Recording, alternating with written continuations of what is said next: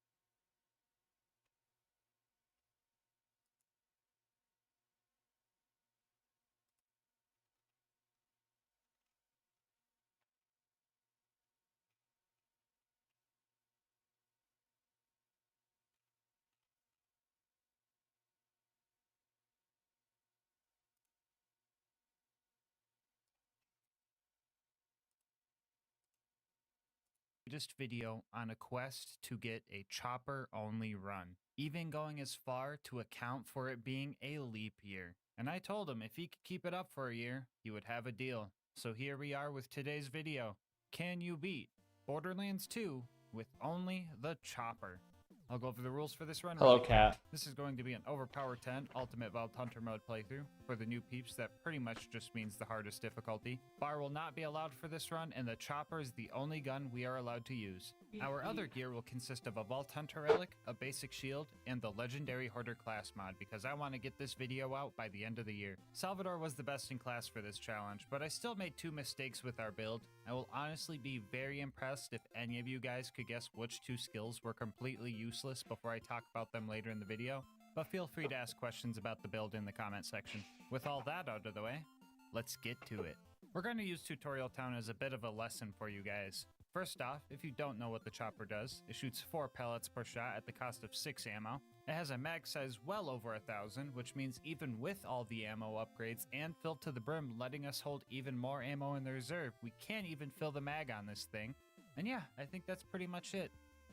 Actually, wait, am I forgetting? Oh yeah, I forgot that pressing the trigger even just once dumps all 1,638 rounds in like 9 seconds. Yeah, that's probably pretty important. I should remember that. If it wasn't obvious, ammo consumption was going to be our biggest issue here, and I learned a few strats along the way to keep a steady supply. The first and probably the worst way of getting ammo was just waiting. We had ammo regen on our Hoarder class mod, and Gunzerkin gave us some extra ammo too, but this was slow. Riveting gameplay, am I right? I know the scene hasn't changed in a while and your dopamine receptors are probably screaming right now, but I think you need a taste of what I was experiencing.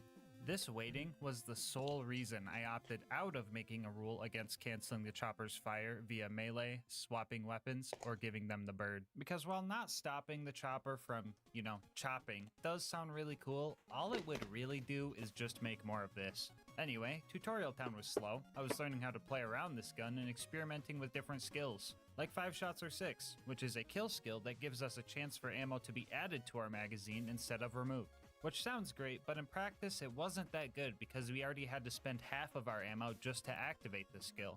This skill also just kind of lies to you. It only adds ammo to the mag if your gun consumes 1 ammo per shot. All it was doing for me though was reducing my ammo cost from 6 to 4 sometimes. And on top of that, it only works for the gun in your right hand. So instead of 9 seconds of fire, we got 9.5 seconds. Waiting for your cans, those are delicious. Back to the waiting corner. Tutorial Town took a whole 25 minutes to clear, and after that, I decided I was not going to be waiting around like that for the whole run. So we went to Wham Bam Island, maxed out our cash, and filled our inventory with a bunch of high-priced items, which would bring us to our second source of ammo, just buying it.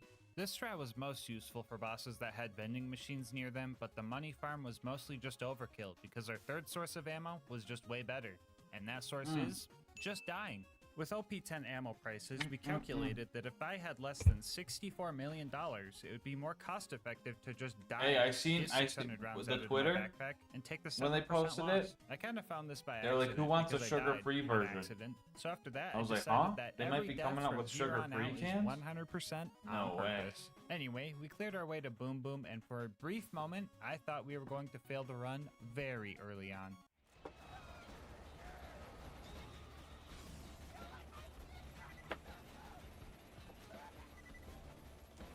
Yeah, so a slagged armored enemy literally getting lobotomized by 2 corrosive choppers only loses like a quarter of his health and then just starts regenerating faster than I could keep up with my ammo regeneration. What the f, Gearbox? I did everything you taught me to do. Long story short, this guy is not a robot. He's just armored, so landing any shots on his body is still great with corrosive damage, but if we're putting 1,000 bullets up his fleshy nostrils, fire is actually the optimal choice here. Look at the difference. There's the DPS we needed for— oh, we still ran out of ammo. What do I do now? Well, first, we take out our anger on Boom by killing him in the back alley, and then we let the psychos that spawn after he dies hit us down to low health, so we could utilize Inconceivable, which gives us up to a 50% chance to not consume ammo based on how low our health is. This skill procs for half a second, and the whole time we just don't consume any ammo. There were a couple things about this strat that were hard to play around. First off, I couldn't gun zerk because then I would just regenerate health and lose all the free shot chance. And second, I was effectively playing with 1 health and risked getting one shot by pretty much anything. I managed to pop Boom out of his turret, but that doesn't give you a second win, so I ended up dying. Remember, these are all on purpose. And when I got back to re-kick him out, I guess he got perma-slagged somehow. It's probably some glitchy stuff with him getting in or out of his turret while slagged. I don't know, spaghetti code game. But it made kicking him out again and finishing him off pretty easy. After that, I used the mobs to farm up some ammo for the climb up Flint ship. It was a bit of a grind climbing up here. My main strat was to use Fistful of Hurt to stagger an enemy and get up close and land as many shots into their forehead as I could. This was pretty much a mandatory strategy because the accuracy only barely exists on this thing. Fun fact about the chopper, it is essentially just coded like a burst fire gun with a very long burst count, which means 2 things. First off, if we enter Fight for Your Life while firing the chopper, we burn a quarter of our ammo during the animation, which is just kind of silly to me, especially if you can manage to get a second win like this. And second, Salvador's keep firing skill was doing literally nothing here. This skill doesn't work with any type of burst fire weapons, even if you do hold the trigger down. So just remind me to respec when I get to Sanctuary or something. Just like scream at your TV or phone or whatever you're watching this on, I'll hear it. Anyway, we made it to Flint and started our fight. If you've watched some of my past videos, you might know that getting close to Flint just really isn't an option. And since we don't really have the DPS to fight anything unless we can smell their breath, this was going to be an issue. So we were going to need some cheese to get this fight in the bag. By launching Flint out of his arena, you can bug out his AI and he just becomes completely passive. Using this, we let some of his other goons hit us down to a sliver of health and then just blended his face with a shock chopper. If anyone is mad about how cheesy this strat is, just look at the DPS and imagine trying to do this while he's moving and launching you with AoE slams. Footage from the Gub run for reference. Also, I bet only 1% of you guys that watched this video actually noticed this silly little edit I did down here. Anyway, Flint died, we made it to 3 horns, and I guess we needed a car to jump over a gap. Not sure why, because I have choppers. I could have just like...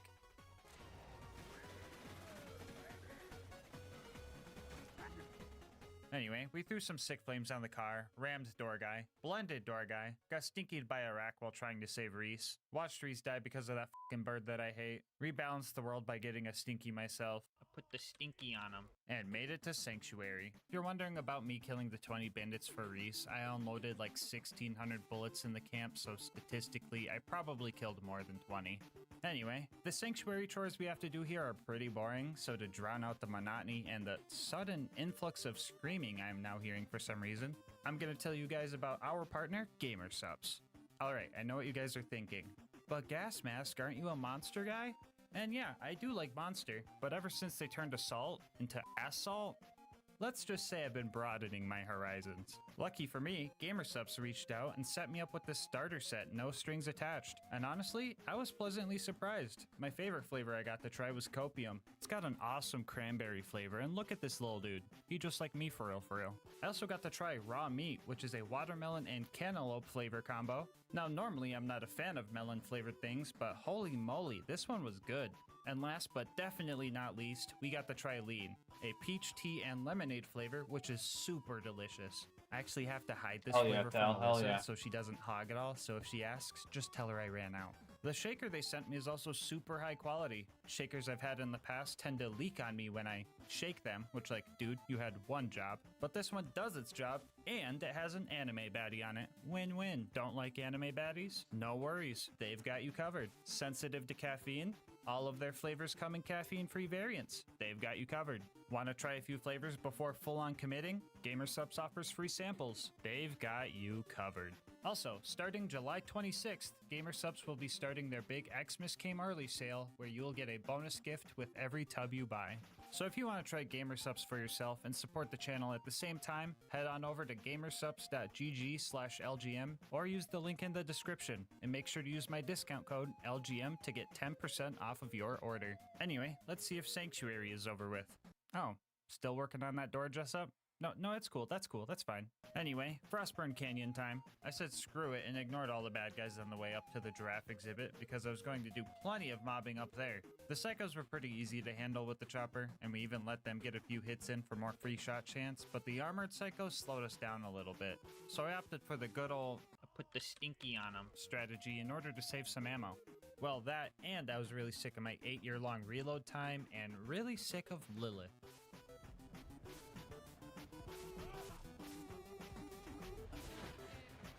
Where are my guns?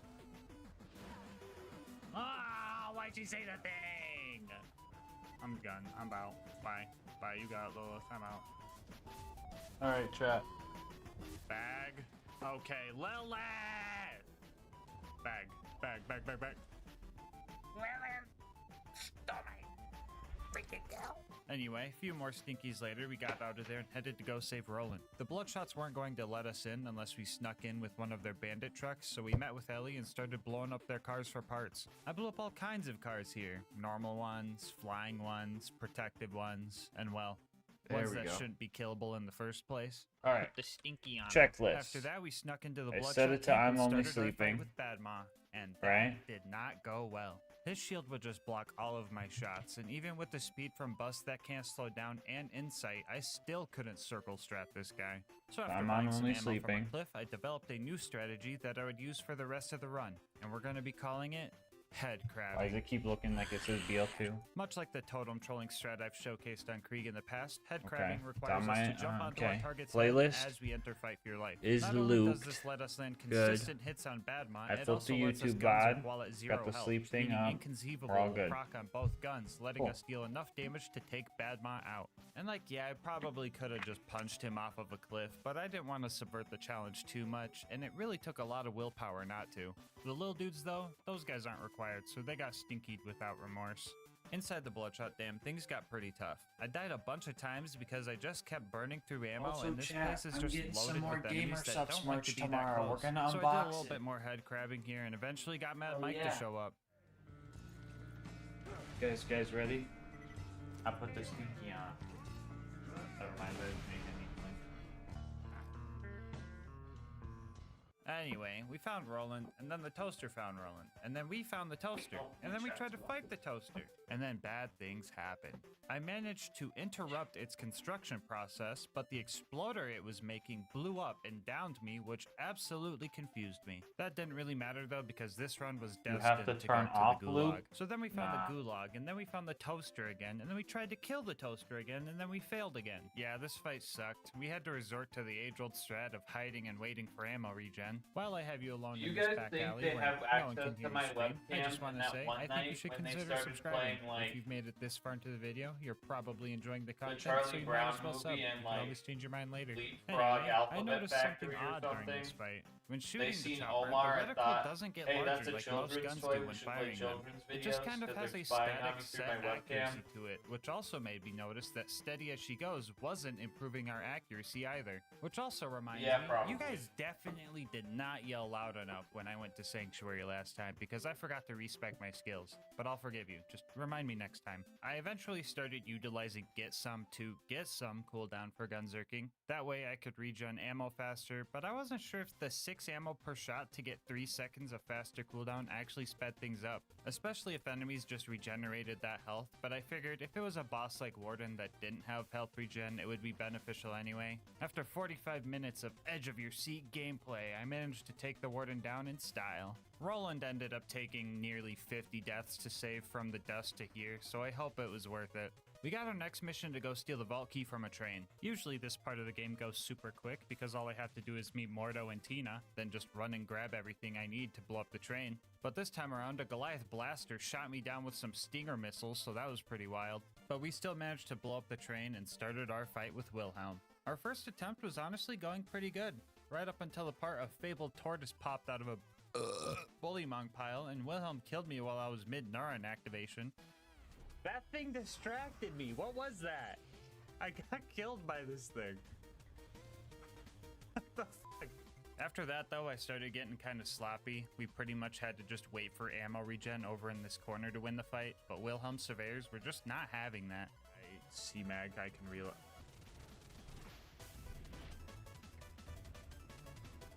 Dude, why'd they come up here and bully me like that? It's like a school playground. They come up here and just be like, loser, loser, loser. I'm gonna give you a swirly. why are they fronting on me like that, bro? I eventually remembered that I could just run back to the beginning of the map to buy more ammo, so I tried that. That idea blew up in my face. I just kept fumbling during this fight because it was a balance between being patient and killing Wilhelm fast. I could have just waited for ammo regen and made sure my health was always full to kill him in one go with some time, or I could run around with low health, risk getting one shot by loaders and kill him faster. I just couldn't make up my mind, and the loaders that Wilhelm spawned eventually hit their respawn timer and started causing even more trouble. Eventually, Wilhelm decided to make the mistake of launching me off of a cliff, and then I really locked in. Alright, he's dead now. He's dead. Put the stinky on Okay, him. hold on, hold on.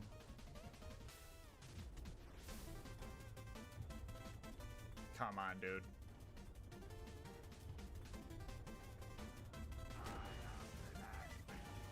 Just fucking die.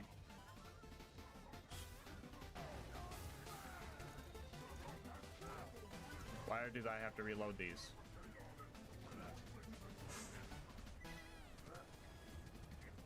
Oh, dude. Oh my god, seriously? Dude, so fucking close. Dude, just fucking die. He's right there! I'm getting edged. Fuck you. Nah, if you're listening still, bro, go check the dumb comments section in the, Reload? Fuck, hold on, I gotta There, God. fucking edit this. Jeez, that took way longer than it should have.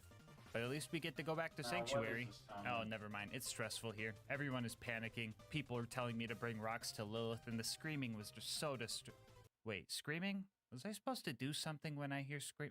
Oh yeah, I need to respec my skill points. I'll just go do that real quick.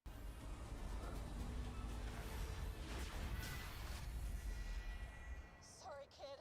That was an accident. Oh! Yeah, check. Go After a check quick dumb sprint through the comments in fridge, we found Discord Mr. right now. Noodle and This is the started our fight wildest with thing him. I've ever Things were read. going good. I found a spot where he couldn't get to me, so I had the ability to regen ammo in peace. And we almost had him, but his shield regen ability just barely saved him.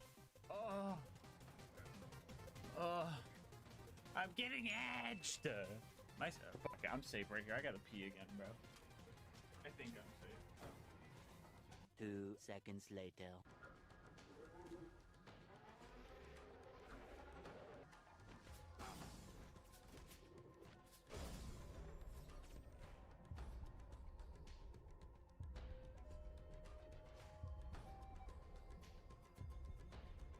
somebody clip it. What the fuck happened?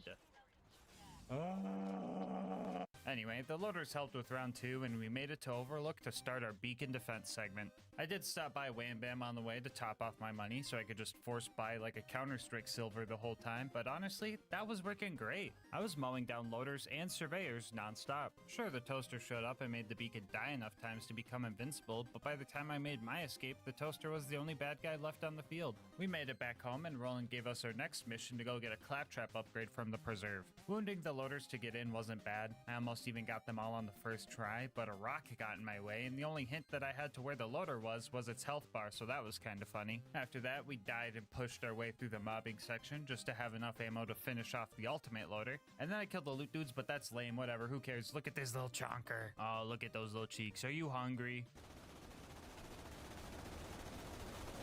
Anyway, the preserve was actually going pretty well, and all that was left was Bloodwing. I honestly don't remember the last time I had trouble with Bloodwing. She's been kind of lacking lately, so... Whoa, wait, why is there an hour of Bloodwing footage here? Oh, no. This fight seemed easy, and I really thought I was gonna first try this. Sure, I would have to wait for ammo, but Salvador can move pretty fast, which let me dodge Bloodwing's big attacks. And even if she did hurt me, I could either gunzerk or use come at me bro as panic heal buttons. Mordecai would also slag the skags for me, which really helped, but I started to crutch on Mordecai's help, and that was mistake number 1.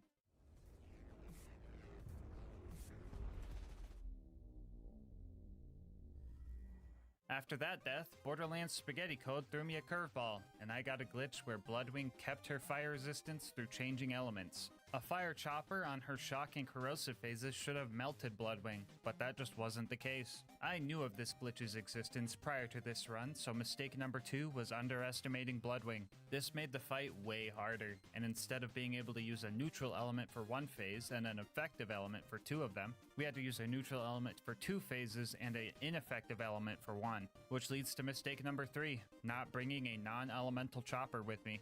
Now I could have went to go grab one, but that would have required me to mob through the whole preserve again, and then Mordecai would bug out and stop helping, so I decided to mask up, lock in, and just brute force this fight. Bloodwing also stopped landing as frequently, so I had to swap the chopper to anti-air mode. So anyway, the winning fight took like 20 minutes, and I ain't got much else to say except GG Bloodwing, glad to see you on the comeback. Our next mission was to go to 1000 Cuts and recruit Brick and his buzzard support, which is okay. I just guess 1 chopper wasn't enough. Anyway, we started our initiation, and since running back to buy ammo wasn't an option here, we just opted to make a god life and started slagging bad guys for him. Big Guy was throwing everybody around, including me, but in the end he fell and I had to go on alone. About a dozen deaths later, we got initiated and had to deal with Sarcastic Slab. Put the stinky on him. Fending off the loaders with Brick pretty much went the same way, and it didn't take long for us to clear the place out. Our next objective was to go steal Jack's voice, so we found one of his body doubles and did the good ol' strat to take him down. A few button presses later, we had the final piece we needed for the bunker raid. Okay, just gotta grab Claptrap, and I think that's it. Am I forgetting anything? Do you guys hear screaming? Oh well, back to 1000 Cuts. We tricked the first toaster to look the wrong way and dropped half of its health before running out of ammo. After that, I hid in my Harry Potter bedroom looking spot. 5 minutes later, we got our letter to Hogwarts and finished that toaster off. The baby turrets up ahead were a bit tricky. They were slightly outside of my combat range, so a majority of my shots were missing. Oh my god! Look at all the bullet holes around the turret, dude! Ugh. The strat for these guys was to let them down me before I activated Gunzerk. That way, I could have both guns get the full extra shot chance, and that managed to do the trick. Happy late 4th of July, by the way. After those two, we started the most boring fight of the run. Yeah, this was just a waiting simulator. I would just sit behind it, shooting it every 3 seconds for Gunzerk cooldown rate, and 20 minutes later, we finally took that thing down. And the final thing before bunker was Face McShooty, which was actually a lot more interesting than you would think. My plan was to throw my 1000 rounds downrange, and if I didn't hit him, I would just read-only farm to keep me from having to slowly regen all my ammo. But on the first attempt, not only did we hit him, we actually hit a crit. But we didn't notice this right away because the objective didn't check off, so I kept going because I thought my eyes were messing with me and continued for another 20 minutes. After that, I started to get suspicious. I knew I could hit him because Get Some was activating, but even the body shots weren't registering for the mission. I did some testing and everything seemed normal, and the chopper could in fact kill him with crits. We also reviewed the footage and there was a crit on the first attempt. I had a theory that this could have been some type of range-based thing, so I tested that for like 40 minutes before I finally found the answer.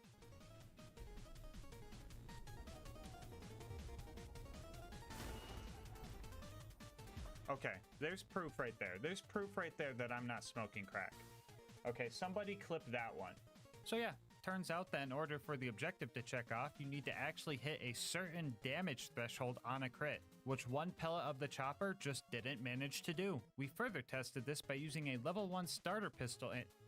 Stop writing run invalid in the comments, come on now. You're not as funny as you think you are. Anyway, yeah, this thing couldn't do it. So we had two options for the face McShooty snipe. Manage to hit 2 crits by waiting for ammo regen, or just switch to a fire chopper and let the fire on flesh bonus one-shot him. We obviously did the latter. Took another 50 minutes, which is what I expected, but it hurts knowing that I could have saved 2 hours if I just used the fire one in the first place.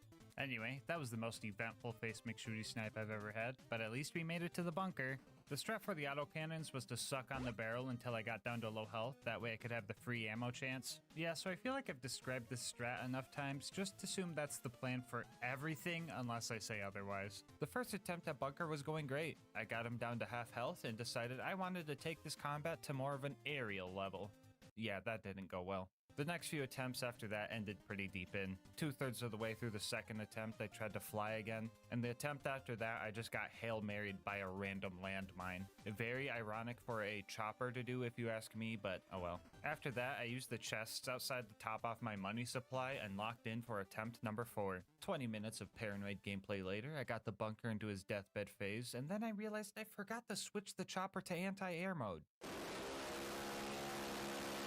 Down in Angel Core, I mentally prepared for my death counter to make a huge jump, because dying was going to be my main source of ammo. Actually, you know what? It was pretty much my only source of ammo. My prime directive for the next 50 minutes was going to be press button, kill loader, then die. Something sped up the process. Angel was dropping ammo crates for us, and Roland's turret gave us some crazy ammo regen. Saving him was definitely worth it, even though he is only here for like half a wave of loaders before Lilith takes his place and does literally nothing.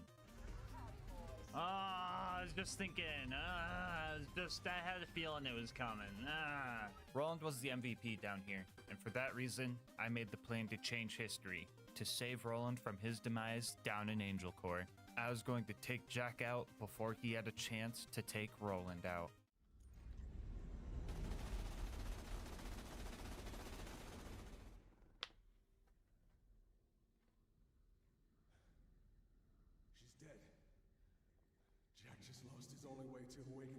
I'll get him. We got the Vault Key. I'll get him. This isn't over yet. We gotta find Jack and take him. I'll get him. No. No, Roland. Watch out. No. Anyway, Sawtooth Cauldron is up next. We needed to steal some bombs to blow up a bridge because Brick's buzzards can't just fly us across because... Actually, wait, why can't I could just fly myself across? What am I even doing here?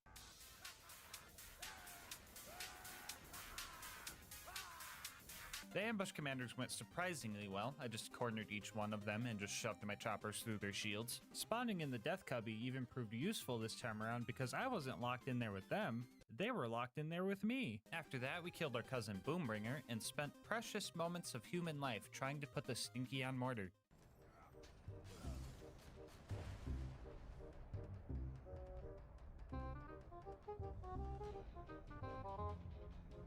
If you can't.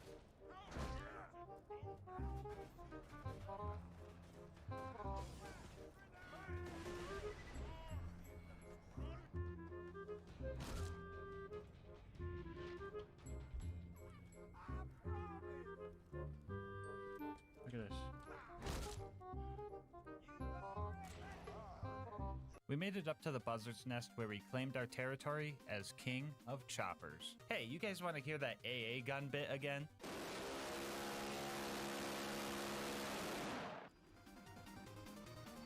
This on some crazy shit.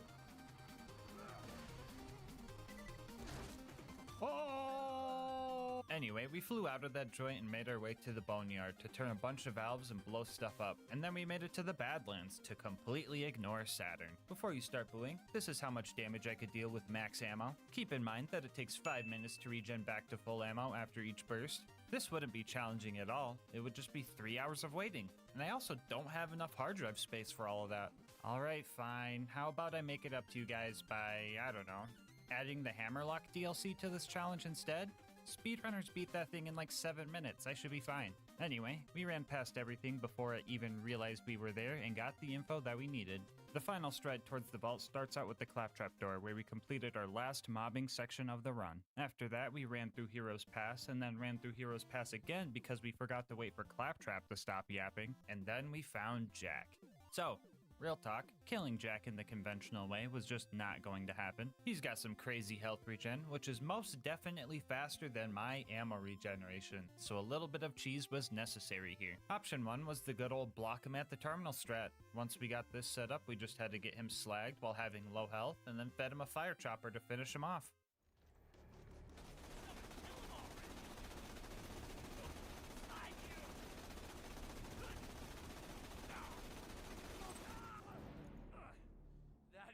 That looked like something straight out of hell. Or there's option 2 if you prefer more of a stinkier cheese.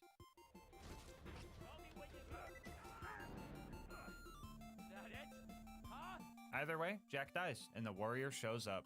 Our final test of patience before we finish the main part of the challenge. 1.5 hours to reflect back on the run, before finally taking the final boss down and tasting victory. So yeah, you can beat Borderlands 2 with only the chopper.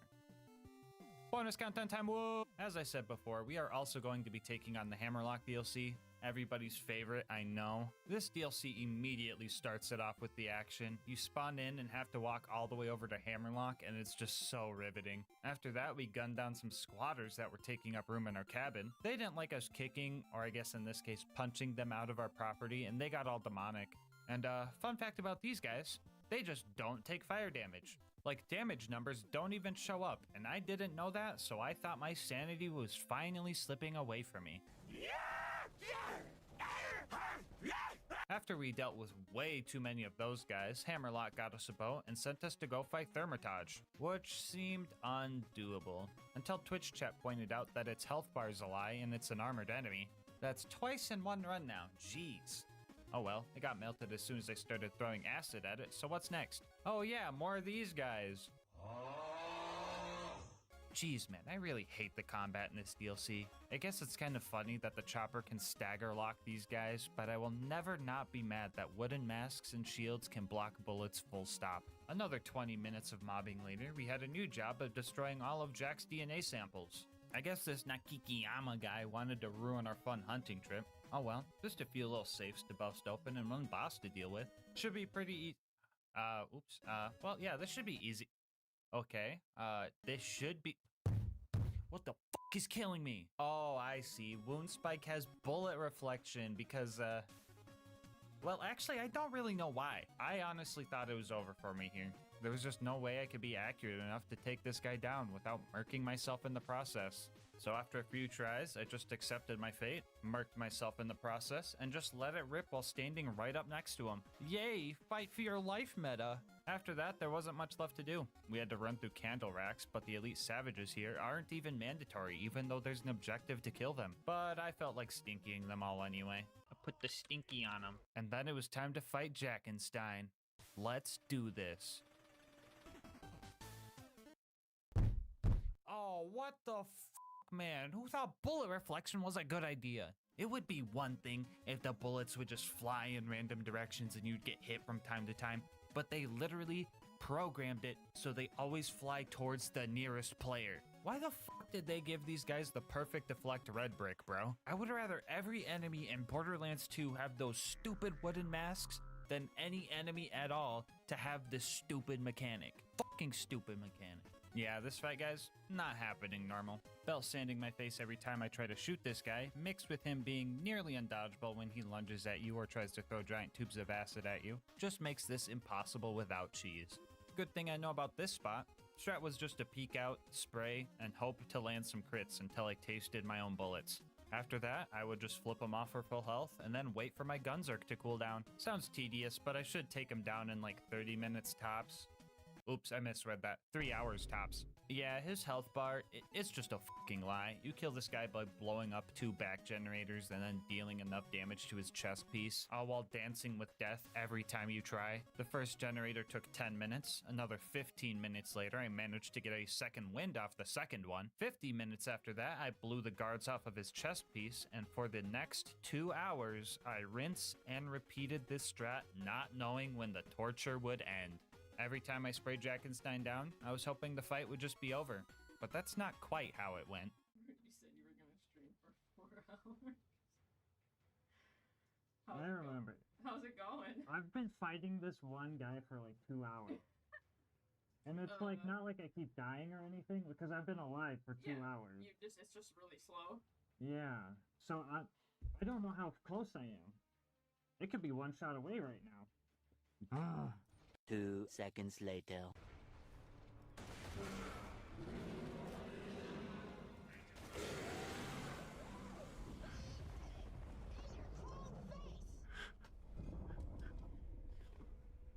Well, in case anyone wanted to know, it looks like you can beat Sir Hammerlock's big game hunt with only the chopper. Mega bonus content time, baby! If you've been watching the channel for a while, you know that I usually try to see if the item I'm using for the run can be used to acquire itself. And if you don't know where the chopper comes from, well, it comes from Dexidius, the Invincible. To spawn this guy, you need to run around the grotto and put a total of 96 iridium in these 4 furnaces. Go pull this lever, get your ass handed to you for an hour while you kill off waves of demonic savages because you couldn't kill the witch doctors fast enough. And then this giant fucking stick bug comes out and you have to roleplay Dr. Pimple Popper until this thing dies. And trust me, there's no head crabbing this Strider. And yes, this video does have 2 Half-Life references because I practically spent half my life trying to kill this thing. Uh-oh, hold up, I'm getting a call. Change your skill points. That's all your points, dog. Change your skill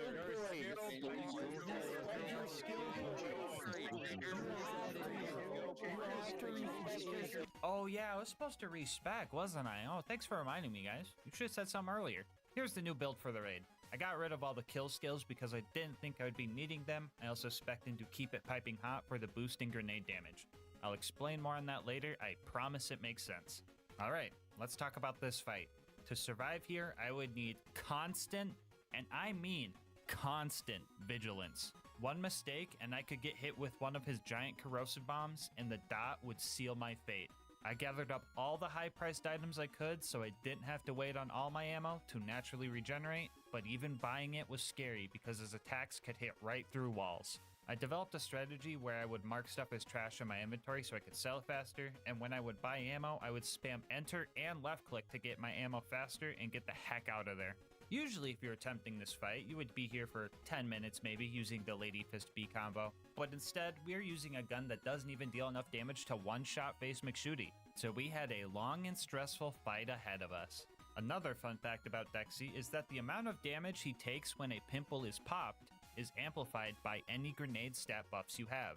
So more grenade damage equals less pimples to pop. That's why we spec'd in to keep it piping hot. We only get the buff while Gunzerk is on cooldown, but if Gisum is constantly being activated, that still gives us the boost. I could only deal real damage if Dexy was distracted by spores. Usually the spores get murked in one shot, but the corrosive spores were actually very helpful because they could survive like 50 hits from Dexy. A lot of our downtime was running to spawns and hoping to see some green cauliflower homies and getting them not to follow me across their map with their insane persistence. On my first attempt, I actually made it pretty far. I took out 7 pimples before I got snuck up on by one of Dexy's attacks that dotted me to death. This wouldn't have been that devastating for a first attempt if it hadn't taken, 6 whole hours. With an estimated kill time of 12 hours, I pretty much had 1 try a day to get this kill. Attempt number 2 ended because PhysX decided to crash my entire PC, and attempt number 3 ended in a game crash even without PhysX because Borderlands hates me. And yeah, this was pretty rough. 12 hours of Dexy attempts and 2 crashes really had me second guessing my life decisions. I mean, Is anyone really going to be mad that I didn't fight a whole OP10 raid boss, notorious for having hard to hit crit spots, with a gun that has 1 accuracy?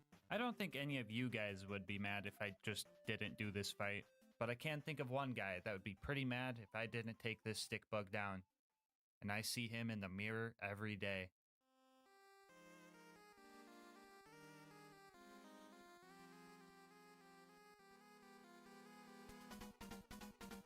I wasn't about to let some stick bug get the best of me. I don't care how invincible it was. So I went to the lab and tested how many pimples I would need to pop in normal mode. And I found out that we were going to need to pop at least 16 to get the job done. With my newfound knowledge, I put some more attempts in and failed a few more times too. Dying to letting my guard down, trying to fend off a triple O I accidentally spawned, and finding out that Dexy has bullet reflection if you're too close, which could cause me to put a fire dot on myself, killing the attempt, were all a few things I had to deal with. A few more fails like that happened before I made it back to my PB of popping 7 pimples. I was locked in and ready to go for another 6 hours. But Borderlands had a different plan for me.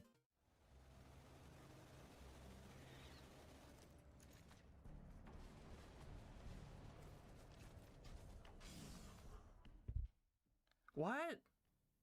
Okay, so you're probably like, what just happened? Which, you know, fair. Me too.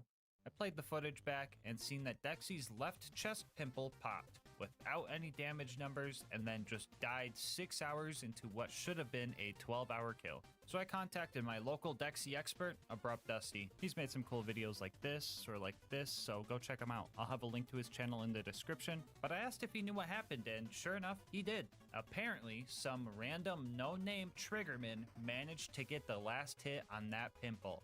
And when that happens, it does a huge chunk of damage, around 50 to 60% of his health bar huge. I was honestly so shocked and I wasn't really sure how to feel. On one hand, this was going to be super great to put in the video because it's super interesting. Welcome to the gang. But on the other hand, my More time. satisfaction of 3. earning this kill was kind of taken from me. So I took some time to think it over and just processed everything going through my head. And now that I've thought about it, I think that kill felt rewarding just enough. Psych, that Triggerman 12-hour stick bug fight round 2, here we go. He didn't drop the chopper anyway. So, major attempt number 4. The good news is we hit a new PB of 11 pimples. The bad news is this is Borderlands we're talking about, the spaghetti game. No, I was playing great. I was playing awesome even. I really got my combat loop down. I was really focused. But then,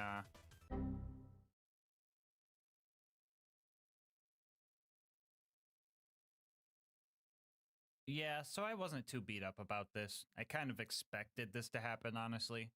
Have you taken any breaks yet? I have not because I'm afraid the game will crash. I'm still kind of surprised how well I took it. This was 9.5 hours into an attempt I was just doing great in. This was in no way my fault. It was entirely just Borderlands being made out of spaghetti. I realized that if the fight was going to be this long, I was going to have to do a couple of things. First off, I downloaded DXVK, which is pretty much just a mod that helps prevent BL2's notorious game crashes. Honestly, not sure how exactly it works or if it would even work, but I'll take anything at this point. I also duplicated this Bearcat I found during the run 39 times to make sure I had enough money to keep buying ammo and not have to wait on ammo regen. I did not like that I had to do this, but if unintended game mechanics were going to take a 9.5 hour attempt away from me, I felt fine using unintended game mechanics to manually dupe 39 Bearcats. I also sacrificed Lucas for good luck. I put the stinky on him. 1 week later, I prepared for what I hoped would be the final fight. I was improving on every attempt. I learned how to take out the initial savages in half the time. I was able to take out Dexy's first 3 pimples really fast using high-risk strats. I learned all of the spore spawning locations to maximize my chances for corrosive spores. And I really learned how to read Dexy, allowing me to get closer than I was before. Our strategy was becoming well refined. It almost felt like I had 30 hours of experience fighting Dexy or something. On day 4 of Dexy, I hit a new personal best of 12 pimples popped before this rock ended my 7-hour fight. Ah! That's fucked up, dude. That's real fucked up.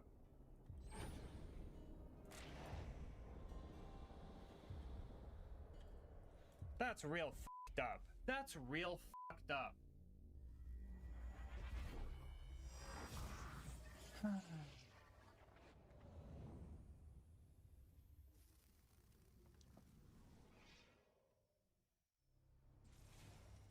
think of your death as failure. Think of it as fun.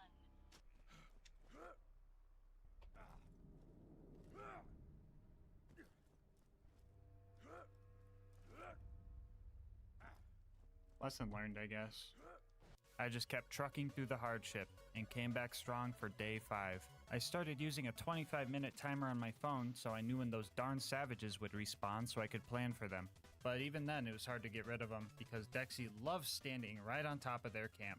And just like that, history repeats itself, losing us another 7 hours. Day 5 of Dexy washed down the drain. But look at that smile. You might think it's a facade, and it's just there to hide the pain, but you would be wrong. I mean, you are witnessing pain. You are witnessing frustration, and you are witnessing anger. But that smile is still one of genuine enjoyment. I knew that every failure and every setback would make the victory all the more great. Joy and struggle don't have to be mutually exclusive. And heck, 6 is my favorite number anyway. Alright, play a little bit risky at the beginning, but that's fine.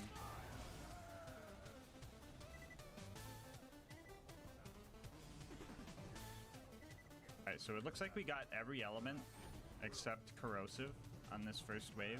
That's fine. Alright, if you're on the believer side of the prediction, you guys better be manifesting corrosive spores. If you're on the doubter side of the prediction, you guys better be manifesting corrosive spores.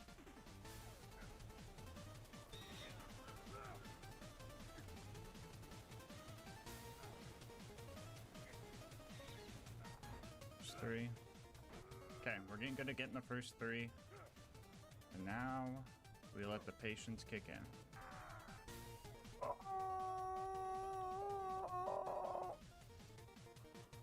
There we go. Level 90 corrosive spore.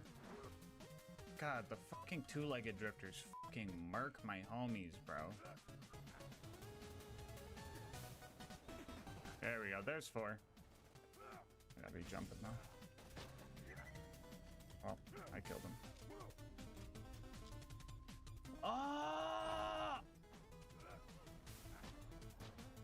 Oh, fuck, I thought that was a drifter, dude. I got scared by a fucking branch. Nobody clipped that into 4. Oh, shit. Oh my god, dude. That fucking rock almost killed me, dude. I can't. Okay, 5 out of 16.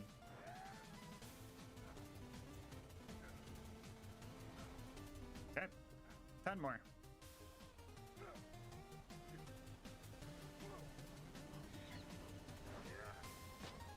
Cool. 9 more to go. Okay. 8 more.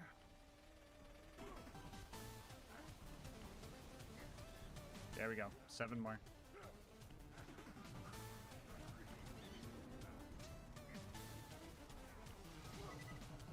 Dexy, help me out, dude.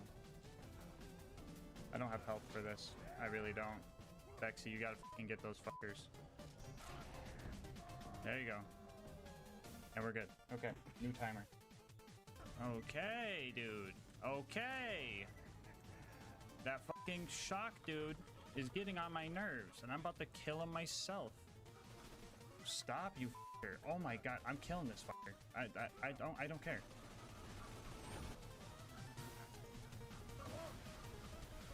Jesus. What the fuck even was that? There we go. 6 more, 6 more. That was the back of the head. Okay. 5 more. I see you though. That was a fucking big brain play, Dexy. I will fucking give you that one. Oh, I did not mean to bird there. Oh, I'm throwing. I'm so fucking throwing. Okay, we're good. I need to get the fuck out of here though. 4 left. Jot her down. Headshot. 3 more. That was his head. What's he doing over here? Dude, this is freaky, dude. This is like foreign territory. like it too much. It stresses me out.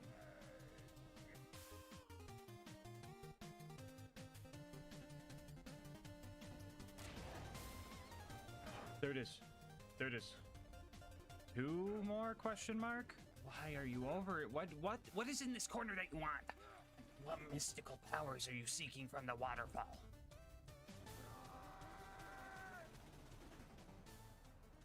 One more? That was his back. I feel like that's gonna be 2 more though. Alright, here we fucking go. Come on.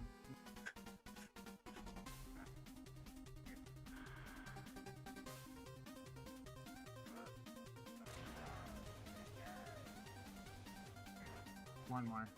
We got 1 more, guys. 1 fucking more. 1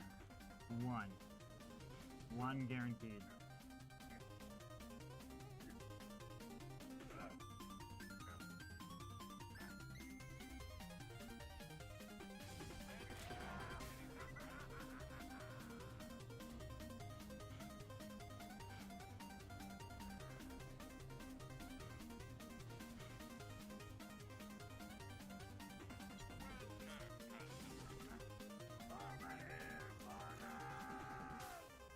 Never again. Never again. Never again. Oh, dude, my arms and fingertips are going numb. Breathe, breathe, breathe, breathe, breathe. Alright, dude, I'm afraid the game's gonna crash. There is no time for breaks, sadly. Are you okay? Yeah, I'm fucking great. I'm stressed and excited and happy and scared and paranoid and fucking wired, dude.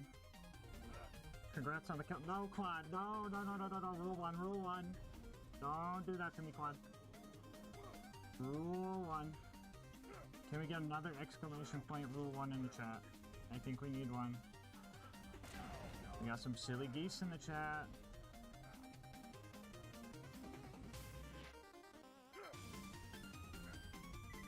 Oh my god. We almost fucking lost it there. We gotta fucking get a Gunzerk now. If we got dotted there, we would have fucking lost it. How'd that fucking hit me, dude?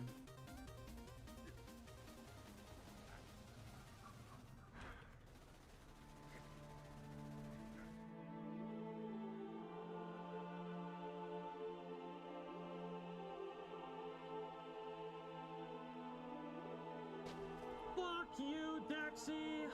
Ooh.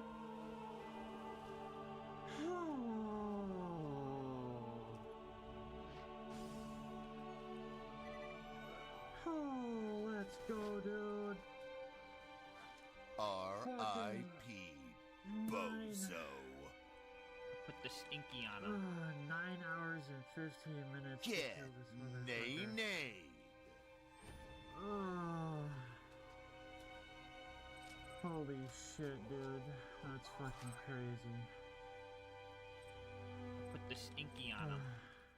After 48 hours of Dexy attempts, we finally took him down, and my thirst for a challenge was quenched. I woke up the next day, and I had received the most wild email I have ever gotten, and I just want to show you guys this thing. Yeah. No idea how my heart rate monitor knew I was playing Borderlands 2, let alone streaming it, but geez, man, I was on edge. I doubt the 6,000 calories part is right, but I definitely did smell like a gamer after all of that stress sweat. But it was all worth it, you know? Getting that kill was one of the best things I've ever felt playing a game, and I don't regret a single second of that 48 hours. But I felt like something was still missing. I felt like the chopper wasn't used as chaotically as it was intended. I mean, yeah, raid bosses are designed to be fought with 4 players, so it's not like I could just lay into them and expect to win. I had to focus and use tapfire strats for cooldown and just be locked in the whole time. And also, I didn't get a chopper to drop on this kill. So let's do it one more time, the right way. Alright, remember guys, if it bleeds, we can kill it.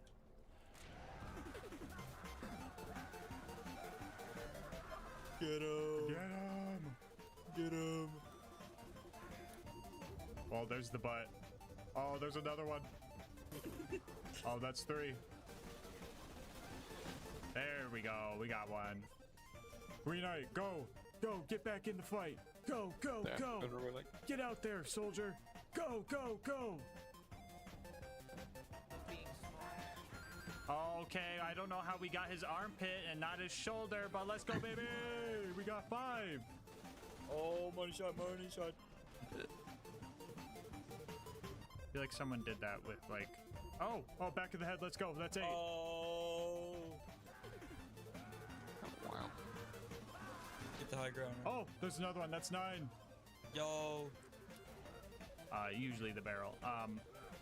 Sometimes it's another thing. Oh, did we get one? Oh. Did No. it? No. There's no gunners No. here. There's no gun. Oh, There's okay. a gunner here. Wait, is there? Did this Wait. guy kill him? No shot. No shot. This guy killed him. Okay. Bandit is shooting him. You guys see this right here? Oh. Bandit is shooting him. Can you edge me, Tom? Yeah. Yeah. Let's do this. Oh no! Oh We no, lost where are we one. stuck this one? Oh. We lost Tom. When you ride in the back of a truck. When you do that, yeah. I do that all Oh the my time. god. Wait, what? Working. Huh? There's 2. Oh, dang.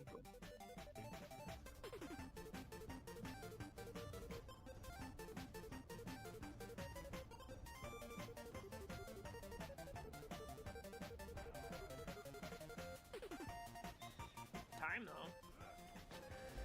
Oh! That works, I guess! Oh. What happened? Oh. I don't know. Oh, He we got got him. evaporated. Oh, he Might as died, well he fix died, he it. died. Oh. There we go.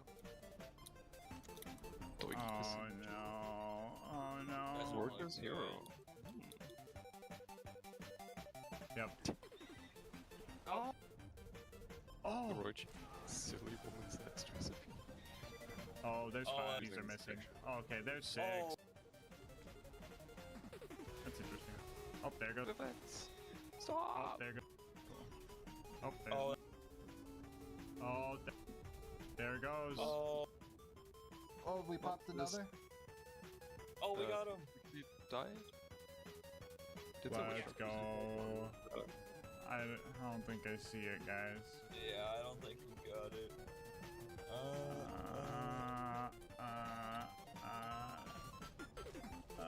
Well, that was a 50-minute kill. Nope. Well, okay, so I tried where you would do. Wait, why didn't you? Because I feel like knowing what I just see a dead. Oh. Alright, nope, the wiki. can't. I didn't even process. R.I.P. What? Bozo. That was Oh, we 52 got him. on the dot. That was 52 on the dot. That is crazy. Oh, wait, we got. Oh, wait, never mind. We got a legendary. Why would you do that? Why would you do that?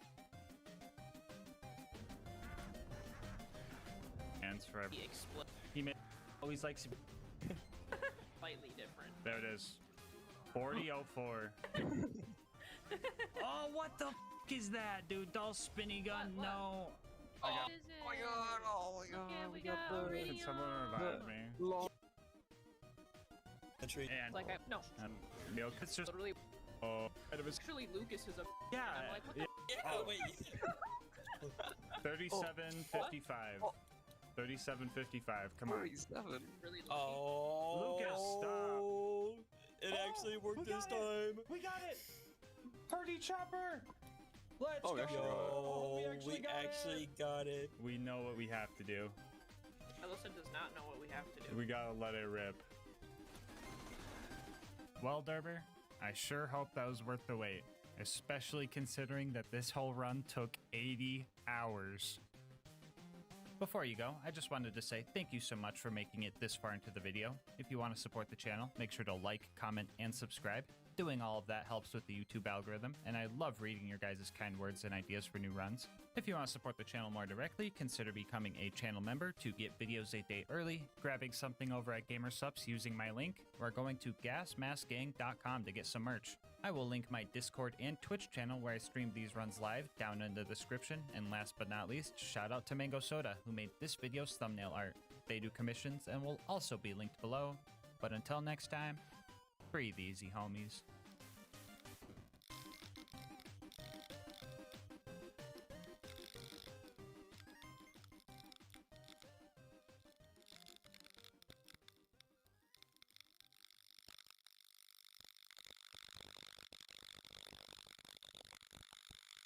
The original Borderlands was said to have taken a lot of inspiration from the Mad Max series, so it only makes sense that the car combat in Borderlands is super cool, right? Right? In any case, today we're going to try and answer a question that everyone has never thought about. Can you beat Borderlands 2 with only cars? Before we hit the road, I'll go over the rules. This is going to be an Overpower 10 Ultimate Vault Hunter mode playthrough, and all damage I deal to enemies must be from vehicles or because of vehicles. We will be playing as Krieg for this run, and I'll explain a bit more on that later. For our gear, we will be using a basic shield, legendary sickle class mod, and the Afterburner relic. Yeah, to the guy that commented saying I should try to beat the game with only the car relic, you might have been joking, but I wasn't. Here's a quick peek at the build. Most of this isn't important, but Fuel the Blood, Fuel the Rampage, and Fuel the Fire are all vital to this run. With all of that out of the way, let's strap in and kick this run into gear. Oh, wait, we might have an issue here. I'm totally forgetting something. So normally we don't have access to cars until after we fight Flint, so normally, no, you can't beat Borderlands 2 with only cars. But you didn't come here for that lame answer, you came here for a challenge. So today's question is actually, can you beat Borderlands 2 with only cars? If you also use a mod to allow cars to enter maps they usually aren't allowed in. Using a couple mods, we can allow vehicles to enter maps that usually kick you out of the vehicle, and we are also able to change this door to take us to the Torg DLC, where we can grab a car and take one back to Tutorial Town. Quick little shout out to Pyrex for making that very obscure mod for me. Anyway, in true Cursed Run fashion, we got a couple of bully routes to spawn, and since cars are considered armored, corrosive damage was going to be something we would need to worry about. It's also not like we could dispatch of these guys quickly either, because our damage is, well, I guess it exists. So right off the bat, things seem really bad. Enemies can kill us really fast, and we can kill enemies very slow. But one advantage we do have is stun locking. Even slightly nudging most basic enemies causes them to ragdoll for a few seconds, and as long as we keep doing this, they won't be able to blow our car up. Wobbling might be banned in Melee, but you know I'm capitalizing on it here in Borderlands. The Bullymongs proved to be far easier than the bandits. Unlike wild animals I could just drive away from, bandits had guns that could continue to damage me from afar. If I started taking too much damage, I would have to drive somewhere safe and wait for the car to start regenerating its health. I thought I'd be safe in this cozy little cave, but I guess not. Oh, what the f***? No, you are not jumping down here. Nice try, bucko. After some confusing interactions with the wall and clearing out Liarsburg, we met Hammerlock, he changed a tire for us, and we started our way towards Boom Boom. Average F-150 driver. While clearing out the last batch of bandits, I discovered that Torg shotguns really freaking hurt, and we took our first death of the run.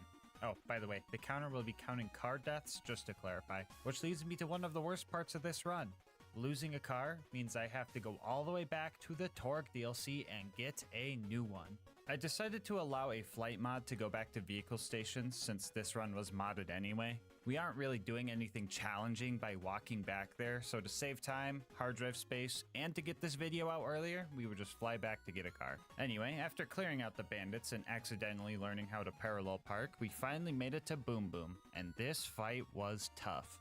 You might think Boom's cannon was the scary part, but to my surprise, I was actually able to take multiple hits from this thing. Busting him out of his turret got a little weird, but that part was relatively easy. Dealing with their health regen and my lack thereof was the main issue. I could stun lock them, but repetitive collisions would slowly wear down my vehicle. I could definitely handle a one-on-one fight, but if I kill Boom first, I still have to knock down a few psychos to try and focus on Boom. I would also pretty much need constant crits to outpace Boom's health regen, but Boom was a lot easier to deal with. So I decided that killing Boom first would be best because he was the harder one of the two.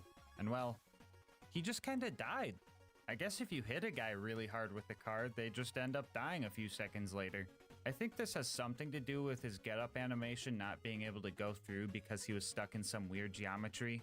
He actually died like this twice because Lil Boom was using a torque shotgun. I told you guys about those earlier, right? Anyway, after 1 hour and 4 car deaths later, we finally beat out Boom's health regen and were able to continue the run. We were able to drive past a lot of the bad guys on the way up to Flint, but we still ran into a roadblock.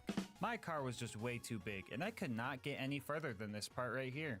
So it looks like no, you can't beat Borderlands 2 with only cars.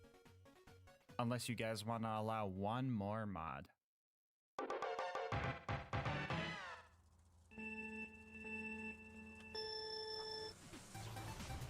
Looks like them pew boys are in a pack of trouble.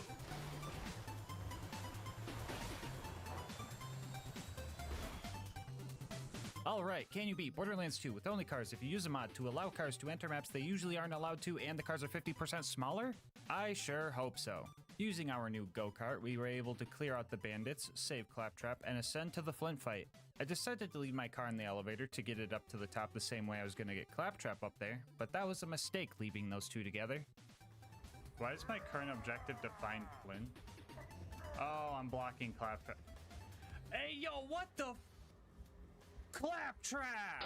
Bro, that is inappropriate, dude. There are kids watching my guy.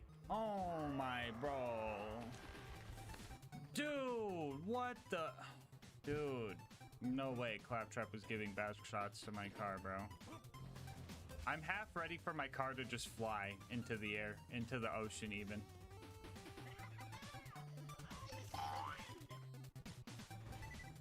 Okay. Now for the Flint fight, I probably could have done this super easily. Vehicles are resistant to fire damage, and Flint just kind of rolls up like an armadillo if you hit him with a car. But for some reason, I was bent on just ramming him off the edge of his boat. And because of this, I lost many cars and had to keep driving all the way from the beginning. I also didn't have the elevator option anymore, and some of those stairs and tight turns were pretty tricky to maneuver.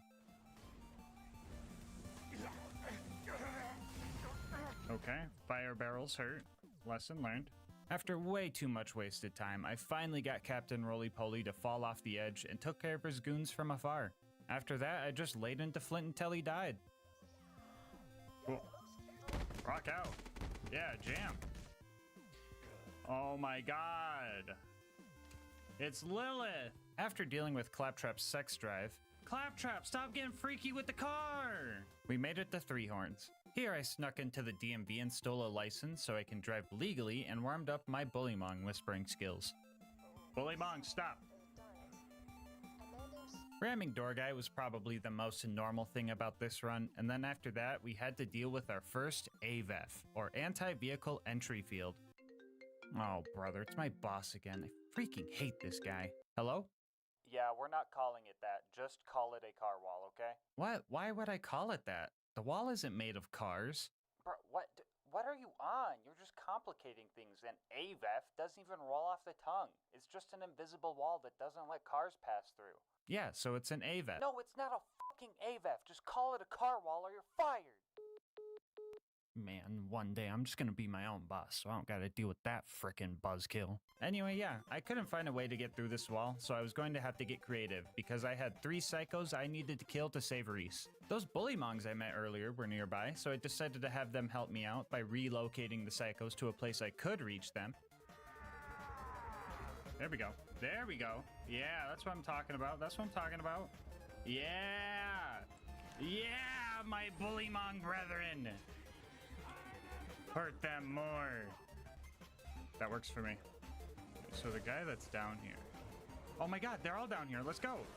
Perfect. The stinky prevails. Good job, guys. Proud of you, Bullymongs. Love you. I managed to save Reese by watching him die, but then I remembered I still had one more psycho to take care of. I needed to get the power core, but their camp was in a spot where having the Bullymongs relocate him was not an option. So I had to get a little bit creative. How do we get a car in here? Here, let's look around the map. No shot this works, just saying. If this works first try, I'm gonna be amazed.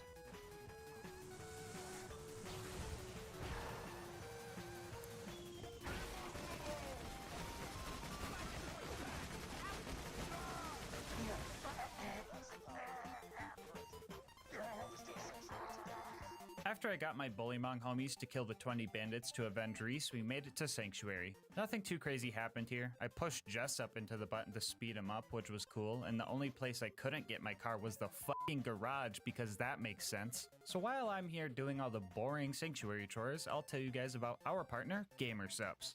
So for the past few months, I've been drinking GASMASK'S and I've been loving every second of it. I used to be downing 2 monsters a day, but now with GASMASK'S, I'm not drinking 400 calories in a day. I'm able to control my caffeine intake since all their flavors come in caffeine-free options, and I'm saving money since GASMASK'S is only 40 cents a serving. They have tons of flavors to pick from too. One of my new favorites is Goof Juice, which is a nice strawberry kiwi flavor. They also have their signature waifu cups, comfortable merch, and dang could I go for another cup of their gamer soups right now. I mean heck, they made crickets taste good with their sus snacks. Yeah, you heard that right. There's crickets in this. But if you're worried about buying something you won't like, GASMASK'S offers free samples, so you could try it before you buy it. So if you're looking to find a healthier alternative to energy and want to support the channel in the process, head on over to gamersups.gg/LGM or use the link in the description, and make sure to use code LGM at checkout for 10% off your order. Anyway, let's see how Sanctuary's going.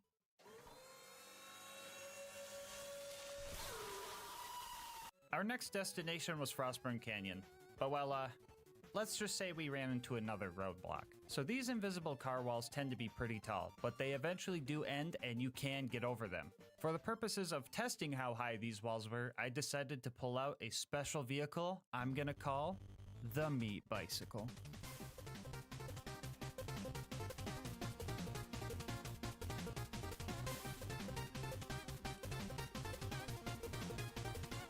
Yeah, this thing would make the challenge pretty trivial, so I will only be using the tiny sand skiff for wall testing. But who knows, maybe one day I'll try beating the pirate DLC with only boats.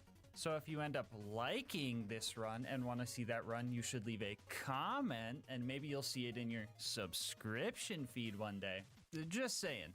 Anyway, this wall tall. There was no way we were going to be able to clear this thing normally. Good thing this isn't a normal run. And also good thing that we're playing a game from over a decade ago and there's some jank that can help us. Introducing scroll boosting. By setting our boost key to scroll wheel up or down, we can use the free scroll mouse to do this. Okay, well, my game just crashed, but that doesn't happen every time, I promise. I messed around with this for a while, trying different frame rates, different angles, etc., and I got close so many times that I knew this was possible. And after 2 hours, we finally made it over the wall.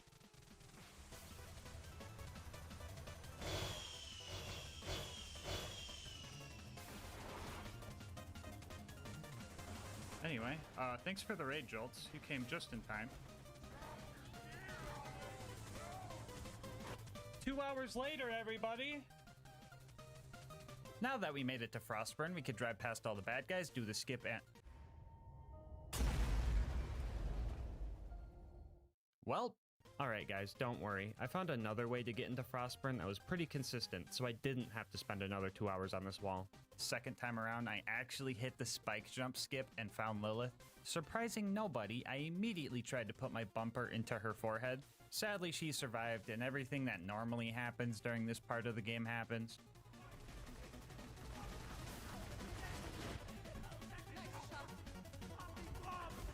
Okay, Lilith, okay. I'll give you that one, okay? That was kind of cool. There she goes. She ruined it. She ruined it. She ruined it. Anyway, we had some close calls with some slag and corrosive guns, but we made it to the end, and I seen what I thought was my only chance I would probably ever get to do something I've been wanting to do for a long, long time.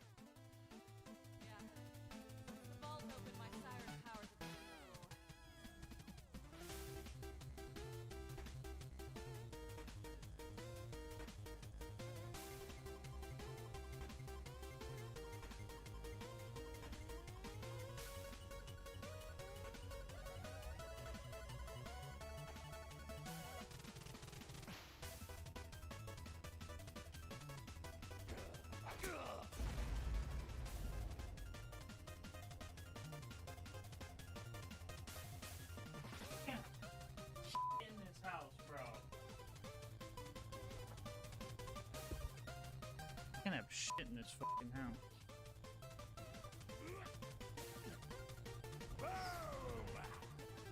For anyone wondering, this is what happens when Lilith teleports you while you're in a car.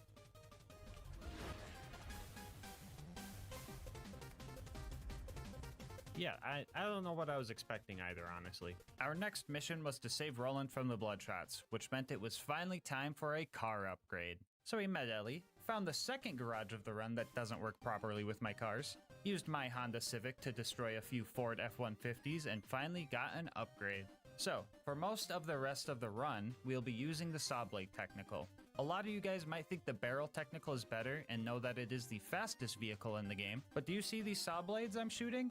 Yeah, those get melee damage boosts because that makes sense. Do you know who has good melee damage boosts? Krieg does. Not only is our car now tankier, we also have some significant damage to handle the rest of the game. After we got the Bloodshots to open their door, we pulled a real power move by not even using it, and then started our fight with Badma. I really wanted to ram him off the cliff, but Nomad-shaped enemies have this bad habit of just folding under pressure. So we filled him up with saw blades and made it to the Bloodshot stronghold. Cue the foreshadowing. The lucky honk sound. The Bloodshot's gonna go fine, and if we don't, Bloodshot's gonna go terrible. Yeah, so at first I decided to be patient and careful because not only did I have to get through the entire stronghold, I would also have to make it all the way through the dam without my car blowing up. Things were working right up until the part where I perma-slagged myself with this barrel. How this barrel hit me and not the Marauder that was blatantly closer to the barrel absolutely baffles me. After that, I was pretty much screwed, so I reset, patiently killed all the bad guys, and made a plan for Mad Mike. The idea was to sit right next to his door so that when he showed up, I could knock him over before he had a chance to shoot me with his rocket launcher and insta-kill me. I was checking for his spawn after every kill, but he still caught me lacking. After that, I started getting impatient, trying to drive past all the bad guys, dying because of it, getting frustrated with the amount of corrosive weapons I was dealing with, and I was here for a while. But after 2 hours and losing several cars, I snuck through Mad Mike and re-locked in. By this time, I had developed a strategy where if my car was taking too much damage and there wasn't much room for escape, I would ditch the car and lure the bullets away from my more important half. For a second, I thought they put another car wall in the middle of a map that usually can't have cars, but I managed to just smack my car through it, thankfully. After that, we found Roland and quickly drove to the dam. But not before getting torqued on by the warden. Bro, why is this game so cursed? First, we have to deal with Freak Trap, and now this?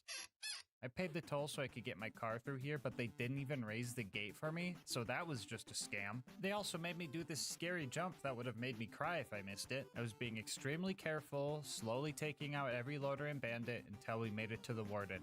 I was only going to have one chance at saving Roland, and if my car blew up, I was guaranteed to go to the gulag, and the fight there sounds atrocious. So I locked in, and oh my god, it died in like 12 seconds. Well, I definitely overstressed for that fight. Also, yeah, this meme you're seeing on the screen right now? Yeah, it's pretty much canonical.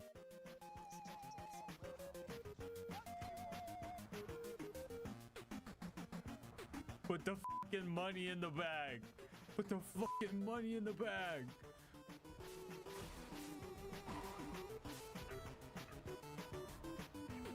Jack can't kill Roland if we kill Roland.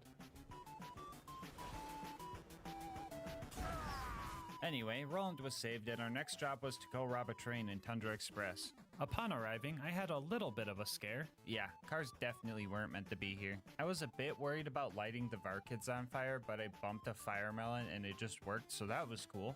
After that, I met Mordo and Tina, had a minor fender bender, got the badonkadonks, watched Tina turn them into bombs with her mind, practiced my vertical parking, had another minor fender bender, and made it to the end of the line. So the Wilhelm fight was pretty, normal, actually. Ramming into Wilhelm sometimes staggered him, which felt illegal to see, but I couldn't get him to fully ragdoll, sadly. So I just kept my distance and laid into him until he was super low on health, and then I decided to try to finish him off with my front bumper, and that's where things got a little goofy. Oh no!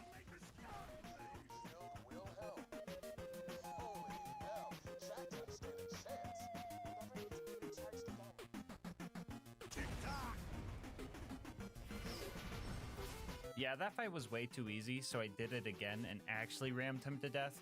Didn't look as cool as the first one, but oh well. We made it back to Sanctuary with our catalytic converter we stole from Wilhelm, but things started getting scary. Lilith stole my car, so I rage quit. She said that if she can't have it, I'm not allowed to ride the cool flying city, so I tried to scroll boost back over this bridge, and everything just fell apart.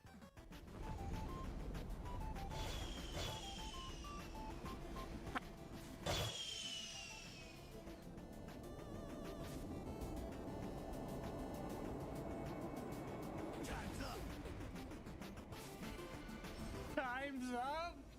Our next goal was to drive through the fridge so we could get back home. And yet again, we are faced with another car wall. And this one was a doozy. We pulled out the meat bicycle again and found out that the wall was pretty much the same height as this building right here, meaning we were going to need a scroll boost to get over it.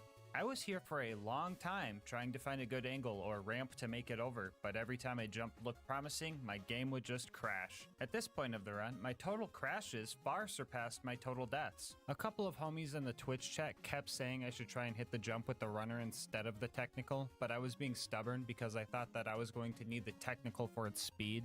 Speaking of Twitch, you should go check me out over there if you want to watch these runs live. Anyway, I did eventually break because it seems like the technicals crash the game way more often when scroll boosting. And when you mod them to be this tiny, trying to boost with them gets a bit squirrely. As soon as you pressed your boost key, the bandit trucks pretty much wheelie 90 degrees up, and unless you're on flat ground and just going straight, it's really hard to actually get speed out of it. So I caved and swapped back to the runner.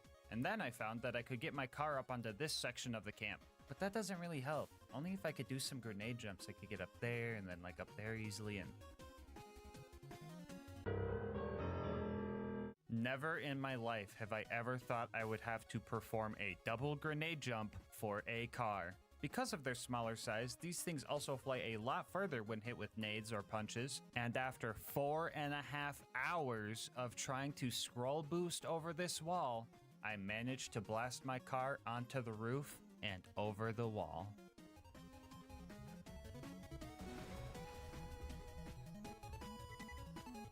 Guys, wait, everybody hold, everybody hold. Everybody hold. We might be good, we might be good. Okay. I'm gonna get out of my car real quick. So now, I believe we could just drop in right here. I think, I hope.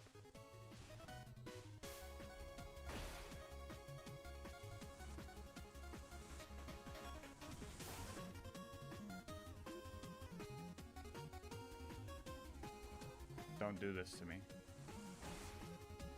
Don't do this to me. Don't do this to me. Don't do this to me. We see it! It's right there! Oh!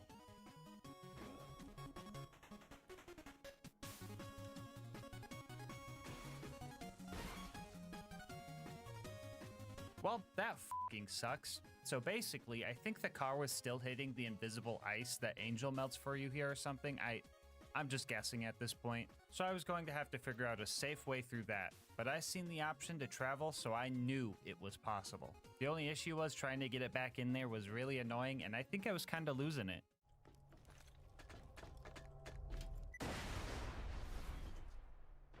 Somebody clip that. Did anyone else hear the Mario theme there?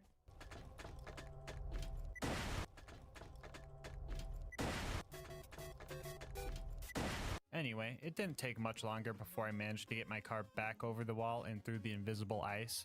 Car in the fridge. So we made it to the fridge, and then we drove through the fridge, and then we made it to the outwash, where I discovered that I could have just ran through the fridge because there's no mandatory combat, use this door to travel to the Highlands, get a car here, and then go back to fight Mr. Noodle. So you're telling me that 4.5 hours was pointless? Wouldn't be the first time. Alright, real talk, I'm just messing with you guys. I knew this door was here the whole time, but I felt that it would be cool to get the car into the fridge anyway. It just felt right since I knew it was possible, even though the challenge didn't require it. Anyway, we were having some issues dealing with the constructor before Mr. Noodle. I felt really squishy and felt like my damage was starting to fall off, but my brain didn't think, maybe it's the squishy low damage car you forgot to swap out. But I did remember that I had something the constructor didn't. tires. So I drove past it, slowly fought off the thresher that ate my new alternator, and made it to Overlook where car walls stopped us again. Geez, why do they even put these here? Are cars really that strong to prevent entry to a basic mob? Oh, you could just drive around it. That's pretty cool. So I knew that the beacon defense section was not going to have very many brakes, and finding time for my car to heal was going to be tough. So I decided to sneak 2 cars into town and have one hidden way back here. That way, when one car is taking a beating, I can make a little pit stop and swap out cars so they could heal. And that strategy was honestly working super well. That is not the pit crew I was looking for. I mean, the beacon still got messed up, but I didn't lose any cars in the process, and for the first time in a while, I was actually able to kill the constructor instead of just rushing the fast travel to escape, so that felt pretty good. We made it back home and got our next job to go to the... Oh, brother, this is gonna be obnoxious, isn't it? So, even getting into the preserve is a bit annoying. Pretty much needed to climb the mountain and cross the waterfall to get in. I talked to Mordecai and started wounding the loaders. That was going fine, but I did have to deal with some saw blade technical jank.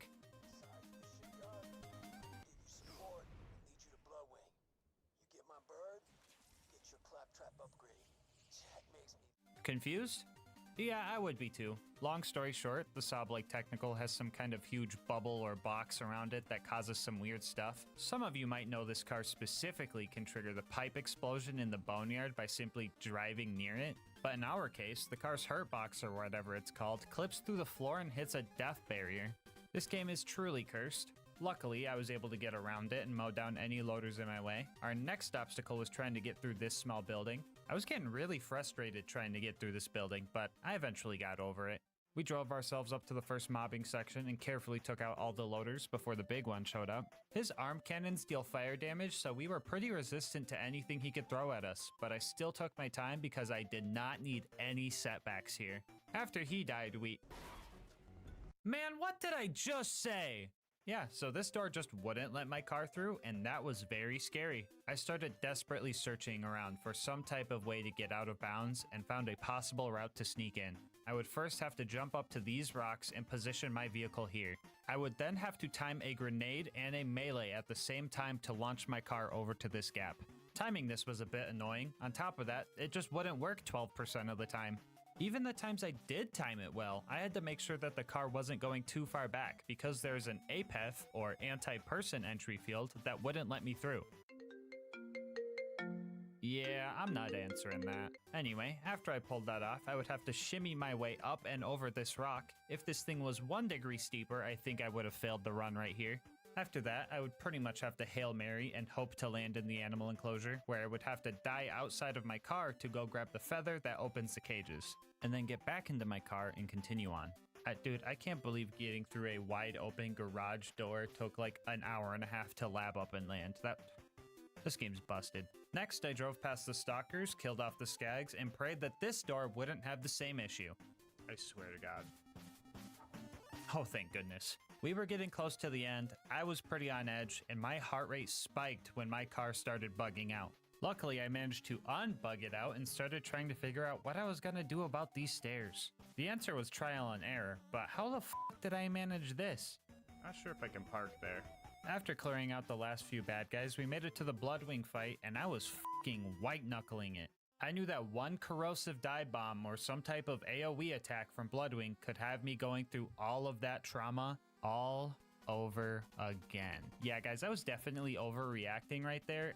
In reality, she only managed to do 1 claw attack in fire phase, 1 claw attack in shock phase, and in corrosive phase, she only got 1 claw attack and 1 corrosive ball off before the 84 saw blades I put into her appendages finally grounded her. That was an extremely easy fight that I definitely stressed over for no reason. I can't feel my fingers right now, bro. That fucking looked easy, but that was fucking nerve-wracking. Driving into her automatically picked up the claptrap upgrade, and I started doing donuts. GG, Bloodwing. Another point for me. I realized I forgot to do the loot dude, so I redid the whole scary out of bounds jump again, and all I got was a freaking gub. Wow! Anyway, with another scary part of the run done, it was off to recruit Brick and his air support. Huh?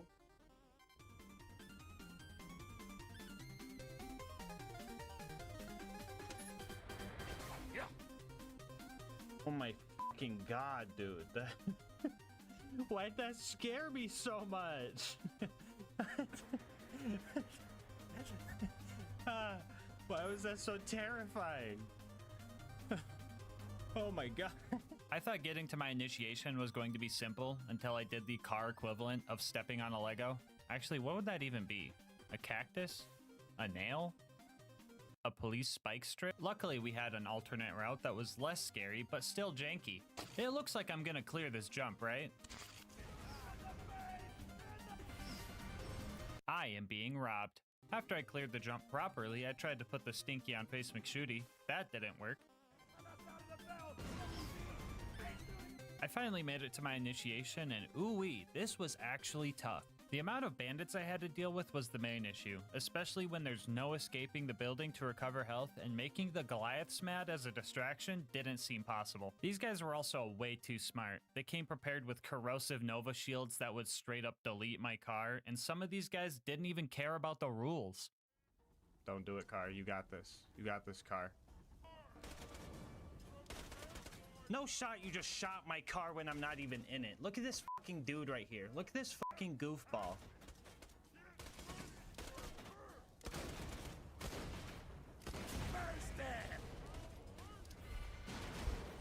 I'm suing, bro. I'm suing. After totaling way too many cars in there, I managed to get past the first wave of big guys and mowed down the little guys until we finished the initiation. Then I hugged Sarcastic Slab with my car, I gave Brick a ride, and we started taking out the loaders. And that was going well until I forgot about the previous no parking area. After grabbing car number 42, we started launching loaders. I noticed that warloaders and superloaders would actually ragdoll when I ran into them. Usually these guys aren't affected by knockback moves, which also means they are stinky proof. So this being a once in a lifetime opportunity, I took it upon myself to stinky the unstinkyable. Yes! First ever warloader stinky. Oh! Rick? Brick? Well, he said over here.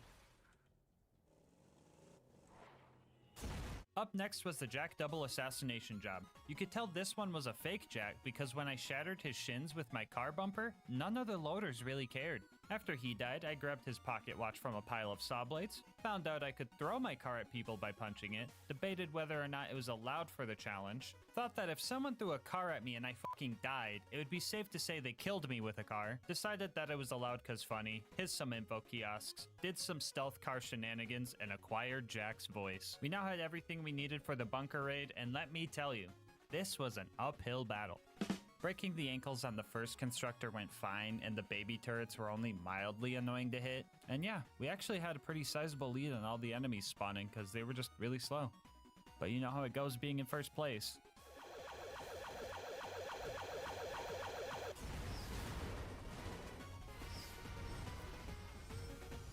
Now this was concerning, because fighting the bunker and doing the entirety of Angel Core all without losing a car already sounded pretty stressful. But having to do it with the barrel technical because the saw blade's negative aura hitting death walls made this extra scary. So I decided to try and find another way up, and I was met with even more jank.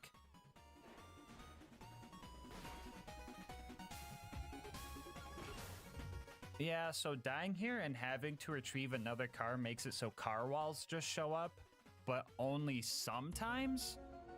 Yeah, I don't know, guys. I would either have to win a coin flip or just re-kill the toaster and turrets again to get past these doors, not to mention having to kill all the mobs on the way up as well. I was able to take out the big toaster from afar and managed to line up a jump to get up there safely, but the door still didn't open. This usually means something that the toaster created was still alive out there, so I had to go finish off the rest of its bloodline.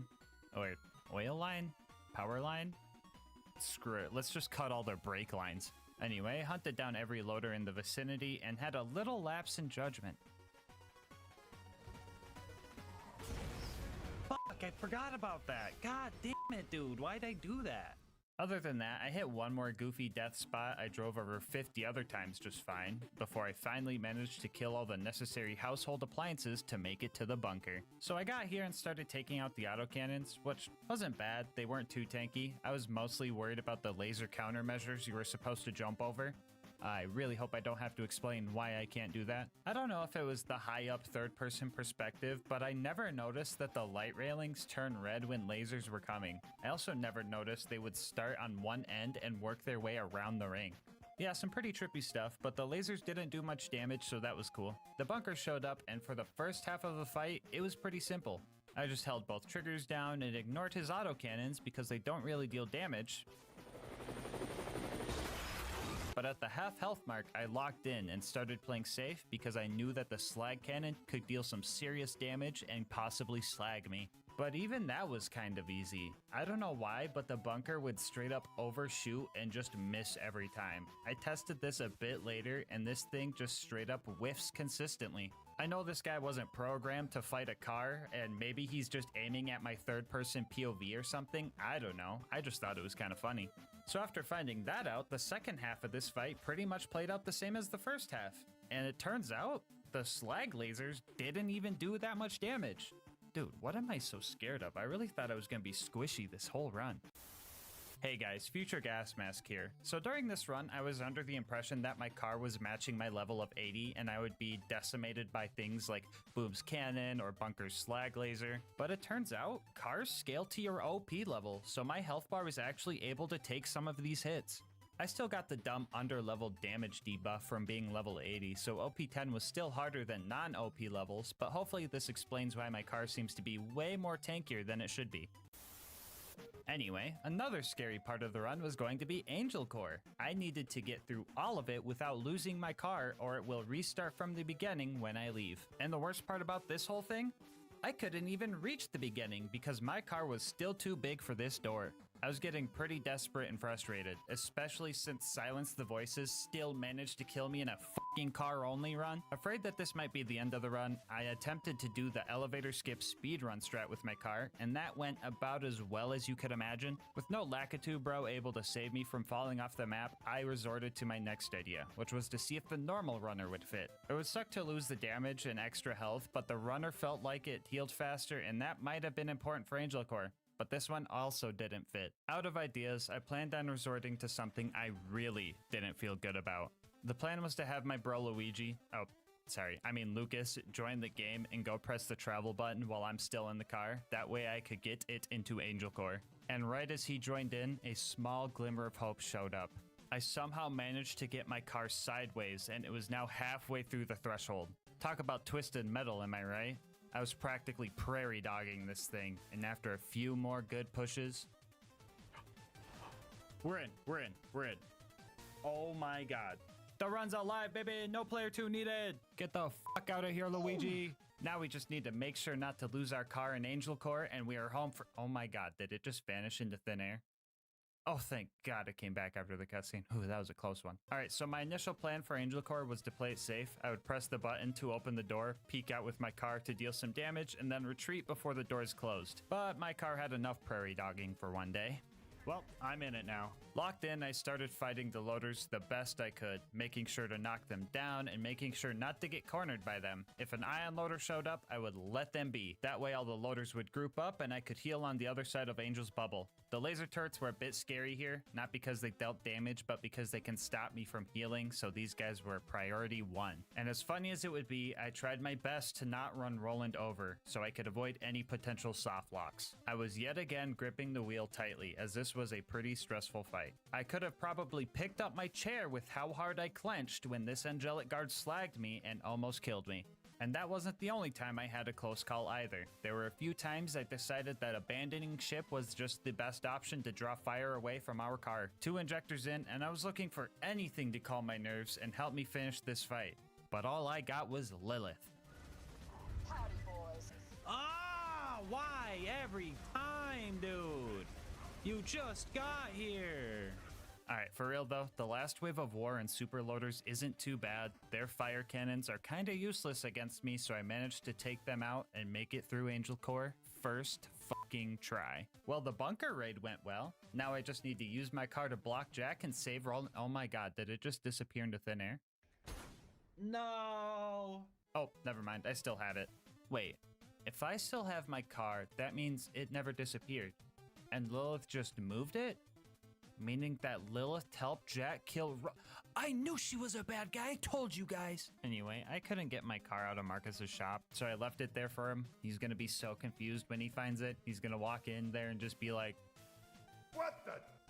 Marcus Kincaid, you are now the proud new owner of a miniature saw blade technical. Our next objective was to go to the Hyperion Info Stockade, and usually at this part of the game, the bridge gets raised, causing us to have to go to Sawtooth Cauldron to get some bombs to blow it back down. But as usual, I did not feel like doing all of that. They said I needed a bridge. I say, just fly!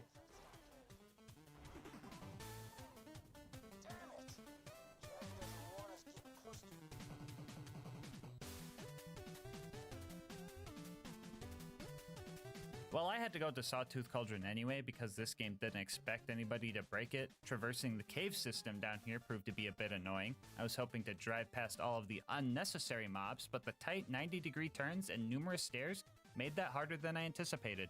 My stubbornness got the best of me and I decided to keep trying to brute force it, and the cycle of spawn car, kill one ambush commander, lose car started. After 4 laps of that, I actually managed to escape the tunnel and made the drive over to Boombringer, where we blew it up for being a flying heathen.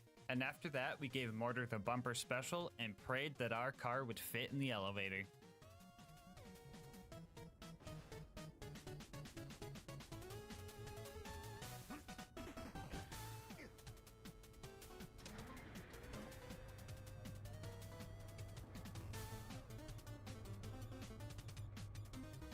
Yeah, so my car would just phase through every part of the elevator except the floor. If I would have also phased through the bottom, this run would be dead. So the fact that the game was cursed just enough and in a good way to get me to the top was absolutely crazy to me. I know I always complain about this game being spaghetti coated, but tonight, I think we should all have spaghetti for dinner. What do you guys say? I was on top of the world up here, and I was taking out buzzards with no issue. I felt invincible, and there was nothing that could... Oh, hello, Goliath Blaster. Right at 4 out of 5 buzzards, too. Anyway, we rode back up, killed the last buzzard, secured the bombs, and drove off the buzzard's nest. Woohoo! Can I park my bicycle here? After that, we made it to the boneyard, where we did all of our usual valve cranking and pipe bursting, but then we ran into another car wall. If we managed to get our car into the pipe, we're stopped by a car wall. If we managed to ramp up the rocks, we're stopped by a car wall. And if we spend an hour trying to land on this pipe, jank myself over this wall, and boost wheelie jump onto this platform, we are still stopped by a car wall. We brought out the good old meat bicycle and found out that even with scroll boosting, there is just no way we are going to be able to clear this wall. So it looks like the run ends here. Or does it? To progress the story, we need to make it to the Hyperion Info Stockade, infiltrate it, and grab the info. And at no point is there any mandatory combat. And as per the rules, the car is not required here. Yeah, I know guys, it kinda sucks that I can't get a car into the Badlands and fight Saturn. This is a lie, I don't wanna fucking do that. But sneaking in might be tough when we don't really blend in and can't fight back at all. But for now, I'm gonna have to say goodbye, car. Until I see you again.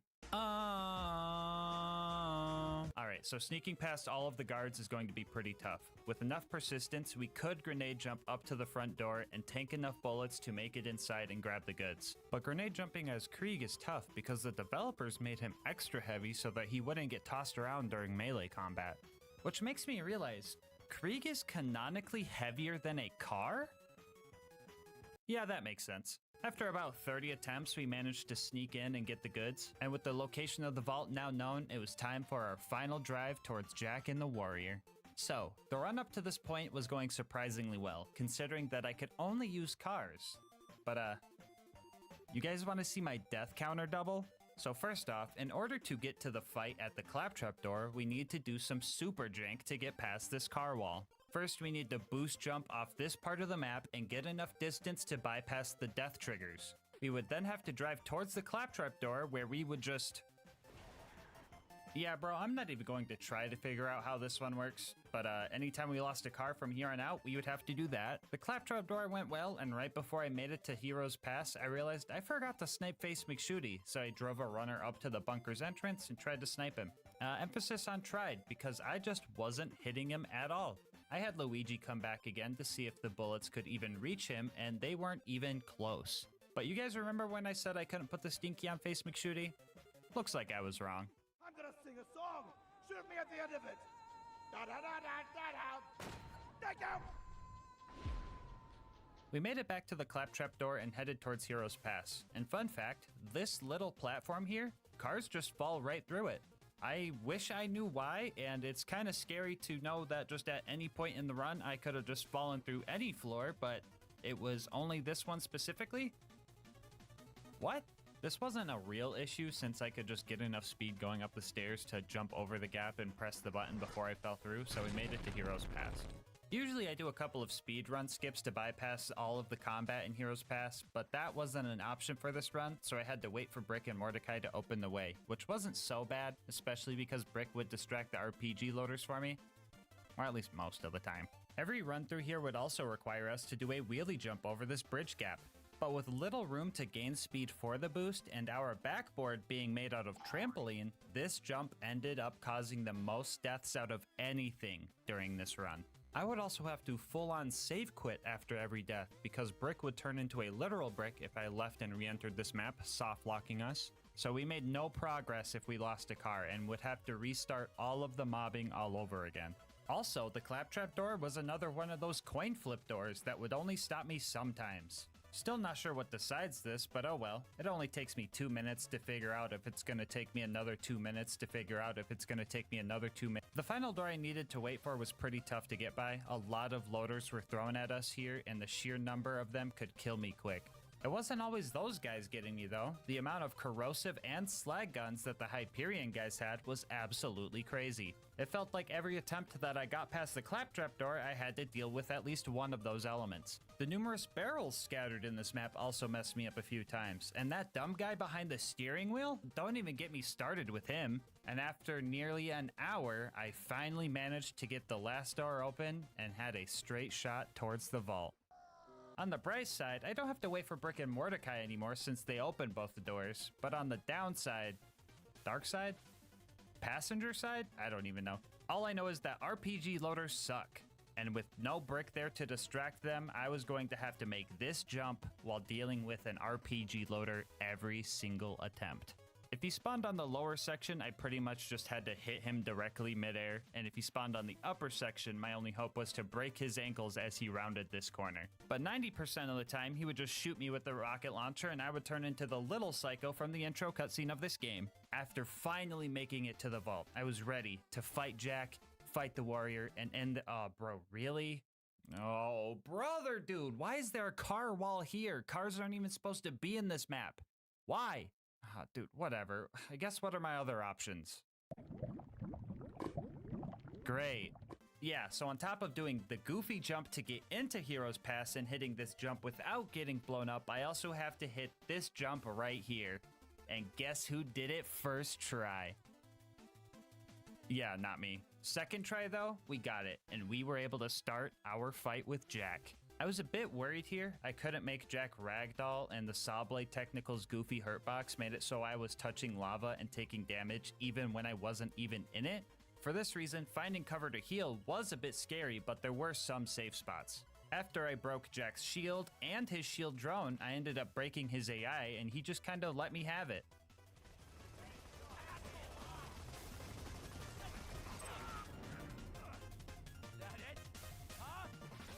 Yay! The warrior was only slightly scarier than Jack. As you can see, I wasn't really scared of any fire damage. I was kind of vibing in it, honestly. I was mostly afraid of him launching my car into a death pit or something. But as long as I kept my distance and got the occasional crystalisk to ragdoll, oh my god, that looks so weird, I would be fine. And I was fine, because 5 minutes later, the warrior entered its deathbed phase, and we finished this run. Which means, yeah, you can beat Borderlands 2. Oh, wait, hold on. We still gotta kill Jack, don't we? Actually, yeah, let's do something funny. Let's just boost into him or something.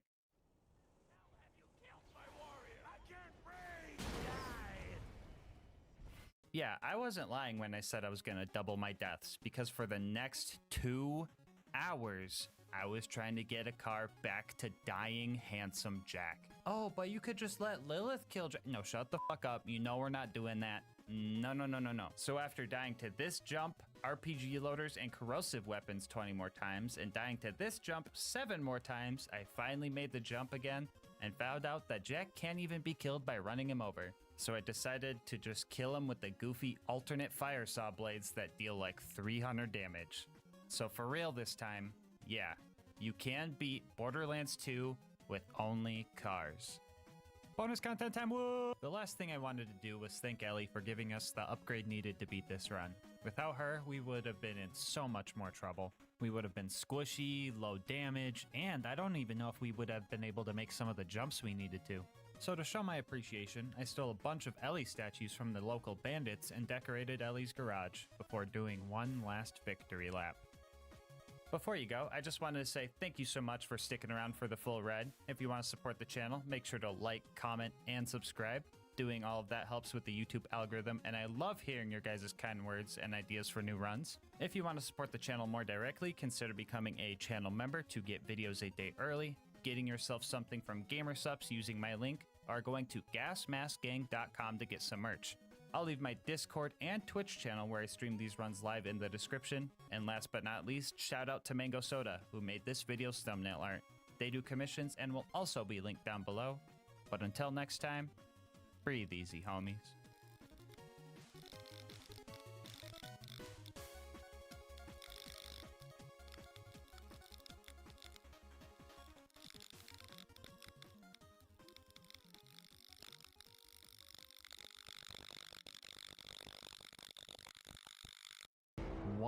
$100,000 subscribers. 100,000 of you guys banded together, and we reached this incredible milestone. First and foremost, I want to say thank you guys for making a dream come true. I love you guys, and I literally couldn't have done it without you. And I'm just kind of at a loss for words. So thank you guys. Thank you. Secondly, though, I just gotta say, I freaking hate you guys. Alright, can you beat Borderlands 2 with only the Wanderlust? I desperately wish I could say, I don't know, maybe, and call it a day, but a promise is a promise. So let's get this over with. As for the rules, this is going to be an Overpower 10 Ultimate Vault Hunter mode playthrough. For the newbies watching, that means all the bad guys have 4 times health, health regen, and they're all 10 levels higher than us. Bar will not be allowed for this run, and the Wanderlust is the only gun I'm allowed to use. Gulp? I know that sounds bad, but here's the bad news. We kinda have to play Gauge for this run. That being said, if you're a Gauge main, don't like sensor beeps, or are sensitive to flashing lights, viewer discretion is advised. Here's a peek at the build. For anyone wondering, Death Trap will only be used for very specific circumstances. I also won't be speccing into any upgrade skills for him, so even if his dumb AI would let him, he won't be able to kill anything at this difficulty. For our other gear, I will be using a basic shield, Vault Hunter relic, low-level slagging grenade, and the legendary Anarchist class mod. With all of that out of the way, let's get started. Right off the bat, I am faced with one of the hardest parts of this run. Mustering up the willpower to click continue. Now, if you aren't familiar with the Wanderlust, first off, I'm jealous. Second, you might be wondering what this thing's gimmick even is. Well, it's a Maliwan E-Tech homing dart, but with 0 accuracy. Yes, that's its gimmick. You heard that right. So if anyone asks, I'll be gaming with this eye for the entire run. It might look like it's accurate right now, but that's because it's so inaccurate that the reticle doesn't even know what's going on. I am fairly certain that my bullets travel through the 4th dimension before reaching my enemy sometimes. And when using this thing, the only way to choose who you want to shoot at is being closest to that specific enemy. But the problem with that is, if the bad guys keep moving, they take turns healing, and you never really get anywhere. Sure, the baby mobs like Monglets and Brats can be taken out with relative ease, assuming they're alone. But you can say that for any unattended baby. And once you get to the tougher mobs like Bully Rots, you start to realize that the weapon you are holding was never once tested by the game devs. Why is this working? Huh? Can you guys spell today? Can you guys spell? Why is this working? That's the biggest typo I've ever seen. So, our short-term solution to dealing with this bully rat was to just stop shooting.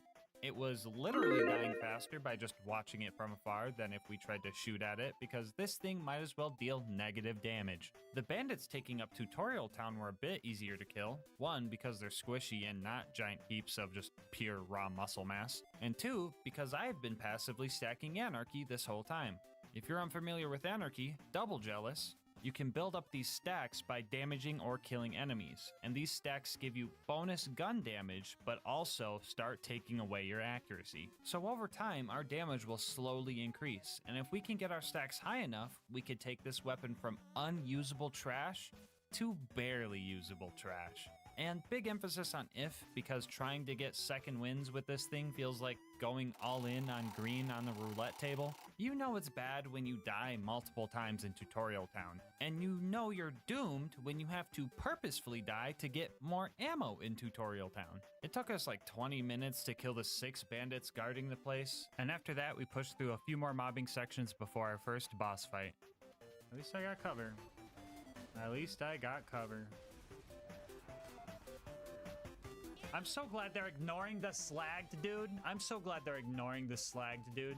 Anyway, we made it to Boom Boom. Now, if we can barely tickle the health bars on basic mobs, how do you expect the Wanderlust will do against a boss with health regen? A, straight up annihilate them, or B, so little damage that you legitimately cannot see their health bar move.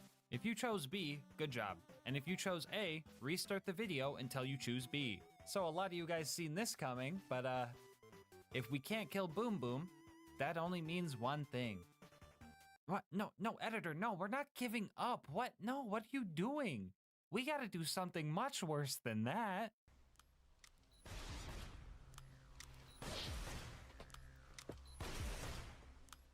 So if you're still unfamiliar with Gauge and you don't know what you're watching, triple jealous, but we are pre-stacking Anarchy using this Hyperion ammo box. The game registers hitting these as hitting enemies for some reason, so if we sit here and shoot the crate for 10 minutes, we can get to 400 Anarchy stacks. Usually you would actually have to hit the crate for this to work, but since I'm spec'ing to Shock and Awe, the Novas hit the crate for us on every reload. I also gave myself a stacking Wanderlust and a class mod to speed up the process slightly. I didn't want to go as far as giving myself a stacking shotgun because the time investment here would actually affect my playstyle. I won't be as risky if I know that a death means 10 more minutes of sitting here doing nothing. So, to save your eyes from 10 minutes of normal Gauge gameplay, I'm going to tell you guys about our partner, GASMASK'S. GASMASK'S has been life-changing for me, and that's no exaggeration. I'm saving money, I've lost 25 pounds because I'm not drinking half my calories in the day, and they're just really cool people to be partnered with. I've pretty much dropped conventional energy drinks because they are just so hard to beat with their variety of flavors, caffeine-free options, and them being the only sugar-free drink in the world that doesn't taste like TV static. I've tried so many of their flavors and I've only made a dent in the list. Now, I know what some of you guys are thinking, but GasMask, I'm afraid of women. And that's okay, it be like that sometimes, but don't worry, they've got you guys covered too. If you're still unsure, they literally have free samples, so go there right now, get your free samples, and see if you like it. They are also super cool with all of their creator collabs. Queso's Atomic Bombsicle is one of the high tier flavors for me because it's so good, and it gives me the energy to get through the day after accidentally falling asleep to his videos. So if you're looking for a healthier energy option and want to support the channel in the process, head on over to gamersupps.gg/LGM or use the link in the description, and make sure to use code LGM for 10% off your order. Anyway, let's see how the stacking is going.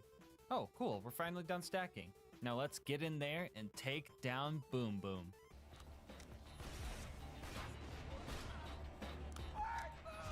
Well, fuck! So, to list everything wrong with this fight, first off, I'm using the Wanderlust. Second, I can't choose my targets efficiently, so if I'm trying to bust Boom out of his turret, I can't focus all my shots into him because they either try to chase Boom or the psychos that spawn after Boom dies. Yes, I managed to kill Boom, but even with the back alley strat and 400 stacks of fuck Sparking Anarchy, that's a 700% damage boost, by the way. It still took 60 seconds of continuous fire to kill him. And third, even if my shots decided to go after Boom, sometimes they would just straight up start circling him and never actually land. This was concerning because I thought I was going to either have to use copious amounts of unique crutch gear that felt lame for the challenge run, or change characters for this one fight specifically. Creek could theoretically stack up enough fire rate and use Bloodbath to just spam Boom down, but proccing Bloodbath in the first place would be hard considering this gun doesn't deal enough damage to get the first kill reliably. All future one-on-one boss fights would also just be straight up abysmal with Krieg, so I really didn't want to do that. So for the next 5 hours, I tested strategies using more crutch gear and the attempts were still terrible. Now usually I only allow myself a good class mod that complements the run, because slapping a B shield on everything and calling it a challenge just doesn't sit right with me, so I really don't like having to use more unique gear to get through a run. But we had to do what we had to do. At first, I tested using a Slayer of Terramorphous class mod so I can get an extra 200 stacks of Anarchy, along with a Sheriff's Badge relic for more pistol damage and fire rate. Using these two pieces of crutch gear, I managed to break Boom out of his turret after several failures and stacking sessions. And then I thought to myself, you know, maybe I don't need the Sheriff's Badge. And I felt like using one crutch item instead of two would feel less bad. So I did it again, this time with only the Slayer of Terramorphous comm, and it worked. And then I thought to myself, you know, I probably don't need the Slayer of Terramorphous class mod, and felt that using 0 pieces of crutch gear wouldn't only feel less bad, it was just the way it had to be done.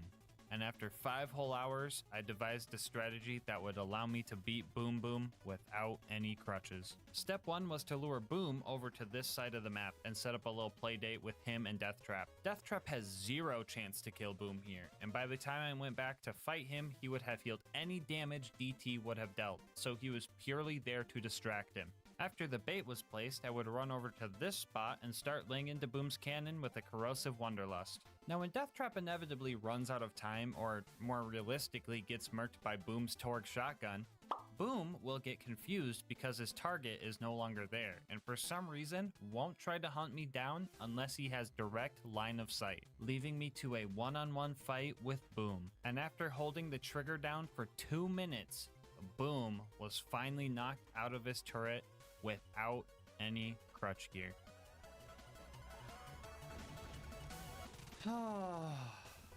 Okay, that was the culmination of the past 4 hours of attempts led to me just holding the trigger in one spot.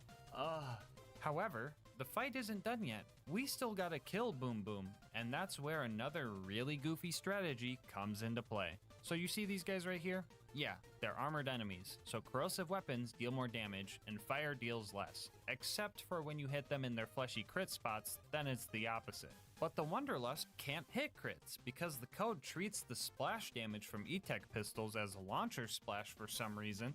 And no, before you ask, that does not mean it receives launcher damage boosts, even though they could really use it. And yeah, I know this game is confusing, but something that is interesting here is that no matter what element of launcher splash you use on Boom Boom, they will always take the same amount of damage. Now this might sound like no big deal, but we actually lose the corrosive damage bonus we should be getting because of this weird quirk. So, just this one time, and only this one time, shock build gauge is optimal. Now any other time, I would say shock gauge is just a terrible waste of skill points because even when fully spec'd into shock damage, you still deal more damage by just matching elements to your enemy's health bar with fire and corrosive's natural 75% damage boost. But in our case, the whopping 15% damage boost you get from 5 whole skill points into Wires Don't Talk actually made using shock the best option for killing Boom Boom.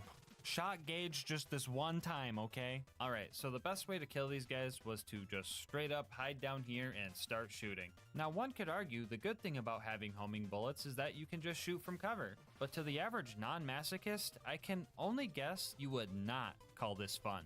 Sitting here would also make the psychos run far enough away that all my shots would home in on Boom, and I just had to pay attention to damage numbers to know when I had to swap to my Slag Wanderlust to make sure I wasn't healing him with my bullets. 5 hours later, one boss down, 15 more to go. With the 400 stacks I already had, I managed to kill all the bandits on the way up to Flint. Don't get me wrong, this gun wasn't wrecking bad guys, but second wins didn't feel like going all in on green anymore. More like going all in on black or red. So we made it to Flint, and this fight was also terrible. With a nice little cheese angle, I could dent his health bar a little bit, but as soon as he entered his fire phase, his damage reduction and health regen would undo all the hard work I put in. So some high-grade sharp cheddar cheese strats were pretty much required here. First off, we needed to get Flint out of his arena, and the best way to do that was with a stock grenade and a little bit of luck. For it. It worked. Now hopefully he stays down there. I did manage to get him out of his arena, but at the cost of all 400 of my Anarchy stacks. So what do we do now? We pre-stack on Flint. At this point, I could not be bothered with holding the trigger down for 10 minutes every time, so I started using this marble coaster to hold my mouse down. Now, if I worked at Gearbox and it was up to me, a stacking coaster should have come with every copy of the Gauge DLC, just saying. Anyway, after we got back to 400 stacks, we topped off our ammo and tried to actually make his health bar move with our Shock Wanderlust. Fine, there are 2 reasons to use Wires Don't Talk, okay? But no more, that's it. So I'm gonna speed this kill up. Feel free to try and guess how much ammo we will have left out of the 900 we started with.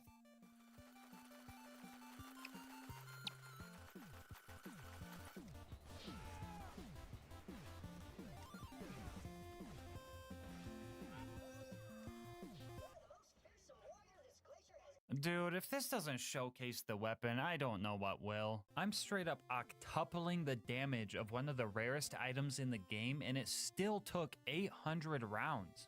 It also took 2.5 minutes of just holding the trigger down to get this kill.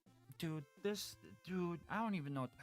Okay, I need to take a breather. I don't want to do the Wanderlust rant this early in the video. You guys need to fully understand and experience this, and if not firsthand, at least by watching it secondhand, so I'm holding off for now. Okay, so we killed Flint, made it to 3 Horns, checked in with my Bullymong homies, accidentally shot my eyebrows off, got a car, and tried to save Corporal Reese. I managed to kill the normal psycho that was stomping his head in, but without 400 stacks of Anarchy, the Ironclad lads cause us issues. And this is where things start to get really cursed.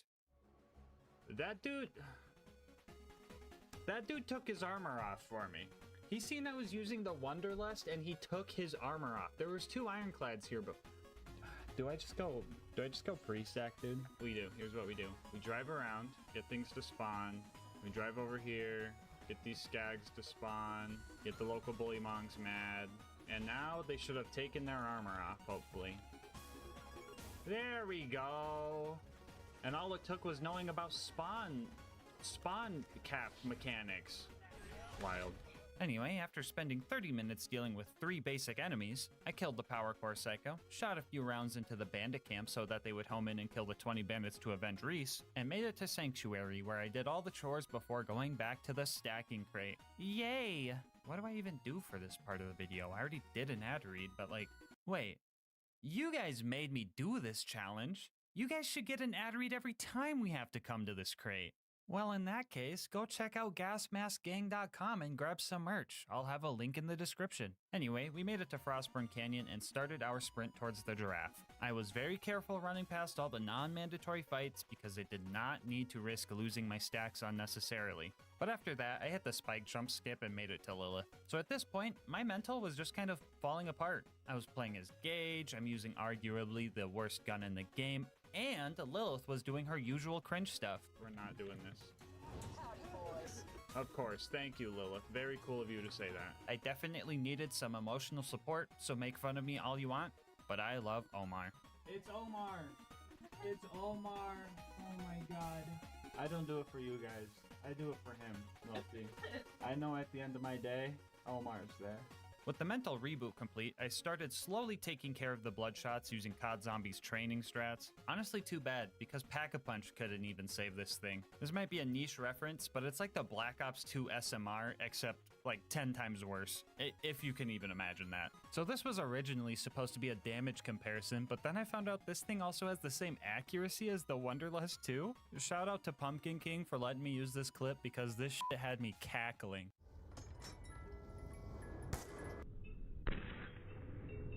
What the hell? Anyway, I ended up dying when the bad guys started aiming at me with their guns. I really should learn how to do that one day. But that wasn't too bad because there was an ammo vendor here and I was able to just stack off of the bandits to get back to the edge of viable. Yeah, so I'm gonna be honest, I don't have much else to say for this fight. This gun is so boring to use because you literally just don't even aim it. It's like if Gage was a gun, minus all the damage. After we managed to kill all those guys, our next goal was to get into the Bloodshot Dam and rescue Roland. But first, we were going to need a new car to sneak in. So we met Ellie and started hunting down bandit cars. Cars don't get the 4x health multiplier from UVHM, so we should be able to one-shot them with our super cool and rare pearlescent weapon and nearly 300 stacks of anarchy, right? Yeah, you fucking wish. This gun is so dumb. I absolutely refuse to believe that they tested this thing at all. I'm getting sidetracked. Let's not start the rant yet. We still got a ways to go before that. The cars weren't that bad. Just gotta keep breathing easy. Everything's gonna be fine. Oh, what the fuck? My stacks, dude. No. Now I gotta do another ad read. I don't want to do another one. You know what? Just take this mid-roll. Anyway, we snuck into the Bloodshot camp and started our fight with Badma. I know you can't see him right now during this fight, but we are killing him, I think. Yeah, honestly, I was trying really hard to play into the strike of this god. Sorry, I just threw up in my mouth a little bit. Yeah, but honestly, I feel like the whole firing from cover thing and killing bad guys slowly is just way more dangerous than just dealing enough damage to kill things fast. And if you disagree, tell that to the 2.5 hours of stacking I've done so far for this run. After we heard Badma die, we started carefully fighting our way through the stronghold. It was very important that I had 400 stacks for the Warden, otherwise I would have no chance of getting Roland out before the Warden takes him to the Hyperion Friendship Gulag. We were actually doing pretty well here. I got through all of the mandatory combat and even managed to kill Angry Michael without getting blasted by his launcher. But that's where I got impatient. I tried sneaking past the rest of the bandits and just like that, rip stacks. I decided to just run past the rest of the mobs and at least make it to the dam and hopefully find a way to pre-stack there. The bandits and loaders here were so preoccupied with each other that I was actually able to get 400 stacks from afar, but then my game started acting up. Yeah, the Wonderlust would only start homing in on loaders, completely ignoring all the bloodshots. And I was really confused and it looked like my game was just falling apart, but it turns out it was.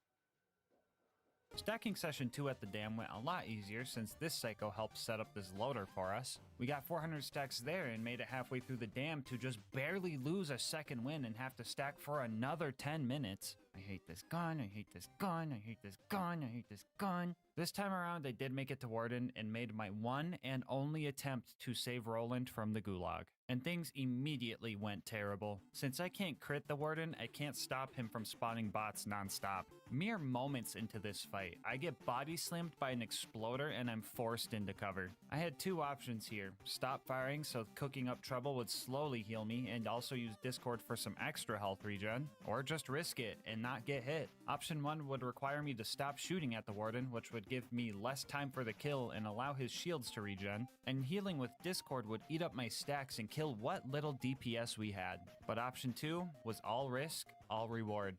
I stood under this ramp where the exploders wouldn't be able to pathfind me, and the gunloaders would have a hard time landing shots. The main problem with this strat was the Wonderlust would sometimes shoot at the loaders instead of the Warden, and in order to see if I was even hitting Warden, I would have to do some risky peekouts. Things were looking grim. I was low on ammo and wasn't going to have enough to finish the fight, so I had to run out from cover and grab as much as I could. I had to briefly hide behind the crates that were supplying me, and then I went in for the final shootout. And in this moment, all the blood in my fingers and arms left, and nothing but adrenaline was coursing through me. In one last attempt to win this fight, I put my Wonderlust directly into the back of the Warden's hull, and seen if the roulette wheel was on my side today.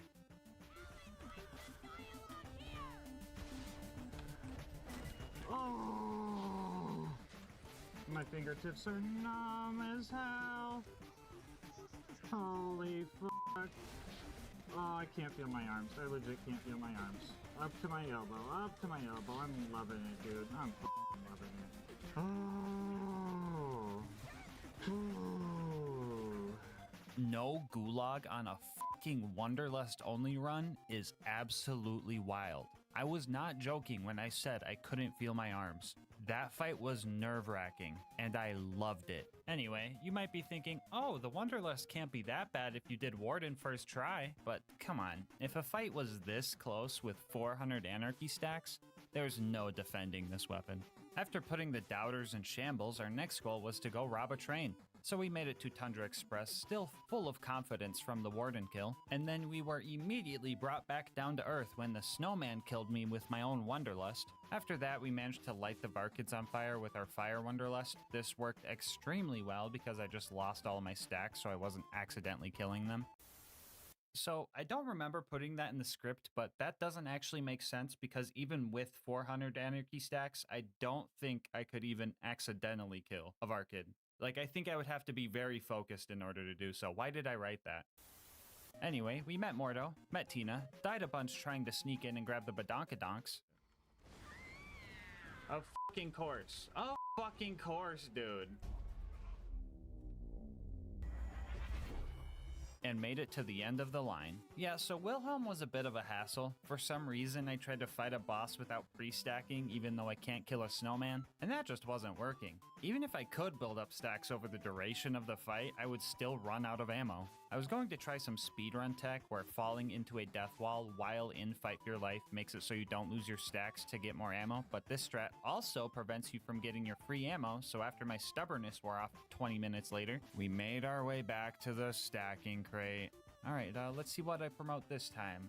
Ooh, I know. Go check out the second channel, LilGasmask Highlights. Our homie Lucas does the editing over there, and if you're looking for more Borderlands content, there it is. After stacking and some more mental prep, we started our fight with Wilhelm once again. And this time, it was different. I seen it coming, too.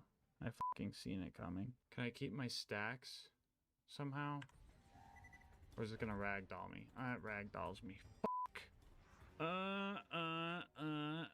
Well, back to the stacking crate. So if you want even more GasMask content, go follow me over on Twitch to watch these runs live. Alright, this time around I was sick of dying, so I locked in and even found a cool new strategy we're gonna be calling Fast Hands. When firing something with an incredibly low fire rate, such as the Wanderlust, you could do this trick to increase your reload speed. Now usually, an empty gun will automatically reload itself without you pressing the reload key, but this has a delay and doesn't start to reload until a theoretical bullet would be fired. So instead of waiting that short time, you can immediately press your reload key to start reloading faster. Now this might seem like such a minute increase in DPS, but when you're using the Wanderlust, a tiny boost like this could make the difference between not being able to kill an enemy and just barely out-damaging its health regen. And before everybody says, oh, just drop reload, 1, that doesn't stack our anarchy, and 2, I try not to drop reload because console players can't do that, and I try to keep it a level playing field. Anyway, I really wish I figured this stuff out for Boom Boom and Flint, but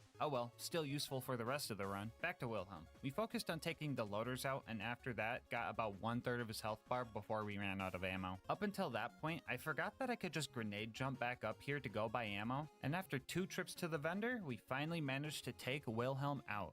Oh, that was a tough fight. I think I'm gonna head back to Sanctuary and just take a little break after that one. Well, time to go to the fridge. Or, you know what? No, actually, we're not going to the fridge. I figured rats were already hard to hit with accuracy, so I decided to get back into my car, drive through the dust to the Highlands, and just make it to the Outwash that way. This way, I wouldn't lose any of my stacks to the rats. I would instead lose them to the very first loader I tried to fight. Well, I lost my stack, so we're gonna wrap it up. We're gonna do that tomorrow. So I wrapped up stream and came back a few days later, and the fucking Wanderlust got me sick, bro. I already get enough comments saying I look like I'm dying inside already, but now I have to use this piece of shit, and it hurts to even swallow my own spit. Great! But joke's on you, I'm in my fucking element. Stream. Anyway, we're stacking again, so here's time for another advertisement. As an extra thank you for helping the channel hit 100k subs, here are 3 Steam codes for Borderlands Game of the Year Edition I nabbed off Instant Gaming. And before, oh, but GasMask, the channel members are gonna get to those first, that's not fair, I'm literally dropping 3 more in the live premiere chat right now. Comment if you got one. Anyway, we're fighting the spaghetti squid now. If you can't tell, we're losing. Just like Wilhelm, all of my ammo took like a third of his health away, so I had to run all the way back to the ammo vendor twice. Also like Wilhelm, I had a few rip stacks moments. On top of all of the anarchy stacking, it should be mentioned that I had to do a lot of money farming to afford all the stacking, so that took up a long time as well, and I was just not happy about that. Alright, Lucas, roll the legendary prediction, bro. Just roll the legendary prediction, go. We gotta go farm money, dude. Oh, how's ammo management been? Gun eats all my fucking ammo when I'm not looking, dude. Just fucking eats it all, dude. As soon as I look away from my ammo bar, he eats it, dude. The Wonderlust just fucking eats it. He'll like, see this bullet, guys? Gas isn't looking. Throws it behind me, bro. Yeah, so I was getting pretty frustrated, but honestly, the Wonderlust wasn't making me mad. It was Gage that was a real drag. Her whole mechanic of needing to stack stuff up in order to do anything just makes me loathe this character. I can't even kill a loader with 400 energy. Oh my god, I just pulled my shoulder, dude. There's a reason this is the first challenge I used her on the channel. Because she's just so uninteresting and brainless to play. So if you see me choose Gage in a future run, just know, it's because I had to. Anyway, after hours spent dealing with this guy, I finally locked in and got the beacon and made it to Overlook. So you want to know how the beacon defense went? Well, we got invaded. We went from this to this in like 15 seconds. The beacon became invincible super quick because I was just spam repairing it, and after that, I was just trying to kill everything. I ended up dying because I have the only gun in video game history to not damage the guy you're pointing it at, and after that, I knew that I wasn't going to be able to kill the loaders without my stacks, so the only thing I could do was just leave.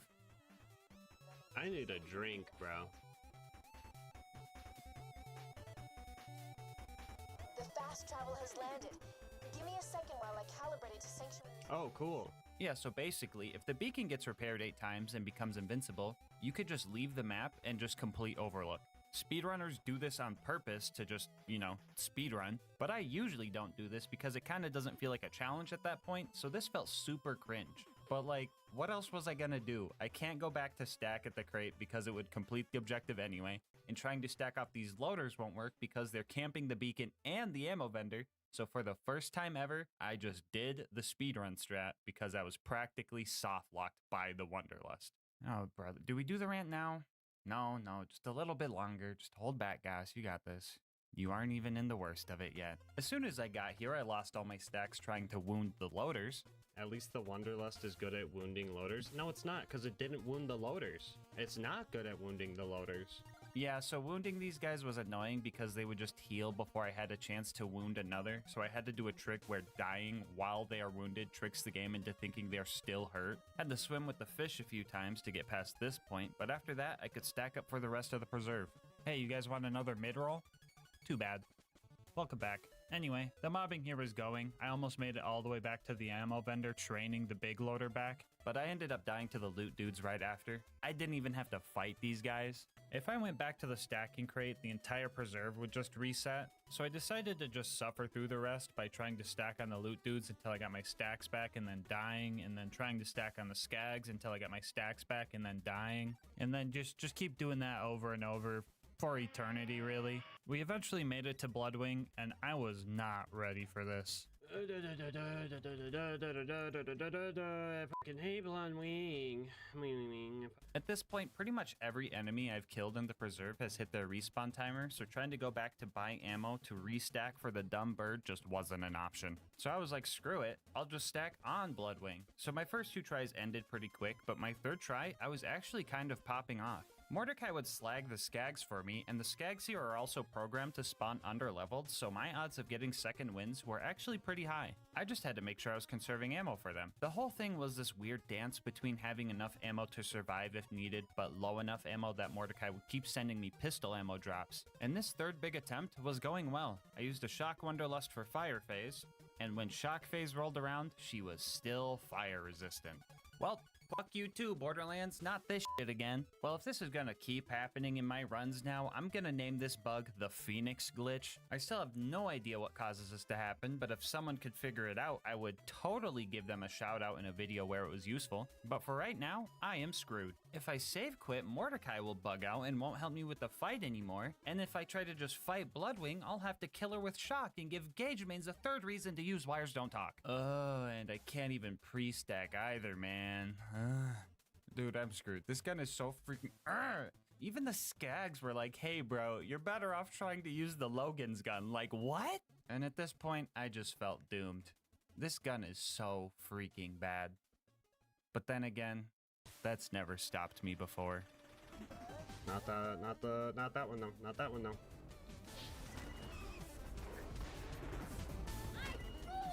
Mordecai, please, the purple. Thank you, Mordecai. Oh my god. Oh, that was scary. That's scary. That's scary. Just give me 2 health sticks. I don't care. It's fine.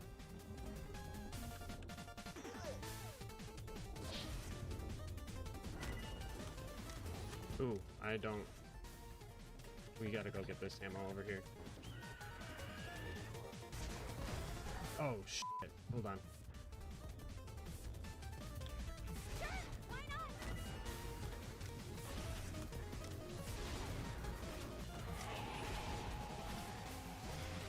Easy peasy. Perish Bloodwing. Right here for me. Let's go. Alright, so that fight fucking sucked, but I think I got the point on this one. Sure, I was struggling the whole time, but I did do it without pre-stacking, and she had the Phoenix glitch. And also, if you get killed by the fucking Wanderlust, that's just an automatic L. Like, how embarrassing would that be? So I will take the point on this one. I started this fight with 0 stacks of Anarchy, and when Bloodwing finally went down, I was sitting at a whopping 374 stacks. And to BM a little bit, I topped off to 400 on her dying body. GG, Bloodwing. Lost even though you were cheating. On the way out, I had Mordecai destroy all the loaders for me. I always save this Stalker sack in particular because it can spawn a loot dude, and this time, we got lucky.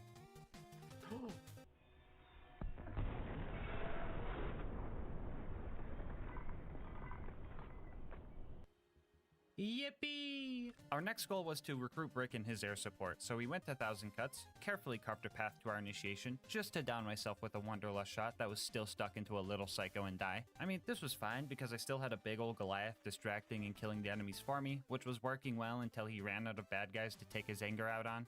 I eventually got through the initiation, milked as many stacks as I could out of the Sarcastic Slab, and started playing support for Brick. It was pretty obvious he was the DPS character of us two, so I was just sitting back and making sure he just punched purple dudes the whole time. But most of the time, it honestly didn't even matter if they were purple. Back up. There we go. That's what I like to see, Brick. Is he coming?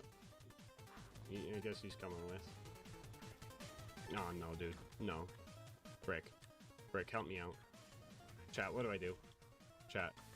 Fuck, I have to. I'm sorry. 1 second.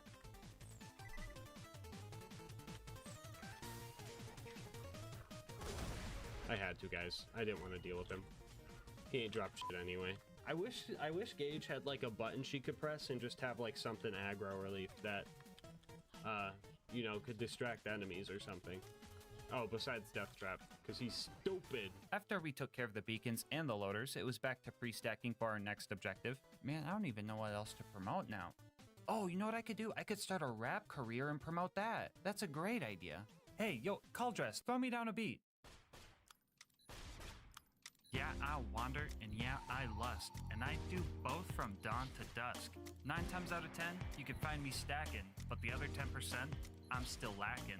One thing's for sure, I'm not to blame. I got precision, that's good aim. I can only think the fault, this dumb game, because every time I try, it always ends the same. I shoot, I miss, I clench my fist. The fuck even is this gun? This gun can't kill. I need NyQuil. Man, I'm sick of this thing. don't worry guys, when that goes platinum, I will still be making YouTube videos. Anyway, we made our way to Opportunity to go steal Jack's voice. We had a scary clutch moment before taking on the Jack double, and as soon as one of my shots hit him, he decided to sprint as far away as possible. But I was tailing him the whole time, knowing that I had to take him out here and now or go back to the stacking crate.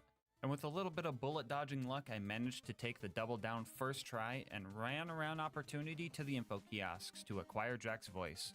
That went relatively easily compared to the rest of the challenge, but this is where things really start to fall apart. It was time for the bunker raid, and the cold medicine coursing through my veins really started to mess with my decision making.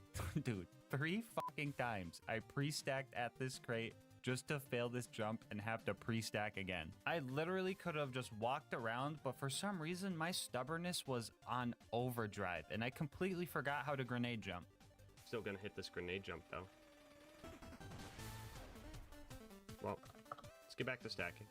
I decided to reboot myself like a haunted animatronic so I could finally make it over this gap and start our fight with the staircase. Took a bit to take it down, but after that we ran into a real problem. Now this entire run, I've been pretty used to dealing no damage, but when it came to these baby turrets, I was dealing no damage. For those who don't know, these wall-mounted turrets are glitched and can't take any splash damage, and since the Wonderlust does pure splash damage, we were screwed. But I mean, if they're gonna cheat, I'll just use Death Trap to get through this part. Oh, yeah, we're super screwed, aren't we? Because in order to pass this barrier, we're going to need a build that is only just barely more viable than Shock Gauge.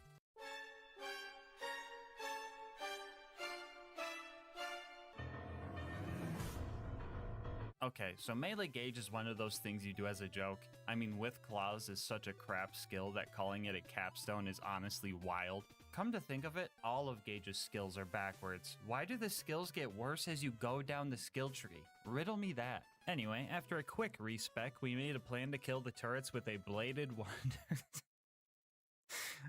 what am I doing with my life? A bladed Wonderlust and melee gauge.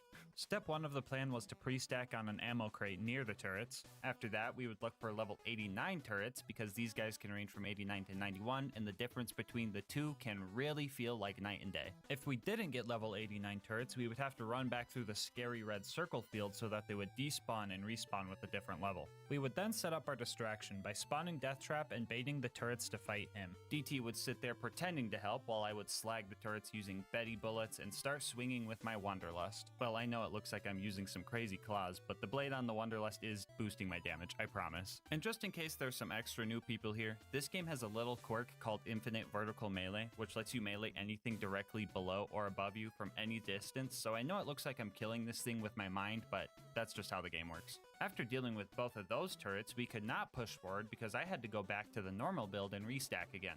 I don't know if I could plug myself anymore, so shout out to Bulby.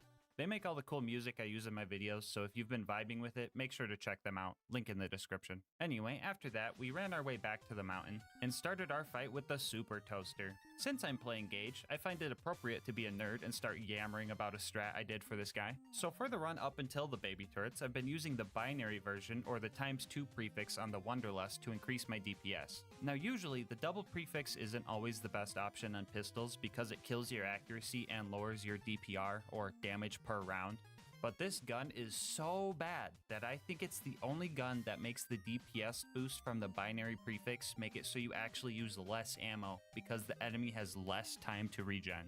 This gun is so cursed. Anyway, this giant toaster doesn't have health regen, so for this guy specifically, I pulled out a Wonderlust with the damage prefix to make the absolute most out of my ammo. I knew that even with this strat, he was going to have a good chunk of health left over, that I would have to just wait for the constructor to slowly nuke itself to death for the final chunk. Full ammo with the damage prefix Wonderlust got it down to about 1/3 of its health left. And at that point, I started opening all the ammo crates I could reach safely, and after a few nukes, I found just enough ammo to finally take this thing down. And now we've only got one more thing before the bunker, and that is the Face McShooty snipe. Alright, by the way, I'm not moving my mouse at all. It's on the right, and then bam, bam.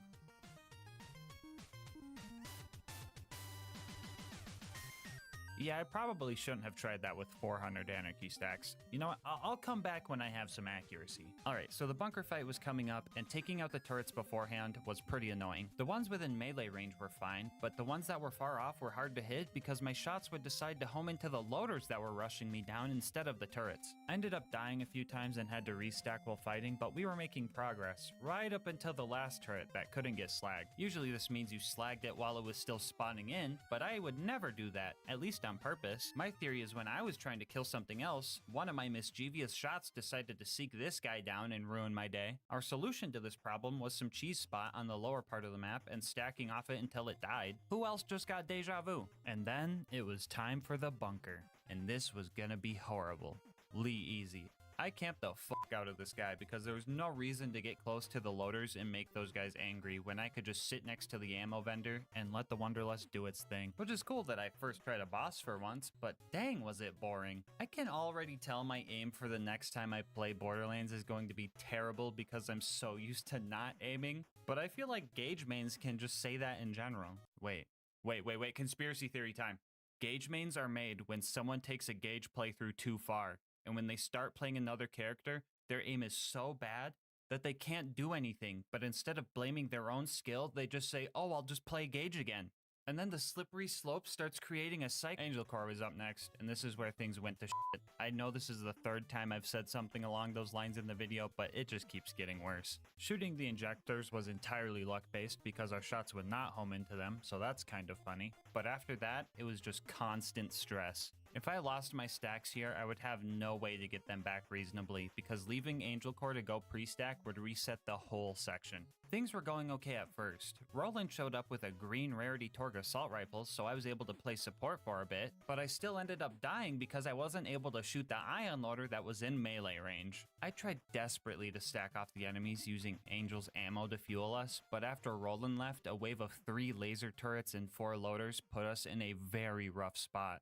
And after we died again, we were soft locked. You know, usually when someone says they're soft locked, it means a glitch is preventing them from progressing, so they have to save quit out of the game and reset. But there was no glitch happening here. We were soft locked by our lack of DPS and our inability to get ammo to stack because of the horde waiting for us on the other side of this door. And trust me, I tried the most convoluted stacking strats in here just to end up wasting an hour of my life. With no other options, we rode the elevator back up and started stacking. And 20 minutes later, we died to the exact same wave. That would just completely overwhelm us. And once again, we rode the elevator of defeat because we were soft locked. Third time's the charm though, right? Yeah, not in a gas mask run. This time we got glitch soft locked. Angel and Roland kept telling me the injectors were unshielded, but they weren't. And the Tesla towers were really starting to... What the fuck do I even call this? These motherfuckers are playing Skyblock. This game is so fucking cursed. Gauge is so fucking cursed. And the fucking Wanderlust is so fucking cursed. You know what? I'm even willing to say it. The Wanderlust is just fucking cursed. I refuse to believe that anybody even play tested this weapon, and honestly, I don't think a lot of you guys play tested this weapon either. Recently, our homie Mick made a video ranking all the pistols in BL2. You should watch that if you haven't. But yeah, in the video, he ranked the Wanderlust as the second worst, but only because the starter pistol can't go past level 33. What I'm about to read to you are real comments left on that video. When I read these to you, please think about all the struggles you've seen in this video so far. Here we go. Isn't the Wanderlust meant to be used on Gauge? How did you not think to test that? Honestly, the Wanderlust is okay on Krieg and Gauge. Krieg, it can activate Bloodbath, and Gauge can have so much raw damage that it can kinda work. Breaking news, local Wanderlust hater doesn't know how to play Hellborn, Krieg, or Anarchy Gauge. This thing on Gauge would be actually fucking insane. The Wanderlust completely bypasses the downsides of Anarchy while still having just high enough base damage to kill stuff.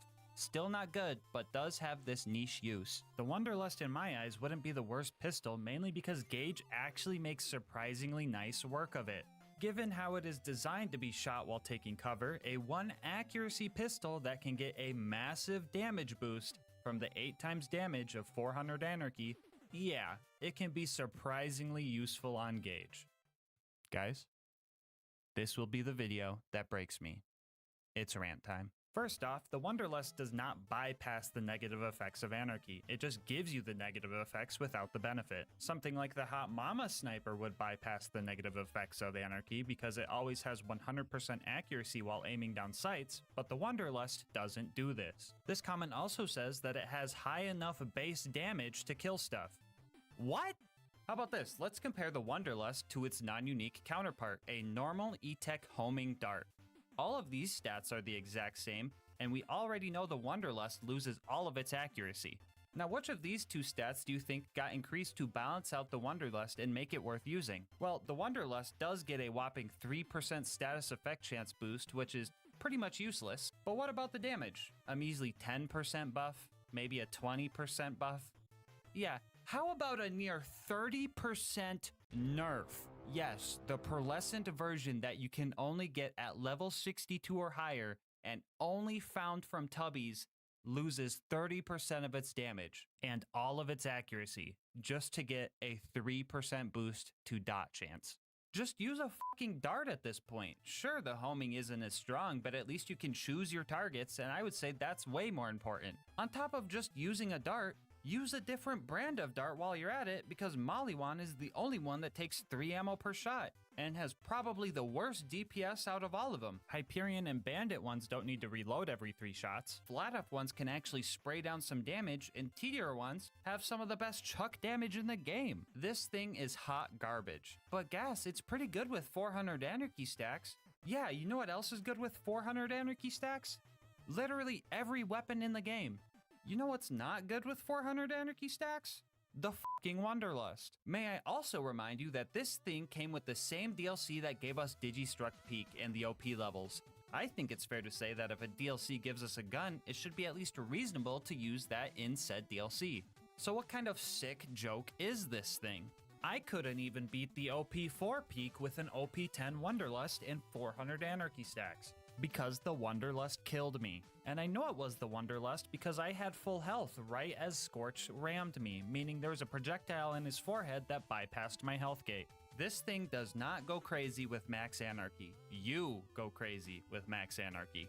One of the arguments I did like was saying to use this on Krieg. Shout out to our homie Mr. TX01 for the gameplay, but with Bloodbath and Krieg gun build, you can do some really cool mobbing with this, since every kill will re-proc Bloodbath, giving you a constant 500% damage boost. But unless you jumpstart it with a fastball kill to get your first proc, you aren't going to do much with this thing. But also, just use a fucking dart. Here's a fun little challenge for you guys. I want you to comment down below and tell me why this is a perfect Wanderlust in my eyes. There are a few reasons, but I'll pin the most detailed answer. Good luck. I can't think of a good reason to use this thing. Really, TX? You think you got a good reason? Alright, let's hear it. But what if it's fun, though? Now, call me a sadist, but I find that this gun can be genuinely enjoyable in the right hands. Just not Gage's hands. Oh, actually, good point. Games are meant for fun, and if you enjoy using the Wanderlust, that is awesome. I mean, look, I've made this channel off of using terrible guns, and the challenge that this gun has provided has been genuinely fun. So if you think the Wanderlust is fun, use the Wanderlust. I'm not here to tell you not to, but please, oh please, actually use the Wanderlust before you say it's good. The amount of times I see people go, no accuracy? It's factually busted on Gage, is the biggest hasty generalization fallacy I've ever heard. Too often, I see people not trying things and just assuming based on what other people have said. Please experience this thing firsthand. You've seen the struggle in this video, but I still encourage you to get the save file from our Discord server and test it yourself. And if you like it, that's awesome. I know I go pretty bare bones for my runs and don't optimize every little part of the build, but you can build around just about any gun in this game. And for some people, that's just the beauty of Borderlands. Fun is different for everybody, and part of the fun for me is that feeling when a hard fight is finally won. And that's where I find beauty in Borderlands. I personally don't like the Wanderlust and wish that a super rare item like this was worth the payout, but the challenge it possesses is one I have no regrets taking on. I love the beauty in the struggle, and honestly, I don't know if I would change anything about this game, because I always have fun with it. Well, you know, except for when I'm fucking stacking, ugh! Long story short, I hate Gage more than the Wanderlust. Well, I think I got all of that out of my system and ended on a pretty wholesome note at that.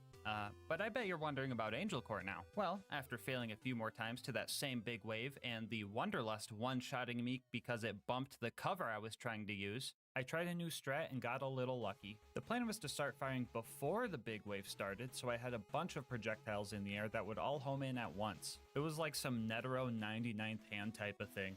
This reference is also double funny when you realize the Wanderlust also can't kill an ant. I managed to take out all the turrets like this, and I also got an ion loader to spawn, which was helpful because now the loaders would group up instead of surround me. It was also here that I found out that the Wanderlust's projectiles can actually go through an ion loader shield. Wait, an actual reason to use the Wanderlust? I have to tell everybody. This is going to be groundbreaking. This is gonna change the— oh wait, never mind. Normal darts do that too. Just use a fucking dart. After that wave, Lilith showed up, and this was probably the happiest I was ever to see her. The aggro relief was honestly so refreshing, and I finally had some time to relax. But Lilith didn't like that too much. There it is. She said it. Good grief. I was just thinking. Imagine if this is the run of all runs. She doesn't say it in a YouTube run. This cursed, goofy Angel Core. Imagine if.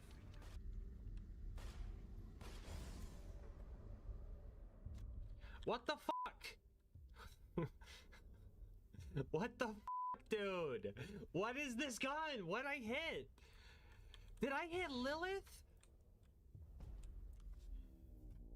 My Wanderlust targeted Lilith, bro, and it killed me. And now I have to pre-stack again. Well, what I was trying to do was I was trying to save Roland. Shoot. Shoot. Alright. Alright, those are gonna home in and kill Jack. We got this. We got this. Nah, I think they despawned. Yeah, they despawned. I fucking hate this gun. Anyway, we made it back to Sanctuary and made our way to the Blight. We finally had the better stacking crate, and I was so happy about that. Well, until I remembered I was using the Wanderlust. No, not the bully. I can't stack here, guys. The fucking Wanderlust shoots the bully mongs. No, bully mongs. I'm sorry. I didn't mean it, dude. Hey, hey, hey. Hey now. Hey. Calm down. Hey, listen. The gun didn't hurt. You're fine. Okay? It didn't do that much damage. Okay? We're cool. I know your homie's over in Three Horns, okay? I know him. Yeah, I know him. I also know Anger. I know him too. Yeah, see? We're cool. We're cool. It was an accident, okay? Thank you. Thank you for understanding. Dude, your spine looking dope, by the way. You gotta send me your glute exercises, bro. Send them my way. Thanks. Up next was Sawtooth Cauldron. I got here and was immediately cornered by the ambush commanders and their horde of goons. The issue of not being able to choose my targets became extremely prevalent here, and they were also just completely surrounding my only ammo vendor. It wasn't long before a stray grenade sent me plummeting down into the lava below, and at first glance this seems like a Rip Stacks moment, but I had a plan. Hold on. I have a big brain play. Good. Good.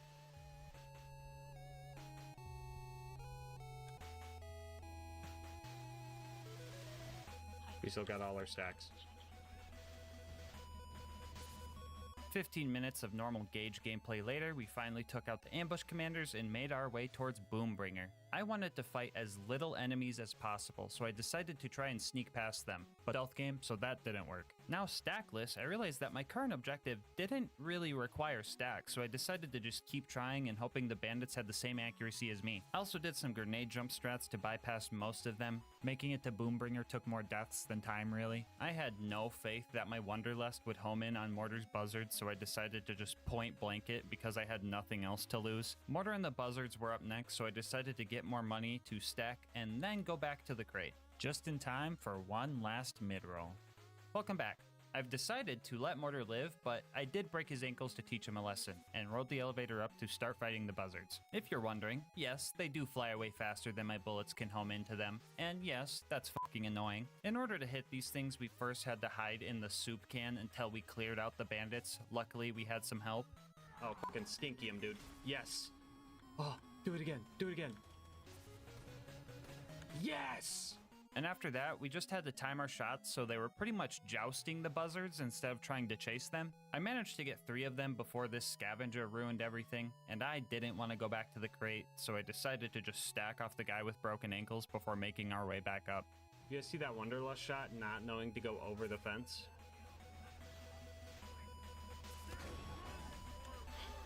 Thank you, Wanderlust. Very cool. Also, don't worry, he didn't survive. And neither did the buzzards when I got back up there with max stacks. We secured the goods and made our way to the boneyard. We immediately lost our stacks here trying to kill a tubby skag, so I found a cheese spot to stack on the guy. He survived all the way up until I made it to 235, and he did not drop a Wanderlust, which sucks for later. Still not sure why I decided to stack up here. I knew I was just gonna rush the pumping stations, so I speed ran through all of that and stacked up for the Saturn fight. Oh, you wanted to see Saturn himself. Yeah, no, I don't have any footage of that. This is the best you're gonna get. Yeah, so I stood here for a bit, ended up taking 2.5 full ammo backpacks to take the scary red dot down. After that, I immediately lost all my precious stacks to an RPG loader, so it was back to sneaking past all the bad guys to grab the info and get out of there. Alright, we're on the final stride. One last farming session at the crate to get us through the rest of the game. Instead of throwing another ad meme here, I just want to tell you guys how many times I had to pre-stack in this run. What you are watching now is pre-stacking session number 50, and with an average stacking time of 10 minutes, that maths up to 8 hours and 40 minutes of anarchy stacking. And I'm just saying, if that isn't worth your sub, I don't know what is. We might also remember that the Wanderlust does splash damage, so we can't block him at the terminal to cheese his AI without blowing ourselves up in the process. You see that this fight has to be hard. And our only real hope for this fight was for Jack's AI to break, which could take an indefinite amount of time. And you know how long it took for Jack's pathfinding to finally break? 0 seconds. He was bugged practically fresh out the womb. His shield broke, and for the first time I have ever seen, he just did not make himself a shield surveyor and just started pacing back and forth. I was ready to be here for 6+ hours, hands together praying, but to my surprise, I was already blessed. Yeah, bro, I have never seen Jack go this freaking broken right off the bat. Like, he was still moving, but it was like you gave your 4-year-old little brother the controller. I don't know. Maybe Jack was like, yikes, he has to play Gauge and use the Wanderlust for this run? I'll just let him have it. But like, thanks? There has to be a god. Yeah! There has to be. I don't even know what else to say. I was just baffled and had to fight the warrior now. This was going to be a long fight, and for one last time, we used the Shock Wanderlust to fight the warrior. Shock Cage isn't real! One of the biggest issues with this fight was just making the Rack angry, and my Wanderlust loved doing that. Don't get me wrong, the Wanderlust was clutching up when I needed it to, which was an extremely weird feeling to just be like, rip stacks and then get a second win so many times, but this was a patience game.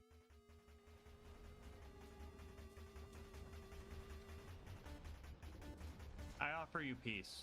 You see this gun I'm holding? It can't decide who it fires. I'm a level with you, Volcanic Rack. I can't aim this thing, okay?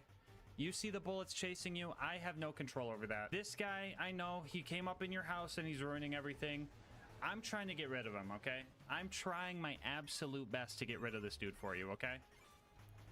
But I need you to evacuate the area. I see your homies over there, and I know you've taken casualties, and some of them are me.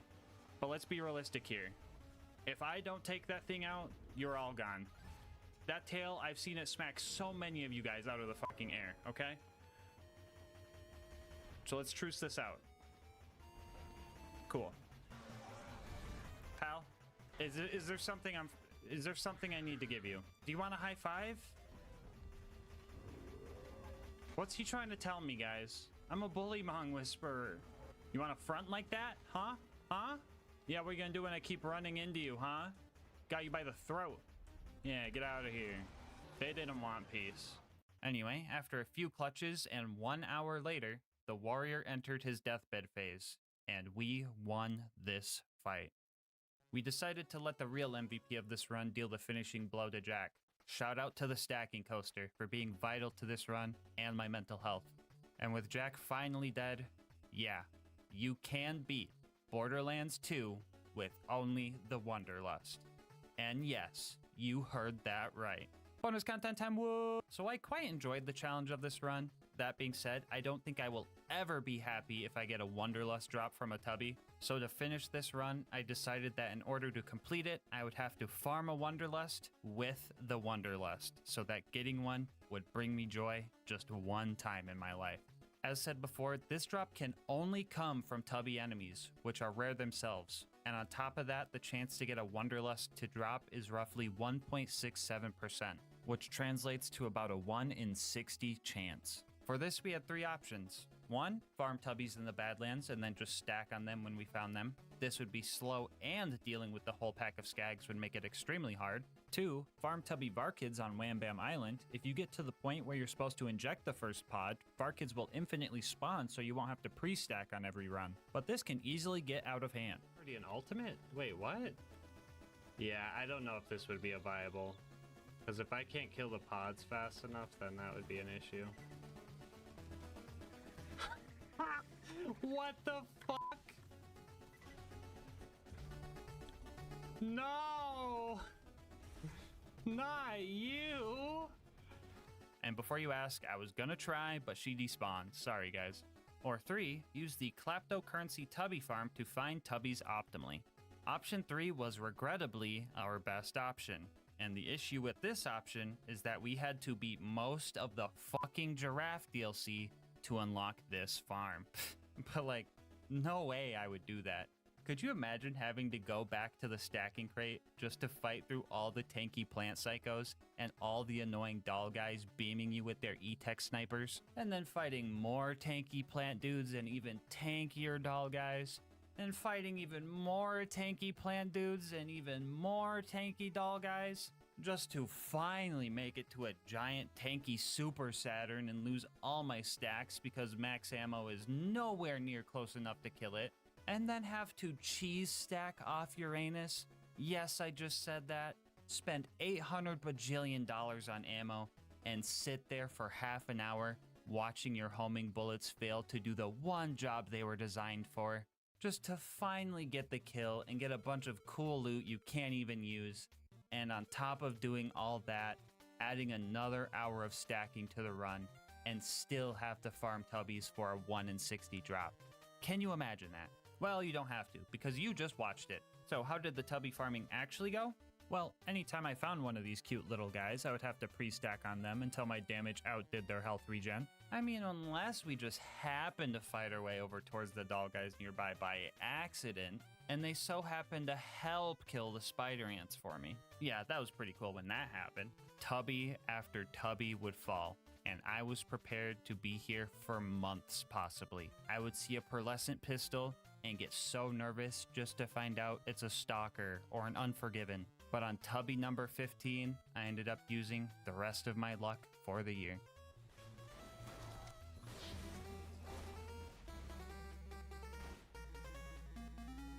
Don't forget to look away. I mean, the prediction's up. It almost fell through the fucking floor. You guys see that? There's no way, right, guys? There's no way it's happening. There's no way Quad Blades win this, right? Quad Blades isn't gonna win this. Quad Blades isn't winning this, right, guys? That's just not gonna happen.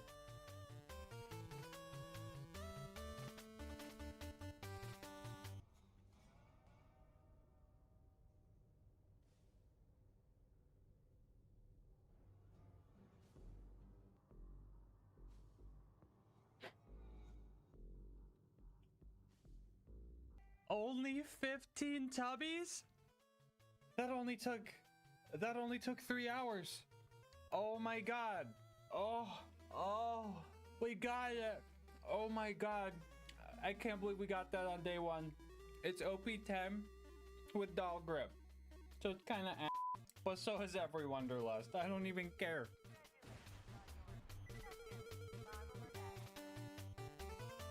Oh.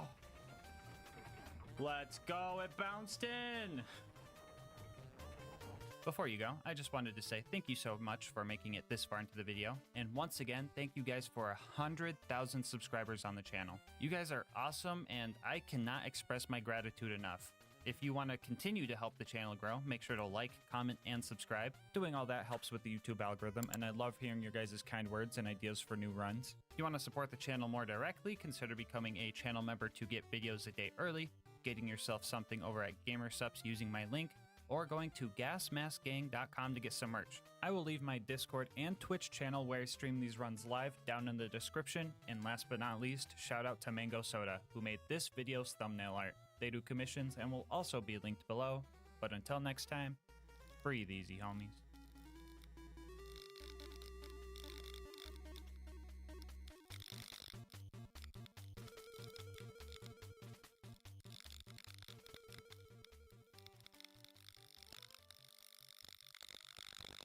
Man, I fucking hate the Wanderlust.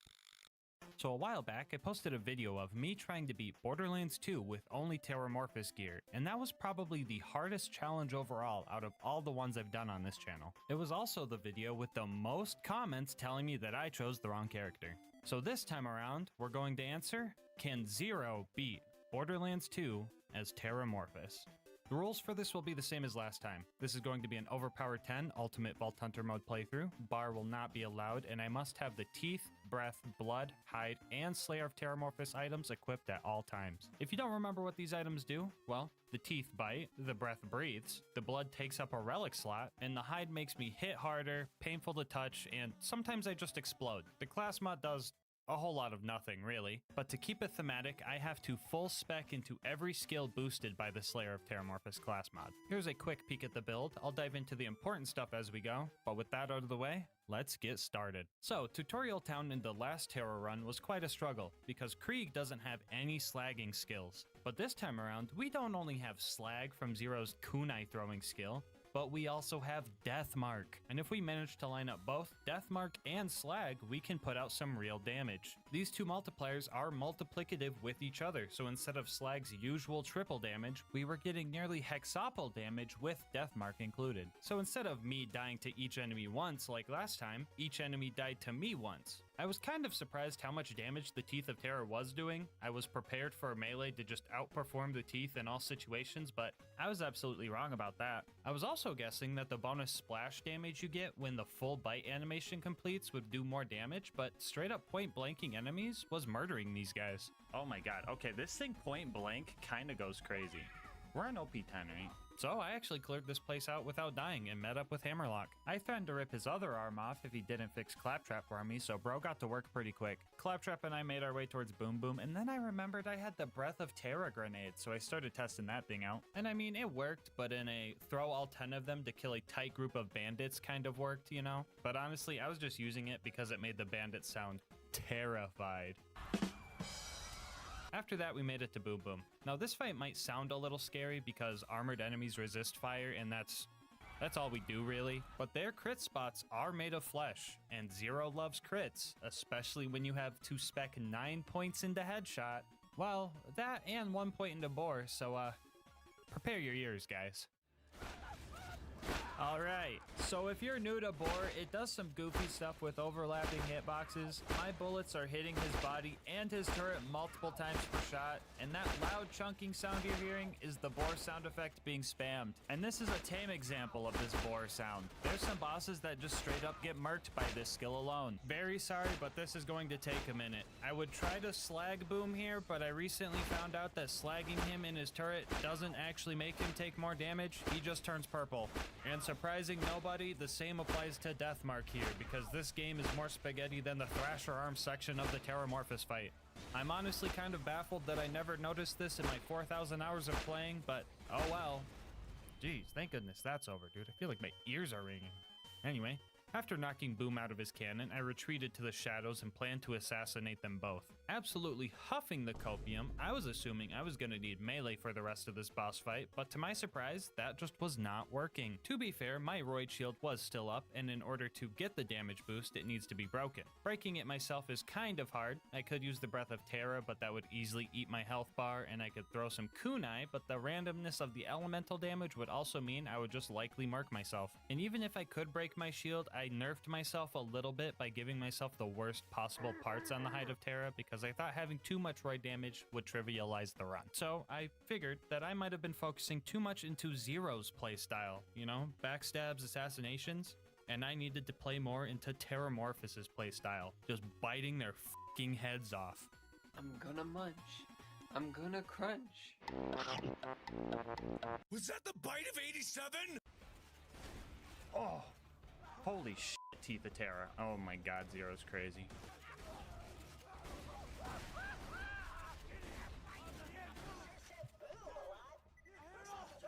This is why I don't always choose the optimal character, guys.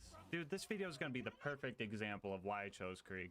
After I dealt with those guys, I saved Claptrap by throwing 10 breaths of Terra at him. Now, don't worry, he's fire resistant. And after burning the rest of the bandits on our way, we made it to our first scary fight. So, scary fire guy Captain Flint with the fire gun and the fire attacks was going to be a tough fight, and I hope you can guess why. The absolute only way our Teeth of Terra was going to deal any damage to this guy is if we pulled out a bladed one. I faced the fact that this fight might be a little bit more challenging since we had to go for a melee kill, but I really thought I would hit for more than this. Seeing this, I decided a little bit of cheese was oh no. Oh, is this GASMASK guy gonna do the stupid thing again? Bro, why can't you ever fight Flynn normally, bro? Yep, look at him. He's luring him over to the bar. Typical. What's he gonna do? Execute? Yep. Wow. Yep, and there he goes. Flint's just completely passive now. Crazy. But what else are you gonna do when you're trying to kill fire with fire? Well, this should just be a piece of cake at this point. Ain't no way he just died cheesing Flint, bro. Ain't no way. Anyway, yeah, in my mischievous play, karma got the best of me, and the bandits up above managed to take me out to protect their captain. That was the first death of the run, and everybody knows that the first death of the run is always just an opening floodgate. After getting Flint back into position, I ran into another issue. Even with him completely passive, I just didn't deal enough melee damage to beat out his health regen. And if my shield wasn't broken giving me that roid damage, my Thresher tentacle arms just turned to wet noodles. And like, I could find ways to break my shield, but it wouldn't stay broken long enough to get the kill. And if melee wasn't the answer, what was? You know, I once said, whoever said fight fire with fire was an absolute bozo if I'm being frank. And while I stand by that, I did learn that you can fight fire with fire with fire. Now, if you guys are lactose intolerant watching, you may want to look away from the screen for like the next 2 minutes, because what you're about to see is some of the most calcium-rich, lactose-packed cheese you will ever see. Because we took Flint to the curdler. We can throw kunai at Flint, eat 1 or 2 of them to strip our shield, and then get roid off of that. But the fire barrel...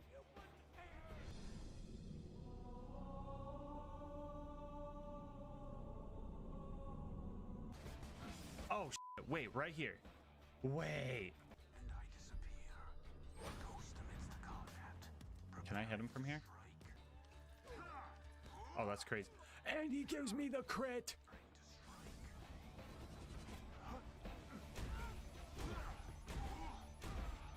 This is huge. This is crazy, actually. Hold on. Just to finish him off proper.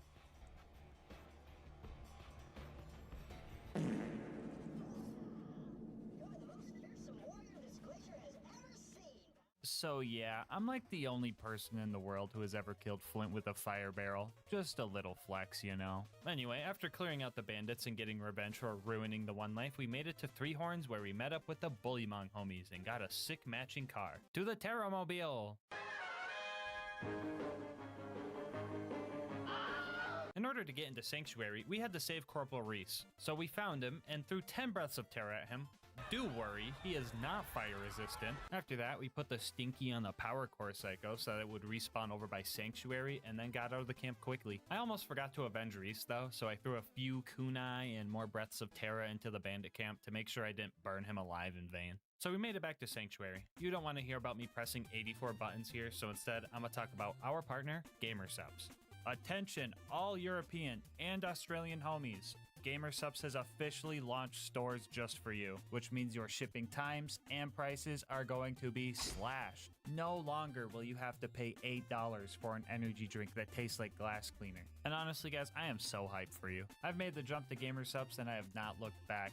It tastes better, it's sugar-free, and less than 1 calorie per serving, so it's just better for you. And they have anime ladies. And I know some of you guys don't like anime women, and that's fine, but to that I say, fuck the cup, drink the juice. They have plenty of flavors based on old men if you're looking for something safe for work, but I mean, hey, if you do like anime women, don't fuck the cup. Just drink the juice. One of my favorite things about GamerSupps is the control you have. Flavor too strong? Add more water. Flavor too light? Add another scoop. Too much caffeine? Get a caffeine-free variant. Want to try something new? Start mixing flavors. Like, bro, you guys are literally living in a timeline where mixing Red 40 into your lean is just straight up the healthier option to a conventional energy drink, and you're letting that slide. That's just crazy. So if you want to try the best energy drink out there, head on over to gamersupps.gg/LGM or use the link in the description to get started. And make sure to use code LGM to get 10% off your order and support the channel. Every tub sold gets us closer to the LilGasmask X GamerSupps collab, and I could be the anime baddie on the cup. Don't fuck it. Anyway, let's see how the run's going. This is the Firehawk. Come to Frostburn Canyon or people will die. Wow, Lilith really taking the whole fire gimmick from me, eh? Typical. Thanks for hiding behind camps full of fire nomads that have explosive tanks on their backs so I can't even backstab them easily. Very useful. Anyway, I tried blending in with the pyromaniacs here and just booked it to Lilith. I've done this in pretty much every run, so I've learned a lot of techniques to get through this part safely. Alright, chat, you want to know the trick to juking this guy out? Right under his armpit, okay? You have to be able to take a quick whiff, okay? Right under his armpit. You go too wide, he hits you. That's what you gotta do. That's what you gotta do.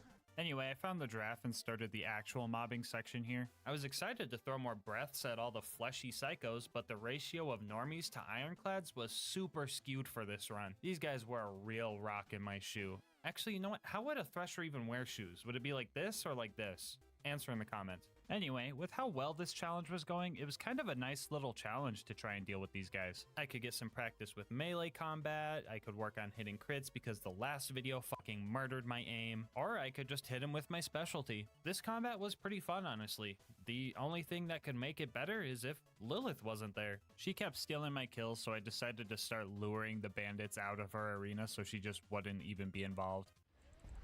Lilith! Here, I'll show you guys the under the armpit. Under the armpit. Watch, this time, we'll even take a little sniff on the way. Oh my god, Lilith almost made me run boost into death off of that guy. That would have been peak content, but here's what you guys do, right? You see that? You see the technique? Ready?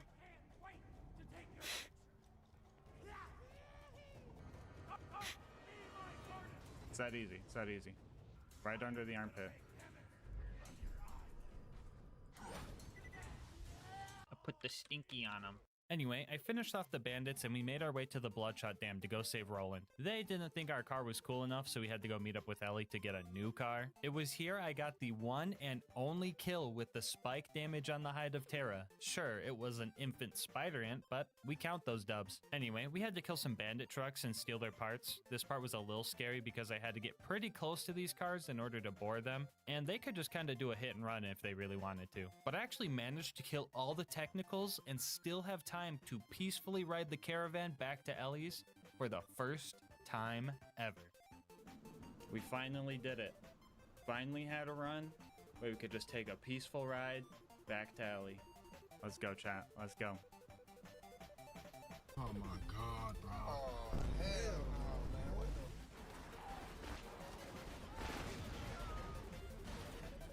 the... Come on! After we got our new truck, the Bloodshots liked it enough to let us in, and we started our fight with Badma. I kind of fumbled my first attempt, but on the rematch I managed to get a few second wins by boring the little dudes tied to his shield, and Killing Blow managed to finish him off. This skill is absolutely god tier, and it's only a tier 1. Speaking of tier 1 skills, did you know for the 4 base game Vault Hunters, the Slayer of Terramorphous class mod only boosts 5 of the tier 1 skills? But then when it comes to Krieg Engage, they got a special treatment and they actually handpicked certain skills for those class mods. I think it would have been cool if the other 4 Vault Hunters got that type of special treatment, but I might just be mad that Killing Blow is the one that dodged the boost. But, I mean, look on the bright side. At least we have weapon zoom on the shotgun with no range. Anyway, the Bloodshot Stronghold was up next, and I was in my element here. There were tons of fleshy bad guys, and the Teeth was just absolutely devouring them. I mean, I still had issues with the toilet room, but that's just a given at this point.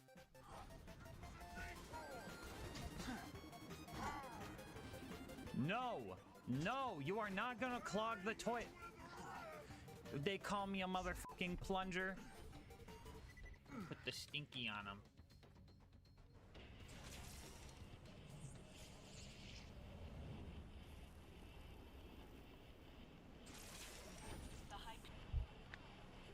I don't know if it was a plunger. It was more like Drano in that one, but...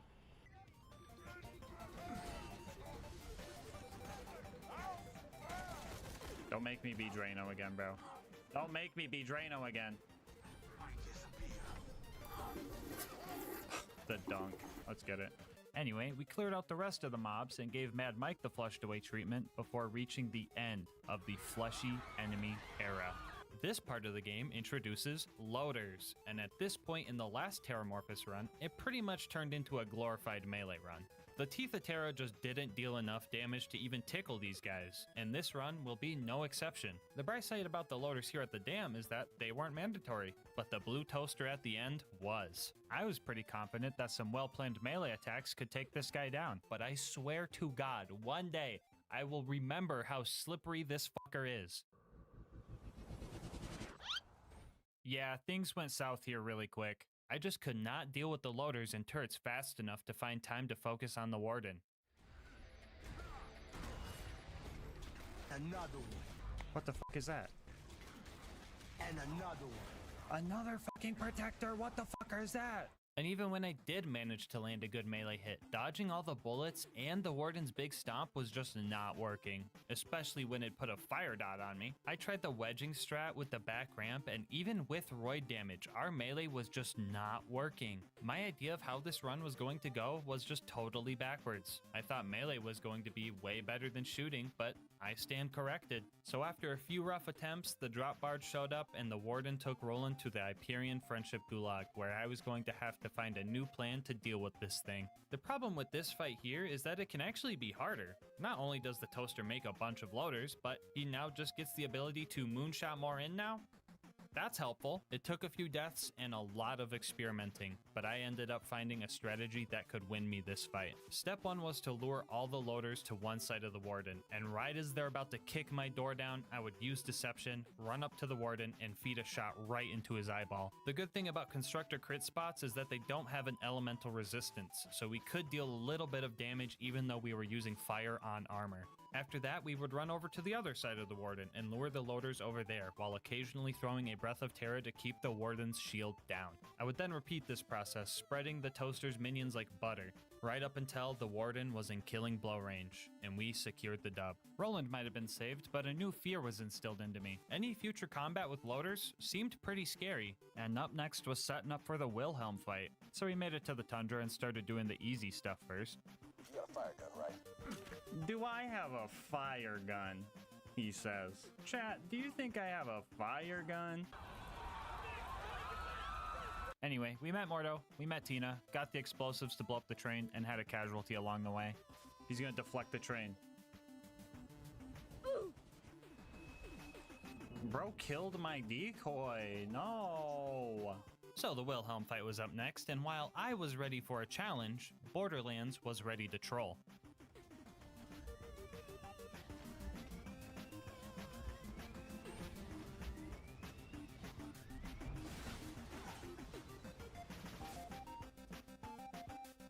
Give me 50 seconds while I get my health back.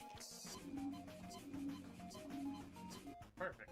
Anyway, I knew the first thing I was going to have to do in this fight was deal with all the loaders Wilhelm spawns in, because I would need to fully focus on the big fire resistant guy that also has the anti-melee attack aura and the shield surveyors that give him a big ol' fire resistant shield. You see why this is bad, right? Yeah, so the loaders were pretty simple to deal with for the most part, but fighting against the shield regen of 3 surveyors constantly was a losing battle. If I was lucky, some of them would fly close to each other and Boar would just handle it from there, but I was going to need something skill-based to secure this win because the surveyor spawning was not going to stop. I tried meleeing them out of the air with execute, but that would only get 1 or 2 of them per deception use. I struggled here for about half an hour, and things were looking grim. But then, like a miracle, the plan came to me. Days before this challenge started, a homie in the Discord by the name of Pee Pee Poo Poo discovered a new glitch for Zero that could win us this fight. And since he is obviously incapable of coming up with a good name, we're gonna call this glitch the Thunder Jacket. Named after a similar glitch in Smash Melee, the Thunder Jacket lets you take your decoy's shock nova it gets from Unforeseen and wrap it around yourself. To do this, you just need to throw your decoy into a wall or object that makes it completely disappear, and after that, when deception ends, you get a shock nova dealing damage to everything around you. Using this, we could go in for melee attacks on the surveyors, and the shock nova could take out all 3 of them and deal a decent chunk of damage to Wilhelm's shield in the process. With this new tech, the tides slowly turned in my favor. I was starting to whittle his health bar down slowly. I just had to play safe and make sure I had enough health to escape after each hit. Surprisingly, the Blood of Terramorphous relic was actually kind of helpful. Zero is notoriously squishy and doesn't have the best health regen skills, so having a flat regen even at 2% was making this fight way more doable. And the winning fight ended up taking a while. I even had to deal with the loaders hitting their respawn timer mid-fight, and that was a little bit nerve-wracking. But after fighting Wilhelm for over an hour, he finally hit killing blow range, and I locked in to finish this fight. Is that a repair surveyor? Oh god, it's a repair surveyor. Hold on, we gotta get that thing out of here quick. That is a repair surveyor.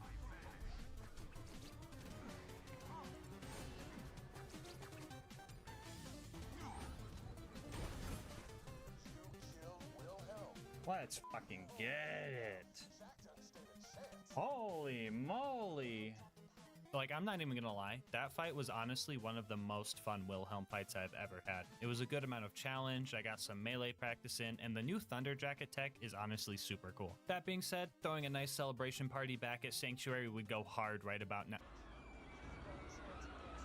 Well, off to the fridge with us. I used a Breath of Terra to melt the ice faster here and ran through this joint, only stopping to kill 1 rat for a second wind. After we made it through the fridge, we pushed through the extraction plant and started our fight with Lil Bro. Look at this dude.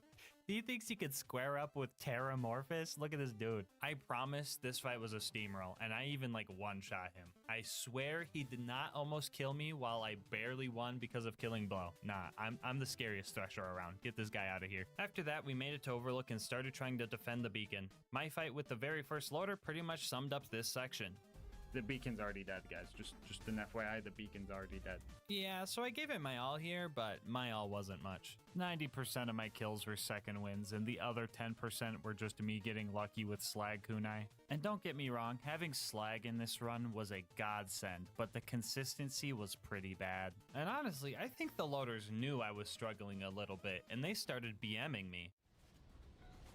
Bro, I know he's not spewing his fucking load all over the beacon, dude. That's disgusting. Yeah, so the beacon got bodied enough times to become invincible, and the fast travel just eventually landed, and I had to make my shameful escape from the toaster and the 24 loaders that just invaded Overlook, but that's their problem now.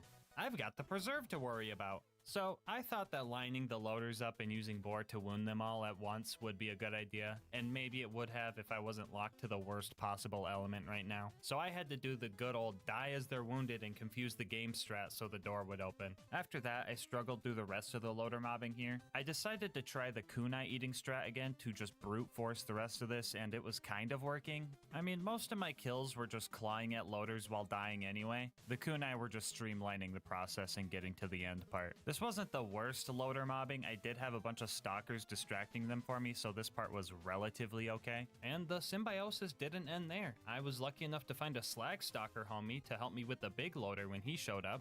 Yo, slag stalker. Oh my god, I recruited a slag stalker. That's crazy. No way, you killed my homie. No. No. We gotta avenge slag stalker, guys.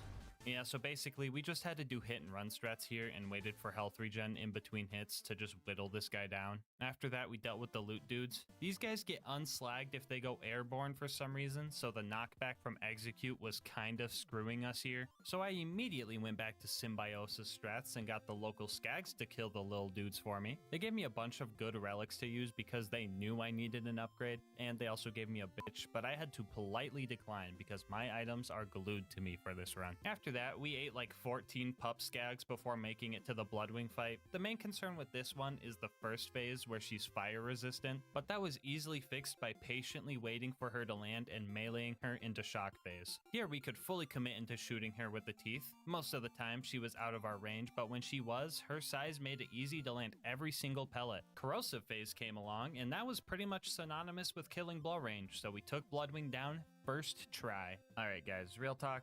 I think I've kind of mastered the Bloodwing fight, and at this point, keeping the rivalry score going just kind of feels like BMing. So my question for you guys is, do we keeping score? Do we do something crazy every time the fight is bad? I don't know. Give me your ideas in the comment section. Anyway, up next was recruiting Brick and his air support, because Morty's air support just blew up. Some more fleshy combat here was a nice change of pace. Don't get me wrong, I love some good challenging fights, but sometimes bro just wants to throw 10 breaths of terror at a group of little dudes. Sure, I added a few deaths, but the initiation was pretty much a breeze, and I got the cremate sarcastic slab. Jack didn't like me hanging with Brick, so he started moonshotting some loaders down. Brick and I were clearing these guys out easily for a bit, but then they started cheating. Oh, hi. I got scammed so hard. Because you're doing a fucking eye laser. No! I'm killing this fool.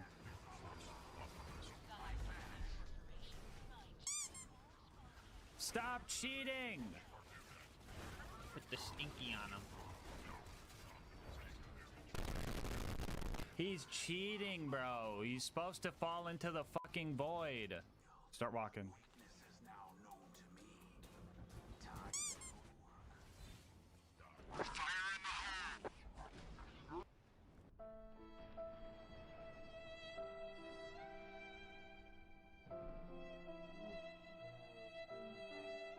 And on top of cheating, they also just started being really weird. This clip I am about to show you is entirely unedited, but it straight up looks like I added it in post. But on my gas mask, this was a real thing that happened to me.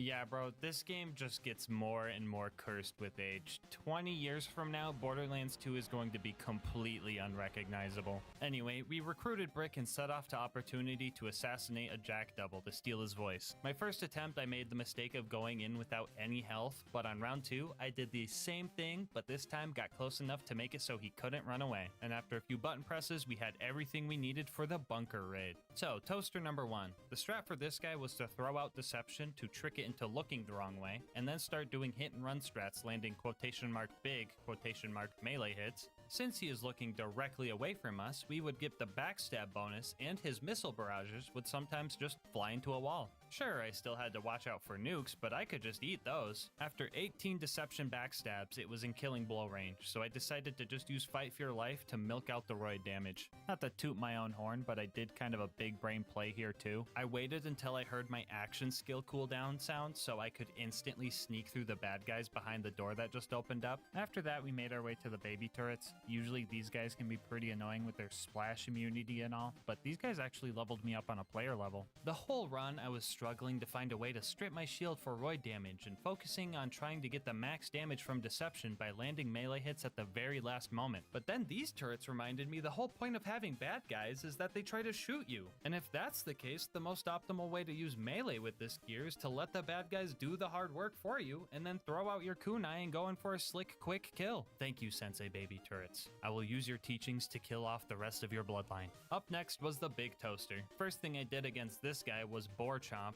or bomp if you will, his turrets off to get half of his health bar for free. After that, I was chilling behind it and doing the same thing I did with the other toaster, but this time I was also shooting it and pretending like that was helping.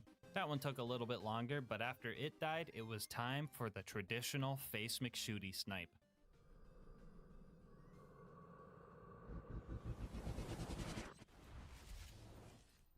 Oh, brother.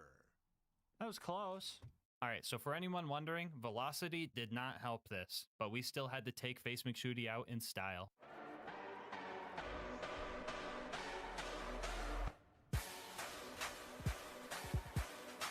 Anyway, bunker time. The turrets here weren't bad at all. I was truly baffled though how much damage Zero could do with the teeth compared to Krieg, and then I remembered Zero has slag and Deathmark. That just makes sense. Surprisingly, I ended up shooting most of these things to death, but the last one I just decided to have a little fun with.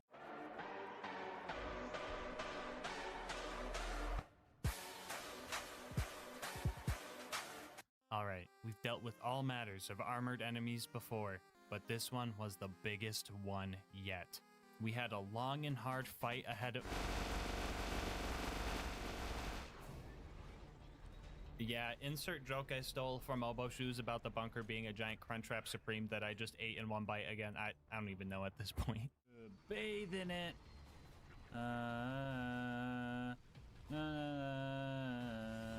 Anyway, Control Core was up next, and I was dreading this part the most. Nothing but waves of loaders I would have to slowly take out with melee, but I still had my teachings from Sensei Baby Turret. A lot of my melee encounters would end up at least putting the bad guys into killing blow range, and not every single loader kill was a second wind anymore. I mean, it was still most of them, but like, come on, let me have this. This strat also dealt a lot of damage because the initial hit from throwing a kunai does get roid boost, so our damage output vastly increased. This area right here is probably why I say the original Terramorphous run was the hardest run yet. Yeah, I know some of you guys might be thinking like, what? That was harder than the balloon? That was harder than the stick bug? And yeah, those guys were bosses, so it makes sense that they were hard and took many hours. But do you guys remember the one angelic guard that spawned with a slag sniper that killed me over and over and over for 2 hours straight during that Terramorphous run? No, I mean, you guys might not, but I sure as hell do. That run is the perfect example of why I don't always choose the optimal character. I don't want to make things too easy. That's not the point of a challenge. Challenge is the point of a challenge. I knew Krieg would be terrible without slag, but I thought the fire melee guy using all the fire melee gear sounded the most thematic and fun, so that's what I did. But now we're here with Zero, and the learning curve is different, and some of the new strats have been really fun to work around, but this is probably one of the easiest runs I've ever done, I'm not gonna lie. Like, sure, the loaders were annoying, but it wasn't really hard. It kind of just felt like if every time I ran up to a loader instead of us fighting, we just played rock, paper, scissors and the loser died. And, you know, I would die, but I could just try again. And now, I want to do Terramorphous runs on all 6 characters eventually, but not all at once. So if you want to see more, I've made a channel point redemption over on Twitch that will let you pick the next character I do this on. Now, if you're not a Twitch watcher, channel points aren't real money or anything. I got all my greed out in my last video, don't worry. You just get these by watching, and if you watch long enough, you can find out what this run would be like if I can't crutch melee the whole time. Anyway, Angel Core was slow but steady. My gameplay loop was refined at this point. Let loaders hit me, get my damage in, and retreat. And everything was going fine. But then Lilith showed up. She threw a whole rock into the system. This one big loader killed me like 20 times because she would just show up to bait out an AoE slam that would just wreck me. He also lost both of his backstab crit spots, so it was even more annoying. Y'all say my hate for Lilith is unjustified, but she straight up just steals my kills in Frostburn and then literally doesn't do damage here just to mess up my combat loop. Like, what? This game has to be cursed, by the way. Like, bro, Lilith was actively making attempts at my life. Like, watch this. She full-on body blocks one of my shotgun blasts to block my second wind here. Or like right here, I was waiting for this ion loader to strip my shield with its bubble attack, and then Lilith shows up, whispers her dumb one-liner in my left ear, and then just interrupts the ion loader, messing up the whole plan. She was just ruining everything, bro. I'm gonna blame all the Angel Core deaths on her. Anyway, after that, Jack showed up to murk Roland and kidnap Lilith. Oh no to the former, and thank God to the latter. But we still had to go to Sawtooth Cauldron. It's been 7 hours with PhysX. Yep, PhysX ain't getting me today. Oh my God, look at this dude right here.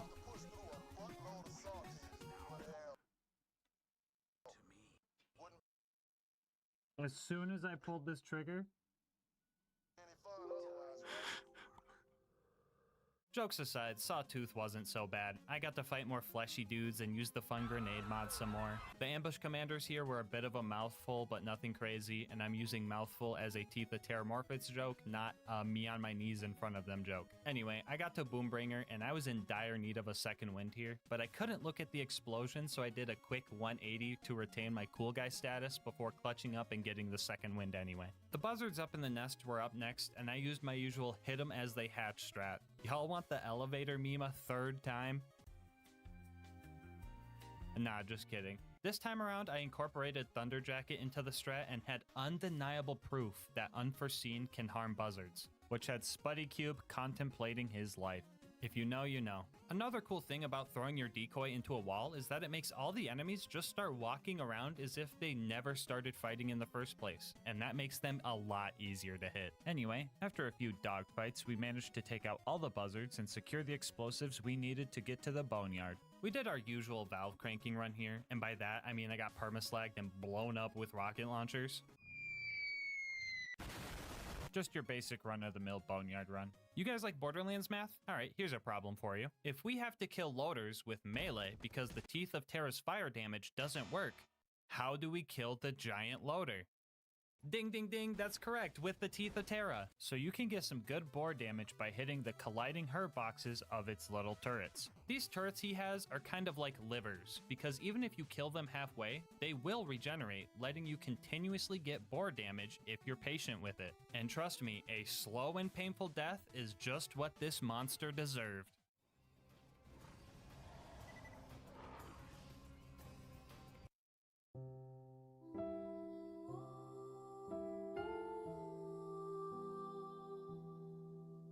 Minutes and one close call later, we avenged our little homie, snuck into the info stockade, and got the info we needed. The claptrap door was up next. If I had to deal with this fight earlier in the run, I might have had more trouble, but I knew how to fight loaders now, and I knew how to use Thunder Jacket to bring the surveyors down. I was using everything I learned throughout this run, and I was doing great. I mean, meleeing hot loaders was a necessary evil, and I was kind of overdosing on blue light therapy, but we still breezed through this. After that, we started fighting through Heroes Pass. Usually I use a couple of speedrun skips to get through this part faster, but I'm not allowed to unequip the Breath of Terra to do the grenade jumps I would need. So after fighting through the first section with Brick and Morty, I decided to improvise.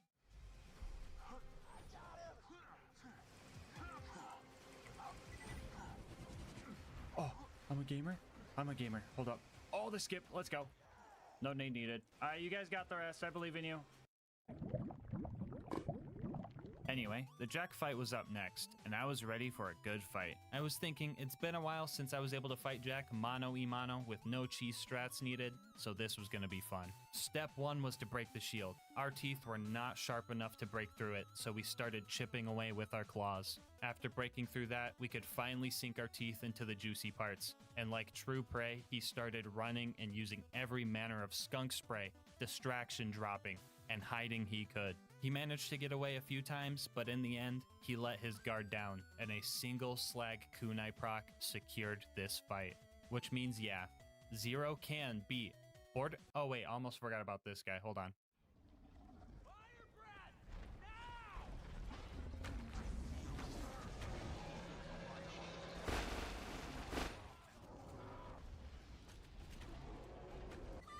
Gulp. Yo, did we kill him with the spike damage? Hold on.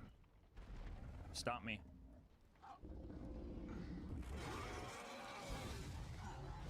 R.I.P. Bozo. Anyway, after one final aura check on Jack, we can finally say, yes, Zero can beat Borderlands 2 as Terramorphous. Bonus content time, woo! Alright, so this was probably the easiest run on the channel. The whole run took 10 hours total, and I did it in a day. That being said, I think it's only fair that I try and take on Terramorphous himself. I mean, I did try and kill Terramorphous in the last run, but I couldn't even move his health bar. And the same happened here with Zero. But if we combine both characters, we can end the vid with one last bomb. That was too long. Actually, no. I stand about here for the door. Kill the little man! That's crazy.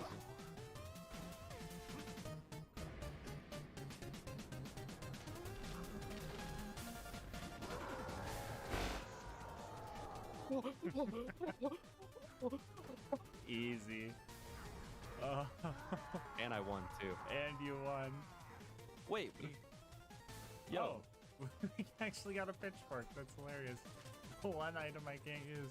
Before you go, I just want to say thank you so much for making it this far into the video. If you want to support the channel, make sure to like, comment, and subscribe. Doing all that really helps with the YouTube algorithm, and I love hearing your guys' nice words and ideas for new runs. If you want to support the channel more directly, consider becoming a channel member to get videos a day early, using my code to get yourself some delicious gamer subs, or go to GASMASK'S.com to get some merch. I'll leave my Discord and Twitch channel where I stream these runs live in the description, and last but not least, shout out to Mango Soda, who made this video's thumbnail art.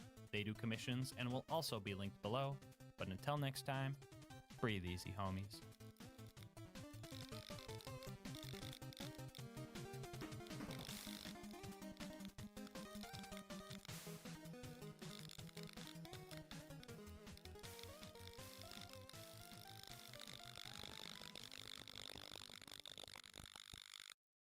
This loader.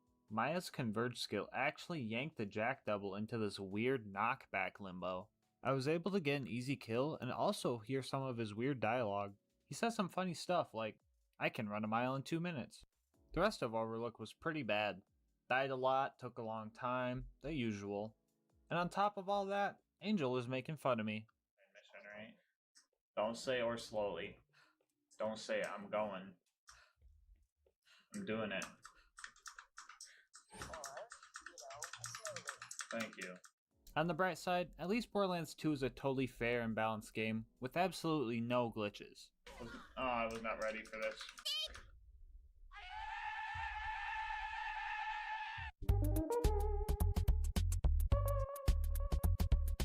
Alright, that's it. You know what? I'm gonna write a bad review. Borderlands 2 is totally unplayable. Nothing is balanced, the gun noises are all unrealistic, the gameplay just feels really slow for some reason, and all the guns that drop are garbage.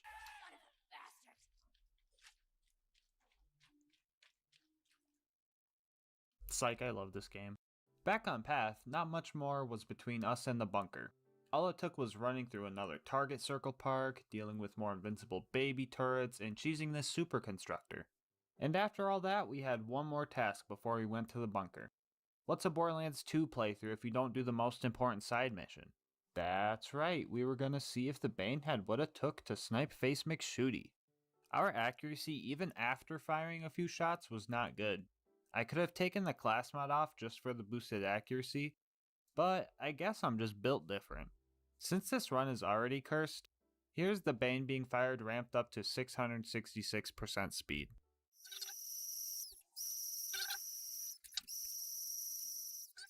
It only took about 1,000 bullets to get the headshot, but the Bane can snipe Face McShooty, and it will be ranked appropriately on the Face McShooty tier list. I'll be using this same list for future runs as well.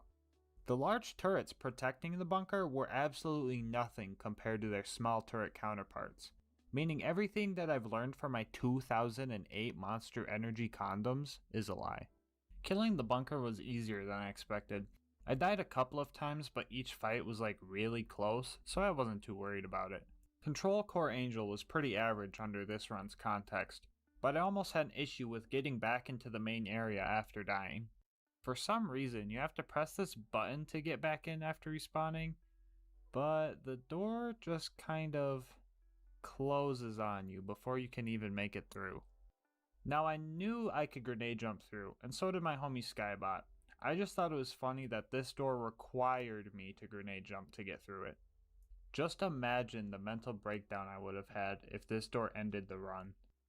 Despite our best efforts, Roland was still sent to the gulag, and we had a lot of running to do. You think running through the dust is bad? Well, imagine running through the friggin' Iridium Blight.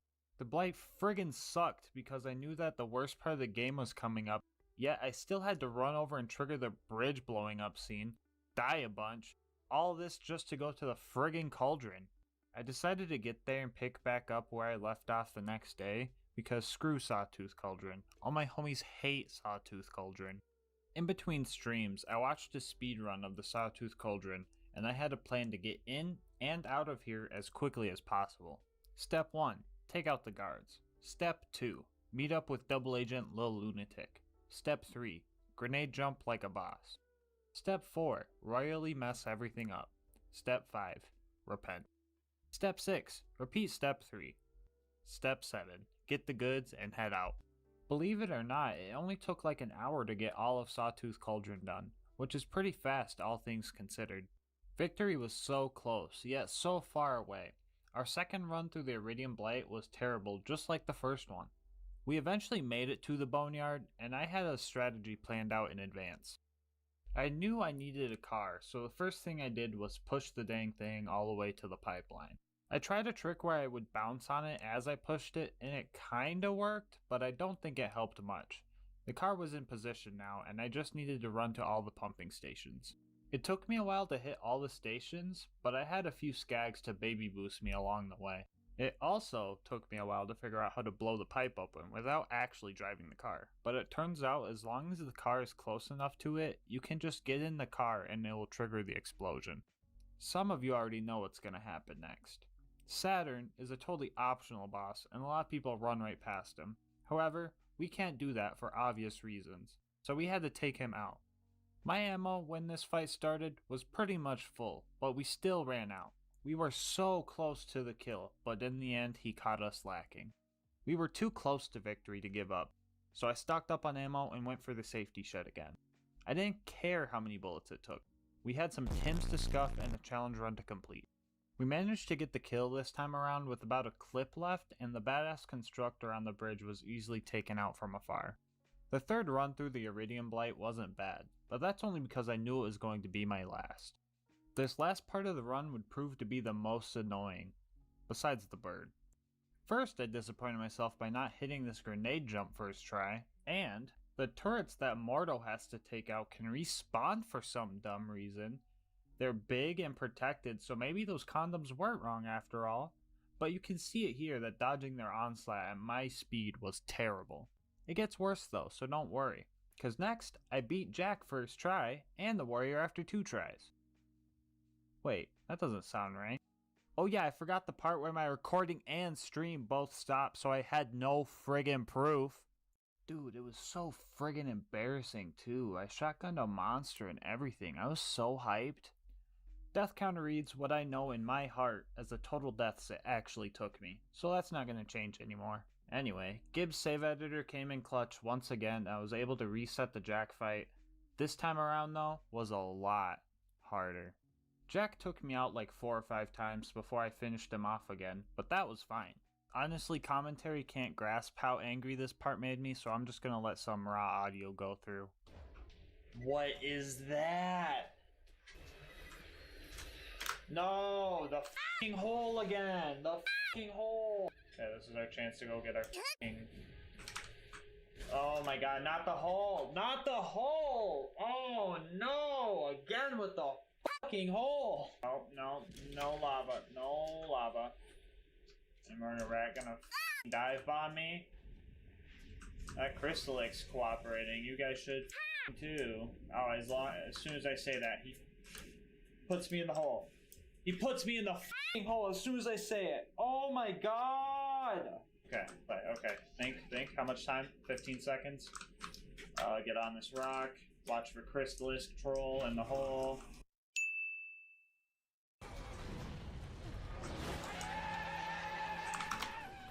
Oh, fuck. Hole troll! F***ing hole troll. After all these hardships, after all of these deaths, after all 27 hours of this run so far, the warrior finally accepted his fate. Which means you can beat Borderlands 2 with only the Bane. Like I said before, this run in all took a little over 27 hours spanned out over 7 different days.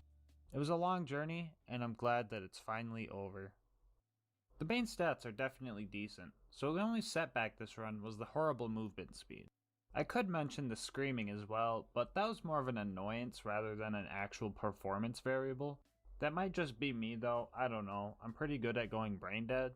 But if the Bane didn't have the movement speed impairment, then I bet I would see a lot more people use it unironically because it's a decent SMG. But it did get me through the whole game though, so I would say this gun is OP10 viable, believe it or not. I recently went back to see if you could get the Bane with the Bane, and during that adventure, I ended up getting another pearl from this tubby spider ant, and this boner got squished and made a wet noise.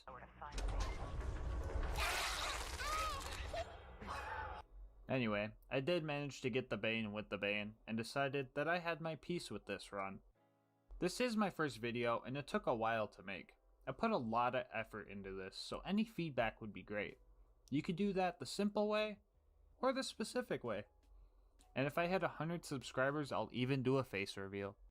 I have another challenge run video in the works, but I'm still open to hear your picks for what gun I should try this challenge with next.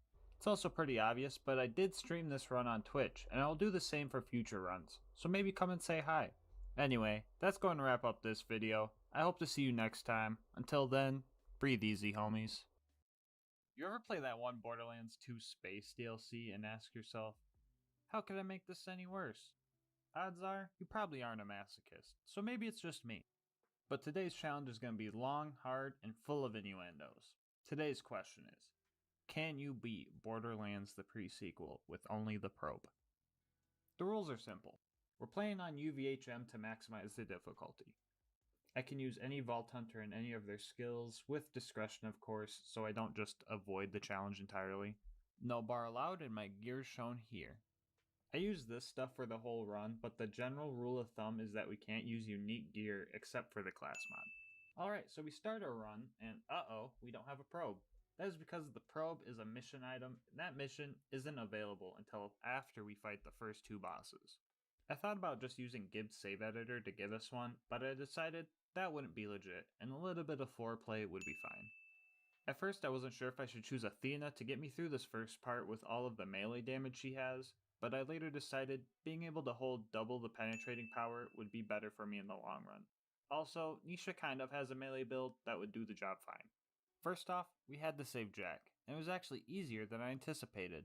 Nisha's The Unforgiven skill makes every enemy that was shot during Showdown explode when Showdown is over. And luckily for us, smacking their cheeks also made them explode. Nisha also uses a whip, so going into fight for your life wasn't a guaranteed death sentence.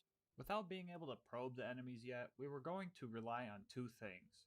Whipping, of course, and also stomping. Ground slams weren't as helpful on the space station because the gravity was normal here, but it would come in handy later. So Flame Knuckle shows up, and I'm ready to call this run not possible because I did not expect to win this fight. But it turns out, he deals like no damage. The first phase of this fight, he was mostly just focused on Jack, who was pretty much doing nothing anyway. So it was just 10 straight minutes of whipping and stomping. His second phase was a little bit tougher though. I will admit I did try launching him into space, but the game was too smart for that. The main struggle with this fight was the fire damage over time he could inflict. If I was ignited, it was certain death for me. I died a few more times during this fight, but I managed to take him out by using Jack as a distraction. And it turns out, he wasn't happy to see me. He just had a nukem in his pocket.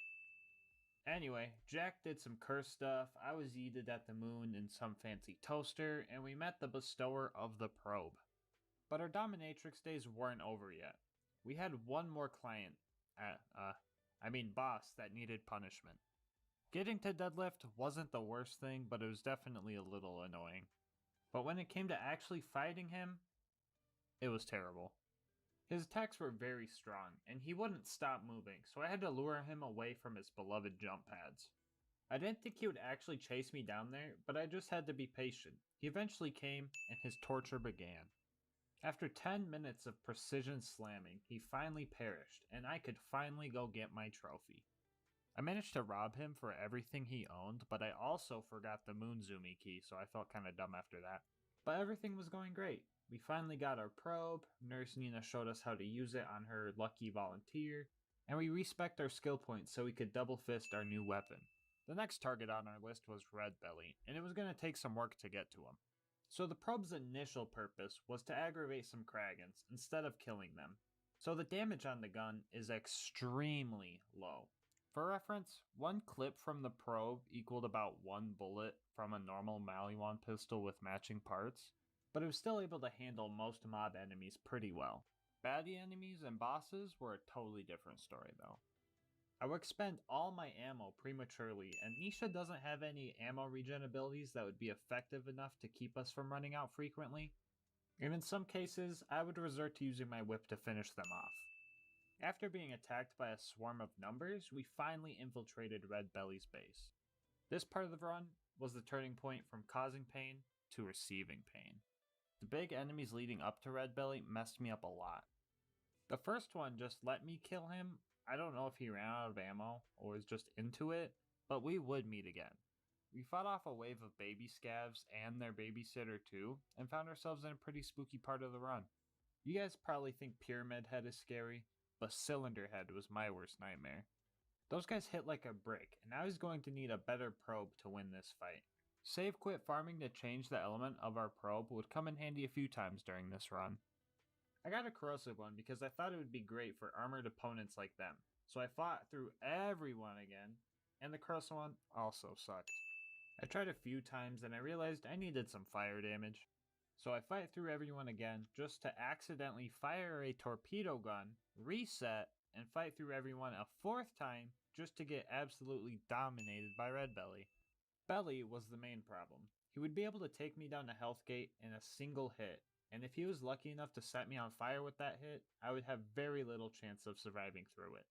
I would have to use Showdown, shoot him as much as possible because the probe actually heals you slightly based on damage you do, and pray that it was enough to survive all of the burn damage.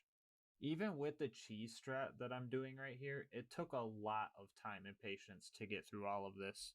The smaller one was easier to take on, so it didn't take too long to get rid of him. Back at Concordia, the Mayor decided that he did want to partake in some of our services. It was apparent upon first glance that the Mayor had a slime fetish though. He got a little rowdy after we told him that wasn't our forte, so Jack had to put him down. Ew, very nasty. Ooh, spaghetti. Anyway, alright, back to the run. We changed up our look, did the funny calculator thing, stole a stingray, crashed the game, and then we met up with Pickle Rick. That was probably the cringiest joke you've ever heard, so sorry about that. But anyway, we ran around the map touching knobs and pushing buttons for a while so that we could get on the bosun's ship. All of that was easy, but it was pretty hard when we got inside. The fights in here were pretty tough, and I died a couple of times because of this mugger, and I felt true humiliation when I couldn't even get a kill on this Lil Scab for a second wind. This clip right here really shows how annoying it is to try and kill with this gun. I could not imagine trying to do this challenge without being able to dual wield these pistols. This challenge may have been hard, but in all honesty though, the game itself is well balanced, and just like Borderlands 2, has absolutely no glitches.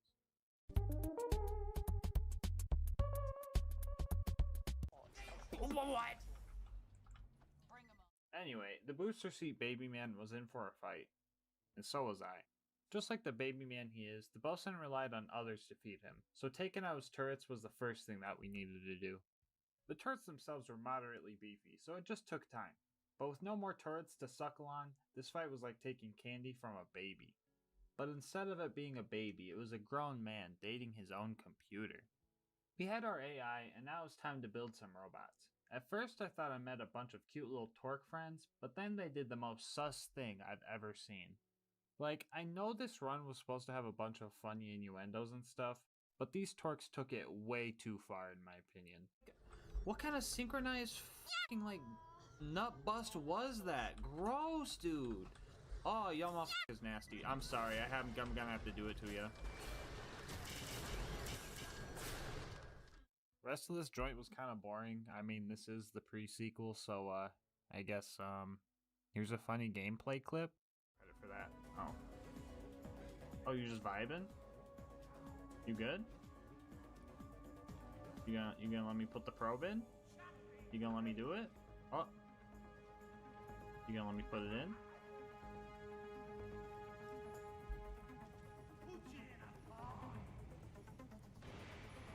Doink. The rest of this place was a breeze. There was one tough guy, but he was conveniently placed next to this abyss. But from here on out, it got pretty tough. There were a lot of baddie enemies in the robot factory, and at one point I was even getting double teamed by a couple of them. The turret calibration segment was annoying as usual, so that sucked. My game crashed shortly after, so that sucked. And then I had to redo the turret calibration, so you know, that sucked. Alright, that's enough pre-sequel bad jokes for now. It's time for a boss fight. Felicity was a little angry about her new job, so we had to teach her a lesson. This was probably one of the toughest fights so far. She was pretty tanky, and she was also able to create repair surveyors. The surveyors themselves weren't that much of a threat, but I was on track to run out of ammo quick. During my second attempt, I ended up opening the last of the ammo crates in the arena, and the fight was really close. Hey, we're going in after this.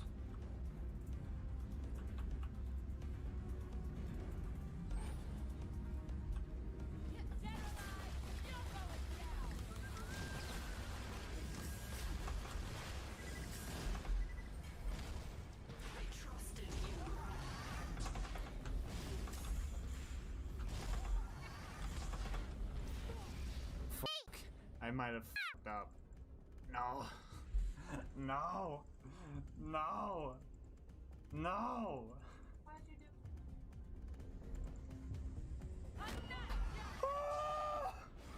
Oh, let's go! You can argue that I relied on melee for that kill, but if I didn't open half the ammo crates in my first attempt, I would have had plenty of places to get ammo, so cut me some slack. I'm playing the pre-sequel for Pete's sake. We made it to Helios, and for some reason the doll troops weren't mad at us. That was until Claptrap decided to bone the whole space station though. They got real angry about that, so we had no choice but to fight. Okay, I think it's time I insert some more pre-sequel bad jokes. It's been like 2 minutes, so I think we're due for some. Bro, why did they take away the low gravity in this part? Oh, it's so boring. I want to jump. Bro, do we really need to get this guy's picture of his kid for him, dude? What the heck even is this writing? Yo, did they really bring back rabbit stalkers for this one part of the game? Oh my god, Gearbox. I don't want the crappy loot. Just hurry up. Jeez, man. Okay, dude. Oh, come on, dude. Why is this door so slow? Dude, there's a force field behind the door? Why? Why is this a thing? Oh, bruh. Dude, why is there a force field opening like this, dude? It's a force field. Who even made this friggin' game? Okay, that should hit the quota. Anyway, this bodybuilder took me out and is a real homie right after and just let me pass anyway. This guy was the closest thing I had to a friend all run. The brave lad jumped in like the buff anime protagonist he is and started chopping up this torque queen with his katana. Sadly, our homie's plot armor wasn't strong enough to take on the torque. We will never forget you, buff doll homie. Last thing we had to do here was take out this guy, which was easy, just time consuming, cause we're pretty much using a Nerf Maverick to fight things. We ended up saving everyone, then we decided we didn't need the Harry Potter lookalike and his goons, so we murdered him. All jokes aside, this part of the game is usually always enjoyable for me. There are a lot of jump pads and flying and stuff, and falling in the void is more funny than annoying here, so it's actually kind of vibing. I kind of blew right through this area too because there wasn't really any mandatory fights. This level of difficulty wouldn't last long, however. Let me show you why I almost lost this run. Honestly. No! Yeah, guys, that shield regen is friggin' busted. Every time I was close, she denied my satisfaction. Also, who put the new use station behind this electric field? Someone please tell me. Okay, time for some strategy talk. So it was obvious that this fight was going to be tough. So we had to save quit farm for some parts that would hit the spot just right, which is basically shock element and a Jacob's grip. This combination would give us the best damage per shot. After many deaths, I was on track to beating her. At the time I thought that staying far away and letting her aggro on Jack would stop her constant shield regen move, but in reality there is a good chance that she just has a limited use of that move. So the fight got easier, I guess, but there's still a lot of built-up frustration in this fight that I ended up releasing here. Oh, little baby. Oh, little baby. Oh no. Oh no, you can't do nothing. You can't regen no more shield, little baby. I don't got any more little rockets. Oh no. Anyway, Sarpedon wanted to go for round 2. and this time, she didn't even last half as long. We finished her off, and Jack was waiting ready for the money shot. It was finally time to disable the eyeball laser, which was simple. We just had to use our big injector on it. I think we injected a little too much though, because everything got a little weird. Anyway, Jack sent us on our final mission to finally beat this game. On the way in, we came across this injured soldier, and I decided to let him go because I kind of felt bad that my man's was level 0. And we also needed to conserve ammo for the next boss. RK5 or whatever was actually kind of annoying. The two main problems with this fight were lack of ammo and actually landing shots. Molly 1 pistols in general have really low shot speed, and with Walmart Bunker being so far away and moving at pretty high speeds, I had to aim ahead of him in order to land any shots at all. Mix this with the limited ammo crates and the fact that Showdown doesn't account for the distance, and you get a whole lot of wasted shots. Things only get worse though, because I won the fight and beat the game. Wait, that doesn't sound right. Why does that sound familiar? Oh yeah, my footage cut out right at the end of the run, just like last time. How does this happen twice? I redid the fights, but I didn't have footage for this one still for some reason, so I fought Bootleg Bunker again for you guys. If you want a teaser for my next challenge run though, just look at the death counter. Make sure to subscribe to see what monstrous idea caused this pain. Alright, we finally made it to the last boss, and for the peeps that are wondering about the pregnant alien boss, I'm sorry, you guys are getting kink shamed today. The Sentinel fight was actually really long. The whole fight has like 7 phases, and to give you an idea on how long it took, I grabbed this Mox Tail for a little bit of extra gun damage, and it's supposed to last 30 minutes. We made it to the arena with about 28 minutes left, and the long grind started. Like I said before, this fight took a while, but to be honest with you, it wasn't the hardest thing in the world. That title is reserved for me when I finally get to stop playing the pre-sequel. Okay, let's wrap things up. All jokes aside, I actually enjoyed this fight, because everything in this fight was skill-based. Every move that the Sentinel threw out was dodgeable with some sort of precise movement, and I think the pre-sequel should get some props for that, because in Borderlands 2, some enemies are just straight up undodgeable. I think we're going to end this fight by showing you guys a couple of clips from the battle and the finishing blow. The fight itself was probably a full 30 minutes, but I'll keep it short. They messed up. Not that much. At least 5 naked people. Oh, We come can on. all work together. Oh my god. Oh no, that is not good. Dude, you need to perish like now. You need to perish like now. No, please. Let's go. No barf. No barf, gang.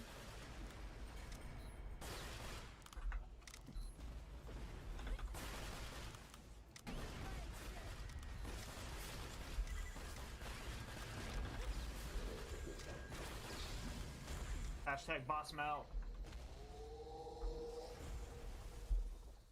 I am glad to say, you can beat Borderlands as a pre-sequel with only the probe. Alright guys, that's gonna wrap it up for this run. If you guys have any feedback, I'm always open to suggestions, so please let me know what you think in the comments below. And remember, 1 like equals 1 torque sent to horny jail. I also want to thank you guys for all the support. I definitely did not expect to hit 100 subs off my first video, and as promised, I'll be doing a face reveal video soon. And if you guys have any questions, post them below and I'll answer them then. Anyway, if you haven't seen my first video, you can check it out here, and until next time, breathe easy, homies.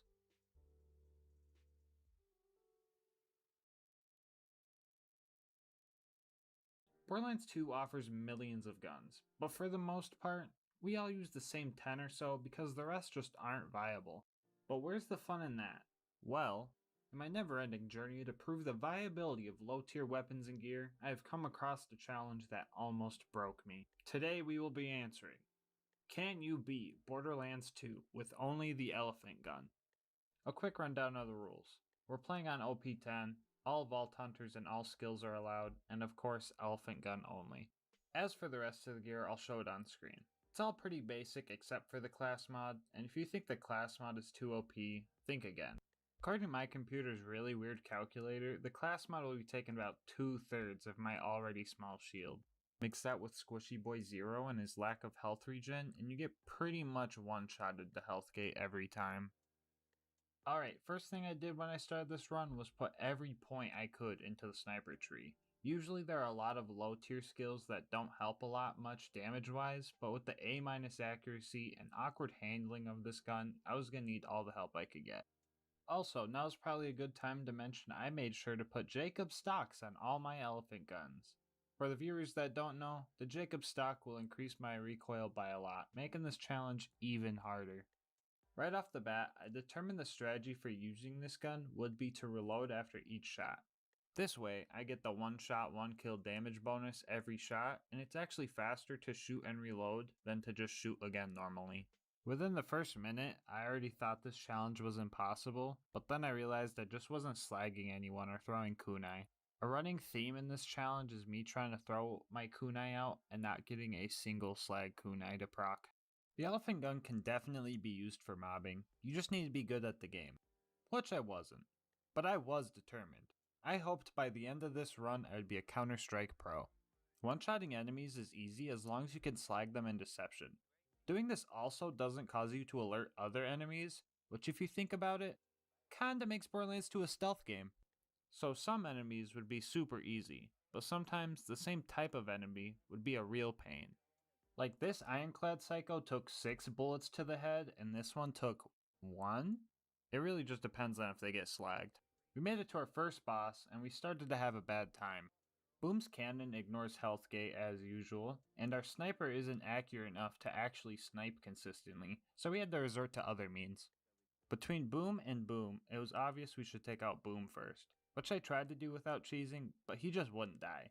I managed to one-shot him right as he downed me though, so that was kind of annoying. Boom, on the other hand, was just super obnoxious. I tried climbing the tower behind him, but the psychos were just throwing tomahawks like it was a Black Ops 2 Sticks and Stones game. Boom also tried to launch me out of the arena, but I'm a Borderlands 2 genius, so his cheap strats weren't gonna work on me. I managed to snipe this rack and live to die another day. Or another 10 times until I realized I should change up my strategy. The new strat was to just keep running circles around him and landing crits when I could. This strat was used a lot during this run, so for future reference, I'll refer to it as tetherballing, so it sounds like I invented it. I finally knocked Boom out of his booster seat, and he died the same way Boom did. The path to Flint wasn't bad because a lot of the fights weren't mandatory, so I ran past a lot of enemies.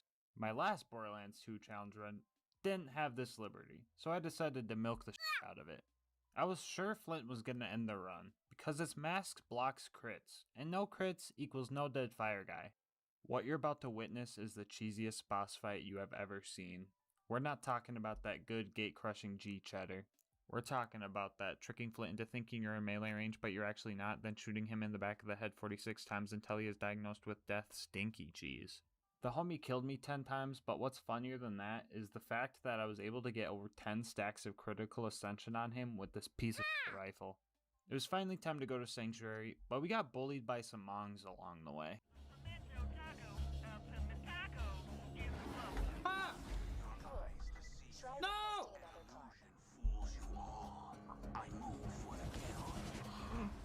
Oh, what the f***? Ah! No, bro! Ah! Driving a car was actually pretty refreshing considering my last challenge run, but almost dying to Door Guy was kind of embarrassing. 34 deaths in, we made it to Sanctuary. I decided to customize our character to make Zero look like an asshole that would hunt elephants. Or like he sells fried chicken. Yeah, definitely the second one. Frostburn Canyon is kinda like Sawtooth Cauldron in a way, because both of them trigger my flight response. I rarely want anything to do with these places and the people they house, so I went any percent mode and ran right through. 95% of this map was just fighting the psychos at the end. Lilith kept messing up my shots, so this took way longer than it should have. Anyway, long story short, everything was going fine until the big psycho showed up and took my life 10 times. Probably would have been fine, but Lilith decided to play hacky sack with them every time I had a shot lined up. After that, we had an easy task for once. You would think killing cars would be tough because you can't crit them, but Zero has Boar, so these things actually got decimated. I think my car destroying abilities got to my head though, because I decided to take on the local raid boss, the Caravan. but I quickly realized that I was still no match for him. Instead, we took on a more realistic challenge. Badma. Nomads with shields in general are a pain, but they are extremely obnoxious if crits are your only means of damage. He killed me 5 times before I found a working strat to take him down, that strat being a mixture of tetherballing and playing Duck Duck Goose around this building. Dubert also helped us seal the deal by distracting Badma so he could land a final crit. I was so appreciative of Dubert that I decided to let him live. The beginning of the Bloodshot Dam was going good. I was hitting all my shots and bandits were dying quick. I was starting to think that this gun wasn't so bad after all. It can hit really hard if you use it to break deception, and I was having a lot of fun with this gun. But this would be the last time I felt joy in this run. Actually, the last time I felt joy at all. For the life of me, I just couldn't kill Mad Mike. His launcher definitely had some rocket speed parts, cause when he shot, I just didn't have any time to react. He killed me like 7 times, but like most mini bosses that give me a hard time, I ended up one-shotting him. This is the part of the game where we get introduced to Roland, which is cool, but we also get introduced to loaders, which is bad. Also, did I mention you can't crit surveyors? Cause you can't. It's like really f***ing dumb. I died way too many times here, but I managed to get to the Warden. The fight went decently smooth because he has a big ol' stationary crit spot and Critical Ascension put in some work. But I was still very fed up with this part of the map, so I finished Warden off with a spiteful 360 no scope. Get it? Because there's no scope. I really didn't want to fight the rest of these loaders, and I guess Roland didn't either, because he just let me turn the mission in before we killed them all. This is why people like Roland more than you, Lilith. Come on, you gotta step up your game. Speaking of cool characters, Tina made us some bombs so we could go hijack a train. The loaders on the train weren't too happy with us, though. I wouldn't say we fought the loaders blocking our way. It was more like we slowly dismantled the loaders blocking our way. There were some surveyors too, but if you just jump in place, they get a little confused and stay still, which was a lifesaver for this challenge. So the Wilhelm fight was weird, because it felt doable and impossible at the same time. He has shield regen surveyors, missiles that can track you even in deception, and can spawn loaders, which are just an added annoyance. But on the other hand, he has a decent sized crit spot, the drones could be boar killed very easily, and the drones were good for second wins. My advice for anyone taking on this challenge is to keep your distance, and keep one drone on low health so you have a second wind ready if you do go down. Also, if you want to try this challenge for yourself, I'll put a link to this save in the description. I'll throw in some of my past videos save files too. Anyway, the fight went a lot better than I anticipated, with only 3 casualties. Okay, maybe 4. The next part of the game can be summed up pretty quickly. Lilith made me go through the fridge. To be fair, I literally just ran right through it, but the game gets exponentially worse from here. Everything was going kinda fine until this angelic guard from hell popped up. And I'm no English teacher, but I'm pretty sure that's an oxymoron.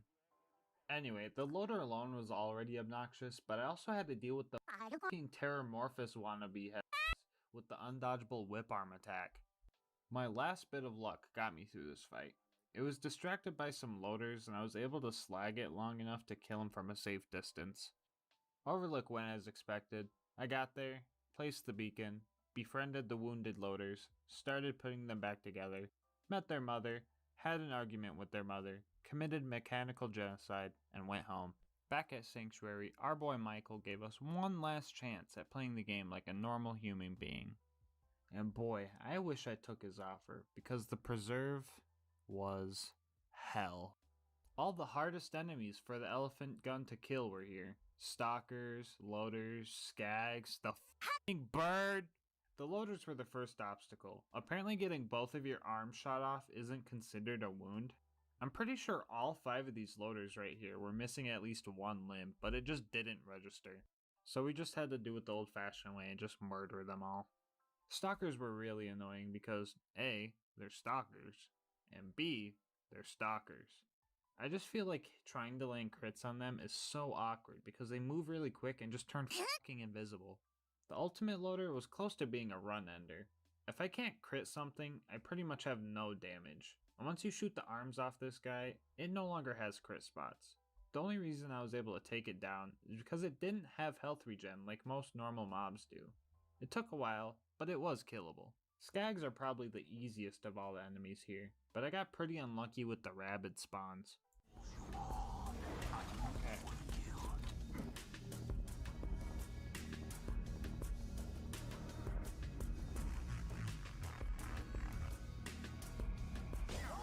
Ah! Critting Skags isn't always easy, so I resorted to grouping them up and trying to bore them. I managed to kill enough to get the door open, and it was time for the Bloodwing fight. Right now, it probably seems like getting through the preserve doesn't seem as bad as I made it sound. But imagine doing all that 5 f***ing times.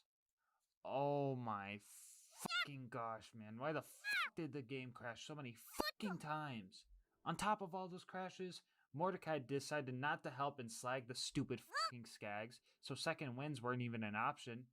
I was in the preserve for 7.5 fucking hours. My guy, look at my deaths. You know how many I walked in with? This fucking many.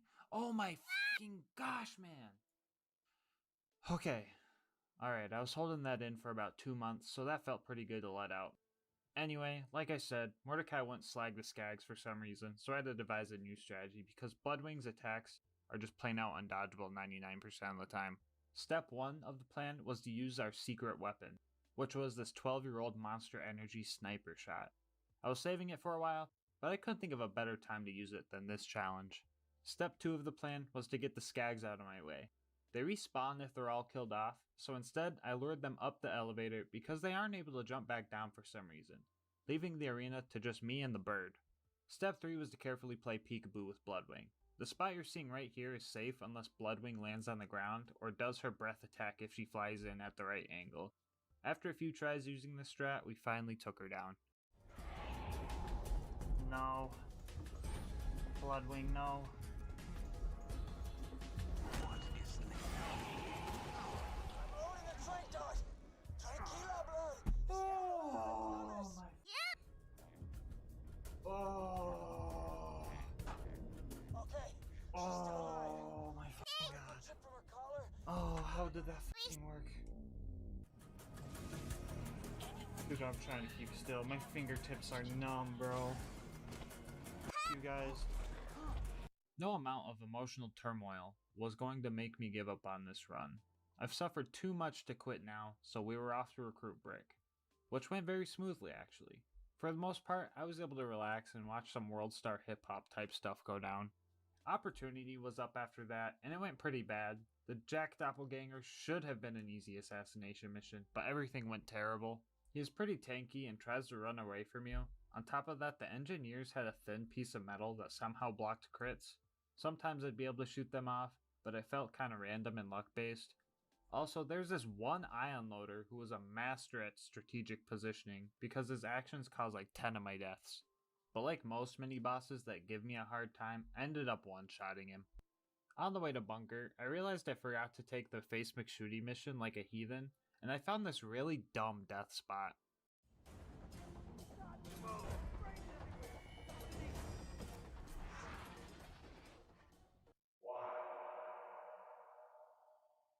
The path to bunker was an uphill battle. I don't know where to start, but these guys were just plain out cheating. The combination of jet loaders, super surveyors, and constructors all made this task feel impossible. After slowly taking out all the bots, I had to quickly dispatch the constructor before it made more. The best way to do this was to use his defense turret as boar fodder. It was important that I did not slag the turret as to keep it alive so I could keep the extra boar damage while I stacked up critical ascension. Alright, before we talk about them, let's talk about this. And of course, let's not forget about this. Yeah, I fought those stupid f***ing bots again. I was a big idiot, didn't even see that the f***ing door was open, so I could have just ran past the whole time. But yeah, that took up another fraction of my life. Anyway, back to them. Long story short, baby turret's OP. If anything was going to end the run, it was going to be these heathens right here.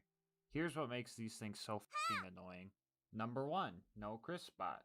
Number 2, their health regen is busted and my DPS wasn't even keeping up.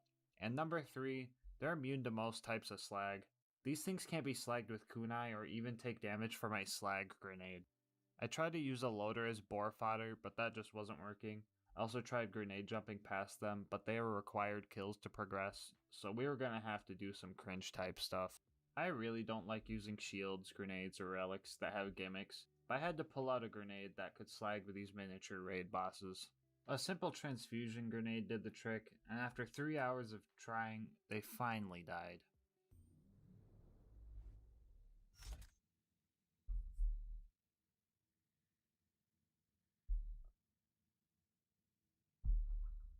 Oh. Alright, this place wasn't as bad as the preserve, but I did rack up like 80 deaths just trying to get to the friggin' bunker. Anyway, the super toaster on top of the mountain wasn't bad. It was mostly just this ultimate loader that was making the fight hard. But the critical ascension makes quick work of constructors, so nothing too painful. Speaking of pain, it was time to see if the elephant gun could snipe face McShooty. The main issue wasn't the lack of scope, but more a lack of natural accuracy. Even with the accuracy boost from my skills, it still took about 15 shots before I landed the crit. Nonetheless, the elephant gun can snipe face McShooty, so it will go on the top rank of the tier list. I knew the bunker fight was going to be tough. Yeah, the big turrets had crit spots, so that was in my favor. But was I going to have enough firepower to take on the... Oh yeah. Find it really funny that all those big turrets and the big defense spot were like super easy to take out, and then you have ion loaders who won't even let you in their bubble if you're down? Like for real though, whose idea was it to make it so you just start climbing the bubble? Who? Please, someone please tell me. On top of those fuckers, we also had more invincible baby turrets, but now they had undodgeable laser beams, which sadly means I had to bust out the cringe grenade again, which made me feel like a cheater even though I wasn't cheating. We managed to make it out alive with a little over 400 deaths on the board, and I practically dodged a bullet because my game crashed as soon as I made it back to Sanctuary.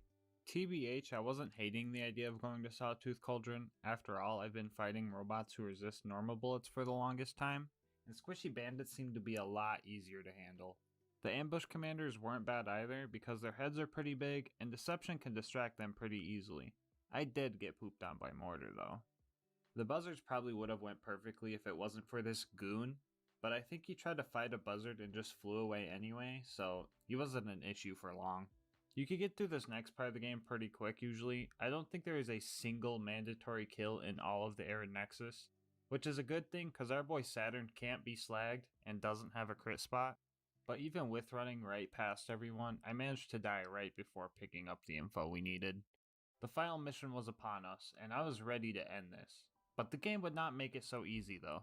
Taking out loaders with Claptrap was fine, but the combo of super surveyors took forever to kill. Eventually I managed to confuse them really close to each other, and Boar took it from there. Hero's Pass was going fine, until I met up with my sworn enemy, Baby Turret. On top of having stupid health regen, no crit spot, and being hard to slag, they are also completely immune to molten lava, I guess. One last time I had to pull out the cringe grenade, cause not even Brick and his infinite hammer supply could take it out. With the turret dead, the path was clear. It was time for the big fight. Jack was our first opponent, and he was definitely a tough one. The fight was more intense than a 1v1 on Rust against the guy that said rude things about your mom on Xbox Live. Hey kiddo, Jack here, president of Hyperion. He had health regen, which made this fight last a while. He was also using a lot of crazy movement tech that I've never seen before. I managed to hone in on his one weakness, that being his big shootable face, and went on to the final fight with the warrior, which went a little something like this.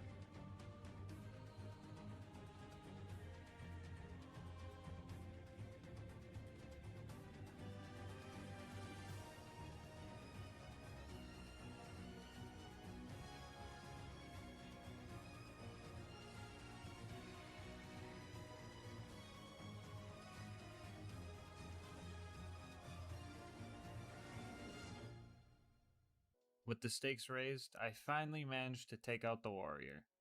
Which means you can beat Borderlands 2 with only the elephant gun. With the game finally beat, we did what anyone would do after a run like this. Celebrate with a monster shotgun, and then start a DLC. That's right, homies, you're getting some bonus content. Alright, I'll keep this short. So when I do these challenges, I usually like to see if the weapon I'm using can farm itself, and if it comes from a DLC, I try to beat that DLC as well. The DLC started out as normal. Our boy Hammerlock was even repping an elephant gun too. His shot explosive rounds though, so that was pretty weird. So on top of being everybody's least liked DLC, it was also nearly impossible. Landing any type of crit, which may I remind you is our only source of damage, was just impossible on these guys. Roll the footage. World revealed. Weakness is now known to me. Time to go to work. Deceive you. An illusion fools you all. I move for the kill. Ironically, the most efficient way of killing these guys was actually just to get them to level up to demon form. That gets rid of their impenetrable wooden mask. 2 hours and 30 deaths into this DLC, the last of the hunters got confused, and taking them out got 100 times easier.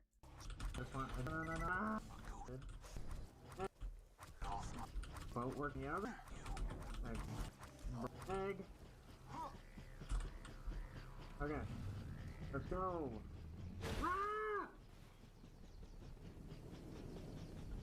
With all the eggs procured, it was finally time to take out Arizona. And she was a pretty tough boss to figure out. So basically, her crit spots can disappear if they're shot too much, and if not fought properly, she can still have half her health left with no way to crit her. And with the amount of health she has, the fight from there is practically impossible. But if you play your cards right and slag her in deception, she can be killed with 3 precise shots. 5 kills and 3 hours of getting stick bugged later, we managed to farm an elephant gun. After beating Thermotage in a game of tetherball, saving Claptrap was up next. This took a while because I couldn't land any crits, so I relied on boar to get kills. I was doing this for a long time, long enough for the friendly worshippers to respawn. After this, the only mandatory fights for the rest of the game were Poop Spike and these elite savages. Both weren't bad because they could actually be critted, but Jackenstein was a straight up shit show. Every one of this guy's attacks is undodgeable. Mix that with the amount of ion loaders he spawns, you get a whole lot of pain. I had 2 options. Pull out the cringe transfusion grenade again for some type of healing, or use this cheese spot I knew about. After 80 attempts in this fight and 600 deaths total over the run, I chose the latter. So if anyone was wondering, you can beat Sir Hammerlock's big game hunt with only the elephant gun. Barely. Thanks so much for watching, guys. I really appreciate all the kind words I've been getting in the comments. Leaving comments like that and liking the video really helps motivate me to keep doing these runs. And if you guys want to see me suffer some more, consider hitting that subscribe button. And if you really want to see me suffer some more and you're watching this shortly after release, I'm live on Twitch right now starting my next challenge run. So come stop by if you want. But until next time, breathe easy, homies.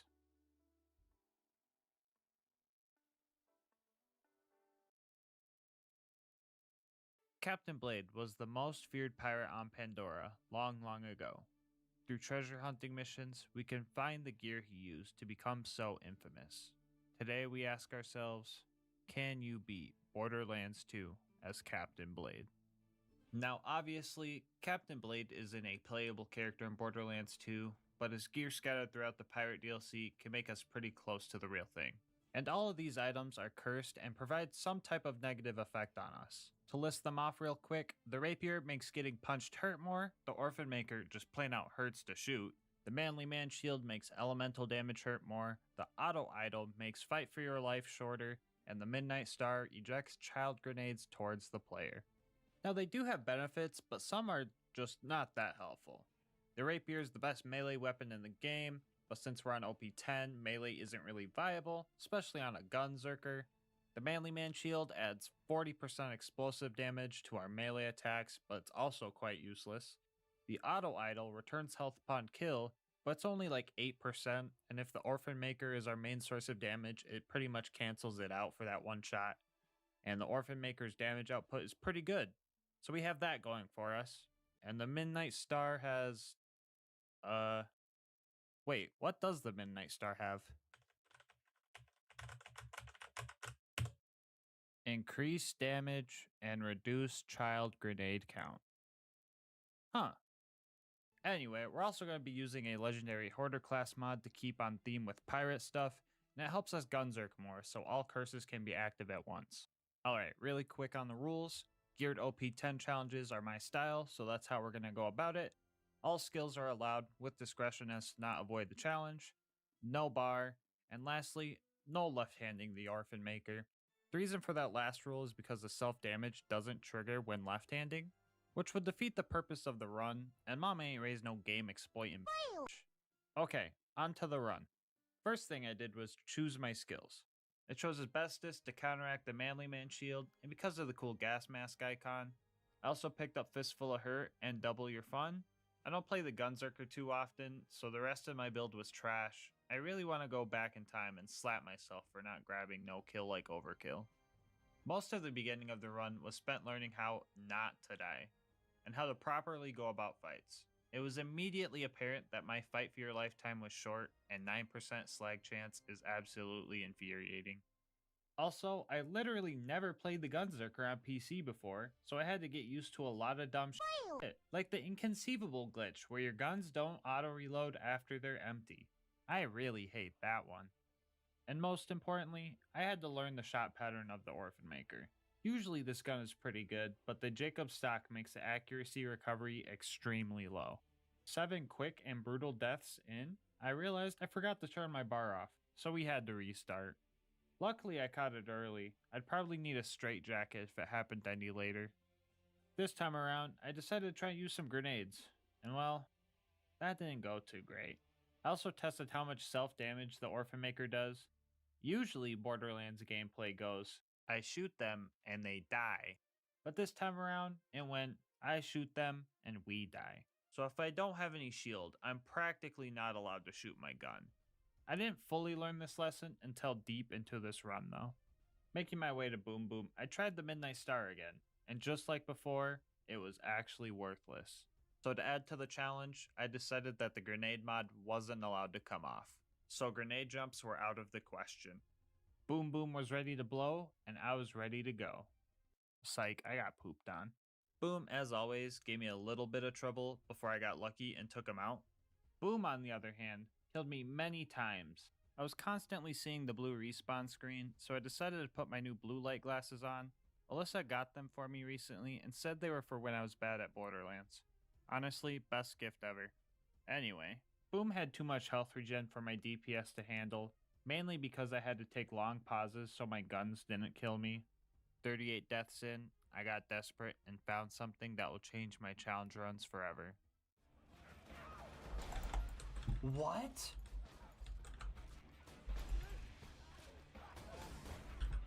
I didn't know I could do this. Dude, I wish I would've known this for my last run. The new strat of getting within neck snapping range worked great. I just lined the psychos up so they couldn't hurt me and started going to town. Also, here's a slagged armored enemy taking nothing but critical hits by this corrosive rapier, and it's doing nothing. This is just for reference on how little damage this thing does. Good thing we had the Orphan Maker though, because this wouldn't have been possible without it. After getting misted by my first monster shotgun of the run, we were off to fight Flint. You can't see it, but the word fight has quotations around it in my script. It also says something about foreshadowing, but that word has too many syllables for me to understand. A common problem I would face in this run is getting shot down to low health right before I tried to shoot the Orphan Maker, making me die. Another common problem was thinking the Midnight Star would actually work this time around. All these issues were building up, and day one of this challenge was really breaking me. I've never been closer to giving up than I was during the Flint fight. The health regen mixed with me always taking damage from other people made this fight impossible. I had one last idea before I was going to throw in the towel. Earlier in the run, I said something I was totally wrong about. 10. Melee Sal on OP10 don't exist.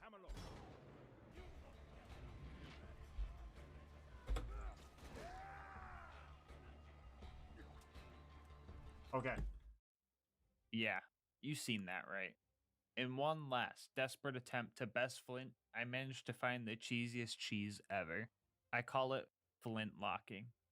Knocking him out of his arena makes him really confused, and he won't try to attack you anymore. And if you try to knock him into the water, this happens.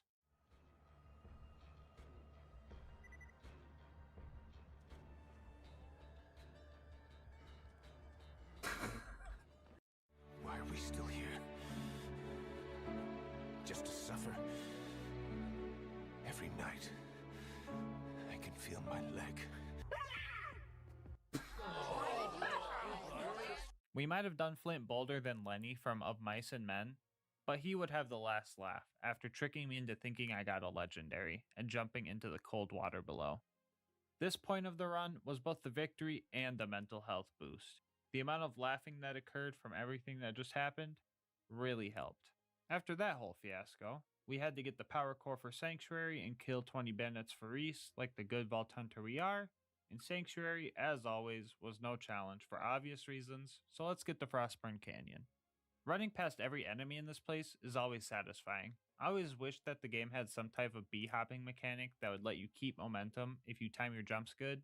Like imagine if you grenade boosted for speed, and then you could just keep the momentum. That would be dope.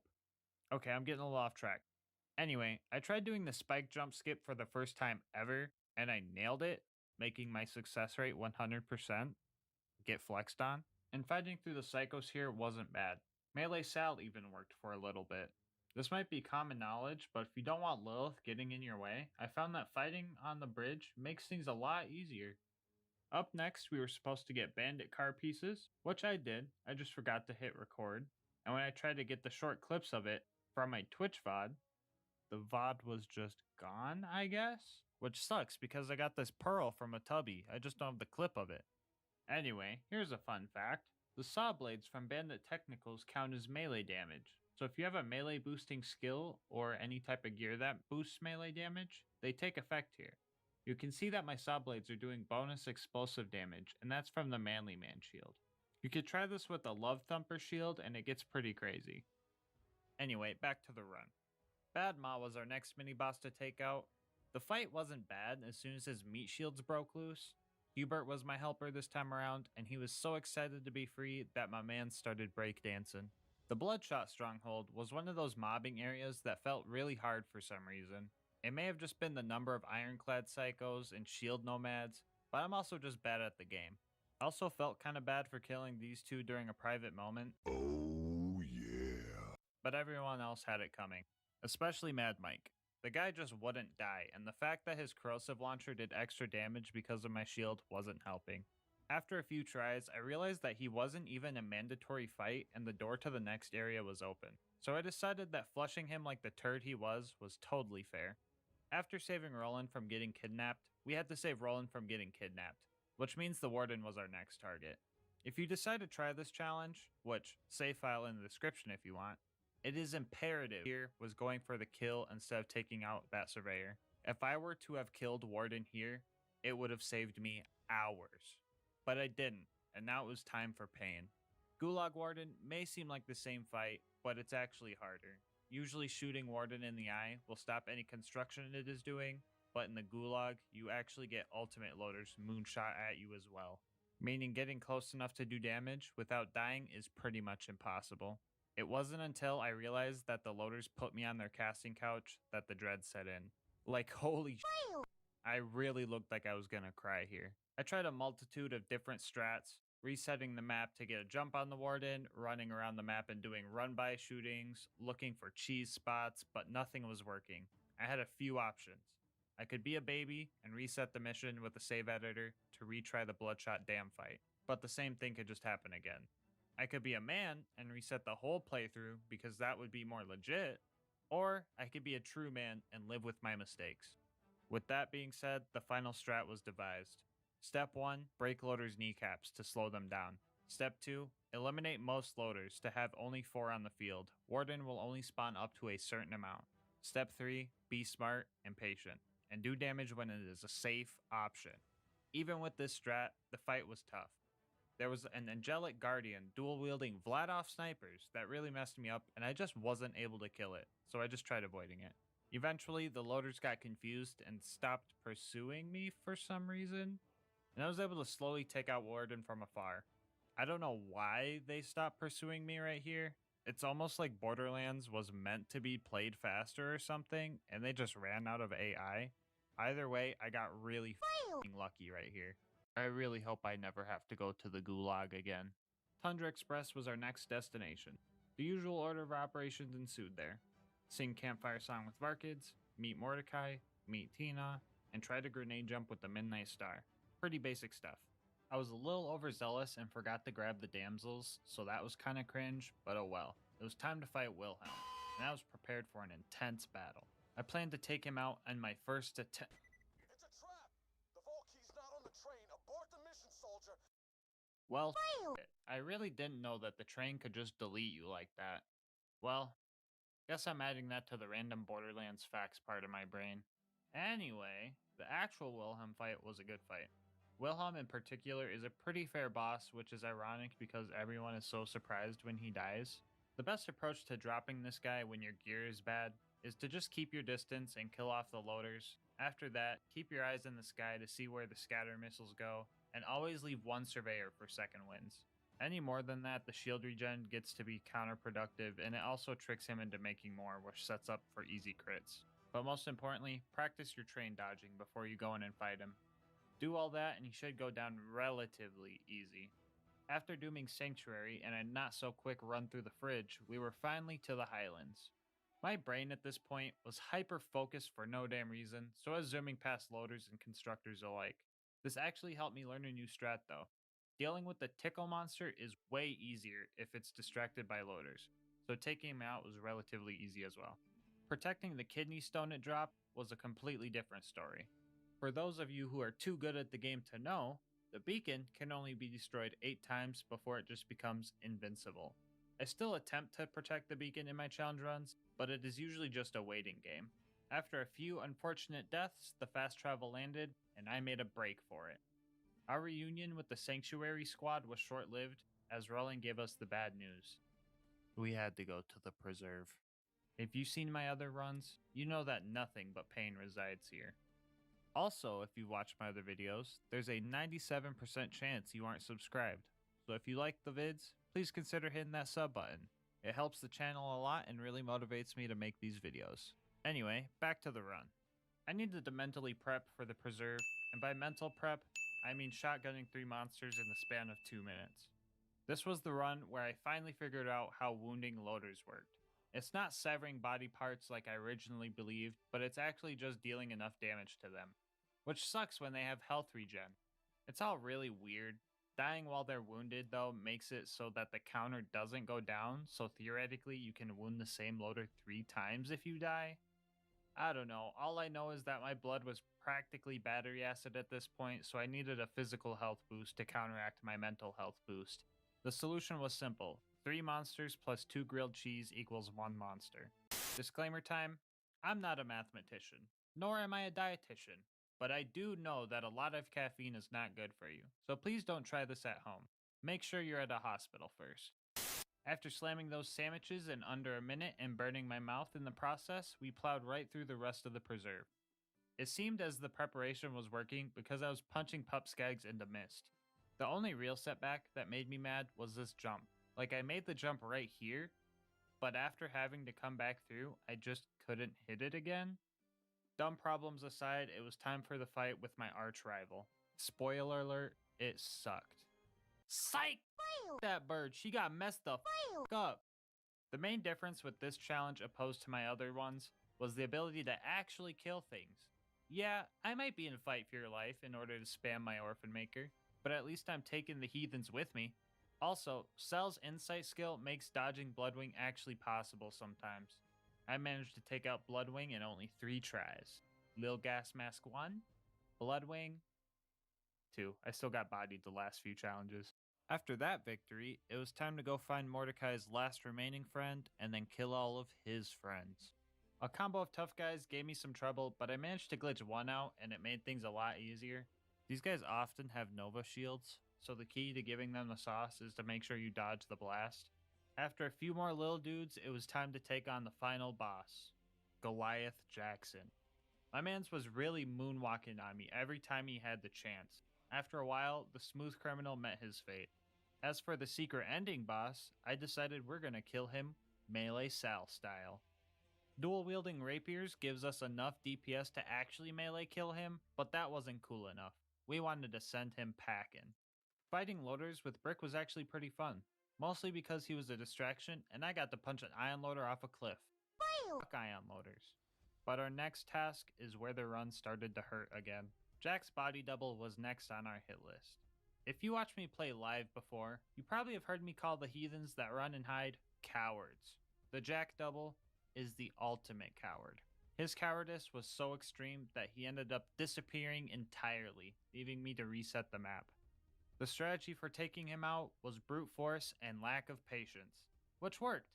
After an hour of attempts, with that show out of the way, we're on to the next one. The way to bunker is always hard, this time was no exception. I think jet loaders are moving up a tier on the most hated loaders tier list because they're the biggest cowards of them all. Fly away now! I also got bodied by this loot homie that didn't even drop anything. But the constructor was the real challenge. I was trying to kill this thing for a while. It was to the point where the beginning loaders started respawning and making it even harder. So I did what I do best. Find an obscure cheese strat for enemies that you should never have to cheese. The strat at hand? Constructor displacement. When this chunky dumpster is spawning, it likes to keep awkward eye contact with you, meaning you have a small amount of time to angle it to your liking. It's best to run up to the left of him so he's facing the door you need to open. This way, when he fires his missiles, they end up hitting the door before they can start tracking you, making for a much easier fight. The usually invincible baby turrets were only a minor annoyance this time around. After that, a wise man said wise words, I shotgunned another battery, watched the most awkward teabag of my life, cheesed the Omega dump truck, and started testing Face McShooty. At first, I wasn't sure what gun to use, but I decided to use the Orphan Maker. Reason being is I might redo a melee version of this challenge in the future, so the rapier can be tested at a later time. So basically, this took well over an hour. Early on, I found a strat that made it easier though. I would get my health really low, so Inconceivable would proc more often, and spam shots until my shield was at its lowest before breaking. This was a bit risky though, and I ended up dying 3 times. Like, imagine dying to Face McShooty even once. Anyway, I finally landed a shot, and it was time to face Bunker's turrets. Irony came to play when the usually weak big turrets were the challenge, opposed to their baby man counterparts. The first 10 were fine, but this last one killed me several times. This turret wasn't slaggable for some reason. My guess is that glitch where slagging an enemy before they fully spawn makes them unslaggable. The most common example is slagging loot homies before they land on the ground. Or maybe I just had absolutely no luck, and 9% slag chance never came through. Honestly, both are believable. After a lot of patience, it finally died, and it was time to take on Bunker. The fight wasn't that intense if I'ma be real. Had a couple close calls, but the underside of the arena is super safe. Found a cool thing with ion loader domes where you can walk on the bottom side, but that's just random and not helpful. 35 minutes in, Bunker perished, and it was time for another shotgun. This time around, I tried to race with gravity. The goal was to finish the monster before Sal hit the bottom of the elevator. The result? Bad. The tap twisted on me. I couldn't open the top quickly enough. I feel like I could have had it, but now I gotta wait till the next challenge run. Angel Core was actually going great.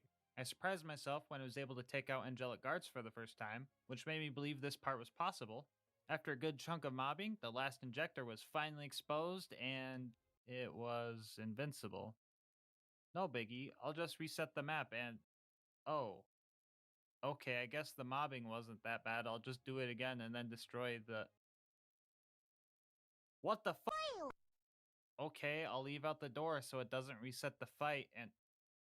Oh, brother, come on! Wow, a third time. Who would have guessed? Alright, Calm Gas Mask is back. So this was actually a hard lock. I literally couldn't proceed. On the third attempt, I noticed that the injectors respawn for some reason. I don't know why, but I thought that this might mess up the game, so I tried a fourth time, and I did it under 25 minutes, which is the time it takes for mobs to respawn, and it still was busted. 3 whole hours of Angel Core, and 1 hour of troubleshooting gibbed to make the mission complete. We figured it out. Alright, with that covered, it is time to cover Sawtooth. I hated this too. The ambush commanders actually spawn camped me for a while, and I was having trouble getting shots on them.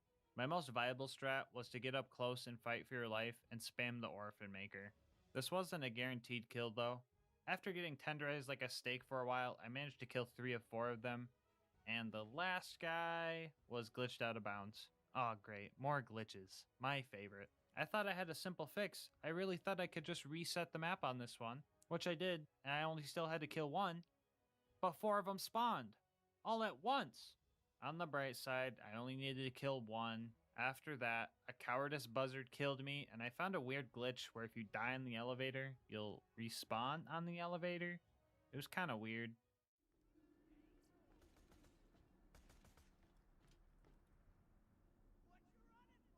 After finally taking the buzzards out in one of my most grueling Sawtooth runs, it was time for the final sprint.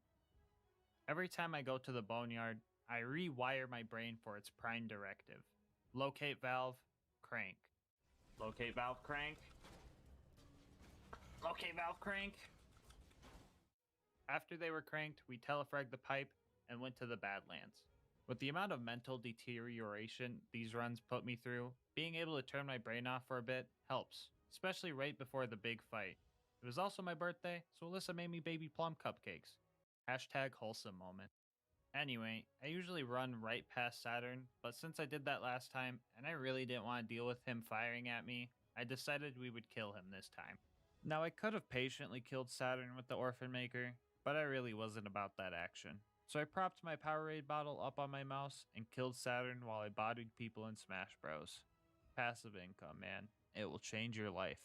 I bodied Saturn and Mr. Game & Watch practically at the same time. Killing Saturn made retrieving the data a lot easier. It was now time for the final stretch before Jack and the Warrior. Fighting the loaders with Claptrap went like most loader fights. I would kill a few, die, then repeat. This time around though, I was smart, and I baited out the super surveyors by severing their homies' limbs. I also found a couple of warloaders dabbing, and I wasn't about to let that amount of cringe exist in the same realm as me any longer. Like, bro, I'm already here. Quit trying to steal my spotlight. I somehow managed to get through this fight with relative ease, but a couple of bullloaders actually started rolling me. Yeah, I was really nailing this part of the Captain Blade cosplay. I would say bullet deflection, bad slag luck, and the weird double shot explosive thing these guys always have amounted to just the right amount of obnoxiousness. And my choice of gear played absolutely no factor in these fights whatsoever. After they were dealt with, the rest got a little easier. I might be a buffoon for thinking that the Midnight Star could get 1 kill before the run ends, but Mordo and Brick are true homies and backed me up. While Mordo was slagging the enemies, Brick and I were beating them to scrap metal. Happy feet, wombo combo. That ain't Falco. That ain't Falco.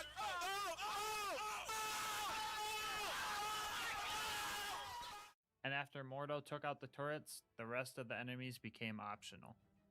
The final fight with Jack was upon us, and like most of the runs so far, some weird cursed shit went down. What you're watching is a 40-minute fight sped up a whole lot. As you can see, his shield isn't really dropping. So when I eventually died, I needed a large refresher to keep me motivated. It was my birthday. I was gonna kill this. Shortly after the break, I thought of something. I didn't expect him to be so tanky. Can you spawn with different shields? What happens if the lava touch your no-no square? Hot balls. Oh, what the dude? What the Yeah, so I guess my man's had a turtle shield on or something stupid. I don't even know anymore. Even with his shield down, there was still a challenge at hand. His health regen far surpassed my ability to keep up with him and stay alive. It seems like I would run off to recover health and he would have the same idea, except he was better at it. Out of pure desperation not to lose the run this far in, I decided to make the playing field more suitable for the fight. I started punching loaders into the lava, not to kill them, just to get them out of the way, and shortly after Jack just stopped. Yeah, I'll play most of the kill right here. I'm not really sure why he did this. My guess was he probably realized it was my birthday and decided to give me the win, but it's likely that this fight was just being glitchy like it always is. Either way, I got the kill, and it was time for the true final boss. This time around, I decided to take him on from a different spot than usual, but the same shoot monster till he dies strategy was used. After a few fails by the hands of Crystalisks, the warrior assumed fate acceptance position. Or so I thought. He tried to pull one last trick on me, but luckily, I'm a very paranoid individual, so my guard was already up. Once his health bar was finally down to practically nothing, I seen my chance to get a kill with the Midnight Star, the final boss, taken out with the worst grenade ever created. All to finish off this treacherous set. Nah, psych, it failed on me again. On top of that, I killed the warrior while left-handing the Orphan Maker. I decided that since I was in Fight for Your Life, the self-damage wouldn't have really did anything, so I let this one slide. The warrior dropped a terrible leech, and I finished Jack off with the obvious choice of weaponry. The proof is here. You can't beat Borderlands 2 as Captain Blade, even on your birthday. Alright, don't go yet. I got some bonus content for you guys. Really quick though, it'd be awesome if you guys subbed, liked, and commented on this video. It really helps with YouTube's algorithm, and I also love hearing what you guys have to say. My Twitch and Discord links are also in the description if you want to check those out. Alright, now let's shiver some timbers. The Pirate DLC plays a lot like normal Borderlands 2. You just get pirate shanties stuck in your head more often. Things started out a little rough, but after outplaying the last few Pirates action movie style, our first real test arrived. So No Beard always spawns with this corrosive stinkpot rifle, so we had to dance our way around this one. On the bright side, the guy's got no beard and 2 left feet, so taking him out was pretty easy. After talking to the most talented ventriloquist on Pandora and fending off a very angry Alfredo noodle, we finally had our first aircraft, sand skiff, which we properly flew into a bigger boat so that we could in return shoot the smaller boats. Whole lot of boatception. Upon meeting Scarlet, she said that we needed to put Sandman to sleep, so we were off to his lair. On the way there, we also dug up another rapier because I wanted to find all the treasures as a bonus challenge. I don't know why I added more challenges because Big Sleep and Sandman were actually pretty annoying to fight. Well, Sandman actually died like a baby man, but Big Sleep is just a dumb boss. Like most enemies I despise, Big Sleep has this undodgeable chain attack that can even hit through walls. On top of that, the guy can just hit the whoa out of nowhere and deflect my bullets that, may I remind you, already hurt to shoot. A little over a dozen deaths later, I had to bring out the special weapon, the gas mask.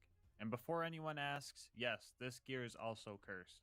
Whoever wears this thing becomes unbelievably sexy at the cost of undying masochistic urges. With my breath steadied, brain cleared, and on the 666 death mark, I noticed something. For some reason, Big Sleep completely whiffed his melee attack right here while I was standing on this crate. Being the large craniumed lad I am, I instantly knew what to do. A simple confusion strat was all it took to take on this heathen. Also, he dropped the 12-pounder, so that was pretty cool. After we dug up our Orphan Maker and Manly Man shield, we raided this Hyperion caravan. Nothing too eventful, just your average Sea of Thieves gameplay experience. Grabbing the auto idol was more significant than talking to Herbert, so I'll include that instead of him. But our next destination was Washburn Refinery, where even robots can be cowards. There was a group of 2 super loaders that took about 20 minutes to kill, and then there was Hurley, who took 2 minutes to kill. Gearbox did my boy Hurley pretty bold when it comes to balancing. The main attack that makes him unique does 4 damage. On top of that, you can blow his arms off, making him the easiest boss in the game. With all 4 parts of the compass found and or jerry-rigged, it was time to set off to the lighthouse. Here we found the last treasure we needed, the Midnight Star. Way to save the best for last, am I right? Surprise, surprise, Scarlet betrayed me and sent her biggest cowards after me. They really said I'm about to head out as soon as I needed a revive. Nothing too hard, but the lieutenants did mess me up quite a bit before I managed to take them out. We somehow photobombed our own POV of getting eaten and fought Roscoe the Rat Hive. Thinking about it now, the Leviathan has some type of turducken situation going on. Like for real, you have the rack inside of the Rack Hive, and then the Rack Hive inside the Leviathan? I don't know, I'm probably thinking too deep into this. Anyway, Roscoe was a bigger baby than Sandman, both figuratively and literally, so he died in like 40 seconds. The Leviathan, though, was a whole different story. At first I was bombarded by sandworms and their deadly corrosive spit, but then after I respawned, they just disappeared. I don't know why, but it was just 10 minutes of dodging rocks and shooting his eyes and heart. After that was done, a whole wave of worms popped up, and I just took them out from a safe spot. It was a very slow process, mostly because when they go underground, they remove any slag applied to them. And, you know, the whole 9% slag. Yeah, you get it. After all that, I had to fight not one, but 2 sandworm queens before the Leviathan showed its neck. It would have been so simple. I just had to kill the last weak spot. But I left-handed. I had no excuse this time. It was tempting to let it slide, but I had to do what was right. Resetting the fight was the only option. So I did this 20-minute fight about 3 times before the Leviathan finally perished.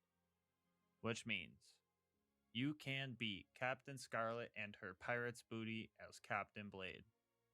Alright guys, that's going to wrap up the video and the bonus content.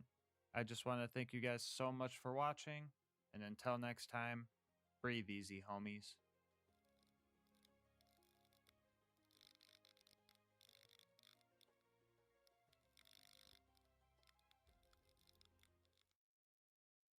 Howdy, boys. What the fuck even is that? Okay, got that out of my system. Cool. Anyway, Control Core Angel took about an hour to kill everything, but on the bright side, it was time for the final stride towards the vault and Jack. Psych! Welcome to Sawtooth Cauldron, boys! This place was terrible. The good old spawn camping from the Ambush Commander prank really got on our nerves. This was probably the most visual pollution I have seen in this run. It was to the point where I couldn't even see myself dying. Can't even see my body, dude! There wasn't anything to do, except just unload into the horde until the objective checked off. Would you believe me if I said that wasn't even the worst part? The buzzards were pretty much impossible to hit consistently, and we had to kill 5 of them, bro! Oh my. I'll go over some of the strats we tried to use to handle these guys. First off, our best chance of killing buzzards was for them to just get stuck on some part of the tower so we could focus fire and take them out. That requires a lot of waiting and hoping though, so we also tried something else. We would ride the elevator down so that the buzzards would despawn and ride back up and try to catch the buzzards right as they spawned. I even attempted to ride the spawning buzzards by downing myself and landing on top of it, but it wasn't working too good. We also tried to go to other parts of the map to kill buzzards with low movement options, but couldn't find any. The actual method of how we killed them will surprise you. The first one got stuck and made for an easy kill. The second one got stuck and we managed to shoot it down. The third one somehow managed to get stuck, so it was a sitting duck. The fourth one, however, got stuck, so that one was easy. And the fifth one, get this, actually got stuck in a spot where it couldn't move. It's pretty freaking weird, right? It also only took 75 minutes, so we actually did all that pretty fast. Right, guys? Right? We weren't in the boneyard for too long because we split up to the different pumping stations and the pipeline, so teamwork saved us some time there. The Badlands, however, are usually tough because of a certain boss, but what if I told you we weren't going to need to deal with any of that?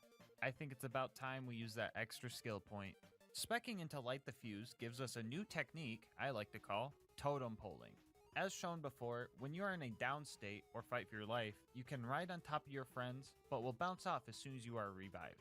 The reason for bouncing off isn't because we are no longer in fight for your life, but because of a transition from being crouched to a standing position. With Light the Fuse, you never crouch when going down, and can run and jump, so when revived, you will stay on top of your friend's head. Repeat this process stacking from the bottom until your tower is made. Using this strat, you can effectively reach heights of around 7 times higher than your normal jump, which gave us a way to sneak past everything. Like I'm just jumping off the rock. Yeah. We both made it. Perfect. Perfect. The true power of friendship prevailed again, and we made our escape. In a way, you could say we beat Saturn with only Light the Fuse. and that is truly awesome.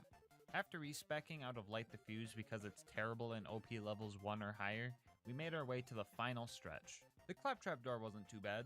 We just needed to make sure we took out the Super Surveyor while it was distracted, otherwise we could have a sequel to the Buzzard's Nest. The run through Hero's Pass should have been easy, since we have Mordecai and Brick there to help us out, but a loot goon spawned, Brick glitched out, and I had to spec into Light the Fuse to skip a barrier because they wouldn't open the door. And we absolutely couldn't get past the Super Constructor with enough time to travel to the vault. To keep a long story short, we tried to fight Jack, but I was spec'ing to Light the Fuse still, and it was doing more harm than good. The ending explosion radius is huge, and I would just down anyone around me, so going for a revive was a huge risk. We decided to run back to Sanctuary to respec and just run through Hero's Pass again. This time wasn't bad because we got to the door before the Constructor even spawned. And now it was time for the real fight. This fight honestly was really tough, and the mask wasn't coming off until it was done. This is supposed to be the part where I talk about the glitch where he went invincible and we had to reset the map, but this is supposed to be a wholesome video, and I already let all my rage out on the cowboy giraffe. Okay, as for the real fight, phase 1 was super easy. His shield is pretty tanky, but his clones are super weak, so revives and bloodbath are practically spoon-fed to us. Phase 2, however, was the real challenge. Jack's health regen is pretty tough, almost as tough as the baby turrets, and he also has a shield surveyor that has to be destroyed in order to deal more damage to him. This fight was a constant tug of war, and to show it off, here's the fight at 1 minute per second speed. Just look at the health bar. Bloodbath at the time was scarce, but things were looking up. Jack stopped spawning his shield drones, but started spawning his field turret instead, which was going to be our savior. These things are relatively weak, so Bloodbath was back on the table. I'm probably gonna when the bloodbath, when the bloodbath kicking in, when the bloodbath kicking in, let's go! Ooh. Yeah. The warrior was here, and it was time for a fight. Crystalisks started spawning, which were susceptible to both melee and explosive damage, which were our specialties. The warrior fought hard, but he was no match for us. We had everything we needed to win this fight, and that is each other. The warrior eventually seen what we were capable of, and willingly let us fill his heart with the power of friendship. With the warrior down, we all celebrated. Queen Knight high-fived Jack a little too hard, but in the end, at least we know. You can beat Borderlands 2 with only the power of friendship. The run, however, isn't done. We still have some bonus content to tackle if you guys want to stick around and see us take on these DLCs. First off, we did Turkey DLC because it was the day before Turkey Day, and what better way to celebrate massacres than to blow stuff up, am I right? This DLC got pretty chaotic. The key points were the opportunity tributes that took a long time to kill. We're talking about 30 minutes to kill Rose and this clown shoot idiot. We had the jabbers after that, which would have went fine, but we had to kill them while they were slagged for the mission to progress. Hitting these guys with bullets or grenades is already tough enough. Luckily, Tom snagged a homing slag grenade at some point and made this doable. This only took 15-ish minutes to do, but that's relatively still a lot for what it was. On the bright side, we were finally able to cook Lucas like the snack he is, and fought the Waddle Gobbler, which was just your pretty standard easy to dodge moves but really tanky health bar fight, nothing crazy. So we also did the Grandma Torg missions, but in Japanese, so she didn't really talk and the voice lines were just skipped, which is already cursed enough, but getting the candy for her got even more cursed. One of the heathens we needed to kill ran out into the ocean where we couldn't kill him. Guess we have to wait until Wonderlands to blow up the ocean. Round 2 went a little bit better. He was a lot closer this time, so we were able to kill him. The whole thing was just really cursed. We all kind of regretted doing the side mission TBH, but I guess you can beat the horrible hunger of the ravenous Waddle Gobbler with the power of friendship. Did you guys know that was the full title? Because I didn't. Let's move on to the first big DLC, which was the Tina DLC. Our mission: save the queen. Our first obstacle: total pushovers. Literally, the skeletons are so frail that a single shot actually staggers them like a grenade or something. Mr. Bony Pants guy was also a joke, so the docks went by quick. Flame Rock Refuge shouldn't have been hard, but the fire barrels used to light the blimps didn't work for some reason. I tried using Krieg's Fire Breath skill to do it, but that also didn't work, so we just did a quick reset and the problem was fixed. Finally, at the forest, the difficulty started to ramp up a bit. We were no longer fighting skeletons, we were fighting trees. Strong trees. Tina forgot to balance the combat, so this stump was level 138. Like, imagine the peak runs you would need to do to get to OP 58. Anyway, the rest of the forest was alright. We stole the blood fruit pacifistically and made it to the spooky version of the forest. Here we found the most important thing we needed to beat this run. Our homie Roland.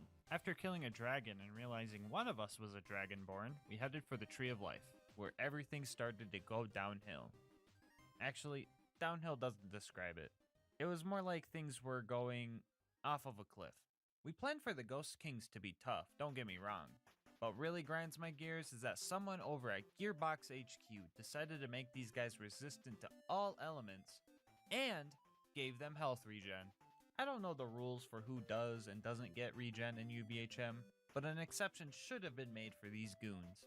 Taking the first phase out was easy, but when they turned into fast-flying heads of suffering is when we almost gave up.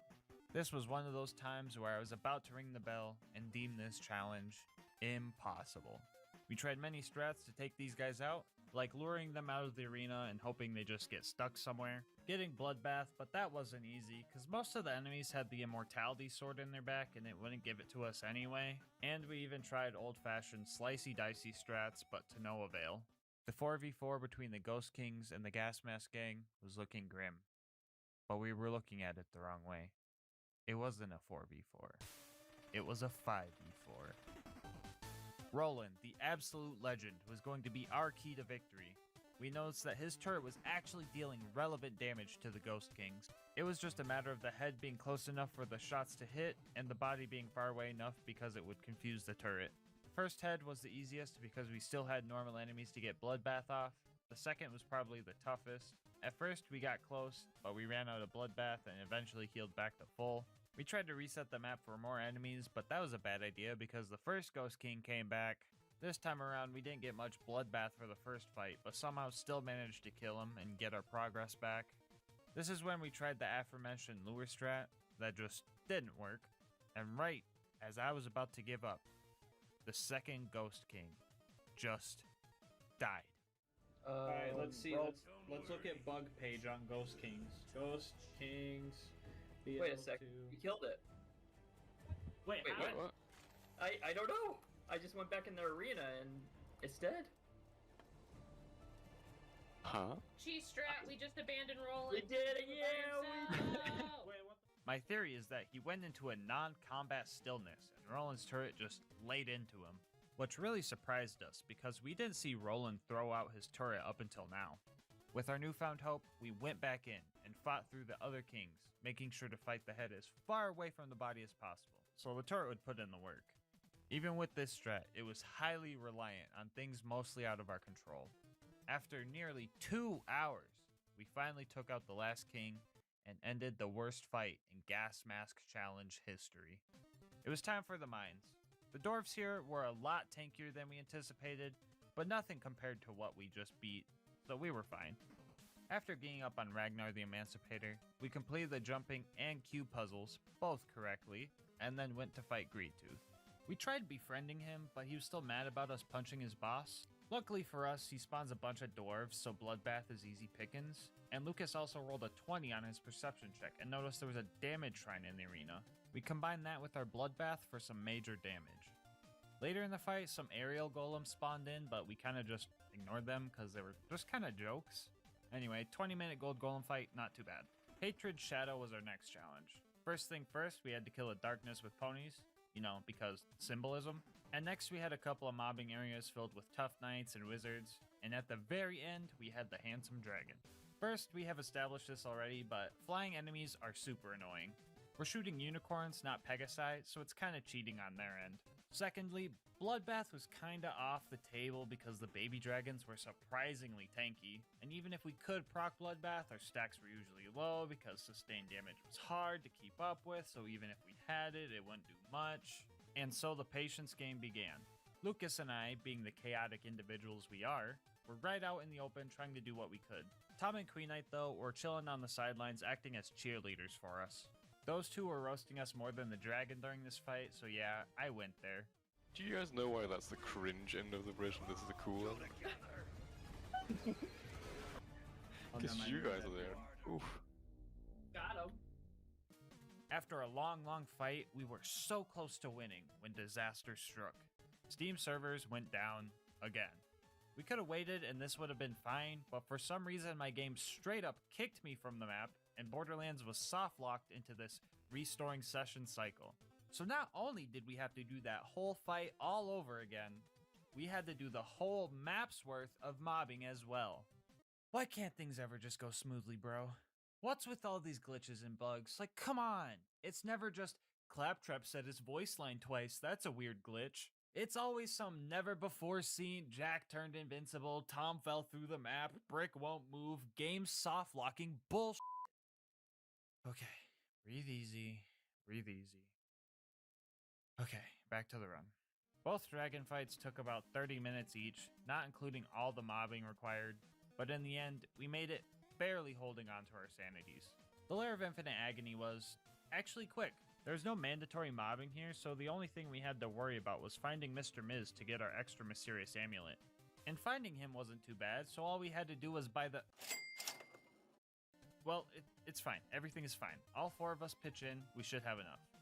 I sold all my gear and asked Queen Knight for some money, but she thought it was a scam and wanted me to explain why we needed it and threatened to punch Mr. Wiz, which would have restarted the challenge. And Lucas was also killing him with jump damage, and I was just panicking across the board. Queen Knight decided to duel me for the money, and with hours of pain on the line, I decided to play it cheap for the greater good. With all of our life savings combined, we were able to buy the amulet with the worst possible friendship rating. The Sorcerer's Daughter was our next fight, and with all the fragile spiders around, bloodbath chains were easy to come by, but this fight still lasted a while for one reason. This was not big arm. No!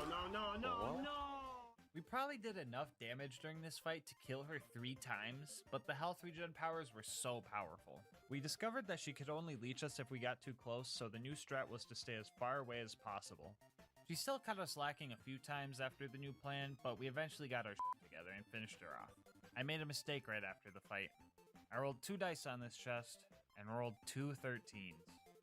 You guys might not know, but this number always foretells bad luck for me. Rolling 2 of them meant something most unfortunate was going to happen. With paranoia high, we went to the top of the tower to face our final boss.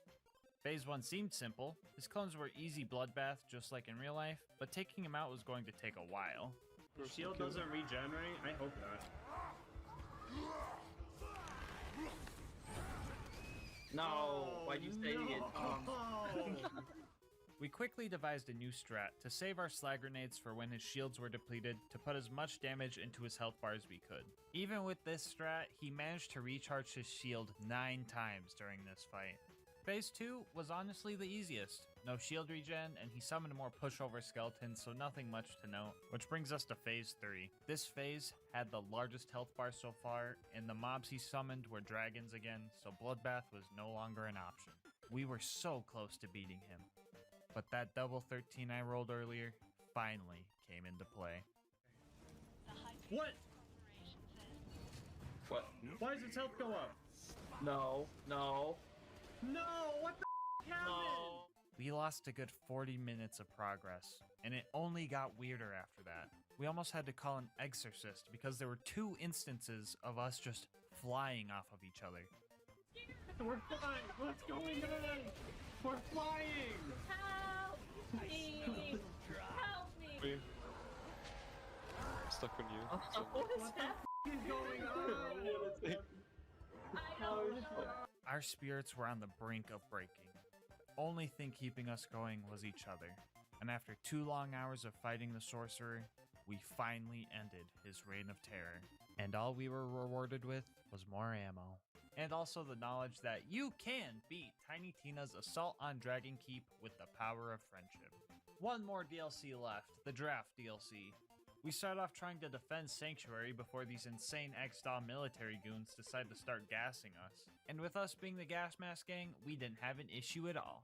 But Lilith, for some reason, is still calling the shots and straight up kidnapped us, and Hector made off with the most important thing in the universe. Back on actual ground, the game showed us that we're bad at fighting plants for the 2nd DLC in a row. There were a lot of plant psychos, and the chaos was really starting to get to us. We ended up shooting each other multiple times throughout this fight, but the last thing we were going to do is let some garden beat us. Anyway, we met Vaughn, and our next mission became clear. We had to figure out how this gas stuff worked. Testing included collecting infected brains and inhaling the gas ourselves for a sweet damage boost. We got the brains scanned, but the new Pandorans decided to launch an attack on our new base, so we had to defend it. This time around, the baby turrets were on our side, so we were practically Oh, what? They died already? These things were supposed to be invincible. No. So we fought these guys for a while before they ran out of vegetation to throw at us. Speaking of vegetation, our boy Mordo caught the plant disease, so we needed to save him. Luckily, Talon is here to help us kill literally only this one guy in the cutscene for us, and leave us to deal with the other 14 that all seem to have blast-proof shields. These guys were pretty tough, so we did what anyone would do. Inhale some plant gas so our guns were stronger, cause that makes total sense. Talon led us to where we needed to go by pooping out a trail for us, and Mordecai was officially diagnosed with plant. We needed to find a cure fast. Luckily for us, Cassius had what we needed. Getting to him was going to take some work. And by work, I mean using a giant space laser to open a door. We had to fight through some more Garden Gang members to get to the laser, but Brick showed up and he's been hitting the gym. Homie was level 116, so he could bite through any plant. Well, almost any plant. We made it to Helios Fallen, and I think you all know where this is going. We had to fill Uranus with unicorns. I will say the amount of unicorns Uranus was able to handle was impressive. The stamina as well. Uranus was taking unicorn poundings for a solid 20 minutes. Okay, that's my butthole joke quota for the year? Yeah, for the year. Let's get back to something that might actually be funny. The path to Cassius was open and we moved with haste because our homie Mordo wasn't doing too good. Cassius ended up consuming too much plant gas, but he didn't seem to care. He managed to create the cure, but ended up too far gone, so we had to take him out. The fight was going pretty slow just because we couldn't get kill skills, but then we found this hentai room that we farmed for Bloodbath. Nothing too crazy here, honestly. We've had tougher 20-minute fights. A quick run-through of the gas-infested engine room, and we made it to the final boss fight. Hector. Yes, such a scary-looking boss, but such an underwhelming name for a finale. Plant Gang was going down whether they liked it or not. Lilith was also here, which wasn't too bad actually, because it seemed like her kills gave us second wins, but I don't know if that was real. Hector quickly found out he was no match for the power of friendship, so he had a clever idea to try to defeat us. He built big plant walls to separate us, but true friendship knows no bounds. The toughest part of this fight was the lack of ammo. We were desperate at one point and all started picking up shotguns and grenade mods off the ground because they provide a little bit of ammo, but we were mostly staying alive with teamwork and Buzzax rampages. Hector was no match for us, and after a good half hour, he fell to our power. Well, kinda. He tried the good old kamikaze bad guy strat, but the DLC is over. So that means, yes, you can beat Commander Lilith in the fight for Sanctuary with only the power of friendship. One last thing we needed to do was save our Queen Butt Stallion in real life. It was honestly super easy, we just needed to do some mobbing, plus Brick was there so we didn't really need to do mobbing. We fed the pretty pony using our amulet and... well, it didn't work. We didn't get a new unicorn explosion. Like always, the wiki lied to me and said a new relic would get me a new one. But oh well, she dropped a flacker, which is close enough in my opinion. And just like that, peace was restored to the world. To celebrate, I decided to pop open my last Monster Assault, probably ever. A while back, they rebranded them, and they just don't taste the same anymore. So as soon as I knew they were temporary, I bought upwards of 200 of the OGs, and on this day, I drank my last one. These things have gotten me through a lot of rough days, and they've also made plenty of good days great. And I wouldn't want to finish it off any other way than with good friends after a monumental triumph such as this challenge. Let this video be your sign to go play some BL2 with friends like the good old days. Call up some old friends and do a playthrough, or find a homie in the comment section. I'll have these save files in the description if y'all a bunch of masochists like me too. And if you want to hang with me, I do stream these runs on Twitch. Link down below if you want to come stop by and say hello. Queen Knight also streams, so I'll add her link down there too. If you guys want to support the YouTube channel and more runs like these, make sure to like, subscribe, show a friend, and leave a comment. It really helps with the YouTube algorithm and also motivates me to keep making these challenge run videos. Thanks for watching, and until next time, Breathe easy, homies.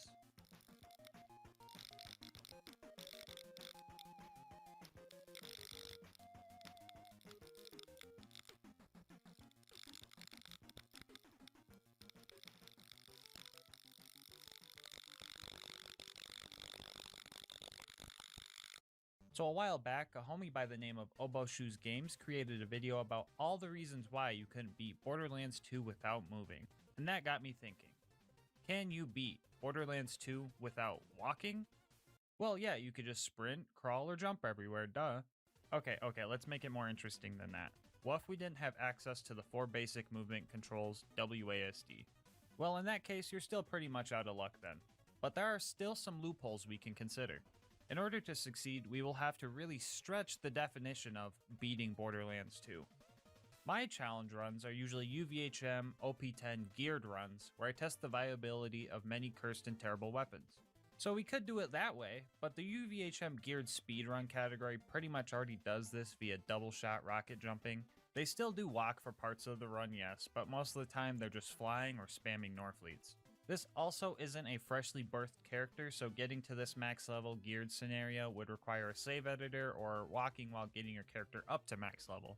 If beating the game with a fresh character is what we are looking for, then a super easy, and in my opinion lame, way to do it is to play co-op and have someone else do all the work for you. But there is a way you can create a fresh character and beat the game without using WASD in single player. The quotation marks are there because this is where we really start stretching definitions. So the Giraffe DLC came out and gave the players the ability to create a new character starting at level 30. Each character also has a specific set of gear that is the exact same each time you create a new one. These characters also start at the beginning of the very last mission, the Talon of God. Okay, calm down. If you want to call me a cheater, I have the whole "you cheated, you didn't grow" copy pasta in the description, so you don't have to Google it to paste it in the comment section. Anyway, beating the game with one of these saves is a real speedrun category known as any percent boosted. We will be doing a modified version of that, but don't think this is going to be easy. We still can't use WASD, so this ain't no walk in the park. Well, actually, it's not a walk at all, actually. So we set our movement keys to the arrow keys so we don't touch them, pick 0, and spec into execute. And bam, we can now dash toward enemies, allowing us to move. This should be easy, right? Well, not entirely. This is definitely a helpful skill, but there's one problem. It only works if we have line of sight to an enemy. And since we need to go talk to Claptrap first, we are pretty much screwed. But there's still hope. A level 30 boosted 0 starts out with a Rocketeer Assault Rifle, which we can use to do this. Okay, that was like 2 inches, but if you chain them together, you can actually get some momentum going. Throw some grenades into the mix, and we have a basic foundation for movement in this run. So our first goal of the run was to talk to Claptrap, but we were going to stop by Zed's place and hope for a better shield, since we are going to be shooting our feet a lot. We were able to use execute on his patient to get close quickly, and luckily we got an adaptive shield from the homie, so the corrosive dot we would sometimes give ourselves would be less of an issue.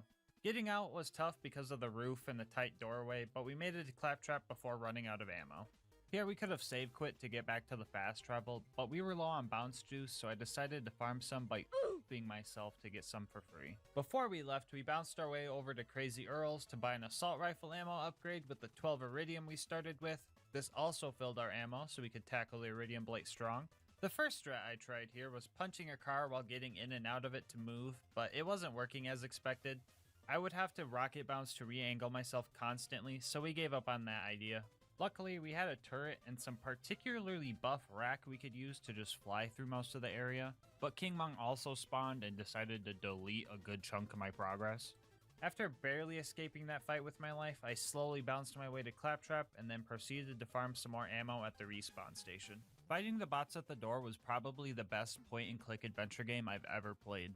The strat that got me through this was just having one robot really close to death so I could just use that for a second win. It was definitely scary at times though, like when exploders decided to run up on me and all I could do was just... But we managed to kill all the bots and the door was open. I thought that these stairs might be too steep to climb and me and Claptrap were gonna have to cloak ourselves and cry at the bottom, but I was wrong and climbed them one step at a time. Spawning into Heroes Pass, the first thing we do is die. First reason for this is so that we could skip climbing another set of stairs, and also, anytime we hit a respawn station, we want to refarm our ammo because running out could cause us to reset the map. From here, we bounced and executed forward, but then got comboed right back by the power loaders. After dealing with those heathens, I tried to do a skip to get past the first door, but that didn't go too good. To make up for lost time, I tried to perform an execute jump, and well, that didn't go too good either. We were back at square one, and Brick was ahead killing everything, which was good and bad. Good because that means I didn't have to fight them. Bad because I didn't have anything to execute off of. But on the bright side, we were able to get more bouts practice in. There's still some enemies around by the time I caught up, so the bridge jump was easily hurdled with an execute. Execute also let me clear another large portion of the path by targeting these two defense turrets. I tried using the turrets to just jump over the door, but the line of sight just wasn't there, so I had to scratch that plan. I opted to just kill the rest of the loaders, and shortly after we almost had a big uh-oh moment when I got stuck on the respawn station. I tried to launch myself off, but the new station wasn't registering my shots. Luckily I had a grenade, so I managed to knock myself off. From here on out, I think everything just turned into spaghetti. I died multiple times trying to use the constructor to fly across the gap, and died one more time when the constructor was almost dead, so a lot of time lost there. Fourth time around, I actually made the jump and had some scary fights on the other end. I managed to get the constructor down, but an ion loader had an angle on me from afar. I knew all it wanted to do was land a fatal shot and bubble up like a coward. Luckily, I remembered I was in normal mode, and dot damage actually works, so we killed it with our Rocketeer and made it to the vault. After farming up some ammo to make it all the way over to the next ammo farming station, it was time for the final fight, the Warrior. Oh yeah, wait, there was Jack too, but he's kind of a baby in normal mode, so we dealt with him quick. Anyway, the Warrior fight seemed like it wouldn't be too bad. Plenty of opportunities for revives, racks to use for some fancy movement, and not too big of a health bar to deal with. But I somehow managed to get launched into lava not once, not twice, but 3 freaking times. At this point, the enemies just straight up de-aggro, so I couldn't even blind fire towards minimap dots. Fourth time around, I resisted the allure of the hot tubs and focused on the ammo stations like a true gamer, and managed to get the kill. If I had this mentality sooner, we could have had a sub 2 hour run. But the Warrior is dead, so at least we know. You can kinda beat Borderlands 2 without walking. Alright guys, this was just a short little challenge video. My next one will be back to the usual full game stuff. Before I go, I want to shout out Obo for the inspiration on this run. I also want to shout out Zubius for the footage he provided, and Holy Milk because he beat my time 4 hours after I completed my run. I'll have links to their YouTubes and Twitch channels in the description. If you want to support my channel, make sure to like and comment. It helps a lot with YouTube's algorithm. You can also check out my other videos and subscribe with notifications on to know when new ones come out. I'll also have my Twitch and Discord links in the description if those are up your alley. But until next time, breathe easy, homies.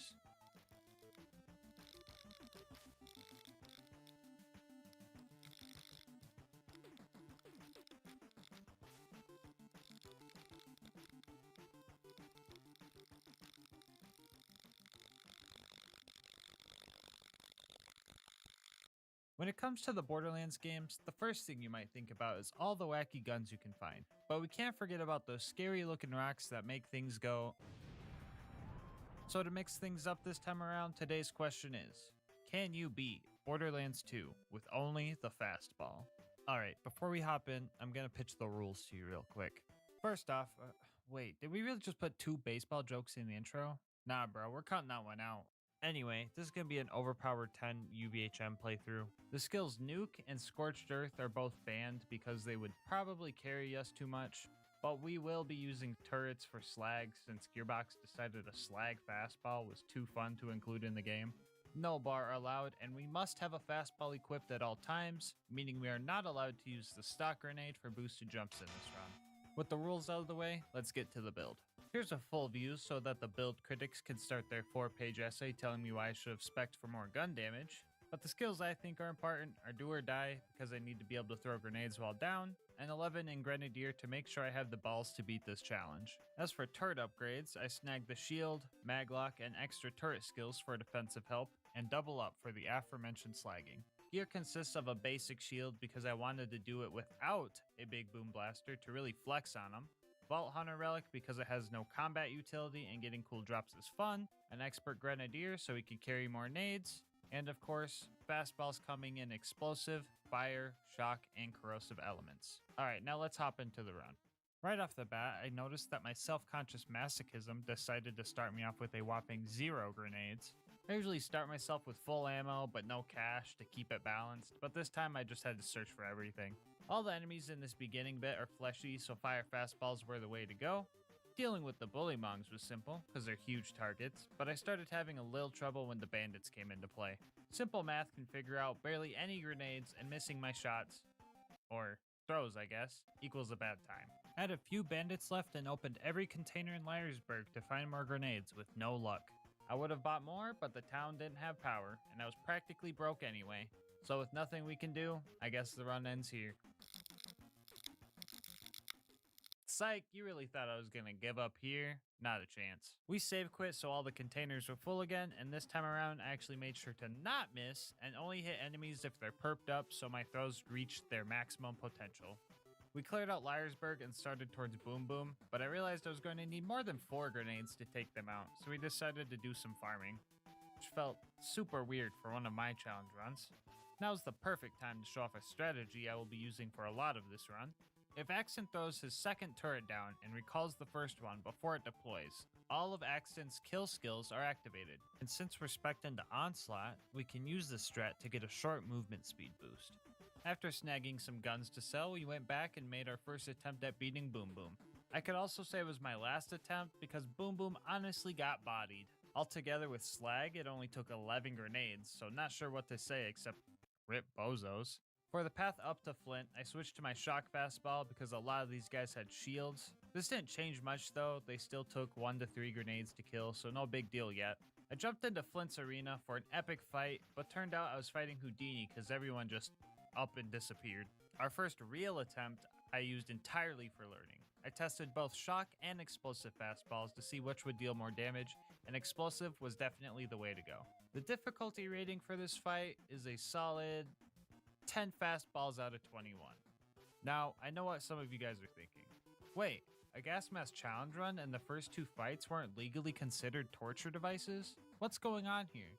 And fair enough, it's been pretty easy so far, but I will say this challenge had a lot of ups and downs, so don't call it a win yet. Anyway, after shotgunning an espresso shot, or performing an espresso shotgun if you will, it was time to get to Sanctuary. We had to save Reese first, and somehow got a triple kill with 1 grenade. Okay, maybe it was a quadruple, because I think we murdered Reese too. It's fine though, we always avenge him anyway, so no bad karma on our end.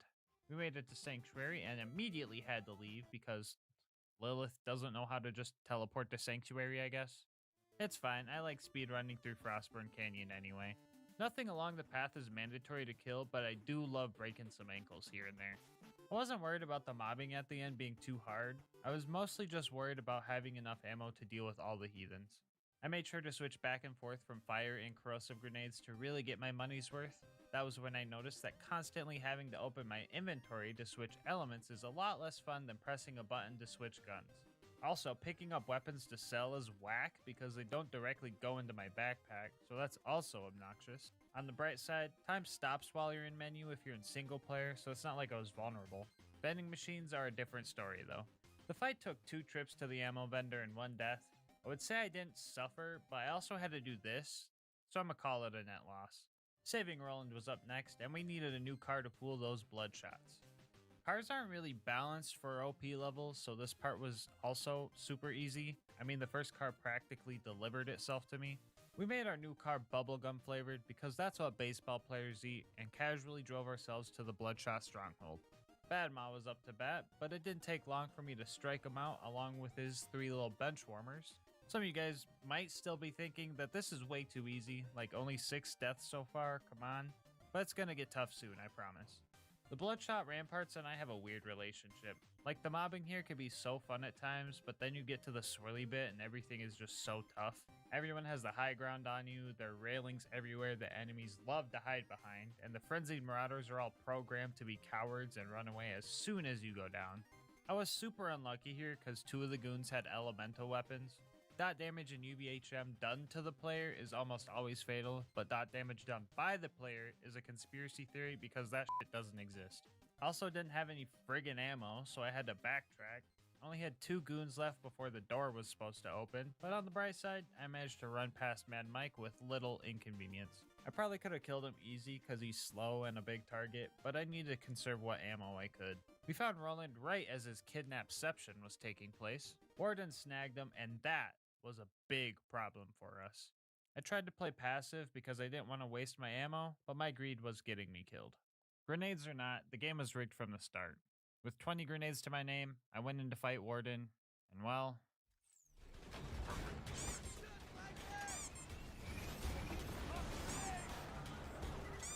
I kinda knew this fight was going to be bad because constructors have something like a 90% damage reduction to explosives, and it's not like we could have bought more grenades because the only ammo vendor's at the beginning of the map.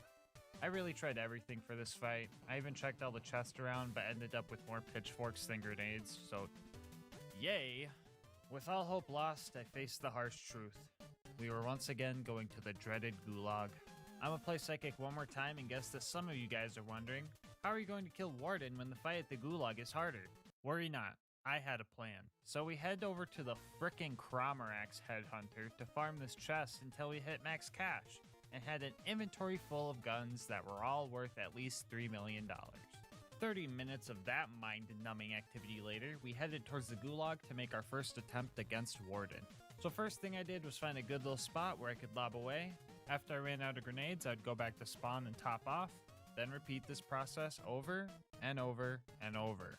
This kinda sucked because if I was too slow, I'd have to waste 6 nades on his shield, but at least he didn't have health regen or the run would have ended here. We also used a little strat that gave us some more survivability. If your second turret gets destroyed, you're able to place another one. So we would hide our first one somewhere safe so we could constantly have at least one bubble guarding us. With this strat, it took 8 trips to the vendor, $150 million worth of fastballs, another shot of espresso, and get this, 0 deaths to send Warden to the scrapyard in the sky. This did take a while though, especially if we include the necessary farming, so I give this fight a 160 fastballs out of 21. Yes, I counted. Roland and I dealt with the rest of the loaders together, but Warden decided to crush Roland with its dying breath and I couldn't turn the mission in. It's about time something cursed happened. This is a gas mask challenge one we're talking about. A quick save quit fixed it though, and Roland was finally saved. Our next homies Mordo and Tina were going to help us blow up and rob a train, surprisingly in that order. No mobbing here, just collection objectives, so I was on the defensive for this part. I devised a strat where I would throw my 2 bubble shields down as cover and use them as bases to run to, which is perfect, because I've never actually made it past second base. What? Why are you guys laughing at me? Come on guys, I only ever played baseball once, leave me alone. With the train derailed, we made our way to fight Wilhelm. So here I am, right? Preparing for my second tough fight in a row. My courage kicks in and I run in there. But like, homie just gets styled on. Get nay. I literally just stood there pressing one button. Like, you see this confusion in my eyes? It was so easy that I had to double check that I was still on OP10. Tell me, who would you rather fight? Wilhelm, the ultimate killing cyborg, or a blue f***ing toaster? Wilhelm fight, 12 fastballs out of 21. So anyway, Sanctuary got bamboozled, so our home plate was thousands of feet in the air, which makes it kinda hard to slide into if you ask me. Next we had to run through the fridge, which, here's a clip to sum that up. Milk it. Milk it. Running through the outwash didn't seem bad at the time until I realized I forgot to hit the fast travel objective. Here's a pro tip. If you don't see a constructor spawn here, you forgot to hit the fast travel. Welcome to the Bozo gang. Mr. Noodle's health bar honestly intimidated the heck out of me, so I noped myself out of there until the loaders came to help. Not only did he have a tanky health bar, but homie also got telekinesis from that beacon he ate.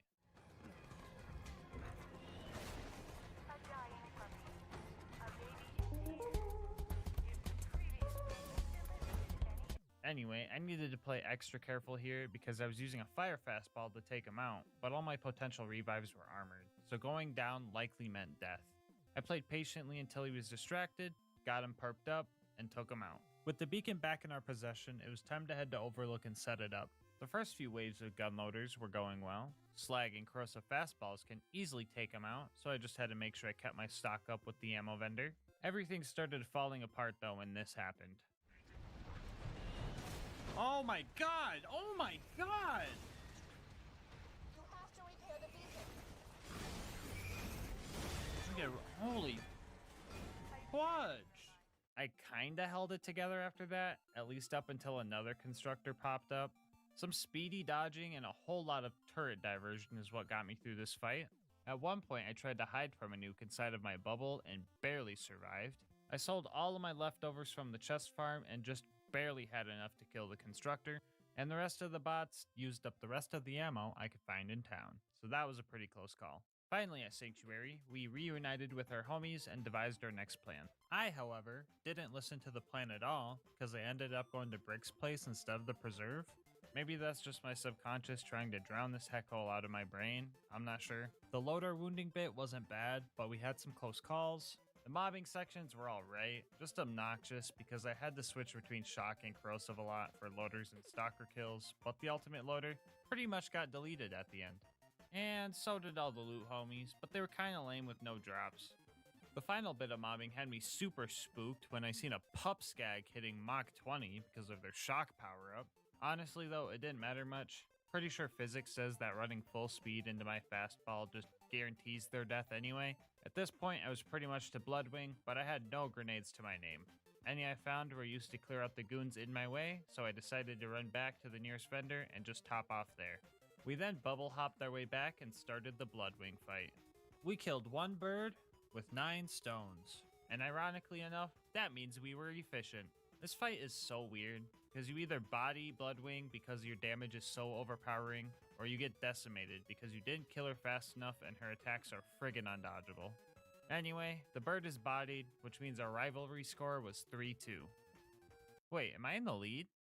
Okay, maybe this challenge is too easy. Nah, just kidding. In like 2 minutes from now, I'm straight up hopeless. Anyway, Mordecai must have been really angry this time around because he straight up deleted a tubby stalker in his rage sniping montage. At least I'm pretty sure that's what happened. I didn't get to see it, I just found the corpse and loot. Brick was the next homie to recruit, and he is usually the easiest. I apparently found muscles on the way, which was cool, but I didn't even realize who I was murdering until chat pointed it out. Rip my homie muscles. Gone, but never noticed. Anyway, Brick's initiation went something like this. We put balls in the Goliath's faces until they got angry, watched them take out all their anger on all the wrong people, ate a donut in the corner while they coached a Little League game, swept in last second to take credit for everything, and trick-shotted the sarcastic slab. Fighting loaders with Brick was tough at first because I already grabbed all the balls in this map, so I decided to just help Brick punch the loaders by holding them in place and slapping them with my spaghetti noodle melee damage until they drop some more. Speaking of slapping, it would be cool if you popped on a roid shield and annihilated that subscribe button. Only about 9% of my viewers are actually subbed, so if you're a returning viewer, might as well sub since you enjoy the content anyway. Not only does this make me feel good, but it also helps me get these videos out more often. Anyway, other than the ammo being scarce, it was pretty easy considering the bots had 3 distractions before they targeted me, so let's move on to our next subject. Oh crap, we're already done. Oh brother. Okay guys, I promise this is where the easy streak ends. It's all pain from here on out. You have my word. Up next was our climb to bunker, and to prepare, we did another run of chest farming. This time around, we found a matching grip stalker and a longbow, not sure if that word can get me demonetized right now, grenade mod. So that was pretty neat. So there are 3 doors preventing us from getting to the top of bunker. The first door is guarded by this constructor. This one wasn't too bad since I was able to use my patent pending strat of tricking it to look at a wall so the missiles don't hit me. Had this little hiccup, other than that this door was doable. Door 2, however, was where our hearts were broken. Longtime viewers know about these little devils, known as the baby turrets. What makes these turrets so bad, you ask? Well, this.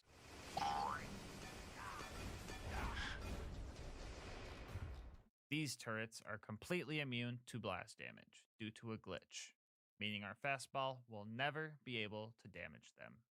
And since they're mandatory to kill, that means you cannot beat Borderlands. Wait, hold up. Are we really gonna count that as a loss because of a glitch? In my eyes, this is just a straight up oversight on Gearbox's end, so let's keep going. We could kill the turrets with our turrets if they want to be like that. After that, nothing will be able to stop. Oh, fuck. Even if we consider the baby turrets as an invalid run ender due to a glitch, there's no way around justifying this thing. 21 fastballs barely scuffed the paint on them. I tried opening ammo crates to find more, but even with a godly amount of grenade RNG, I don't think it would be possible. Maybe if we had access to the whole map's worth of grenades, but the thing despawns if you get too far away and its health resets. And I wouldn't call that a glitch, but just an intended mechanic to reduce lag. The only way I could think to do this would be having a co-op partner holding it in place while you run back and forth buying ammo.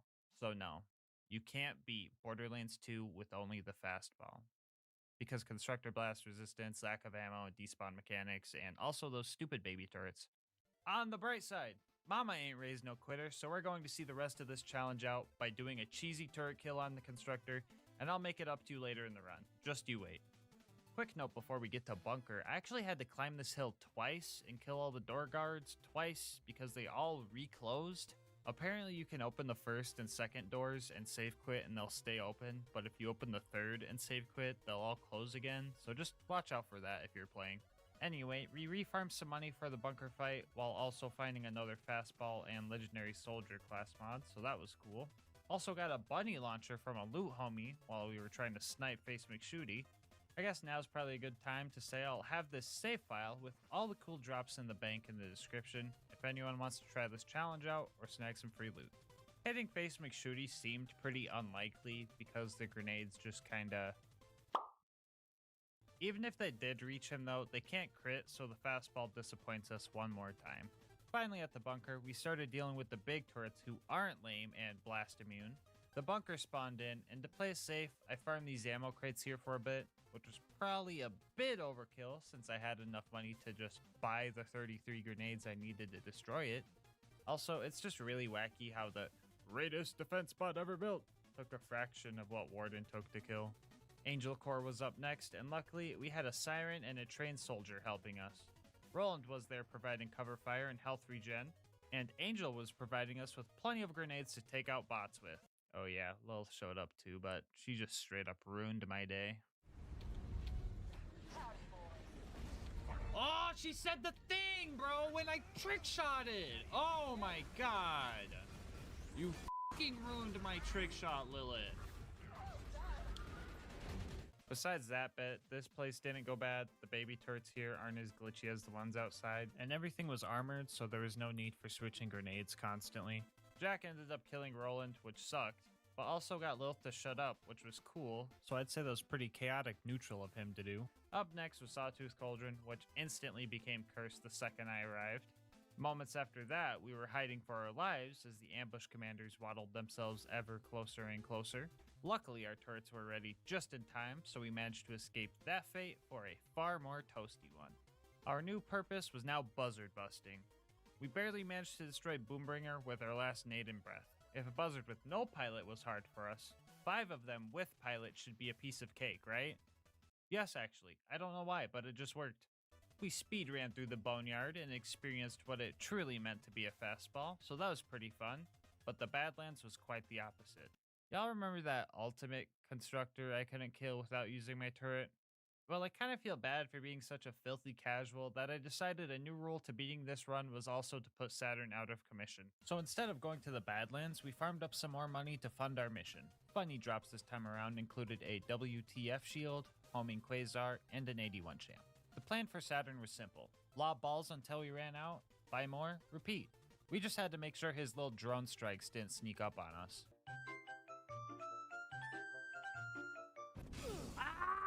With the strat we had, it took 14 trips to the vendor, $200 million, and way too much time farming. I rate this fight 201 fastballs out of 21. We made one last farming run and got a legendary Berserker class mod, so we threw it in the bank with the rest of the goodies I decided to hoard even though I can't use them. The Claptrap Door and all of Heroes Pass weren't too exciting, so I'll spare the details there, but finally at the vault, we faced our next real challenge. Handsome Jack was watching me the whole time. He knew my fighting style, so he used his endless supply of riches to pay Gearbox off in exchange for constructor level grenade resistance. Getting through his shield alone takes more than half of my supply of grenades, and since the homie has some crazy health regen, there was no way we were going to keep up. We needed a plan, and we needed a plan fast. I knew that if we had a chance at taking Jack out, we would need him slagged, stationary, and have full ammo ready to go. Slagging Jack is super hard for some reason, so that part was luck-based. And having full nades for his health bar was going to be tough, especially because he would spawn his shield drone that just took up a lot of our resources. So with this knowledge, I devised a game-winning plan. Step 1 was to get rid of his shield. Step 2 was to use a little RNG manipulation. If you are below 1/3 of your maximum ammo for any ammo type, ammo crates are more likely to give you that type of ammo. We used this strat until we were full again. Step 3 was to get Jack backed into a wall. This part was a waiting game, but he eventually fell into our trap. Step 4, make a sandwich. What? No, not literally. I mean like wedge him between two turrets and just pray for slag. Step 5, start chucking. 18 fastballs into a purple Jack and he was finished. The turrets probably did a good chunk of the damage and they also got the kill shot, but I don't care. I'm taking that dub. The warrior was the last thing in our way of victory. Early testing showed that the shock fastball was doing the most damage. Not sure why exactly, but I didn't mind. Our game plan was to run from base to base, snagging ammo and keeping cover. Also making sure to keep ammo between 7 and 3 when possible. Below 7 so that more grenades would spawn, and above 3 so that we could get second wins in emergency situations. With this strat, the first attempt wasn't even close. The second attempt was so freaking close, but you know what they say, third time's the charm. Meaning you can beat most of Borderlands 2 with only the fastball. Thank you guys so much for watching up to this point. Before you go, I would like to say that liking, commenting, and subscribing all help me out a ton. Not only do the nice words drive me to keep doing these runs and making these videos, but it also helps with YouTube's algorithm, which helps me grow. And if you want to support me directly, I just rolled out channel memberships. 99 cents get you emotes, member badges, and videos a day early. I tried to make it cheap since I don't post too often yet, but the support could help get videos out earlier for everyone. You can also come hang out with me on Twitch or in Discord if you want. I'll have links to those in the description. And last but not least, thank you to It's Naraka for the absolutely awesome thumbnail art. I'll put links to their socials in the pinned comment. But until next time, breathe easy, homies.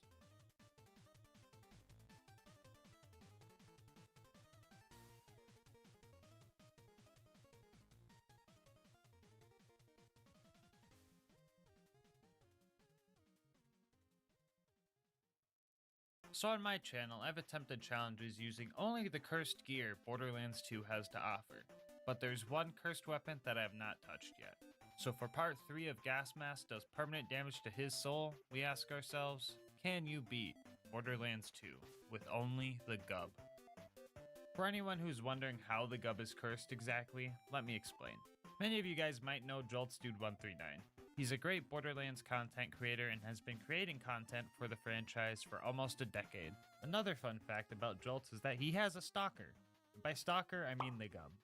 Everywhere he goes, the gub always seems to find him, even making an appearance in his super randomizer run where a perfectly normal gub dropped when the mods should make everything kind of like this. Anyway, a lot of people wanted him to do a gub only run, but unlike me, he actually likes to have fun. He was cool with me doing the run, and a lot of you guys wanted to see it, so here we are. Still can't believe y'all passed up a pre-sequel challenge, but okay. Anyway, I'll go over the rules real quick. We will be playing on Overpower 10 Ultimate Vault Hunter mode, which pretty much just means everything is 10 levels higher than us, and we're on the hardest difficulty. No bar allowed, and the gub is the only gun we are allowed to use. I feel like I'm forgetting an important rule. What was that? Oh yeah, if we get a world drop gub at any point in the run, we restart. Yeah, I don't think Jolts could even beat the run with that rule, honestly. As for the gear, we have a basic shield and a pretty decked out slagging grenade because, well, you'll see in a minute why we need it. We also have a Vault Hunter relic to increase the chance of a world drop gub by like, this much, and a legendary Titan comm for survivability. As for the gub, we're going to be using the ×2 variant because it has the best DPS, but also the worst accuracy and ammo consumption. But who cares, it's double the gub. And since we're the Gunzerker, we can hold 2, so it's double the gub. And if we equip 2 more to swap to, it's double. Anyway, here's a quick peek at the build. Gonna keep it short and just say I skipped a lot of the meta skills because the gub isn't a meta gun and they didn't work as good. Alright, with that out of the way, let's get to the run. The very first step in our journey was to make sure that we didn't get any bully rot spawns, because I'm 99% sure I wouldn't be able to kill one of those. The coast was clear, so we jumped down and started the fight. Right off the bat, you can see that. Well, actually, that's the problem. You can't really see anything. The gub on the left likes to take up most of the screen, so that's just the first annoying part about this run. The second annoying thing is the gub's lack of lethality. For reference, imagine getting into a gunfight and you're equipped with 2 paintball guns loaded up with Mountain Dew rounds. You could do some damage, but to be lethal, you pretty much need to be within lobotomizing distance. The tutorial town of Liarsburg went pretty bad. I ran out of ammo, I ran out of grenades, and I died 4 times before I managed to clear the place out. After a little bit of ammo farming and a personalized dose of copium, we took on the first boss, Boom Boom. Lucky for us, these guys are weak against corrosive damage. Unlucky for us, the gub still sucks. Like, in order to kick Boom off his turret, I was gonna need full ammo, slag, the psychos to leave me alone, and the rack to not randomly aggro me and mess my rhythm up. What the heck even was that? After I massacred the rack's whole bloodline, I got some gear to sell for ammo, since I wasted mine on the last 4 attempts. I got a little spooked when I noticed it was a pistol chest. If I got a gub here, it wouldn't have been too bad of a restart, but pistol chests have 4 chances to roll one, so that's pretty spooky nonetheless. After we got geared up, I positioned myself so the psychos couldn't hit me and finally started Boom's dental checkup. It took pretty much all my ammo to get him out of his booster seat, but the hard part was done and finishing the job after that was relatively simple. After a little bit of mobbing, we jumped into the Flint fight. Then we jumped out because, yeah, sorry guys, but there's no way to do this fight normally. Flint being one of the few bosses that have health regen meant that we would have to play inhumanly well, because our DPS just wouldn't be able to handle it otherwise. Encircling around him isn't an option since his melee attack is a launching ground slam, so we need to do a little bit of cheesing. Some of y'all remember the Flint locking strat from a previous challenge, but for the new homies I'll demonstrate. First, you need to get Flint to walk on this railing. After that, use some sort of knockback to launch him off. In our case, we used Fistful of Hurt to send him flying. Now that he's out of his arena, he gets a little bit confused and just stands there. If we look at our damage with slag and point blank fire, we see 2 things. First off, a lot of numbers. And second, that this strategy was pretty much needed for this fight. Anyway, Flint was beaten and we made it to 3 horns. As soon as I got there, I discovered something about myself that I didn't know. Apparently I could speak Bullymong. These bozos better leave me alone. Leave me the f alone.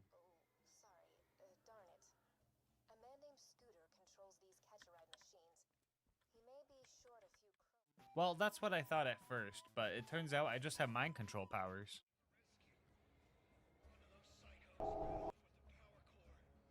Anyway, we needed to get the power core and kill 20 bandits to avenge Reese, because that's the right thing to do. I'm not one of those heathens that find the specific bandit with the power core by looking at his clothes, only kill him, and then run out of there. Imagine being that guy. We made it to Sanctuary and did the usual shenanigans until we had to go to Frostburn. Along the way, we found a tubby spider ant and said screw it, the odds of getting a gub are low enough to risk it because I want to see what it drops. I killed the tubby spider ant, is what I want to say, but in reality, I let the bandits handle most of it. Lucky for us though, no gubs were dropped, just a legendary killer class mod. The rest of the run to Lilith went fine, and the mobbing at the end actually wasn't too bad. The ironclad psychos weren't as annoying as they usually are, but I can't say the same for Lilith. Howdy, boys. No, Lilith! Why do you have to say the cringe? Lilith, bro, why do you have to say the fucking cringe, dude? Lilith, don't! Lilith, if I die... Lilith, if I die...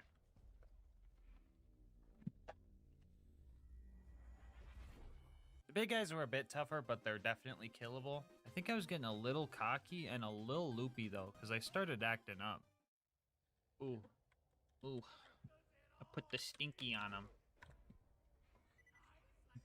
Yeah, not sure why I said that, or even what it means, but I think it's safe to blame some sort of insanity. Anyway, that's done, so our next homie to meet up with is Ellie. She was gonna help us get a new car to get into that Bloodshot Dam. This is usually the easiest part of the run, since vehicles aren't scaled very well for OP levels, so the gub works even without gun zerking.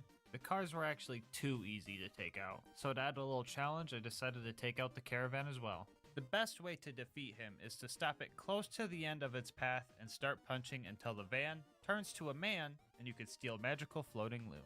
We get to the dam, but Badma was gatekeeping the place, and fighting him wasn't going to be easy. Lucky for me, I somehow released all 3 of his hostages, and their help with distracting him was invaluable. I probably would have had to cheese him pretty hard without these little guys. In the end, they got the final blow and launched his corpse into the abyss. Put the stinky on him. I put the stinky on him! Guys, no! Finally, in the ramparts, we experienced some of the most annoying mobbing sections in the run. Actually, wait, no, it's just the toilet room that's whack. Everything else is fine. This place always makes me feel like I'm playing a Dark Souls game. You know, where you run in, die, try again, die again, but this time slightly further than before, etc. Also, like a Dark Souls game though, some bosses can just get cheesed. Put the stinky on him. Roland was kidnapped by everyone's least favorite toaster, the Warden. Longtime viewers know the threat he possesses, but if you're new here, you might not know if you don't kill him fast enough, he will take Roland to the Hyperion Friendship Gulag where the fight is way harder. This part of the run is always a high stress period. It's also where things start to get really cursed. What the? The lack of any meaningful damage output means that we were going to need to first try Warden or we were doomed. So I played it safe and farmed up some ammo before we went in. The fight begins, and right off the bat, we're in a rough spot. We don't even break his shield before Warden is able to spawn 3 robots. I was calm and focused though. I knew that Warden couldn't be slagged, so there's no reason to save grenades for him. So I used them on the bots and eliminated those threats first. We get our first second wind and destroy the rest of the bots, making sure to position myself so that any missed shots instead hit Warden to make sure his shield doesn't recharge. We had to make every bullet count here. Things got scary as he spawned not 1, but 2 super loaders, but we managed to stay up thanks to slag and some lucky staggers. Ammo was low, and we were so close to the kill. We scrounged for ammo, but found ourselves down, with the surveyors keeping their bullet deflectors up. I tried to go for a loader, but found myself out of ammo. I couldn't do it. Well, at least not without keeping you on the edge of your seat. Oh. It was still a close call. I went down again shortly after to barely get a revive with our last few shots. We managed to grab some ammo, but the final exploder got to us. In the last-ditch effort, the Warden tried to put on a facade, acting like he had full shields again. But in reality, the puny shield that the surveyors gave him was a false hope for Warden. Gub in hand, and ruptured guts hanging out of my stomach in another. I finish Warden off and pop off. Oh!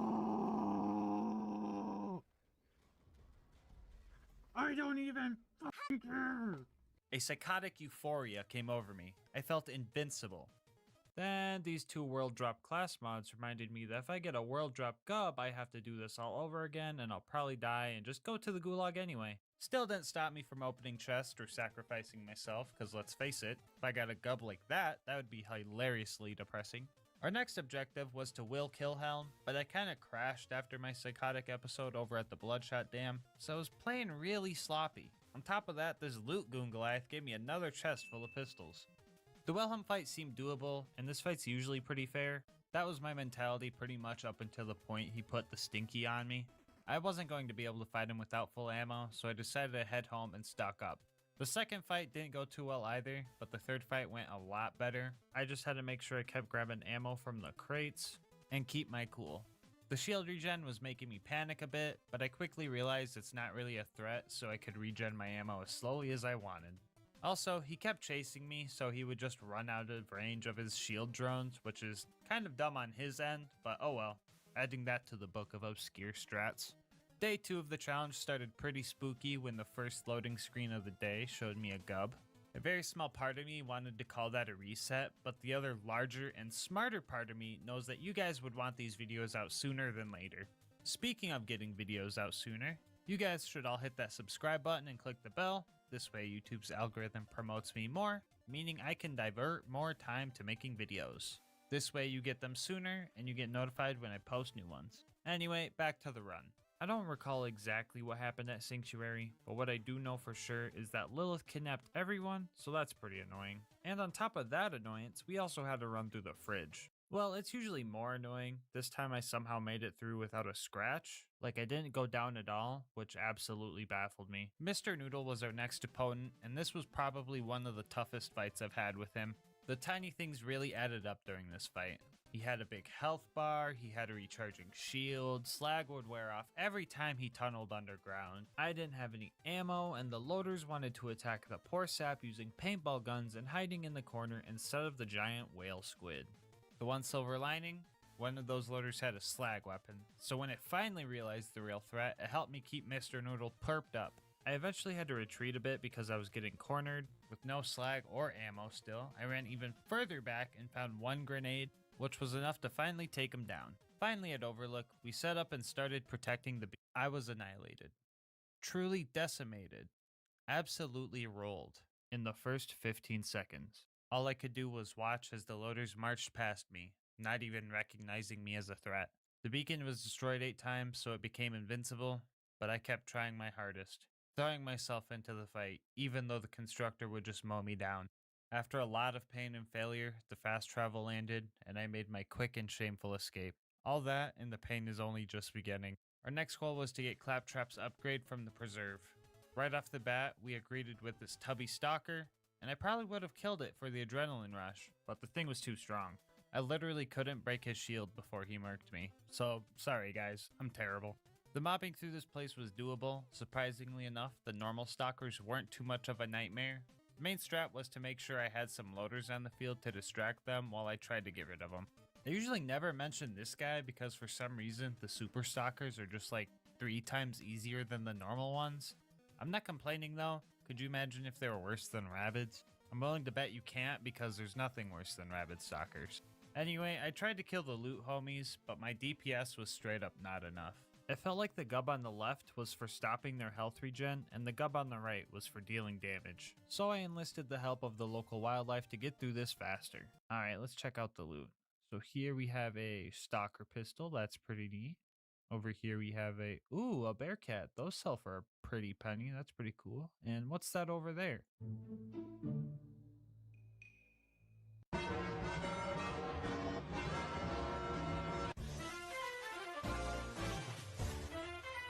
Honestly, if there's a cutoff point where I would be okay with getting a gub or utterly heartbroken, it would be the Bloodwing fight.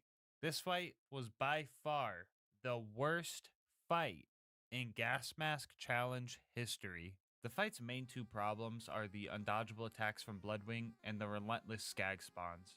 Usually the skags are good for revives, but during this fight they just used up too much ammo to be worth it.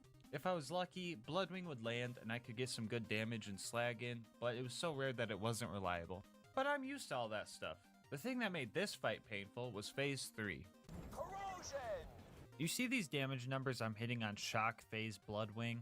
Notice the letter K to indicate 1,000, so you could see 3 to 5 million per shot right now, right? Okay, now compare those numbers to these. Notice the lack of the K indicating thousands? A rough calculation of these numbers indicate I'm only doing about 1% of the damage I was doing during the other 2 phases. And on top of that, this phase seems to be the biggest of the 3. Since loading our gubs up with Mountain Dew Flaming Hot rounds isn't an option, this fight was going to be absolute torture. But I'm a large craniumed masochist who likes a little challenge, so I devised a plan. Step 1, puppy daycare. I had to lure the 3 skags up the elevator and make sure the loaders inside weren't there to kill them. This turned the fight to a 1v1 with me and the bird. Step 2 was to stock up for the fight. Max grenades and ammo were needed to give a good head start. Step 3 was to know how to fight her.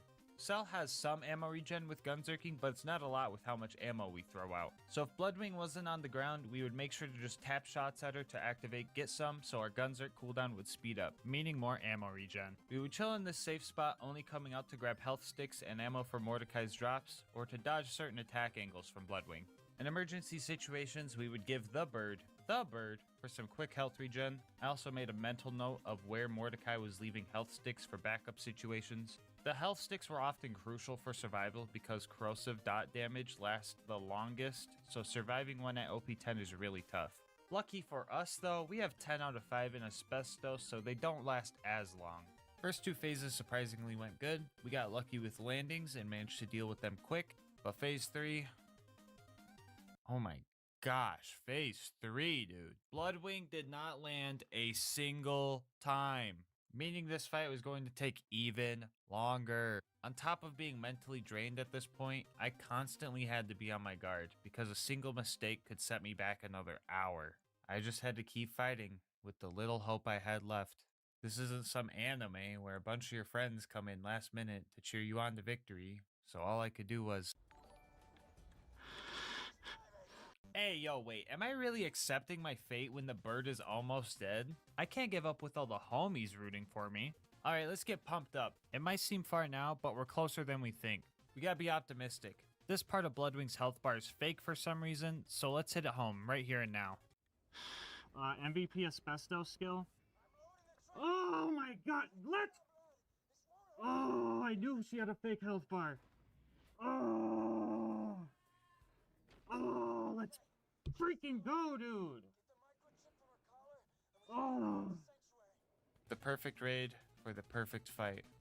Thanks, Jolts. A quick recap so you can truly understand how long this took. The winning fight took an hour 20.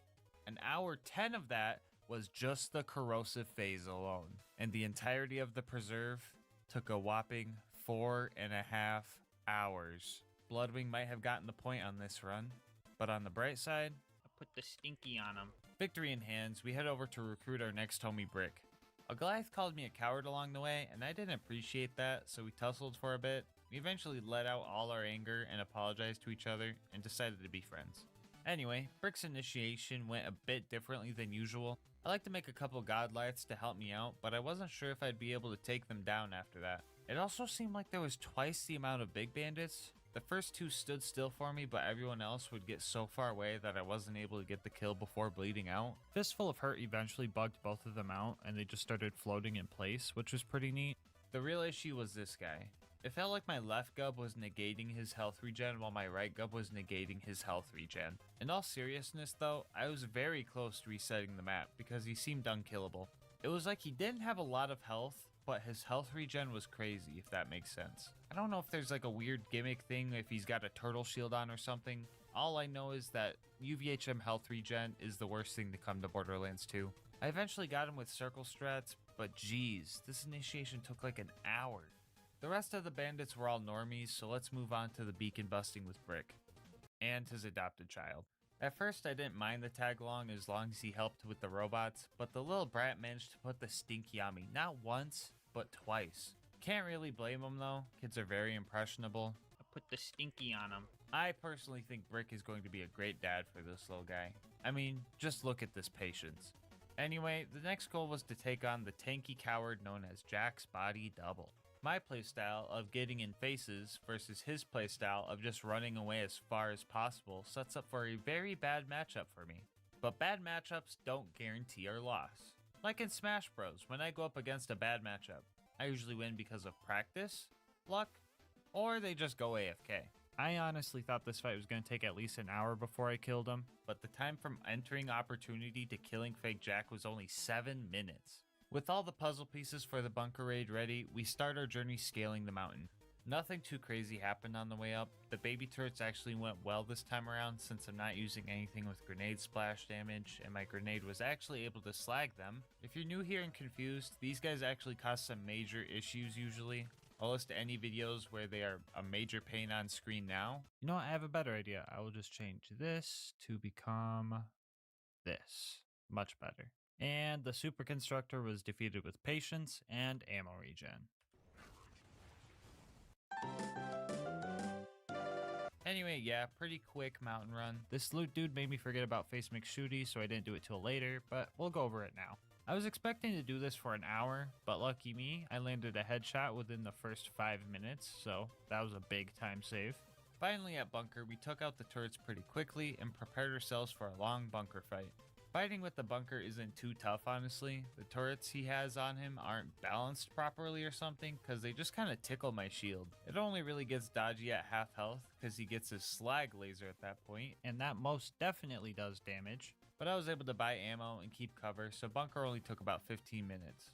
And yes, I waited to make sure his nozzle didn't spit out a gub, and lucky me, I can keep going. So it's been easy for the last few minutes, but let me remind you, I'm fighting loaders, and since the gub is corrosive, this is where it excels. And Angel Core was pretty much the same. I played smart, Roland and Angel provided ammo, and I got through it without dying once. And then when I was doing a light pop-off because I didn't die, I got Nickelodeon slimed by the last injector, and then slimed again by Roland's blood, so that was depressing. Anyway, I looted Marcus's stash and found 2 more pistol chests, which put me back on edge. After that, we were off to the boneyard to uncover the location of... Oh yeah, I forgot about this roadblock. Well, in that case, let me introduce you to the Death Cubby. For some reason, they thought this little corner with only one way out was the best place for a new use station. This is literally Spawn Camp Central, and it made it so hard to kill the ambush commanders. My best hope for taking them out was to slag them and just spam gubs into their shins until it eventually worked.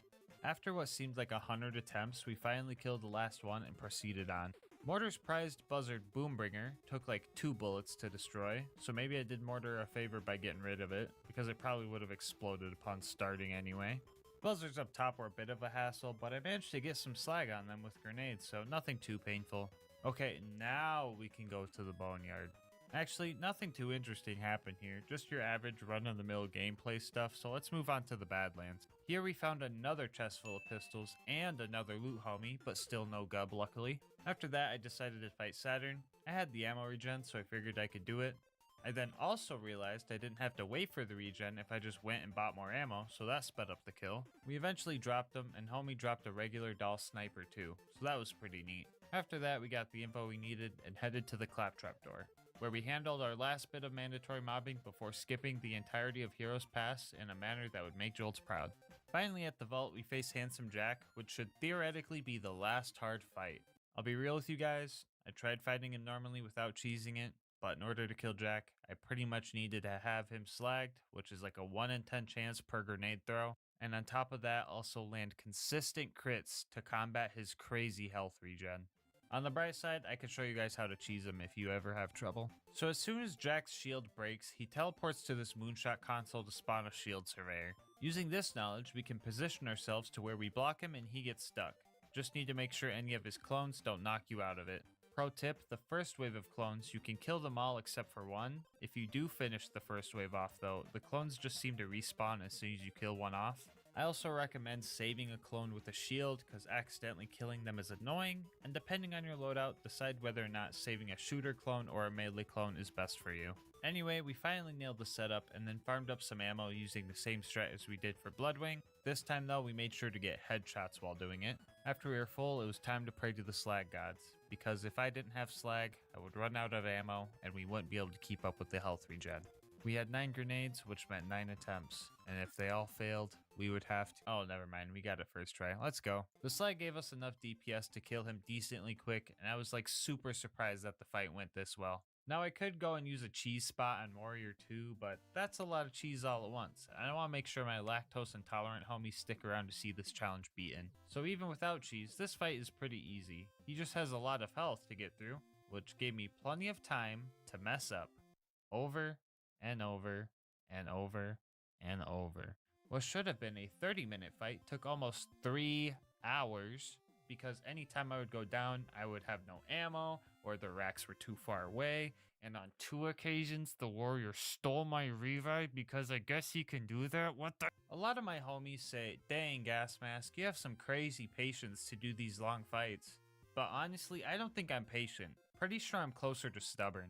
Eventually, the warrior went down, and I put the stinky on him, and not a single gub was dropped.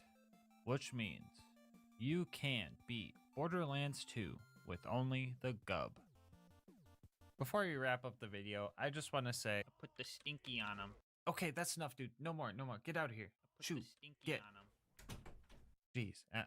Okay, anyway, I want to say thank you so much for watching up to this point. If you want to help the channel grow, make sure to like, comment, and subscribe. Also, don't forget to hit the bell so you get notified when I post new videos. It helps with YouTube's algorithm a lot. I also read all my comments, so please let me know your favorite part of the video, or if you have any ideas for future challenge runs. Honestly, all the nice comments you guys leave are the biggest motivations to keep making these videos. If you want to support me more directly, consider becoming a channel member. It's 99 cents and you'll get emotes and videos a day early. On top of that, helps me post more often so everyone gets videos earlier in the long run. I'll have links to my Twitch and Discord. Screw it. My Twitter too, in the description if any of those interest you. But until next time, breathe easy, homies.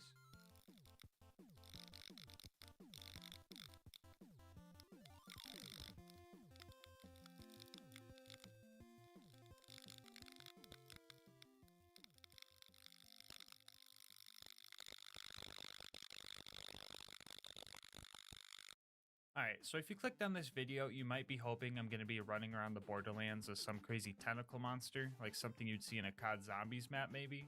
But sadly, Borderlands modding just isn't that good yet. So today, we will be trying our best to cosplay as everyone's favorite giant space whale squid, and ask ourselves, can you beat Borderlands 2 as Terramorphous? It should be common knowledge that all you need to cosplay as someone, or something in this case, is their hide, blood, teeth, and breath. If you don't know what these do, I'll show you real quick. The Breath of Terra is a neat fire grenade mod that makes tiny volcanoes under the feet of the bad guys.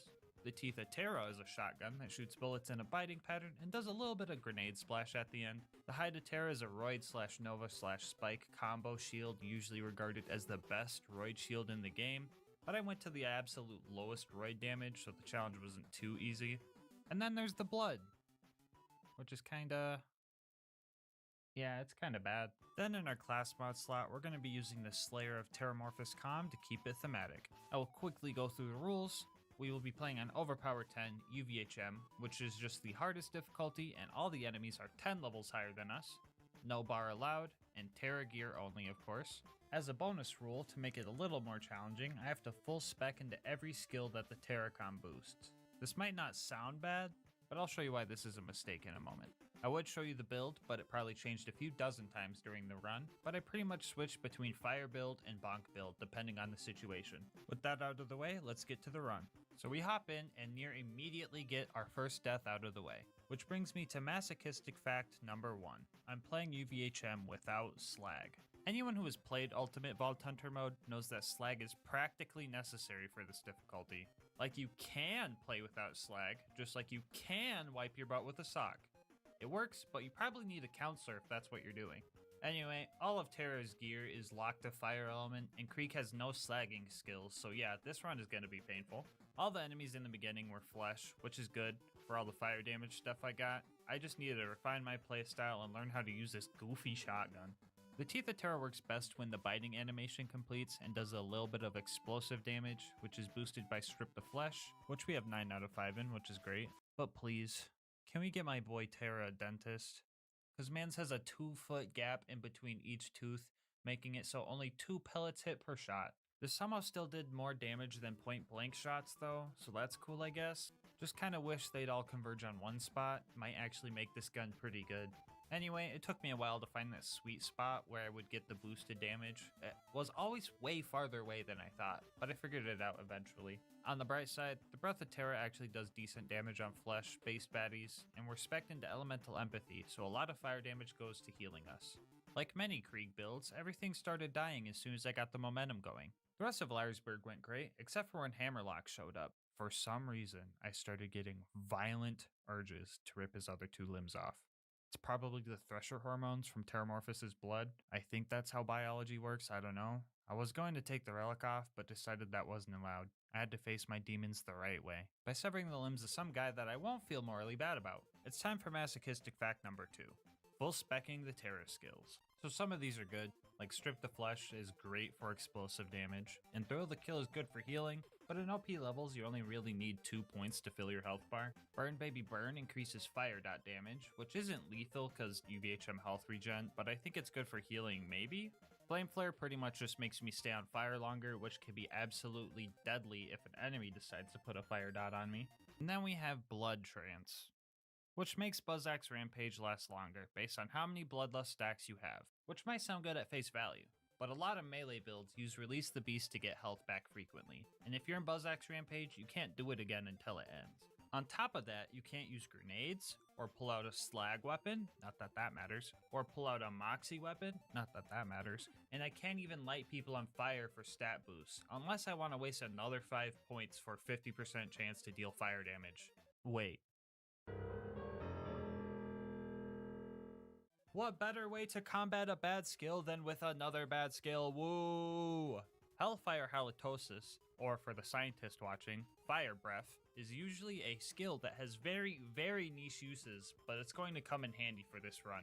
This way I can activate all my fire buffs and get a little healing while on Buzzak's rampage. After making it to Boom Boom, we find our first instance of masochistic fact number 3, fire only on armor. Boom Boom was going to be a tough fight, and I didn't want to cheese it if I didn't have to. We bopped Boom and decided to go for a cool gun kill on Big Bertha instead of the usual cheese strat. I wanted to proc Bloodbath from one of these psychos and spam shotgun damage to kill the turret, but this setup was super hard and took a while because I also had to fight against his health regen. We managed to knock Boom out of his turret and then we bonked him just like we bonked Boom. Shortly after our fire resistant boss, we face our fire-proof boss. Oh boy. Okay, so Flint has fire resistance, but when he goes into fire phase, fire damage actually heals him. So it looks like we're gonna have to resort to... Oh, 1 second. Hello? Hey bro, you can't melee kill Flint, dude. What? Why not? His launching AoE slam will just launch you away. It won't work, trust me. Wait, what? Didn't they make Creek heavier than other characters so he wouldn't get launched in melee combat? Yeah, but even so, your shield has fire spike and nova damage, so you'll just heal him anyway. Okay, well, what do I do then? You know what you have to do. No, wait, are you... Please don't tell me. Yep. Alright, I'll tell him. Good luck. Alright guys, my boss called. I've got some bad news. We're going to have to cheese the Flint fight. I know, I've never did anything like this before. I usually body Flint face to face, but this time I'm gonna have to play a little unfair. So Borderlands 2 has this little quirk called Infinite Vertical Melee, which means anything directly above or below you can be meleeed no matter how far away they are. So we respec for bonk mode, lured Flint over to this pole, got some stacks, and started slicing from 3 stories away. 1 eternity later. Woo, we did it! Good news, we officially made it past the part of the run I didn't think was going to be possible. Bad news, I didn't plan to make it this far, so now I have no idea what I'm doing. After making it to 3 horns, I managed to steal the interface adapter without a single bandit noticing me. Got some wheels, belly bump door guy vehicular style, saved Reese, avenged Reese by killing exactly 20 bandits and no less, and made it to Sanctuary. Lilith, being the immature human she is, left a cryptic note in my locker like some kind of cringe high school rom-com stuff, so let's get her mission done with. I usually like speedrunning this place, and this time I had an extra reason to skip a lot of the pointless combat. Anyway, we find Lilith and start fighting all the psychos, right? And I discover a cool trick with this Breath of Terror grenade. So I'm pretty sure bandits are programmed to dodge grenades if you try to chuck them at them, but when you throw a Teeth of Terra, they just kinda... Yeah, so the strat of just making a firewall to create distance and land the strong hits of the Teeth of Terror is actually a useful one. Not as useful as the low-hanging doorway, though. If you want to know how long all this took, just know that Lilith was able to say howdy boys 4 freaking times before we were done dealing with all these cowards. Our next goal was to infiltrate the Bloodshot Dam and save Roland. Only problem is that our car wasn't good enough, apparently. So we needed to get an entirely new one from Ellie, even though I think a simple oil change would have been able to fix this one's issues. My favorite 56 seconds of every run is when I get to destroy the bandit technicals that aren't balanced properly for OP levels and feel like a super cool god among men. The Teeth of Terror was actually able to deal some damage even though it was a fire on armor situation, and we managed to get a new car pretty quick.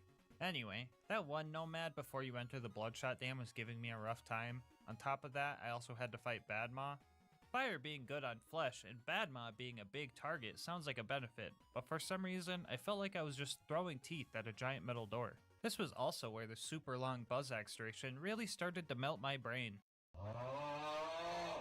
After about an hour of all that, I finally managed to take him down. So I run into the Bloodshot stronghold and everything was terrible. We had ironclad psychos up the wazoo, so I decided to respec for a bit more fire damage to keep my healing up. This time everything went great right up to the dreaded toilet room, where things started to go absolutely fantastic. And that's not me being sarcastic, I actually managed to get some great momentum going. Plenty of fleshy vessels to use for healing, and the cowardice of the crazed marauders was actually backfiring on them. These guys usually run pretty far away if you get too close to them, and they ran just far enough for the Teeth of Terror to hit their sweet spot. I only died once here, but by the time that happened, the door was already open. Holy crap. We blew through the toilet room so quick. But like many small victories on this challenge, the next objective is going to utterly destroy my psyche. Roland was kidnapped by one of the scariest bosses in the game. You could call me an oikophobic all you want. This toaster has literally shaved years off of my lifespan. If you're good at the game or new to the channel, you might not know that Warden can actually take Roland to the Hyperion Friendship Gulag if you don't kill him fast enough. And since killing things fast isn't my forte, I pretty much accepted my fate as soon as I seen an angelic guard. Oh, it's an angelic guard. Nope, we're done. Yeah, we're doomed. The fight at the Gulag is way harder because on top of Warden just being Warden, he also gains the ability to moonshot even more robots into the battle. This is also where I learned that the Teeth of Terra cannot kill loaders. Like for real, it just can't. So for the second time this run, I had to do some cheesy strats that I wasn't very proud of.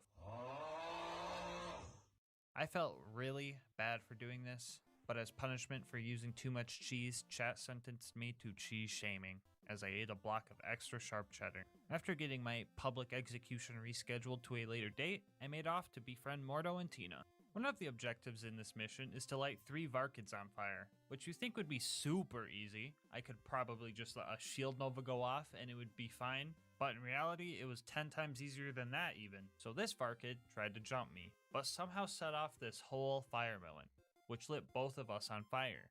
Now that I was on fire, Raving Retribution was starting to set off, and since it thought the fire melon was attacking me, it just started sending fireballs in that direction, and completed the objective. Absolutely nothing about my gear I was using played a part in doing this, and I just thought that was funny. Anyway, I got to taste great flavored combat for a little bit since Mordecai was sniping the baddies for me. I mean, he still wasn't doing, like, any damage, but anything was better than Wilhelm. When I took on this challenge, I really didn't think it would be this hard. I knew I wouldn't have slag, and I knew fire and armor sucks, but I really thought that this gun would be able to do something, and that even the worst version of the best melee shield in the game would make this relatively doable. But no, every part of my kit was just absolute trash. This fight was looking impossible, but giving up wasn't an option. I couldn't let one boss, okay, maybe every boss after this plus a couple loaders, stop me from securing my victory. Step 1 was to respec, building for melee damage, Buzzax Bombardier, and Fuel the Blood. Step 2 was to fuel up, and step 3 was to mask up. In order to kill Wilhelm, we cannot rely on our gear. We need to rely on Krieg and his skills. The plan was to do what damage we could while waiting for surveyors to spawn, aka Fuel the Blood fodder. After we get a melee kill, Fuel the Blood boosts our explosive damage and makes the effectiveness of Buzzax Bombardier a lot stronger. The only thing about this strat is how risky it was. We had to get down to low health constantly in order for Release the Beast to activate and have our action skill ready. If we went down, it was likely a death sentence, unless we were already within sweet spot distance of a surveyor, so I had to focus. I had to make sure I killed him quick as well. Otherwise, the loaders he spawns from under the trains respawn, and it pretty much means I'm dead. After 2 hours and 43 more deaths added to the counter, we finally survived long enough to take Wilhelm down.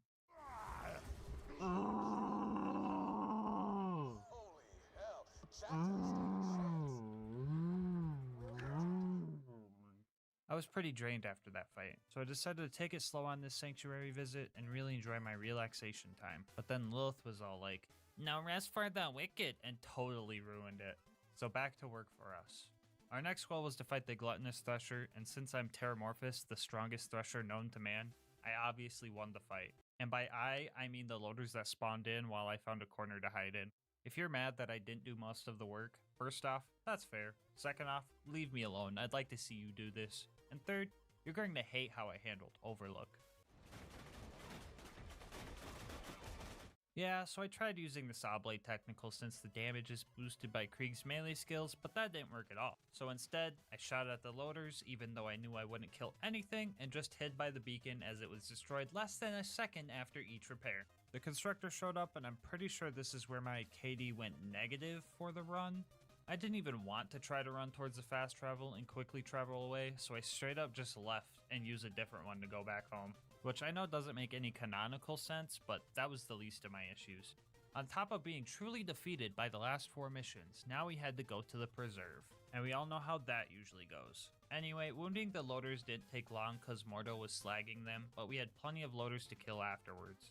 Melee is the only way to deal with these guys, so I pulled out my Bladed Teeth of Terra for some bonus damage, and for the most part, I was able to kill him. I think the only kind of loader we would have issues with are Angelic Guards, but I don't think I've ever seen one of those spawn in the preserve before. What the fuck is this? What is this, dude? Yeah, so after a good 30 minutes of trying to get the door open, I had to reset the map for a second time. The first time was just because I took too long and the enemies started respawning whatever. For anyone wondering why I didn't just kill them off, let me show you a sped up clip of me trying to kill a bull loader.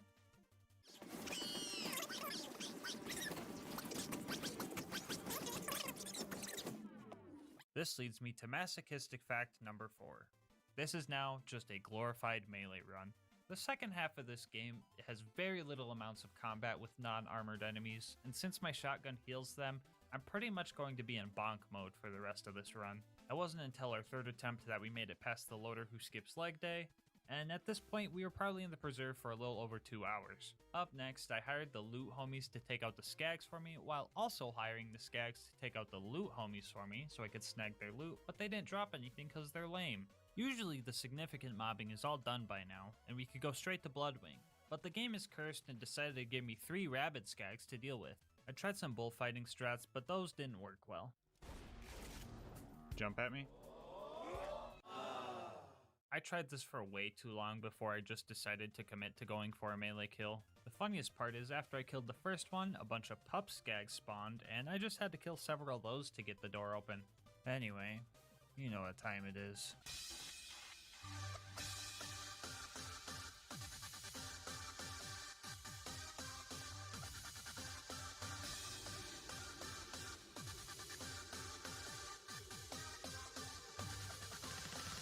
Returning viewers will know about Bloodwing Hair Baloney, you know, like the undodgeable attacks, elemental resistances, and this time around our attacks can't even hit her unless she's pretty much landed, so we were going to have to change up our strats.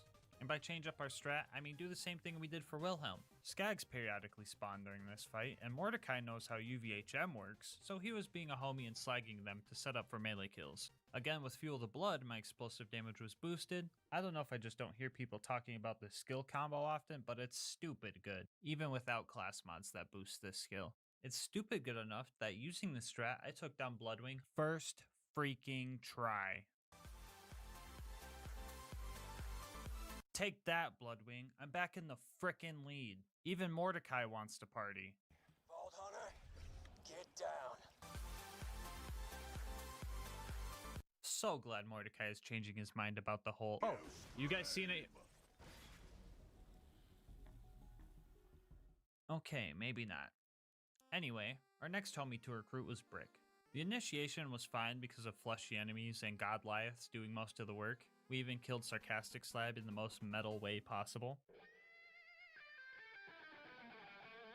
The loader combat afterwards went pretty decent too, since Brick was helping. Even looked like Brick watched my last video and learned some new combat techniques, so you know I had to hype him up. Brick.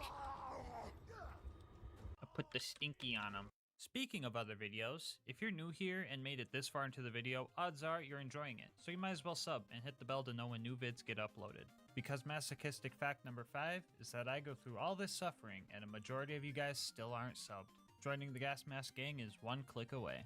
Anyway, Brick and I destroyed the rest of the loaders and we were off to our next objective, dealing with this coward. This fight is so friggin' buggy. It's a 50-50 chance between him booking a flight to Europe or just standing still and still managing to give me a hard time. Like, bro, why he standing like that? I'm glad he didn't fight back, but like, geez, this happens all the time, bro. Who coded you? Terra's dentist? Okay, now that that's done, it's time for the bunker raid. And I'll be the first to say that I was dreading this. I decided to unspec out a Buzzax Bombardier because these guys resist grenade splash, so I was better off without it. Fighting this thing was weird because I had to purposefully eat some rockets for better axe throw damage until it died. The baby turrets ahead were no match for Krieg, which is nice, because I hate these little buggers and their crazy health regen. And finally, the big constructor. Had to put a lot more forks in this toaster before it decided to blow up. Luckily, it's easy to cheese because I could just stand behind it this time. And our final obstacle, Face McShooty. Alright, here we go, guys.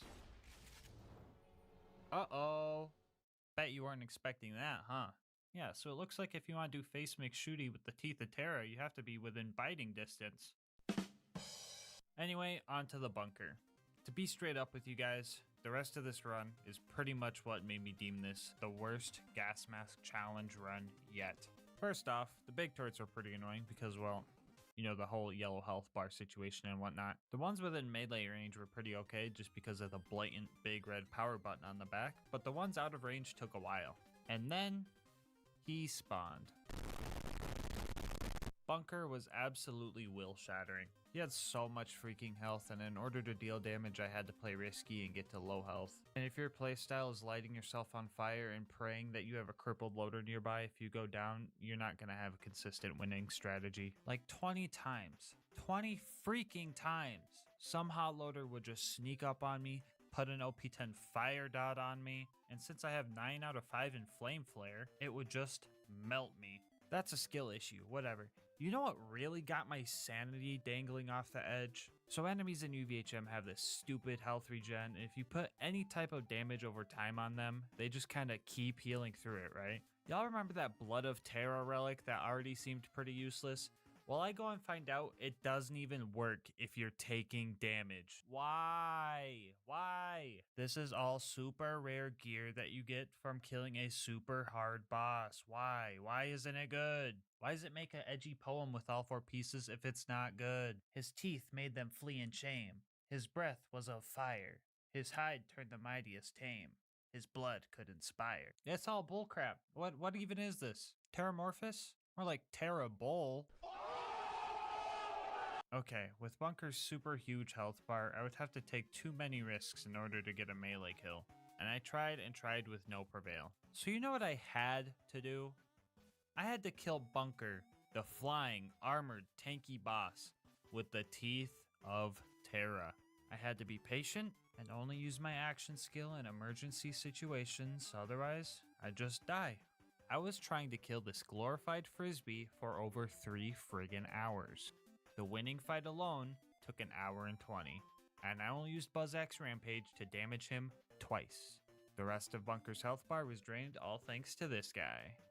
No, not you. This guy. I was so dead at this point. I couldn't even pop off anymore, so all I had to say was this witty remark. Oh boy. With the bunker destroyed, you can... Anyway, yeah guys, so that was terrible, but that wasn't the worst. Angel Core was the frickin' worst. I should have been fine. I knew I could melee kill loaders and even a couple angelic guards if I needed to. I even had Roland to help and Lilith to take out my anger on. But the absolute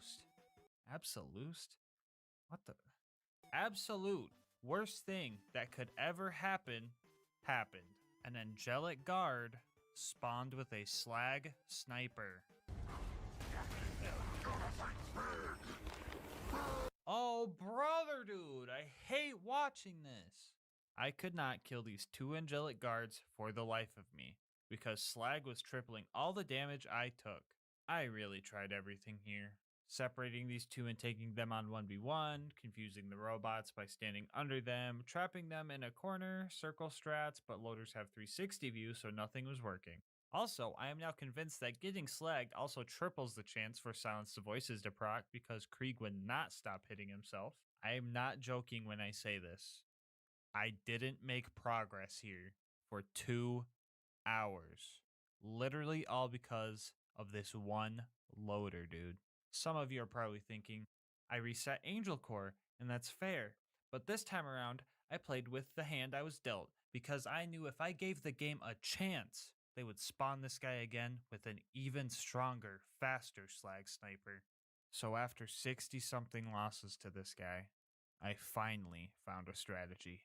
So usually you can't circle strat these guys like you can with bandits because they rotate 360 degrees, but we can sprint around them in circles which is fast enough to dodge their attacks. Mix this with the fact that Krieg can melee while sprinting during his action skill, and we get some of the most obscure 1v1 mobbing strats I have ever come up with. After the first kill, I managed to get the Slag Sniper guard, who I just realized was maximum possible level, so that's neat. Glitched out how I originally planned. After we took this guy out, I had a pleasant little pop-off. Fuck you! Okay, we're good. This one loader brought me more pain than any other fight in any challenge I've done so far. Even you, Bloodwing.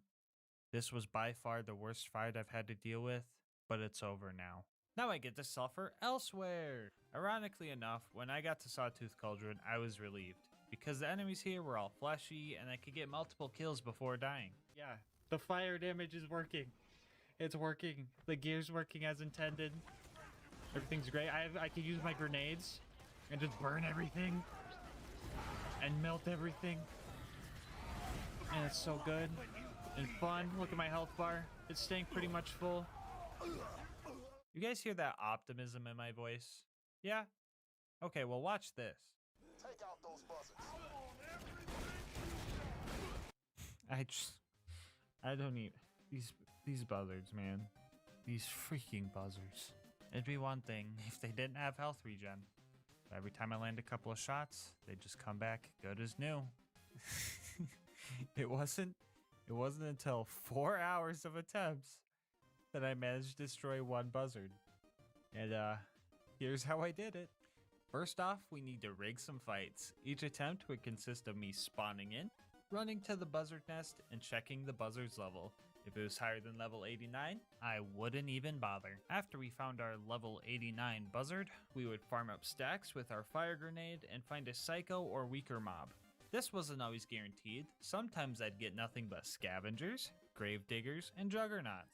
Anyway, after we found a good setup with an 89 buzzard and easy mobs, we would do the good old punch and chuck strat using Fuel the Blood and Buzzax Bombardier. Once we had the setup, we had roughly 7 seconds to land 2 or 3 Buzzax throws on a buzzard. Which is tough since the first 3 seconds are wasted looking for the dang thing, but when the stars align, you could pull off a beautiful kill. Let's go!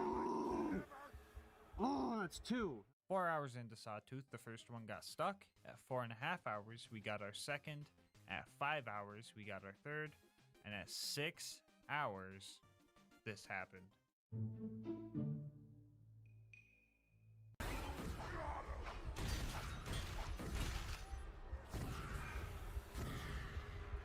Come on. Let's go. Let's 4. Let's go. Oh, Subcast. What was that you were saying, Subcast? What was that you were f***ing saying? Woo! Woo! This was by far the worst fight I've had to deal with, but it's over now. And for anyone wondering, yes, I did just copy and paste that last voice clip from the Angelic Guard fight like 30 seconds ago. After that conniption, I felt invincible for all of 2 minutes, mostly because I was just speedrunning through the Boneyard and Badlands. I did not kill Saturn this time around for obvious reasons, and if it's not obvious, the first 25 minutes of the video explains this in great detail, so go ahead and just rewatch that and come back. Or you could just download the save file in the description and test it out yourself. Up to you. Anyway, I was like 2 seconds away from getting the info first try, and it took 7 tries after that before he made it to the final stretch. The Claptrap door was our last hard bit of mobbing, and everything was going relatively good. I even managed to kill the Super Surveyor that spawns. Whoops, I mean 2 Super Surveyors. 3, okay, that's a bit odd. 4, there's definitely something. Okay, what the 5? How is that even? Okay, there's absolutely no way a 6th one just spawned. 7 of them. 7 of them spawn. Sorry about that. I kind of blacked out for a bit. Anyway, at this point, I was so shattered internally that taking a break wouldn't help, because it would be all that I thought about. So I kept going. Brick and Mortar definitely carried me through Heroes Pass, but altogether the Claptrap door and this place almost took 2 hours, and this challenge's playtime was really starting to wear on my mental. Jack and his stupid health regen was my last worry of the run. I made my few legit attempts before I decided that the good old block him at the terminal strat was going to be needed. Melee was definitely the way to go, but I wanted to show you guys my insane DPS I was getting with the shotgun. Mind you, this is point blank, doing nothing but crit damage. Glad I had 4 of these, because if I had to reload, I would just lose all my progress from the last mag anyway. So we took Jack out and started the warrior fight. And surprise surprise, using a fire weapon on a giant fire-breathing fire demon from hell where fire comes from doesn't work great, and now that I think about it, whoever said fight fire with fire was an absolute bozo if I'm being frank. And I was being frank, because the warrior is practically throwing me on his barbecue like a pack of ballparks.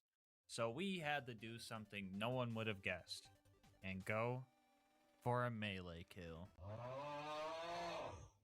Luckily, these crystal dudes are super susceptible to melee damage, except for when they're not susceptible to anything, of course. Anyway, the good old punch thing for explosive damage strat was working great, except for when it backfired on me, or the crystalisks would do more damage to me than I wanted it to, or Krieg would do more damage to me than I wanted him to. My favorite one is when I was throwing axes and this rack swoops in and takes it point blank, do it for the vine style, which downs me because that's just my luck. But I promised I wouldn't take the mask off until it was done. And there was one thing driving me. You know I haven't had a fucking monster all stream? I can't fucking drink a monster with this thing on, guys. You're driving me nuts. After 30 hours and 58 minutes, after 506 deaths, the warrior accepted his fate. I decided to finish warrior off using the Teeth of Terra, because I really wanted to savor this moment that I beat the hardest gas mask challenge so far. I proudly say, you can beat Borderlands 2 as Terramorphous. This run was 100 times worse than I thought it was going to be, but what matters is that we beat it, and the fact that you made it this far into the video makes it all worth it for me. If you want to see more runs like these, make sure to like, comment, and subscribe. It helps with YouTube's algorithms and helps the channel a lot. I also read all my comments and love hearing your guys' ideas for future runs. If you want to support me more directly, consider becoming a channel member. 99 cents gets you videos a day early and also supports me so I can get videos out faster for everyone. I'll have my Discord, Twitter, and Twitch channel where I stream these runs, all linked in the description, along with the socials of Mango Soda, who created this absolutely awesome thumbnail art. But until next time, breathe easy, homies.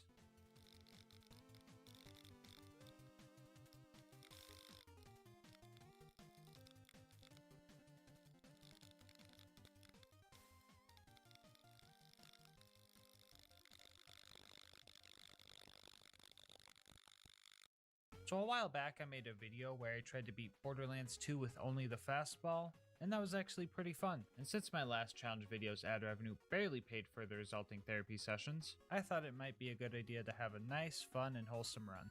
So today we're going to try and answer, can you beat Borderlands the pre-sequel with only the snowball? Now before you guys ask, yes, I just said I was playing the pre-sequel for fun.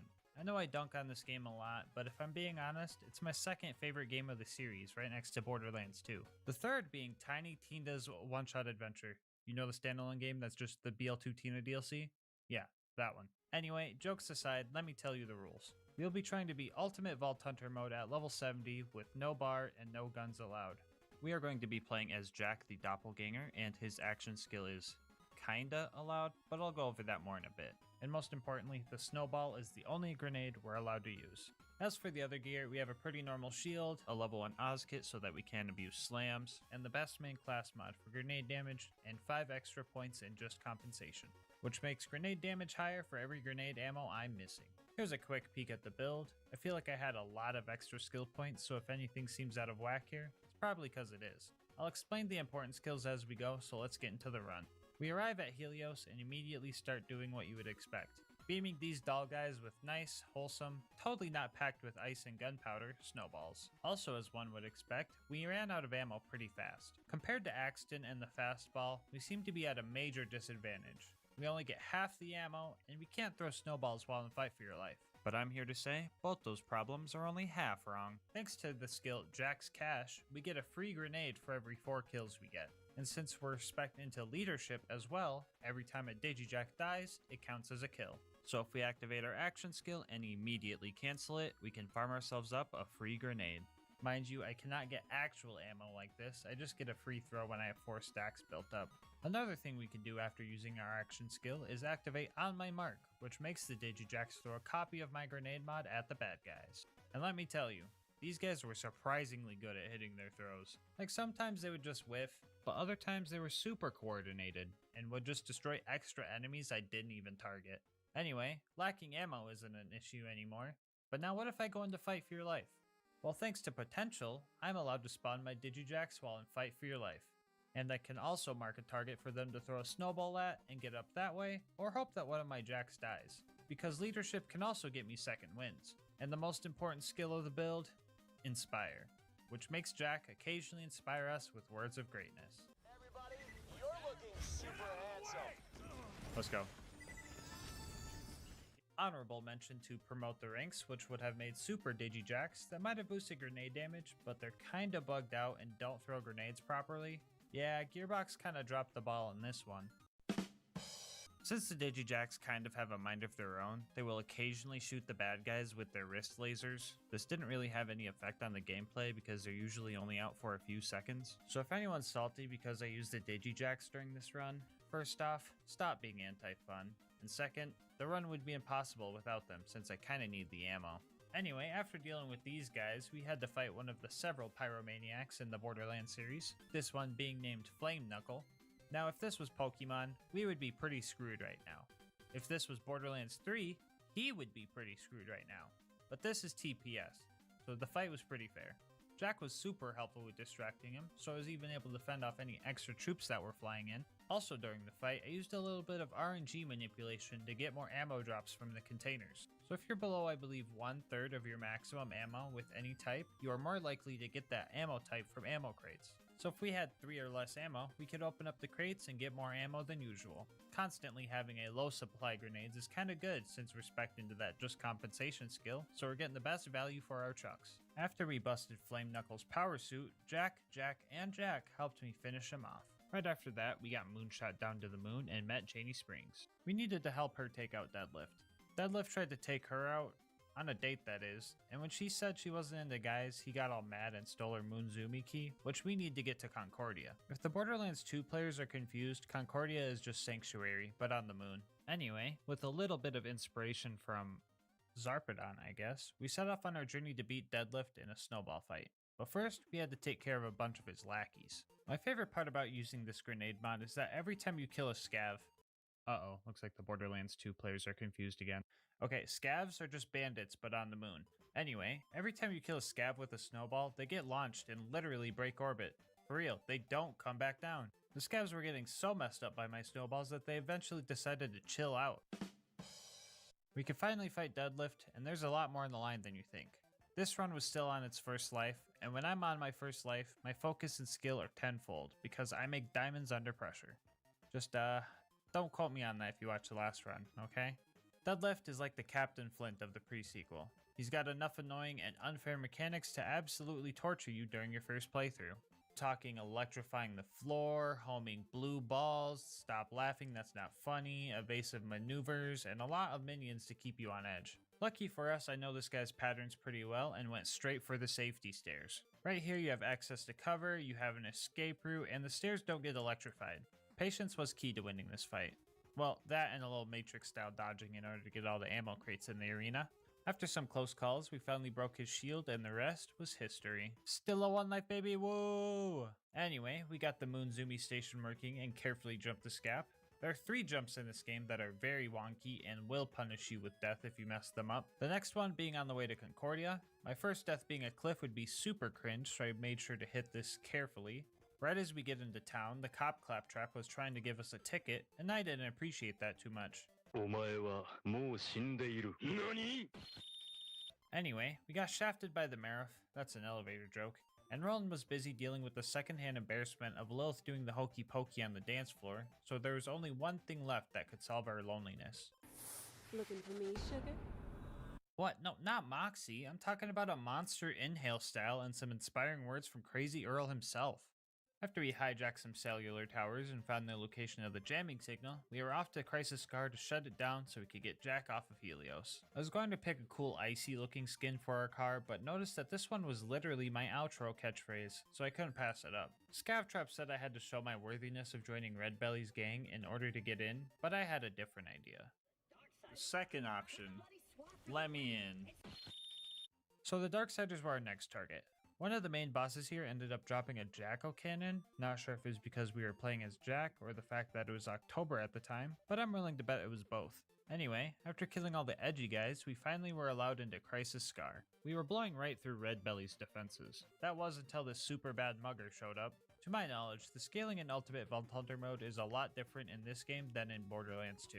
I'm pretty sure every enemy gets their health boosted, but big guys get a bigger boost. So this info's from the wiki, so definitely take it with a grain of salt. But according to them, normal enemies get a 1.5 times health and shield boost from True Vault Hunter mode to Ultimate Vault Hunter mode, and big guys get a 2.5 times boost to their health and a 3.5 times boost to their shields. So these guys are pretty tanky. I had to make sure I played smart and fired my grenades safely.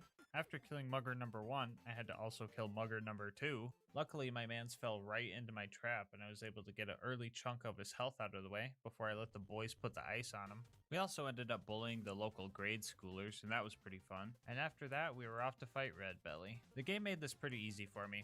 Why farm up nades with Digijacks when I could just walk over to this vendor and trade all the loot I found for some more? We had a couple close calls early on, but Red and Belly split up, which allowed me to gang up on them one-on-one.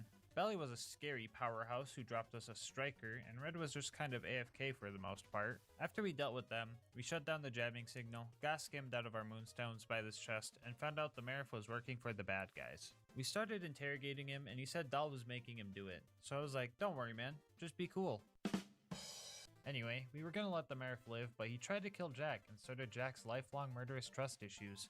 Now that Jack was rescued, we needed to start building an army to take Helios back. I tried using the snowball to put the door code in and was a little spooked when it didn't work, but I was able to just use the interact button to punch in the door code, so the run doesn't end here. Janie Springs helped us get a new vehicle. This one can fly. Kinda. So I wasn't about to trust it with my life. A cool trick you could do with the Stingray is to boost up a little bit, press the slam key, and then boost again as you bounce to get more height for your jump. I was a bit rusty, so I took a couple of minutes to make sure I got this, because holy crap, how am I still alive? I don't know if the snowball is just that good, or the pre-sequel is just too easy, or if Jack is too OP, or what. Actually, you know what? I think it's just definitely Jack being too OP. Anyway, after meeting Pickle, we set off to get our military AI from the bosun. I had to do a bunch of annoying things to get to his ship, but for the most part, I was ballin'. And by ballin', I mean bawling my friggin' eyes out, because I finally died. Back. Beam him. No! No! Be tall or be dead. Now pick again.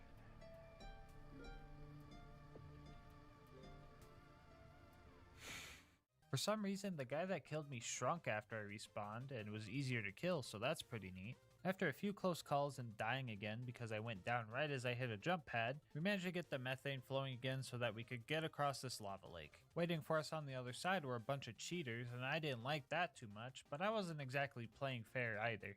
The first thing we needed to do was destroy the bosun's engine, which was a bit tricky. The snowballs would go right through the thing we needed to hit, so I had to bounce the snowballs off other surfaces and have them explode close enough to the power stabilizers to deal damage. I just thought that was pretty weird. Oh, also, turns out the one mugger I thought shrunk didn't shrink at all, cause I found him here. Homie was screaming at me a lot, something about how could I do that to his son or something, not really sure what that was all about, but he seemed pretty mad. He got his revenge, and he was even fighting honorably using a snowball himself, and I barely had enough energy left to fight Poop Deck after.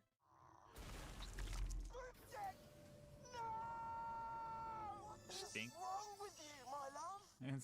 Anyway, the bosun fight was up next and I had a game plan. First off, we had to take out his shield regen turrets because there was no way I was going to be able to farm grenades fast enough to outdamage them. And step 2 was to just let him have it. Me and the lads made an absolute hailstorm for him. Shields resist cryo damage, so that slowed us down a bit, but once he lost his shield, I found a plethora of grenades, and the lads and I finished him off. Now that we had a military-grade AI, we just needed an army to go with it.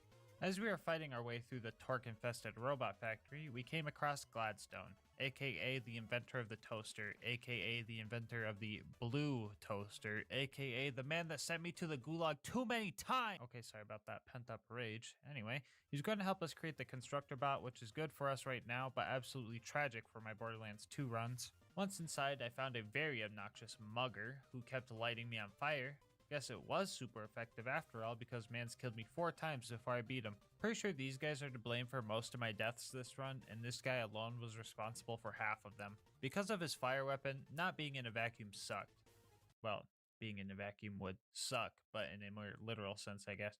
Anyway, after I realized getting lit on fire hurts and kills me, I played it safer and finally killed him. After we performed the first ever cryogenic castration, we were finally able to get the power on and start making our constructor bot. Step 1 was to create the eye of the constructor. By combining a bunch of other eyeballs from these guys who can't see where they're going, that might be counterintuitive. Step 2 was to secure the main body. Step 3 was to calibrate the turrets. To do so, they need to kill 12 bad guys themselves, and their damage is kinda bad.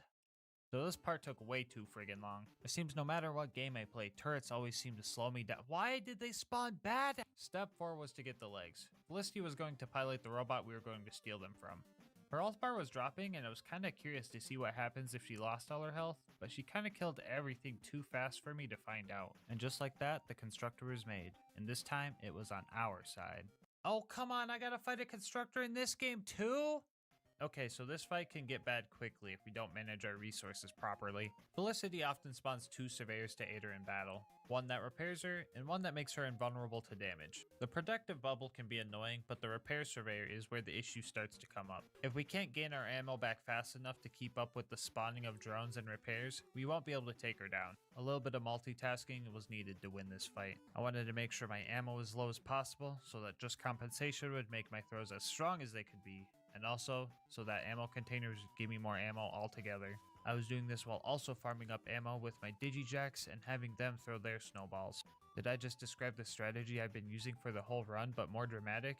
Yeah, pretty much. For real though, I needed to first try the boss, otherwise I would have to reset the map to fill all my ammo containers again. Luckily, I don't think Felicity has the 95% grenade damage reduction like constructors do in Borderlands 2, so that's good at least. I was running out of ammo crates, but luckily I managed to get her into her final phase right as that happened, so I didn't have to worry about any more surveyors. So my objective was to just survive. I just needed to farm up snowballs and make sure that these guys didn't pick up any guns. After a long fight, we finally got Felicity to short circuit and rejoin our side. As a reward, Jack gave me another Jacko cannon. I guess that's a moment of all time. Now that we had our army, it was time to retake Helios. The first place we wanted to retake is Jack's office, and we needed the help of Claptrap to get in. I was in my element here, quite literally, since Claptrap somehow made a snowstorm on the space station. Hey doll guys, freeze! Fighting the trained military soldiers felt a lot easier than fighting the dumb scavs for some reason, so getting to Jack's office was a breeze. Our next goal was to save Gladstone again along with his other buddies. Nothing too interesting here, just waiting for the scientists to open doors, oh my god! Anyway, after I saved them all, I took a quick pee break and everyone played Among Us without me. Pretty sure all the scientists got ejected, and so did I, because next thing I knew I was flying through the veins of Helios, making sure I didn't fall into the endless depths of space. Zarpedon almost got me with her mischievous tomfoolery. After blowing some stuff up though, we managed to get out of that nightmare fuel area. The last spot before our fight with Zarpedon was the lunar launching station. Here we needed to disable a force field in order to pass. I defused all the power cells without blowing them up because I'm very good at this game and I would never make a mistake like that. After that, all I had to do was survive a few waves of some extremely casual bad guys. Lucky for me, I was able to activate some gun loaders to distract them. At this point, I was ready to fight a tough boss, and I didn't have the patience to wait for the shock field to go down or the patience to wait for Jack to hop on the elevator. Zarpedon was going down. If she was going to set traps for me, I was going to set traps for her. I had 2 things going for me during this fight. Number 1 was Jack distracting Zarpedon, and 2 was that ammo crates would continuously spawn during the fight. I also had 2 things going against me during this fight. First off, cryo damage on Zarpedon's big shield was doing very little damage, and 2, she can get her shield back pretty much instantly. On the bright side, this is the pre-sequel run where I finally figured out how her shield recharge move works. If you pay attention here, you can see that Zarpedon is draining the power cores from the floor, and when she is done, it breaks and she can't use that same power core again, which means she will eventually run out of recharges. During this fight, she used all 6 of her charges before committing to trying to kill Jack. To be specific, the real Jack, not the fake one or the fake ones. Without her shield, it was only a matter of time before I found enough grenades to take her down. It was now time for phase 2 of the fight. 0.8 seconds into this part of the fight, I get distracted by an orange loot beam and snag the ZX-1 drop from her power suit. I know all 12 pre-sequel players are mad right now that I got the designated drop from the one-time kill. After that, I started trying to fight Zarpedon, but geez man, she knows how to dodge. I feel like my accuracy went from good to bad so freaking quick. I feel like she was standing still trying to fight Jack and I was still missing. This phase also introduces a bunch of ascended doll soldiers, and at this point it was too chaotic to keep track of anything at all. All I could do was run around like a chicken with my head cut off and hope to find some grenades so that I could miss Zarpedon some more. I think Jack was the MVP for this fight, honestly. Still talking about the real one. Pretty sure he did more damage than me, but on the bright side, I can make all the pre-sequel players even angrier with this prismatic bulwark, another designated drop off a one-time kill. By the way, the save file with all the cool gear I found throughout the run will be in the description down below if you want it. Now that the bad guy was beaten and we had the Eye of Helios / Destroyer and its inspiration bestowed upon us, we could finally go to the vault. Feel like I'm missing something important? Probably not. Anyway, Virago Solitude was very short. The game played this cutscene for the Guardians, but also gave me the option to just run right past them. I don't know why they gave him a cutscene if it's not a required fight. Also not a required fight was this guy who surrendered. Snowball fighting etiquette is to spare anyone who surrenders, so I let him go. Unless... RK5 aka Romkampfjet Mark V aka Bootleg Bunker was our next boss to take down, and our most challenging one yet. Not only was ammo scarce, but hitting RK5 was really tough since it's usually way out of our range. My Digijacks also had a lot of trouble landing shots on it, so I tried to use them to kill off the waves of churros? Also had to deal with a few more cheaters during this fight.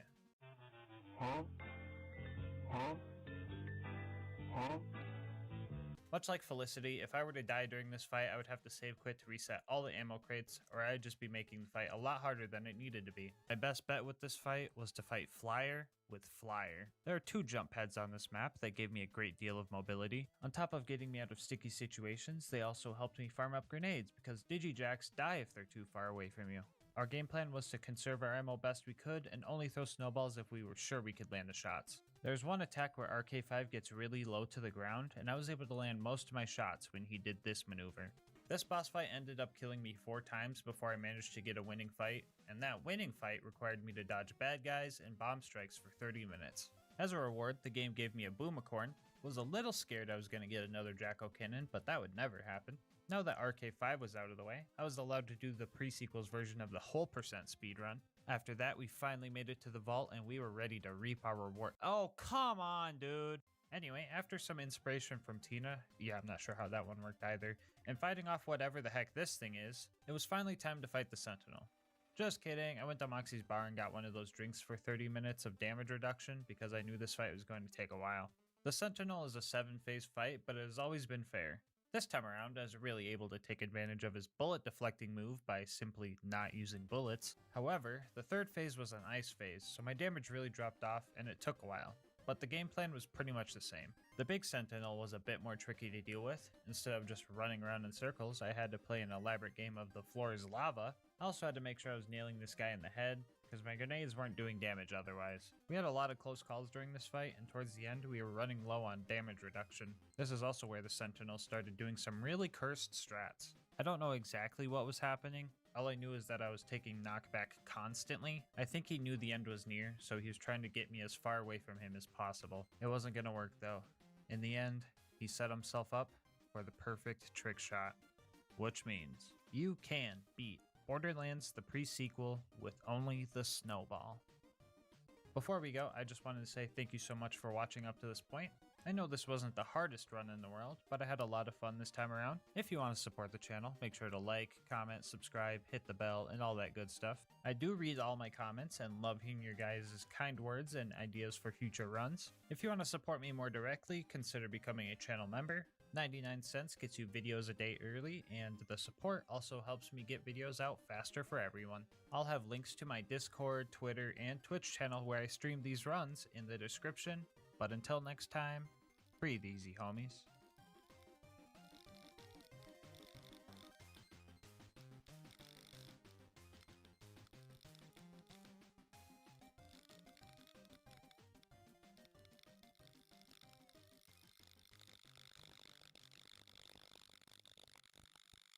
Pandora's always been a lawless place, but what if we wanted to bring some order to this wasteland of a planet? Today we ask, can you beat Borderlands 2 as a sheriff's posse? To start, let me tell you what exactly this challenge is. First off, the basic rules. We will attempt to beat the game at Overpower 10 Ultimate Vault Hunter mode. To the new Borderlands recruits, that pretty much just means the hardest difficulty and everything is 10 levels higher than us. Also, bar will not be allowed during this run. On to the fun stuff. I will play as the sheriff and the others will be my deputies. The challenge is mostly centered around these badges, therefore I will be running Jacob's pistols while the deputies run Jacob's shotguns. The badges also provide us with a little extra fight for your lifetime based on how many deputy badges are equipped on the team. So I get an extra 60% while everyone else got an extra 30%. And for the real kicker, if at any point the sheriff dies, that's me, I must save quit and reset the map. This means my survival is of the utmost importance. Last thing before we get started, I'll show you all the rest of the gear and builds. We all have a basic shield and low-level grenade mod just for slagging purposes, and in the comm slot I will be running the legendary Titan for tankiness, and the deputies will be running the legendary Gunzerker comms for some DPS and longer Gunzerk duration. Here are the builds so that all the Sal mains can go make me cry in the comment section. For the deputies, I pretty much gave them an AI generated deputy Sal build. They all have 2 shotguns out instead of the usual Grog and Lady Fist in the main hand, so I had to change some stuff to compensate for that. As for the sheriff build, I decided to suffer a bit and not give myself too much DPS, but on the other hand, I have the most deadly seal combo in the game. That's right baby, we're bringing the stinky back. I put the stinky on him. Okay, now with all that out of the way, let's introduce the posse.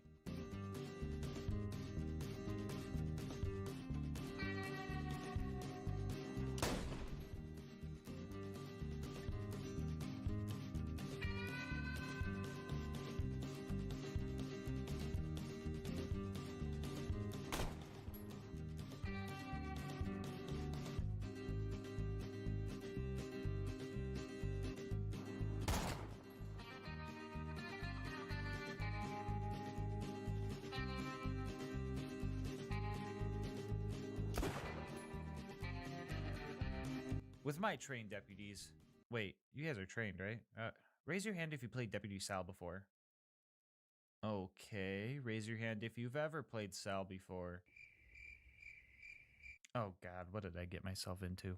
Anyway, we started clearing out Tutorial Town and found that 6 shotguns all going off at once not only drops me to what I'm guessing was 30 frames per second, but it's also pretty funny to listen to.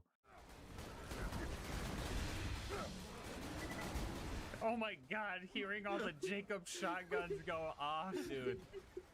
Not too many issues came up here, and honestly, we kind of rolled the place. Anyway, we saved Hamulok and set off to take on Boom Boom. Along the way, we discovered that the accuracy and range of the shotguns was going to be the deputy's biggest challenge. Well, besides making sure my clumsy butt doesn't fall off a cliff or something, of course. I had a feeling that this would be an issue, so I made sure to give everyone 5 in insight and busts that can't slow down, so that we could get into the enemy's faces quickly and also rush to each other's aid in case we went down. Mix that with the fact that our bleed out timer is super long because of our badges, and the fact that you can fire your left gun while reviving, you get a strat that just might get us through this game. The plan for Boom Boom was to let me take the Cheese Bowl fight with my lower DPS while my deputies handled the other boom. They did a great job, but on my end, I was having some trouble. Luckily, Deputy Lucas came in and helped kick Boom Boom out of his turret. I didn't have much ammo to help with this fight, so I decided to promote myself to Medic Sheriff GASMASK and just help that way. I started to run back so I could top off my pistols, and the lads accidentally let all of the outlaws out by blowing up the gate, so I made the call to go in and risk it for my homies like they would for me. This time around, I knew I couldn't revive everyone in time, so I made sure to psych everything I could so that they had a chance to get themselves up, earning me another promotion to Support Medic Sheriff GASMASK. Anyway, we dealt with the very thrusty bad guys, and we all made it out of this fandango alive. And then Queen Knight did the bleed out any percent speedrun on accident while trying to save me, so that was hella depressing. Oh, this is a perfect time to point out that the death counter will only count my deaths. If you need an explanation on why, just go check out our other co-op challenge. I'm sure that will clear everything up for you. Anyway, after many armpit moistening battles and stinky plays, we made it to Flint. Initial results showed that this fight was going to be super tough. After a lot of really scary close calls, we retreated and went to make a game plan.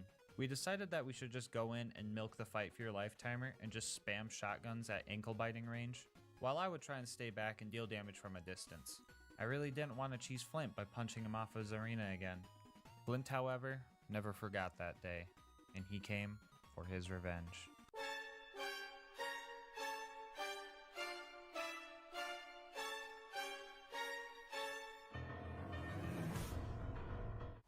Oh my god! Oh my god! No! That was pretty scary, honestly. Anyway, you probably want to see Flint die, so here's the clip of that. Lock of me. When I get gas locked. Oh my god, who's resing him?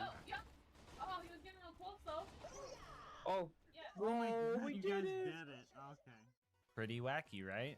Nah, for real though. As soon as I fell off, the deputies all grouped up and did some kind of triangle attack and milked their fight for your life timers like we had planned. This fight provided me with another promotion to Useless Support Medic GASMASK.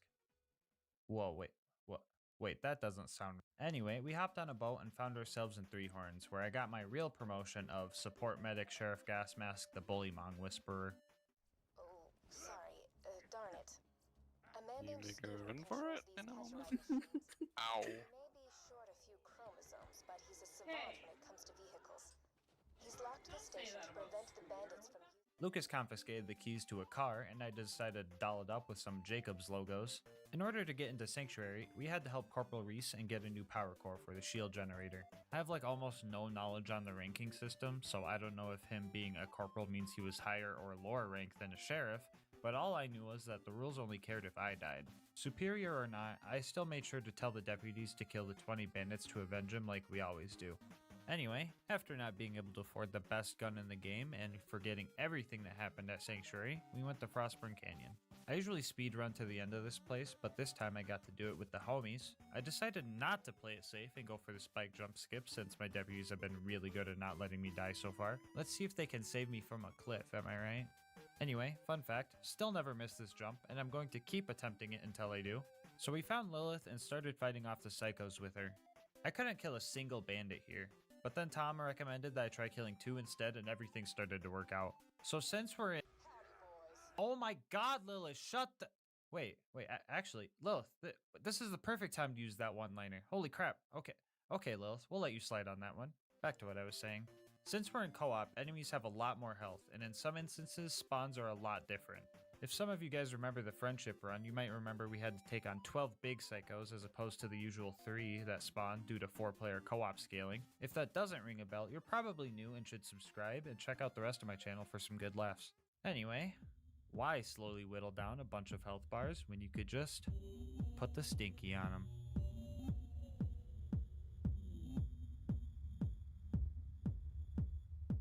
Big guys were a bit tougher, but they're definitely killable.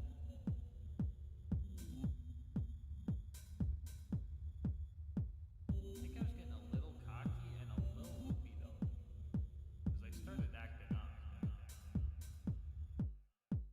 The sneaky on them. The sneaky on them. The sneaky on them. The sneaky on them. The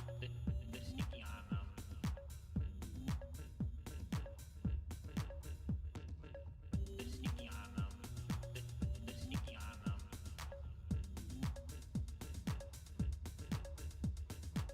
The sneaky on them. The sneaky on them.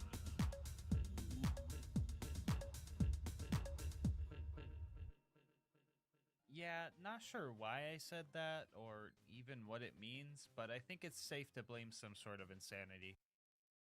Yeah, so I ended up dying and restarting this whole fight twice because I got counter stinkied. And yes, I did do the spike skip again both times. Honestly, I didn't mind though, because I got this crazy stinky clip. Oh, Lilith! No! Lilith was saved, and now it was time to rescue Roland. We needed to get a new car to fool the Bloodshots, but then I realized that cowboys don't use cars, they use horses, and since we didn't have any of those, we had to fight the bandit technicals on foot. These darned horseless carriages ended up destroying Deputy Lucas early on, but after we got rid of the big one, we destroyed all the cars we needed, and then another car came up and ran me over. Joke's on them though, they just saved me a trip of running through the dust. Up next was the Badma fight, and we came prepared with a plan. Here we go. Yes!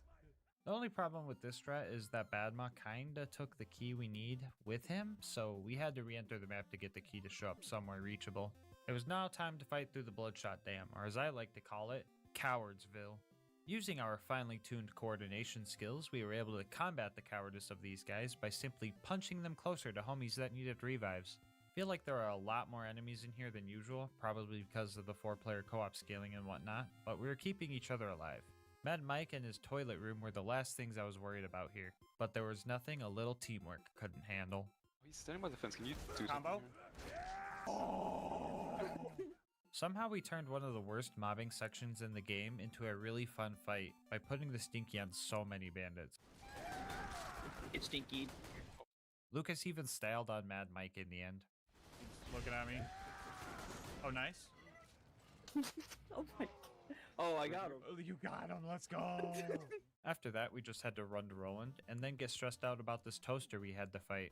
I'm willing to bet that some of you guys don't know that the Warden can actually take Roland to the Hyperion Friendship Gulag if you take too long to rescue him. If you didn't know, don't feel bad, that just means you're good at the game. Anyway, I wasn't sure if dying and the resulting save quit would cause us to automatically go to the Gulag, so I had even more to stress about than usual. So running through the dam was pretty scary. We all went down a few times and there were very few spots where we were actually safe. Deputies Tom and Queen Knight made it there before Lucas and I, and then I noticed that the Warden was already spawned and the clock was already ticking. I ordered them to. Moments later, I made it to the fight and single-handedly saved everyone from the big bad scary toaster with no help from Tom whatsoever. No gulag for us, baby. Anyway, after clearing out all the loaders and saving Roland, our next job was to meet Tina and Mordo and help them with a good old-fashioned train robbery. That might sound like we're breaking the law, but I'm the sheriff and I make the rules and I say it's legal. Anyway, after roasting up some critters, we confiscated some TNT from the bandits and we blew up the train in a safe and controlled manner. It was the end of the line, and Wilhelm wasn't going down without a fight. A long, cursed fight. The plan was simple. Loaders were going to be our priority 1 enemies until Wilhelm ran out of troops. Priority 2 for the deputies was going after Wilhelm himself, since they had all of our DPS. While priority 2 for me was dealing with the surveyors, since I had the accuracy to deal with them better. We were able to put the Stinky on some of the loaders, but a couple of Stinky-proof big loaders really drained all our ammo and grenades. And then, something extremely cursed happened. Something I could only imagine would come from my worst nightmares. Something so unheard of and absurd that I still don't believe it happened, even though I see it with my own 2 eyes. This was the incident. Well, you though. What? There's a badass constructor. Constructor? Why is it so small? There's 2 of them. What is going on?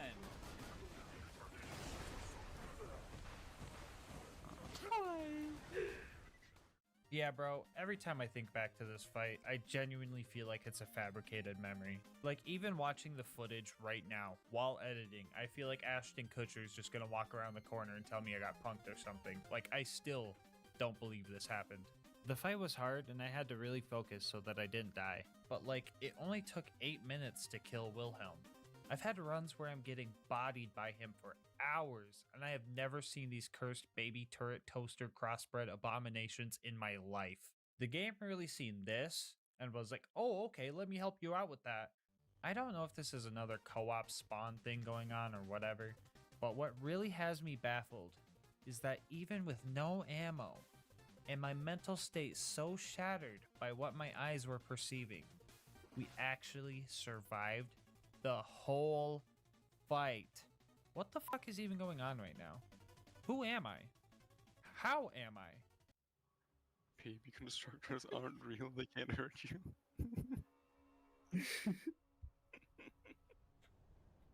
After I save quit to make sure I didn't have any mods running, we made it back to Sanctuary, and never mind, it's flying now. That's a problem. So we had to go through the fridge and try not to get ambushed by all the lowlifes dwelling there. Big emphasis on try here because I ended up dying. Deputy Tom was at the end of the map ready to travel, but we all went down, and hitting rats in general is just not easy. So here was where I had my first bleed out death. And honestly, I'm pretty proud of my deputies for lasting this long. Well, except for Lucas, because this rat picked my pockets twice and Lucas tried to snatch up all the money when he died, and I didn't appreciate that. On the way to the beacon, Alyssa challenged the bridge to a duel, and she was all like, draw! And then the bridge drew, but not in the fun cowboy way, so we all had to take the elevator thing. Well, this one goes sideways, so maybe we call it a horizontal? Editor, don't take that joke out of the script. Also, don't record yourself reading this. This isn't part of the script. Oh, come on, not again. Anyway, there were some close calls fighting the loaders before the gluttonous Thresher fight, and that fight didn't go too well either. The deputies barely killed it before I bled out, so resetting the map did not mean we had to do the fight over, so that was nice at least. Also, I'm a bozo and missed this death, so add one to whatever you see from here on out. Jumping over to Overlook, we set up the beacon and stood ready for the waves of loaders coming our way. And by ready, I mean I was buying ammo right as they were dropping in. I was kinda hoping the game would realize we seen 2 more toasters than we should have so far and that they wouldn't send in more, but surprise surprise, hope is useless when it comes to gas mask challenge runs. This was a tough fight. Other than Lucas redeeming himself after the whole fridge fiasco, we were getting real close to losing. We tried our best to keep the beacon alive, but it got destroyed 8 times and just became invincible, which is good for our progress, but harsh on our pride. Also harsh on our pride was the escape we had to pull off. Usually you can teleport away as soon as you choose a location, but in co-op there's this 5-second timer, and if one of you guys go down, it's just like, no, and makes you stay there in pain. After the 6th attempt at escaping, we made it to the dust. Yep, I was like, literally anywhere but here, please. Up next was the dreaded preserve. This is a big map, which means a death would make us lose a lot of progress and make us do a lot of the mobbing over again. I also made it a rule that we had to take out the loot homies in a 4v4 in order to progress, just to make it a little bit more challenging. Our first obstacle of wounding loaders was pretty easy since we could all focus on different baddies. We all probably went down like a dozen times at this little dock area, but we managed to set each other up with revives really well actually. Pomone and Toomba showed up after that to torture us, and attempts to kill them proved to be useless, so we decided that those guys were not our problem. Instead, we bullied this loot homie we found on the way to the other loot homies. The primary mobbing section here was chaotic. Fighting the stalkers here felt like fighting a Minecraft Enderman with a bow. Shooting won't help you, you're gonna have to whack them with it. Anyway, after dealing with those guys, the ultimate loader was surprisingly easy to take down, and now it was time for the 4v4 with the... Hey, yo, Queen, wait, we're not ready yet, oh my god. Oh, brother, dude. Okay, so I was afraid that this would happen, so I made sure to grab the feather so that we could respawn near the creature slaughter dome instead of at the very beginning of the map, so that lessened the blow.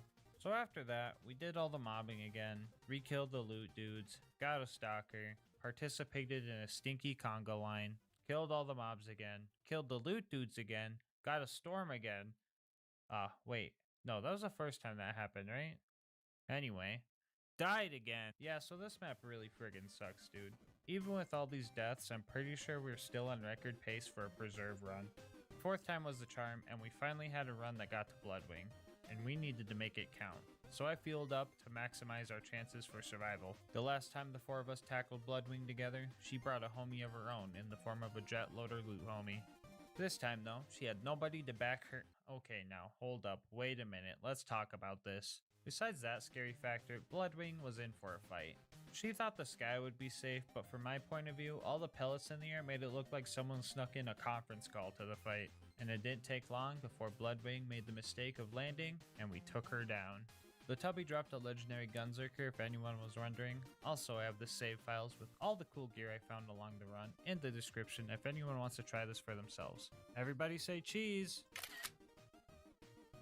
After our 2.5 hours in the preserve, it was time to recruit Brick to the squad. I wanted to hire a temp deputy to help us out, but homie's helmet did not want to come off for the longest time. It eventually worked and we gave him the orders of punch the purple guys, and that plan was working for the most part. I mean, he was punching us and we weren't purple, but he was punching the purple guys too, so technically following orders.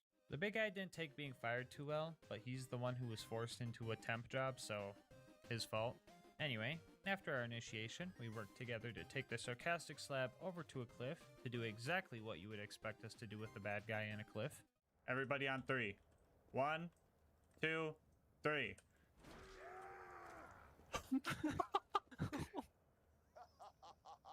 Still going. Damn. Oh my god, that... Yeah, homie got launched. I'm pretty sure multiple of us hit him, so that knockback was just amplified, and I thought that was pretty cool. I won't go over to the combat here, I'll just show you guys the good parts. Oh, Brick. Line me up, Brick. It's already gone. Oh, nice one. Nice. Thank you. Up next was taking down the Jack Double. Into this part of the run, we straight up turned to assassins. The double didn't last 10 seconds against us. We took his lunch money and then we split up to all the kiosks and made it out of opportunity in only 3 minutes and 52 seconds. It was now time for the bunker raid. Right off the bat, I learned that Lucas and Queen Knight were both not Hyperion robots, but buzzards are for some reason because that makes sense.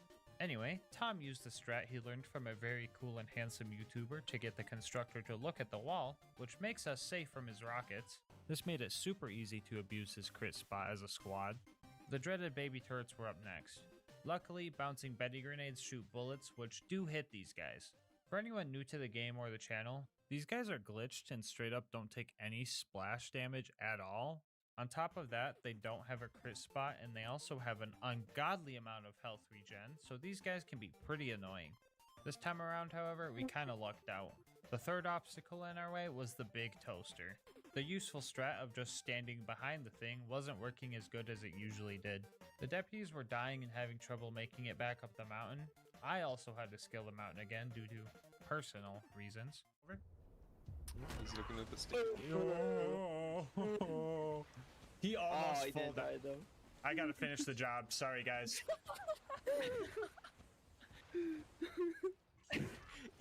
Wow. Okay, I'm coming back up. After about 10 minutes of struggling, we managed to all meet up and finally took it down. The final obstacle before the bunker was Face McShooty, who volunteered for death via firing squad. While we sit here and spam at him, I guess I'll give you a cool history lesson. Did you know that in old-timey firing squads, only one person in the firing squad would have an actual bullet? They did this so that the men in the firing squad could find some solace in the fact that the rifle they fired likely had a blank in it and not an actual bullet inside. We, however, did not do any of that goofy stuff because we weren't even sure we could land a hit on him from this far. Oh, look, we got him. That was so fast. The bunker fight was upon us, and I definitely didn't die to something embarrassing again like a cliff. Anyway, we took out the turrets, the actual bunker fight started, and the first thing it did was try to assert its dominance with a friggin' T-pose. But it kinda backfired, cause it just made it way easier to hit for all the deputies. So yeah, homie just started T-posing and kinda kept T-posing every time he flew up to us. We were all capable of hitting the broad side of a bunker, so this fight was actually pretty simple. Jack was hiding something in this mountain, and we were gonna get to the bottom of this.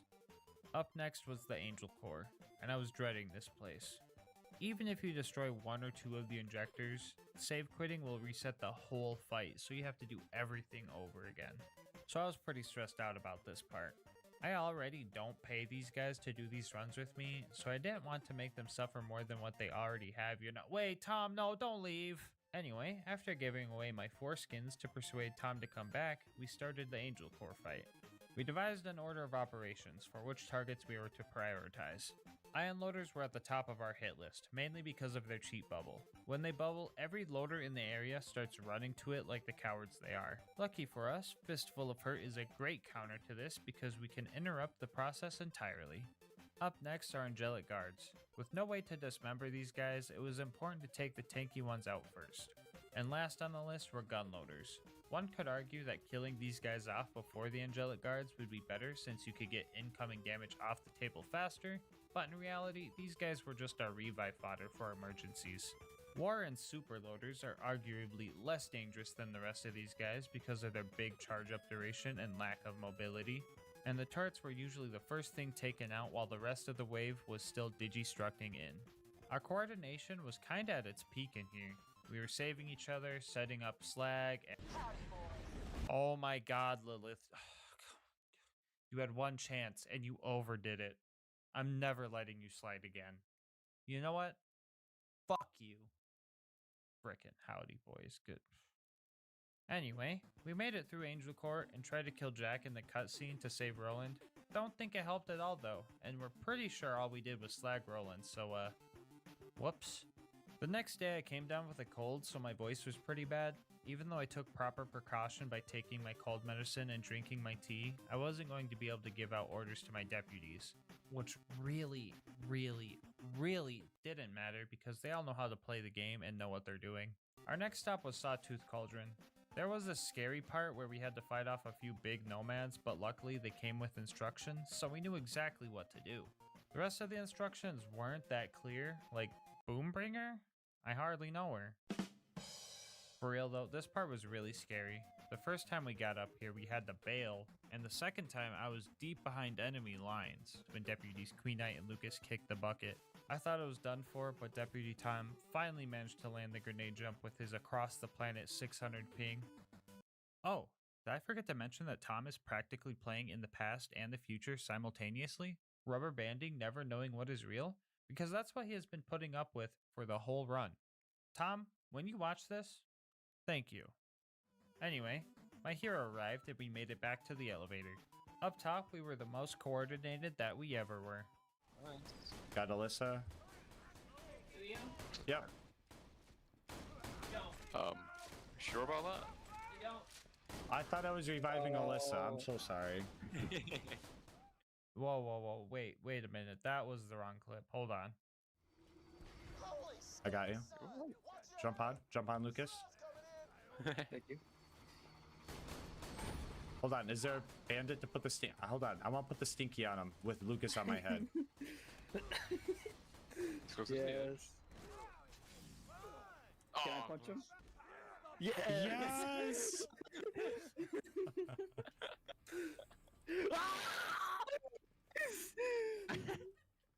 Buzzards were actually pretty easy to take down because our nades stuck to them, so let's talk about the boneyard.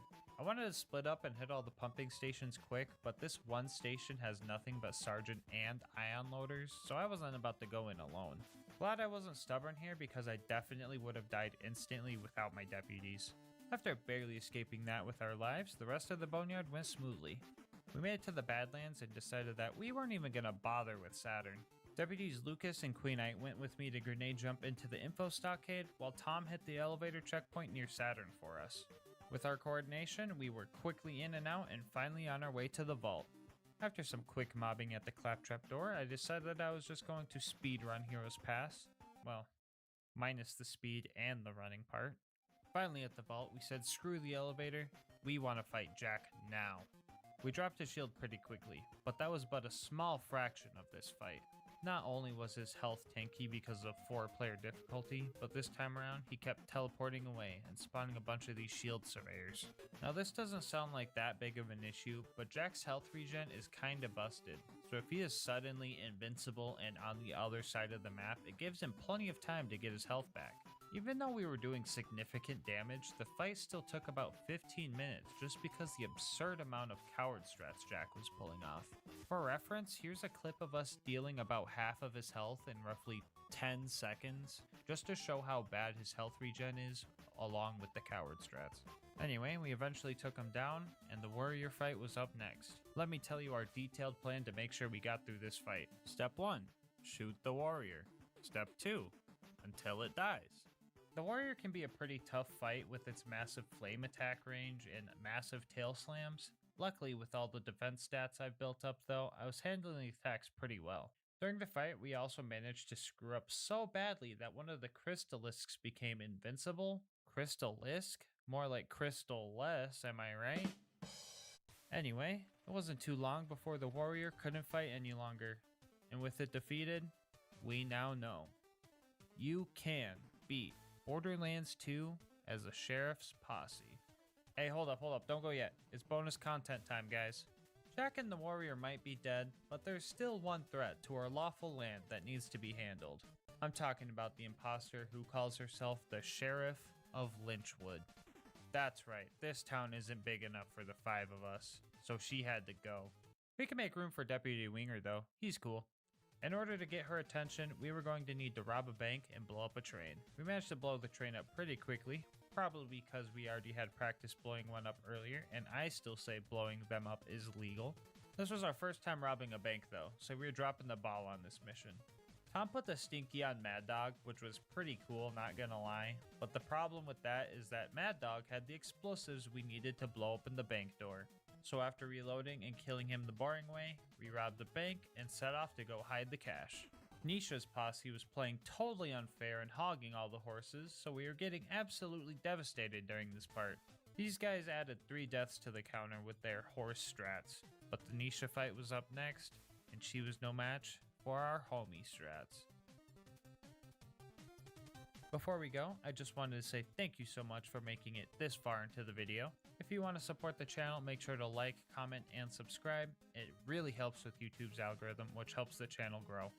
I also read all my comments and love hearing your guys' challenge ideas and kind words, so definitely let me know what you thought about this video or what your favorite part was. If you want to support the channel more directly, consider becoming a channel member. 99 cents gets you videos a day early and also supports me so I can get videos out faster for everyone. I'll have my Discord and Twitch where I stream these runs live, linked in the description, along with the socials of our homie Mango Soda, who created this video's dope thumbnail. He also does commissions, so if you like his style, definitely go check him out. But until next time, breathe easy, homies.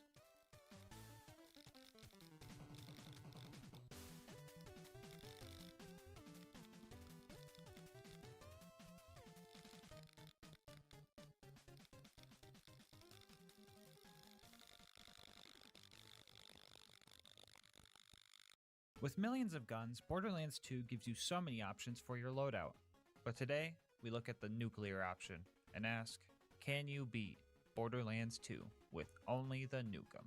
I will briefly go over the rules. First off, we will be playing on UVHM OP10. If you're new to the game, that just means we're playing on the hardest difficulty and everything is 10 levels higher than us.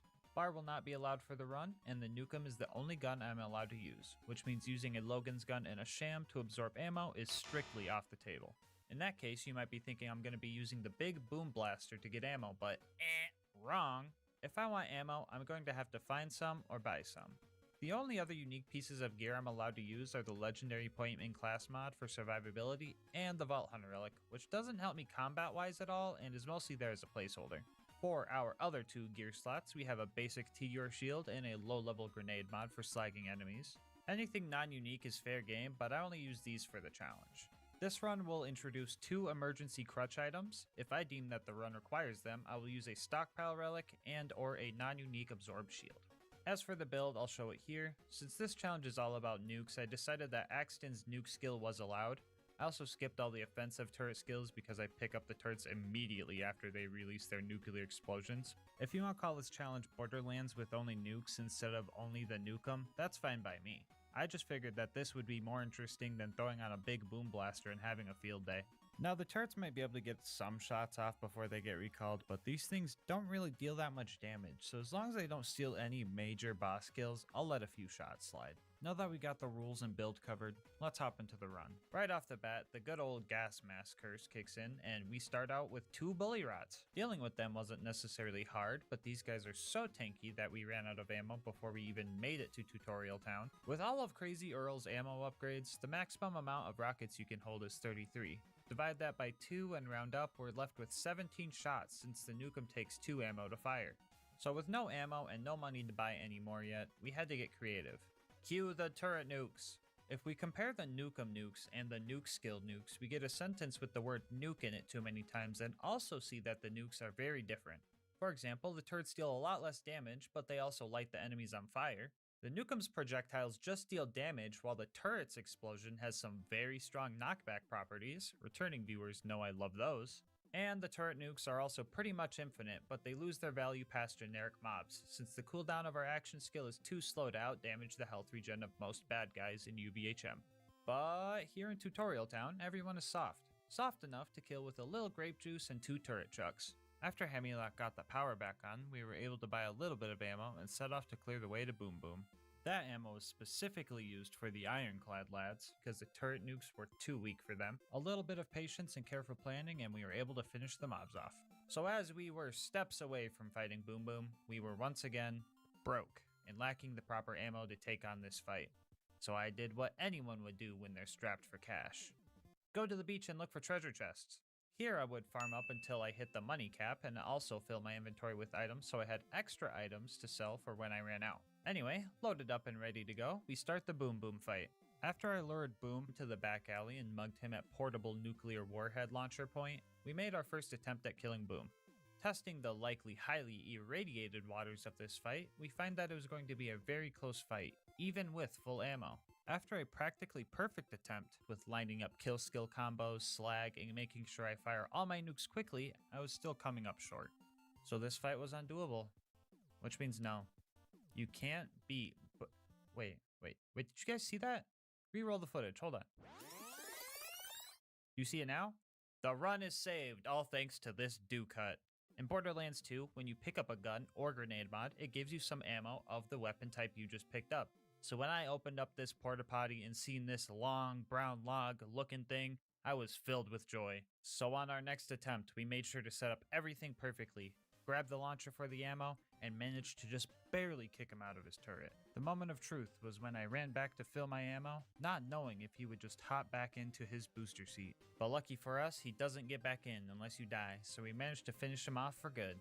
After clearing out all the mandatory bad guys on the way up to our boat, we start our fight with Flint. My plan was to just fight him from down here, but I forgot that my turrets had knockback for a second and I ended up launching him out of his arena, which bugged out his AI.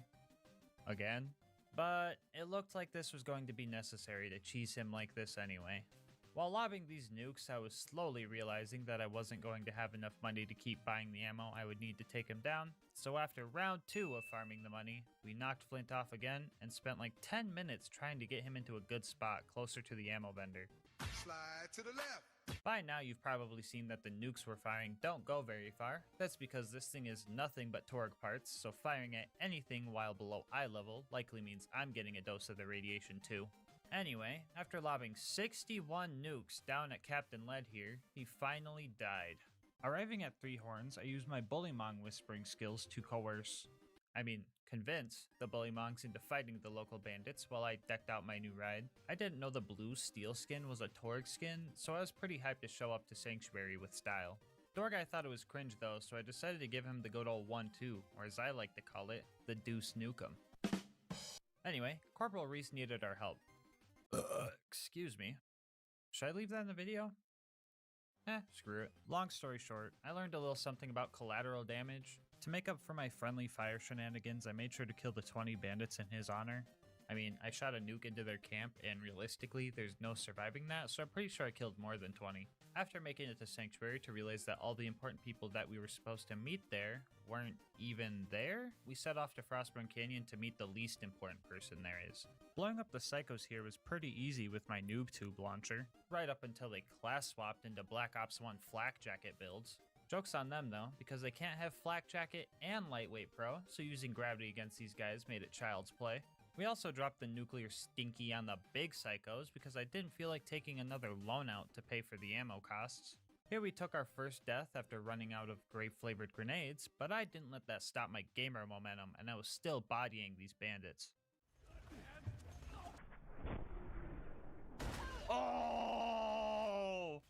This momentum carried on to our next task of upgrading our car to get into the Bloodshot Dam. Vehicles in this game aren't balanced properly for OP10, so they actually get easier to kill as you increase your OP level. So for a brief period in time, I got to feel like Duke Nukem himself by sending body parts and car chunks across the horizon.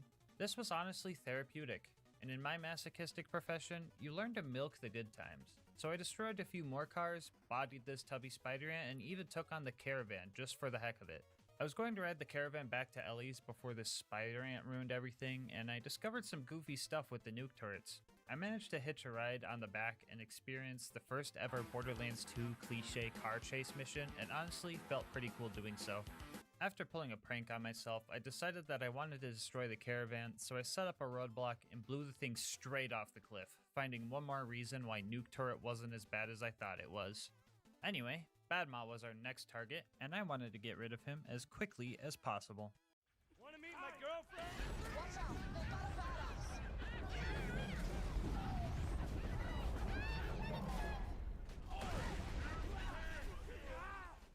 Yeah, haters are gonna be like, that wasn't a nuke, Brendan Val, or whatever 8-year-olds like to say nowadays, but let's be honest, I was going to put the stinky on Badma anyway.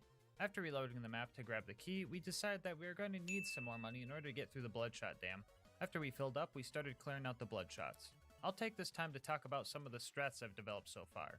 First off, smart ammo purchases. Each set of rockets bought gives you 12 rockets, so if you were to buy 3, that would get you 36. But since our max ammo is 33, that third purchase is kind of a ripoff, so to conserve our well-earned funds, I would only buy 2 at a time, or make sure I was actually getting my 12 rockets per purchase. It might mean more trips to the vendor, but it also means less trips to Wham Bam Island, and there was already a lot of those in this run. As for actual combat, I found that swapping weapons is way faster than reloading, so in many situations I would use my 8 shots, retreat to reload, and run back in to deal some more damage again. Anyway, let's talk about Mad Mike and his toilet room. You guys know the drill here. Enemies with the high ground, cowardice marauders, all that jazz. The high ground proved to be especially tough during this fight since my nukes turn into boomerangs if I look too high up. Despite the hardships, I just made sure to play patiently and utilize the knockback of the nuke turrets to their fullest. What the Angry Michael doing?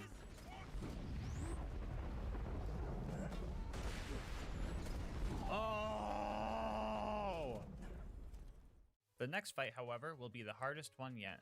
The Warden posed an actual threat here. With no ammo vendor nearby, I wasn't sure if we were going to have enough firepower to destroy the Warden before he flew off and took Roland to the Friendship Gulag. So I had to make sure not to use any of our ammo on the mobs along the way, which resulted in a few of our untimely demises.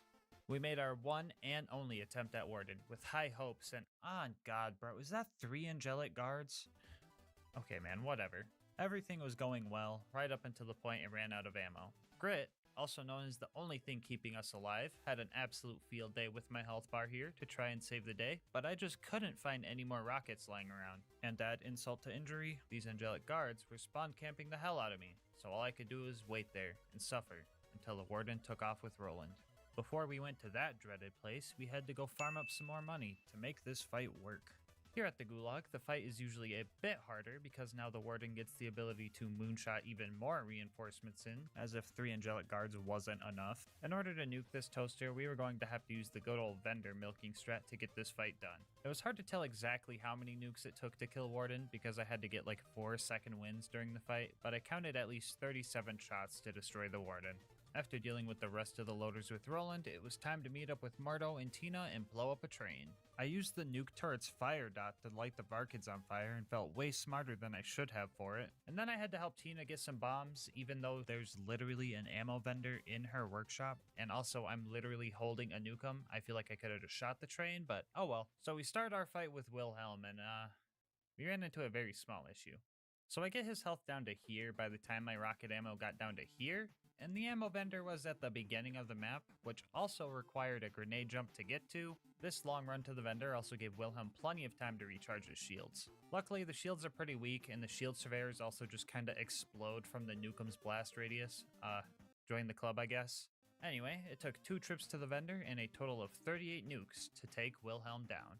Side note, since this vendor strat is going to be used very often during this run, I've decided to save myself the time and just call this strat Spud Running, because the nukem is kinda just a souped up potato gun if you think about it. Back at Sanctuary, I kinda accidentally the whole shield system and we had to evacuate the city. Like literally, the whole city had to leave. And I seen my opportunity to pull an assassination attempt on Lilith, which backfired. Not my proudest moment. Anyway, it was time to run through Ohio, or wait, I mean the fridge, sorry. This would have probably went terribly if it wasn't for Grit, but then again, you could probably say that for the entire challenge. Our next obstacle was the big old beacon-eating spaghetti squid. This guy gave me quite a bit of issues. Here's a list. 1. He has random shield regen, which means more rockets eaten up. 2. The loaders moonshot in to deal with the Thresher, just try and murder me instead. 3. Every time the Thresher tunnels underground, it removes the slag effect from him. 4. The ammo vendor was like a mile away, not to mention the way back. And number 5, the Thresher would wait for me right at this door and snipe me with its instant health gate needle attack. Woohoo. Anyway, it took like an hour to finally get this guy to die since I needed to go farm more money. When I went to grab the beacon, this happened. Thanks. Oh, game, don't fucking crap. Yeah, so another farming trip and another hour and a half later, we got him again, and we could finally go defend Overlook by dropping multiple nuclear bombs there. I didn't have high expectations for this fight, but to my own surprise, I was surviving and killing off all the loaders pretty well. I mean, the beacon got bodied like every 10 seconds, and it eventually went invincible, but I was on track to surviving all the way up until a fast travel showed up, which I did technically do. Anyway, compared to the rough rest of this run, that was a major dub in my book. The Preserve and the Big Bird were up next, and after a little preparation, we jumped in and started making our way through the bad guys. Wounding the loaders went fine, since wounding one loader at a time is super hard. Nukes aren't really the assassin's weapon of choice. Remember, I learned that the hard way. Anyway, after taking half an hour to kill Pomone and Toomba for literally no reason, and needing to refarm ammo again because of it, we pushed through and very slowly used spud running strats to handle all the mandatory mobbing before our 1v4 with the loot. Ah, I forgot doctor's orders. Jeez man, I'm really dropping the ball, aren't I? Long story short, I decided to keep trucking towards Bloodwing, and then right before the fight, our homie Tom, you might recognize him from the co-op challenges we do, used his Twitch channel points to redeem Turn On PhysX, which is a Borderlands graphics setting that makes cool puddles of elements and stuff, but also makes your game crash from slag particles, especially during the Bloodwing cutscene. But we didn't realize in order for PhysX to be enabled, we would have to completely restart the game. Tom agreed that I could just turn it on after the fight, but he was also all like, I suppose, and I already felt bad for missing doctor's orders, and I had to do it. So we restart the Preserve, this time with doctor's orders and with PhysX on, with the agreement that it would stay on until the game crashed at least once. After refarming and remobbing, we killed the loot dudes and got one of the grenade mods of all time. After that, we made our way to our first attempt on Bloodwing. The strat for this fight was a bit different since there are no vendors we can run to, so we had to make sure to wait for her to land so we could get slag and utilize our 2 free nukes from the turret. The fight was going good, right up until the very end. Maybe. The slag's kicking. Oh my god! I was so close to taking this dub, but the game-winning rocket was a complete whiff of a shot. What could have been a spectacular ending set off a chain of events that really messed me up. Turrets, don't take my kill, that'd be cringe. Turrets, don't take my kill, that'd be cringe. I'm loading the train dart. Was she really that close? Won't hurt, I promise. That's cringe. Preserve round 3, here we go! Okay, real talk. Attempt 3 is when this run started to get really cursed. For example, this clip. Right off the bat, let's go. Oh! Oh, what the fuck? No way! This attempt ended better, but it was a nuke from the turret that got her, and that was so freaking unsatisfying. But oh well, we had to continue. To round 4, the Preserve! No, don't fucking steal my kill. Don't steal my kill turret. Round 5 of the Preserve really started to break me. Fun fact, if you save quit during the Bloodwing fight and retry it later, Mordecai just stops helping you, so I had to slag the Skags if I wanted to survive, but also resource manage my grenades so I had enough for Big Bird over here. I was in the Preserve for 5.5 hours in total, before I finally got over my skill issues and nuked this friggin' bird. The rivalry score between us prior to this run was 5-3, and I'm not really sure who to give this point to. On one hand, I technically killed her first try, and on the other hand, I was here for almost 6 hours, so, let's just give the point to the turret this time. The next homie we had to recruit was Brick. In order to recruit Brick, we had to get recruited by Brick. I knew that dropping into this fight that I was going to run out of ammo eventually, so I decided to recruit some of his recruits. Jeez man, what kind of pyramid scheme is this? Yeah, I took this opportunity to take a break. I got back and I don't think the Goliaths killed like anything, so I just started nuking everyone. I was also making sure to get as many bandits in the blast radius as possible to conserve ammo. Fun fact, 1v1ing a scavenger is pretty tough when you have no ammo. I searched the whole place looking for more rockets and found some in a trash can, but I still had like 3 waves to go after that scavenger. I was able to use nuke turrets for the little guys, but the buff boys proved to be a little bit tougher, so I ended up dying and just buying ammo on my way back in. After a solid 10 minutes of ammo conservation and whatever the heck this is, we managed to barely kill the last Goliath with a couple of nuke turrets. I wanted to launch the sarcastic slab off a cliff, but homie just straight up ignored the nuke turret's knockback, so I went to get ammo so I could just trick shot him or something, but straight up forgot he existed apparently, and just started going after loaders with Brick. It was kinda nice to just play the support role for once, especially since Brick is a master at the craft. Get him, Brick! Yeah! We also had to fight 3 ultimate loaders, which was a big bite out of my wallet, so it was back to Wham Bam to prep for the next few fights. Up next was the Jack Double assassination job. Like most of my assassinations so far, I thought everything was going to work before something bad happened. This little rat straight up booked it as soon as I went down. You guys are like, silly gas mask, that's not a rat, that's a human. Well, I got news for you. God. Hold up. Wait, what? Who just heard a rat? This game is so cursed, bro. If I wasn't killing this double, I would be pointing him towards the nearest exorcist because he's got some demons inside him. As per usual, I died to the double, and when I came back, he just stood still for me. No idea why this happens, but it's not my fault the game is like this, so I took it and ran. Now that we had all the pieces required for the bunker raid, we started our climb up the mountain. Obstacle 1 was this constructor right here. We've dealt with these toasters before, but this one kind of mixed things up for us, which is a very Blender-like thing for a toaster to do if you ask me. But the issue was spud running wasn't going to be an option, since he despawns if you get too far away. Step 1 to winning this fight was reloading the map until I got lucky enough to fight one that's level 89. This would save ourselves some time and ammo. And step 2 was to hide while slowly whittling down its health with nuke turrets. I could only land one at a time because if I got too close, I was toast. So after hiding under these stairs for 20 minutes, we finally took the first obstacle down. Obstacle 2 were these demonic heathens. If you didn't know this already, these guys are bugged and just completely immune to splash damages, so no grenades, no rockets, and most notably, no nukes. So at this point in the run, you could argue 2 things. 1, the nukem can't do it, the run is busted, or 2, this is a glitch, so therefore it should not count. If you ask my opinion, I'm on the ladder. Not literally on a ladder, I'm actually just cowering behind a few boxes here in this clip, but you know what I mean. I think glitches like these shouldn't invalidate the run, but if you think otherwise, that's just your opinion and I respect how wrong it is. Anyway, we had to progress, so let's just kill them with our own turrets.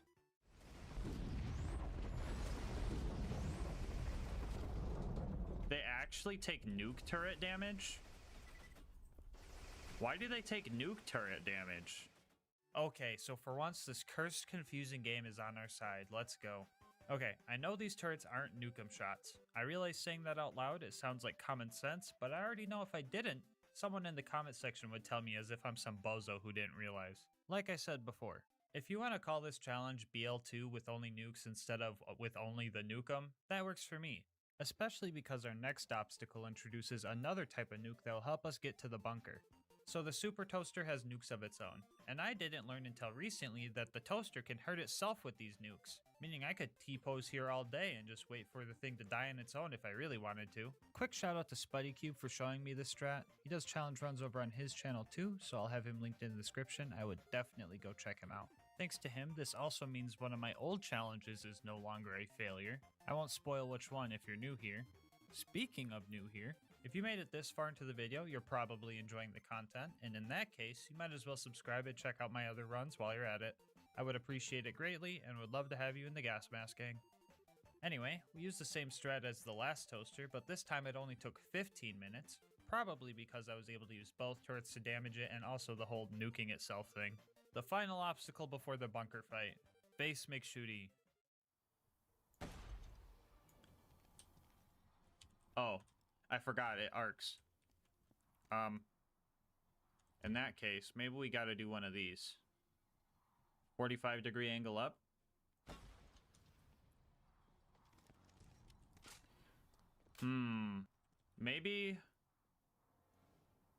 Maybe we need a little bit more arc.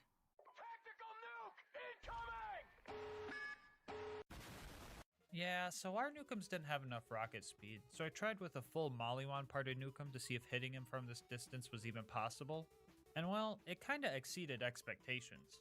Sadly, we cannot shoot Face McShooty in the face, but we can make all of his skin fall off if we have the right parts on our launcher. It was finally time for the big bunker fight.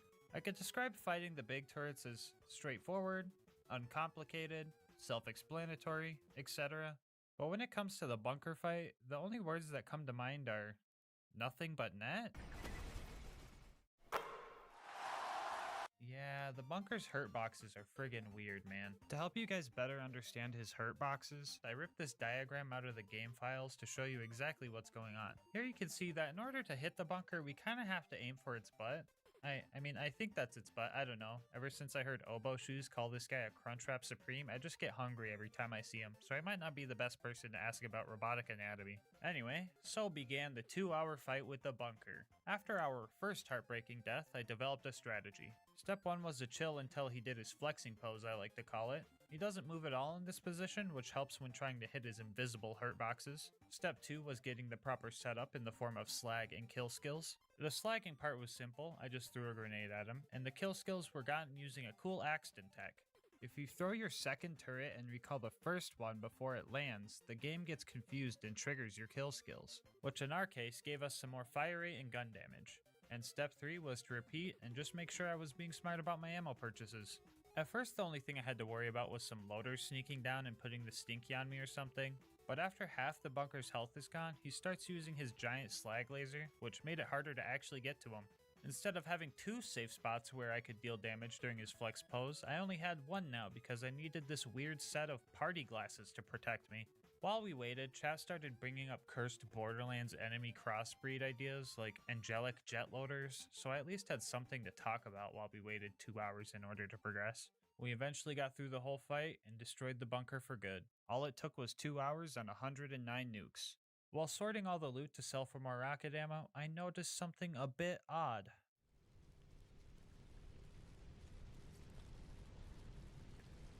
Oh, okay.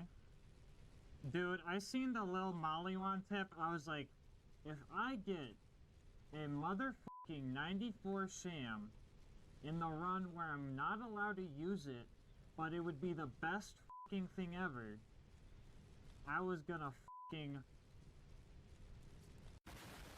The game was really tempting me, and I mean like really tempting me, because it knew what we were going to have to do next. That being Angel Core. Let's do some math real quick. Multiple waves of loaders including angelic guards, plus there's no vendor to buy ammo, plus if you leave or save quit you reset the whole Angel Core fight, equals quite the predicament. I tried the fight and ran out of ammo pretty quick, and I waited around for like an hour hoping Angel Core would drop some rocket ammo, and at first I wasn't sure if it was possible to get more ammo. So with most of our hope lost, we started looking for answers. On a separate save, we tried testing absorbing super loader rockets for ammo. Yes, this would require the absorb shield crutch item, but I wasn't sure what to do otherwise. It didn't work anyway, but the crutch items would get us through Angel Core faster. Also while testing, we found that one enemy crossbreed chat was talking about. Actually, let's test your volley. Oh, somebody clip that. I know that angelic guard didn't just fucking fly. I know that angelic guard didn't just fucking fly. Can somebody clip that? Was that not just a jet loader?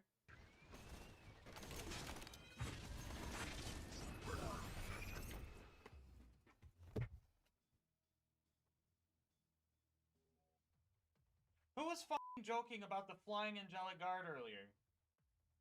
Who was it? Which one of you motherfuckers was it? It's not funny because now it exists. Anyway, it was confirmed by Dark Smoke 11 that you can in fact get rocket ammo in Angel Core. So I had 2 options. I could suffer through it without the crutch items, or I could use them and get through the core faster. And oh boy, did I have a decision to make. After the testing, I ended the stream and took a few days off. I went to my hometown, visited friends. I even drank a Monster, normally for once. It was nice living life so calmly. I learned that not everything has to be balls to the wall all the time. It's okay to take the easy route and enjoy the ride sometimes. But this was not one of those times.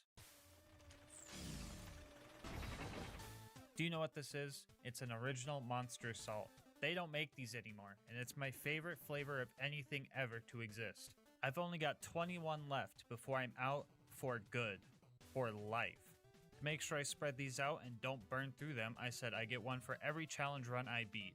Now, do you think I want to sit there after the run, sipping my assault, thinking to myself, did I really earn this? Hell no. Do you think that monster would taste its absolute best with that question swimming around in my head? Hell no. Do you think I'm going to take the easy way out? Say it with me this time. Hell no. I returned from my trip and I rode the elevator down to Angel Core. Not with dread, not with anguish, but with pure determination to get through this Angel Core without any unneeded aid. During the fight, I made sure to group up all the enemies to get the most out of each shot. Ion loaders were especially useful for once because they call all the loaders into one spot. But even with maximizing our damage per rocket, we ran out a few rounds in, and the waiting game began. I was able to slowly kill some enemies with slag and nuke turrets, but with the long cooldown, 95% of the damage I dealt was healed by the time I could throw more. On average, I was getting rocket ammo every 15 minutes, and each drop gives you 4 shots, which would allow me to kill about 1 angelic guards, assuming I didn't waste the ammo on failed kills. At some points in this, I was super helpless because I had 3 loaders and 3 laser turrets focused on me while I was trying to rush the ammo drops. So the death counter got a huge increase here. There was some hope along the way in the form of Roland and his turret.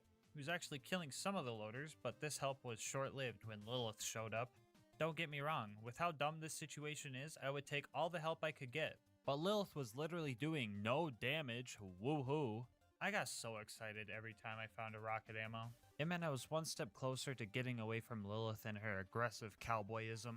Howdy boys, howdy boys, howdy boys, howdy boys, howdy boys, howdy boys. I was down in this place for 3 straight hours, not to mention the hour of testing I did days prior.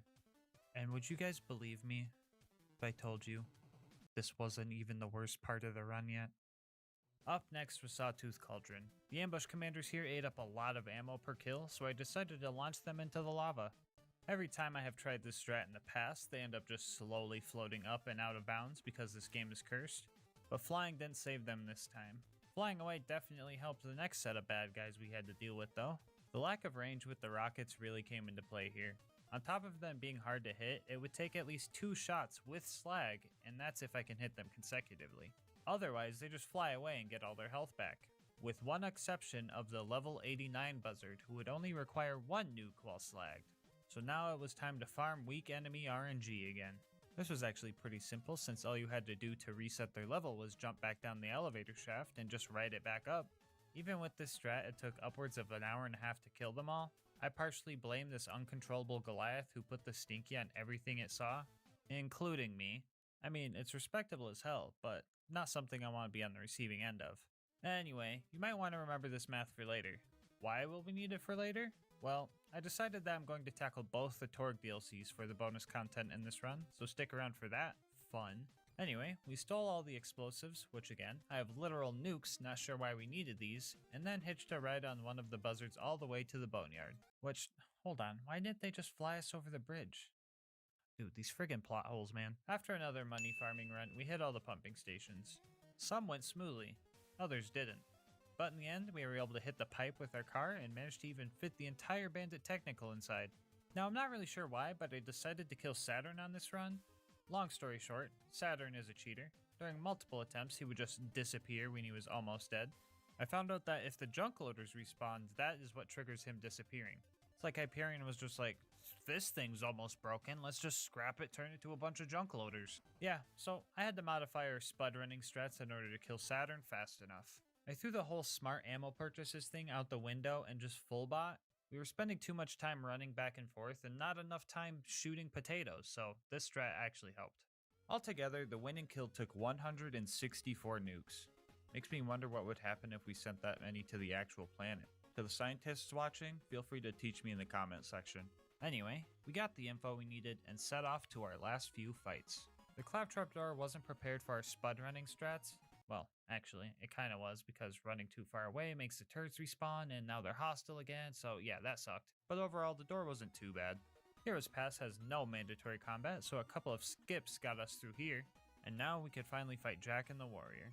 I was honestly worried about both of these fights, but let's talk about Jack first. Destroying his shield was the first challenge. His health bar has like crazy regen, but his shield doesn't regen unless you just stop damaging him for like 10 minutes. Knowing this, I decided to use the nuke turrets on his shield to save the rockets for his health bar. My first attempt at fighting him without blocking him at the terminal turned out to be very bad, slag being very hard to apply to Jack, and the shield surveyor he spawns making him immune to my nukes makes this fight super tough. Even with the blocking him at the terminal strat, nuking someone that you're practically hugging isn't the smartest thing to do, so this strat wasn't very foolproof.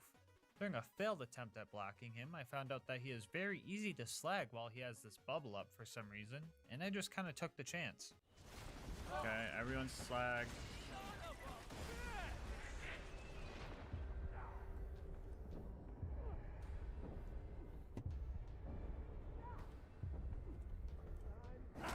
Oh, let's fucking go! Yeah, so after an hour 40 of trying to kill him, I got the right setup of slag, kill skills, and the damage boost from last ditch effort to kick in to finally take him down. The final fight of the main game was here, and the warrior was going to be rough. I made a legit attempt at fighting him and realized that 17 shots barely dented his health, so I accepted that I was going to have to cheese this guy. I had two options to do so. First off, the super safe but probably very long process of waiting for ammo drops here where he can't hit me, or the quicker and riskier strat of jumping up to this spot and spud running the warrior to death. The latter being the one that gets this video out faster. Again, not actually on a ladder, I'm more role-playing a volleyball for the warrior in this clip, but you know what I mean. So after practicing this jump and refarming for the fight, we start the slow process of killing the warrior. Attempt number 1 ended in tragedy when I got distracted and jumped into the arena. I tried to grenade jump back out, which is possible, but I didn't figure it out in time, so there went an hour of progress. Altogether, I was fighting him for 3.5 hours. 2 hours of that was just the final attempt, and altogether it took 195 nukes to take him down. With the last rocket in our possession, we finished this challenge. Which means, you can beat Borderlands 2 with only the Nukem. As promised before, the run is not yet complete.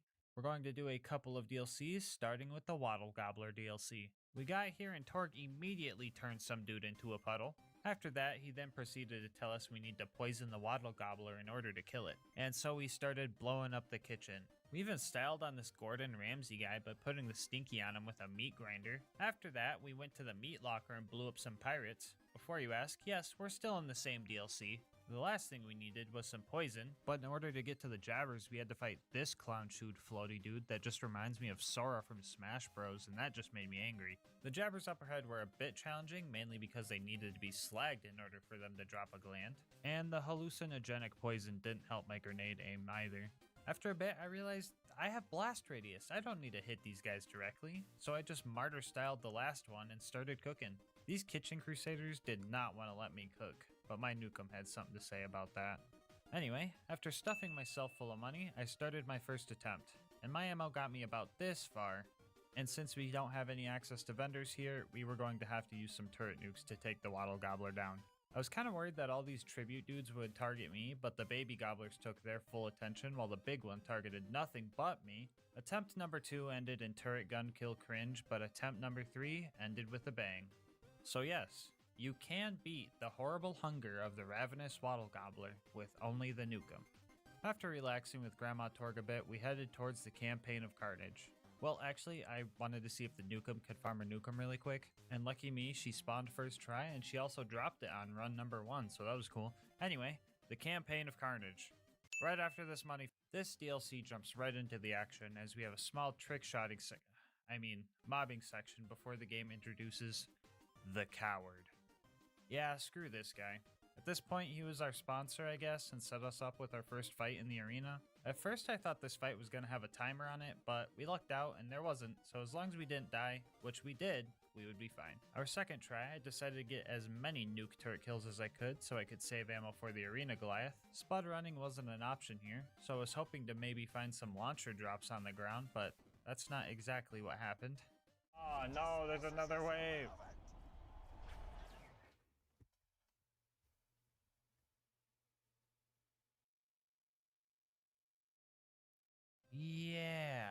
was my first ever Cobra drop, it feels kinda wild that I found one during a goofy challenge run like this.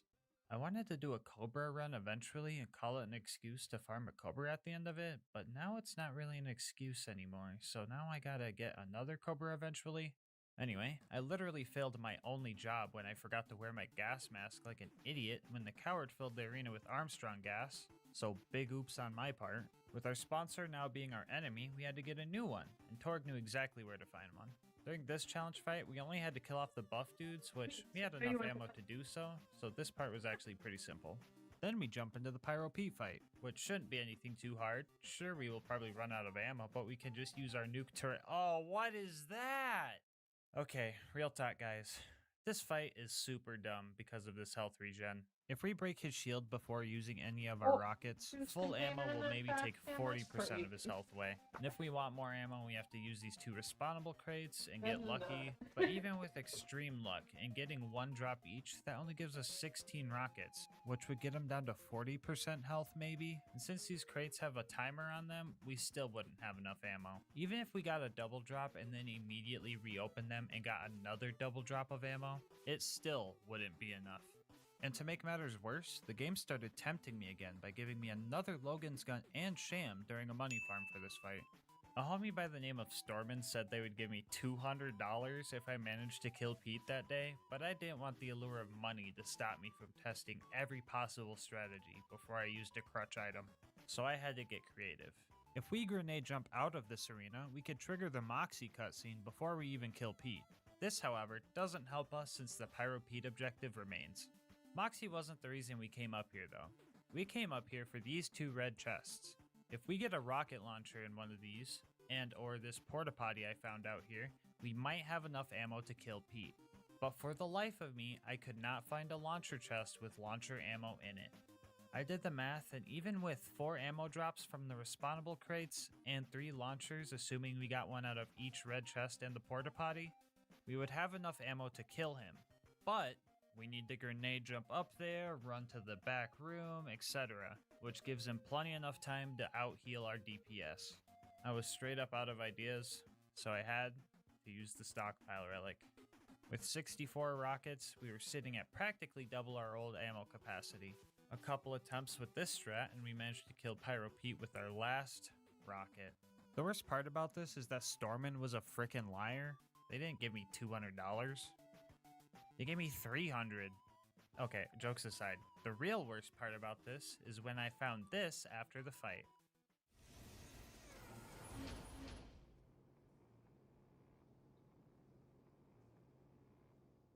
So, with this knowledge, I think this fight is possible without the stockpile relic.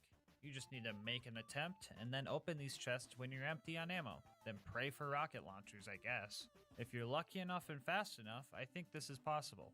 I made a few attempts like this, but with my hard drive running out of room for footage and some other fights coming up, I made the call to just put a bounty on this fight. The first person to show me that they can do this will get $20 on Steam. I'll have specific rules and the save file in the description for you, but I just want to see if someone with this build, this gear, and no stockpile relic can do this fight. If anyone beats it, I'll have a pinned comment letting everybody know, so make sure to check that first. Anyway, let's move on. We met Tina and blew up some heathenistic cookies as a training segment, and after that we did Death Race to get the attention of Motor squishes? Mama. Motor Mama didn't have health regen because, well, I'm not really sure actually. It's kind of weird who they do and don't for the health regen at, honestly. That's the list of Anyway, we blew up her ride and started phase 2 of the fight where we had to simultaneously dodge rockets and make sure her shield didn't recharge. Ammo wasn't too much of an issue since we were practically hugging our vendor the entire time. And after a while, she eventually kicked the bucket. We now had the number 3 ranking and needed to go after Flyboy for the second place spot. So we headed towards the Forge. We all think dunking on Sawtooth Cauldron is fun and funny, whatever. But after this run, I don't think I'm going to be able to come back to this map and not relive trauma. Let's talk about these buzzards I gotta kill first. Now, I usually wouldn't have to kill the cargo ones, but the Nukem can't break these wooden boxes for some reason, so the only way to get them is to just destroy the whole buzzard. And these guys are also way tankier than the normal buzzards, so that's neat. I've blown up buzzards before, so this should be doable, right? No, Yeah, remember that math I was talking about earlier? Yeah, you guys can see why this isn't gonna work. So after many tries, we had to mix things up. So I figured Are the it was Christmas time ones to in switch up storage? the I Nukem. have I wasn't access going to use the all full of them. Molly They're one just like Nukem from Facebook we just Shitty keep them in because bags all I so they're needed not like was to strewn switch from everywhere. damage But I have prefix access to to rocket them. speed prefix, and I was able to do So this if you fight. redeemed a Christmas And one, I after can only bring out 3 Christmas one. hours, we were able to progress. And there goes Stormin again. Okay, well in that case, just like Pete, I'll have a bounty on this fight if you could do it without the rocket speed nukums. 20 bucks on Steam to the first person that can show me they did it. Save file and rules in the description. Anyway, let's get this part over with. Really? The coward and You see his I brought stupid Honey Putty blimp Junie? are truly something I do not wish upon anybody. Well, okay, well, maybe Lilith, but that's besides the point. Literally everything that could go wrong in this fight did, and with great intensity. I can just barely hit him with the limp shot nukem if he flies over the arena, and I'm on the highest part Yeah, of it. well, she wasn't And on tall top enough of that, otherwise, the damage I deal is quite negligible. Like it would take multiple nukes to That's see how it has his to be shield or health bar even move. You like At first, Jada? I thought I could just play smart and, you know, hide until he flies over and Stupid. just slowly kill him. And by slowly, I mean very slowly, since the ammo vendor was a mile and a tower climb away. If I played well and didn't nuke myself by play a game where whiffing a you name completely that vertical Switch shot, now, I could and I destroy got his 5 shield minutes in Switch 2 promos, and I say, hours. what's their name? But that's where the real kicker comes in. He summons 4 buzzards to help him, which fighting 4 buzzards with the limp shot nukem and not dying proved to be extremely hard. Now I could have used these turrets up here, but that didn't feel very right. And Okay, I could also I tried land a few to nuke Twitch turrets Mobile if he this flew morning, and past I certain gotta spots say, on the map, they but really the need damage to was like so minimal it might as make well have that been a nothing. little I had multiple easier to use. 3-hour attempts just fail because of death. I had to wait so long just for him to even be close enough to hit. I fucking loathed this fight. After some testing, I thought the buzzards didn't respawn after they died, making this possible, and that gave me some hope. I'm Hi, gonna be Fitzy. honest, How's guys, it I kind of going? have newfound hope now. How is chat? How is everybody? I'm once again hopeful, knowing this. No, I 2 think naming the seconds Switch later. Rolls would be really funny though. The new plan was to take out the buzzards and not care about dying, since the My guess buzzards is maybe wouldn't he'd come have back. half. And well, I was kind of rolling these guys and felt good doing it. That excitement was quickly destroyed when I came to find I'm out sorry. they did in fact respawn after I'm 20 sorry. minutes. So I went back I don't to know. not knowing what to do. My oh apologies. yeah, did I mention the fact that his health bar has a 80% damage reduction to explosives? Because his health bar has an 80% damage reduction to explosives. Honestly, I'm too mad about this fight to make a Led Zeppelin joke, so you're gonna have to fill that one in yourself. Guys, guys, I fought this thing for 20 hours. Nearly a full day. 3 days of testing and attempts with no progress whatsoever. I really wanted to find a way to kill this thing with the derp nukem, but it just wasn't happening. From here, I had 2 options. Camp here and wait 5 minutes in between laps just to kill him with nuke turrets after another 20 hours. Or use the rocket speed nukem and kill it from the safety of this cave spot right here, completely avoiding the buzzards. The latter, this time I'm actually on one, was the way to go. Day 4 of Zeppelin was upon us, and I came ready. I brought a monster to get me through this fight. And then a Twitch viewer named Stinky on him redeemed Mask Up, making me wear the mask until my current objective is done, so no monster for me. I grabbed all the high-priced legendary items we found throughout our 31 farms so far, and started what I hoped was my final attempt. 4.5 hours. 4.5 hours of stress upon my shoulders, of shooting the coward blimp and dodging its rockets before I decided that this was now personal. I sold almost all the legendaries I had left, so failure would mean further attempts likely would require more legendaries to be sold. Legendaries that I would have to farm. But I didn't let that stop me from finishing the blimp off the right way. With the derp Get nukem. buried in plushies. I filled he my indeed. pockets with He rockets and indeed started did. climbing up the tower. Or, I guess, the stairway to heaven. There's that joke. I went down twice on the way up, likely making my next bleed out very short. I made it to the top and rushed to the highest building and took cover, waiting for Piston to fly by. I can still hear the buzzards flying around me. circling, waiting for their chance to destroy what sanity I have left. They haunt me to this very day. I wasn't even gonna bother with slag or They've been turret waiting. kill skills, just in the off chance that they stole my Like on satisfaction of a Christmas when nukem kids kill get up from at me. like 4 My a.m. heart or was whatever. racing. They're like, You guys "Hello, can't it's blame the literally Christmas, monster, get up." because remember, I didn't even get to drink Like, one. no. The pressure was Squish at it. its max, No. and I had to finish this fight. Show check the ones that showed up today. No, like they've never seen Jada. You are now the #2 That's Jada. badass in all of Pandora. Get nay Jada nay. jellyfish. Put the stinky on him. I'm still alive, coward. You couldn't stop me. I got my first little autos. Well, let's fucking go, Starman. You did Let's great, fucking go. Now get back here You and and your we'll see about friend finishing Piston. BL4. You and your friend BL2. Can someone please tell me, in what world does it take 378 nuclear bombs to pop a fucking balloon?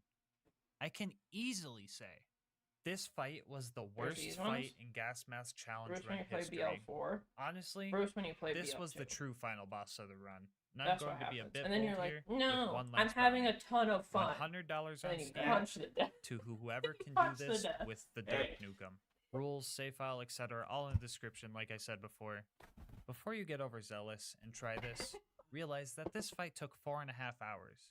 So the buzzards would respawn Holy. probably 15 times, which equates to 60 buzzards. And that's assuming you can hit the blimp as consistently as with the rocket speed Nukem. So it's probably You remember a her lot name? more.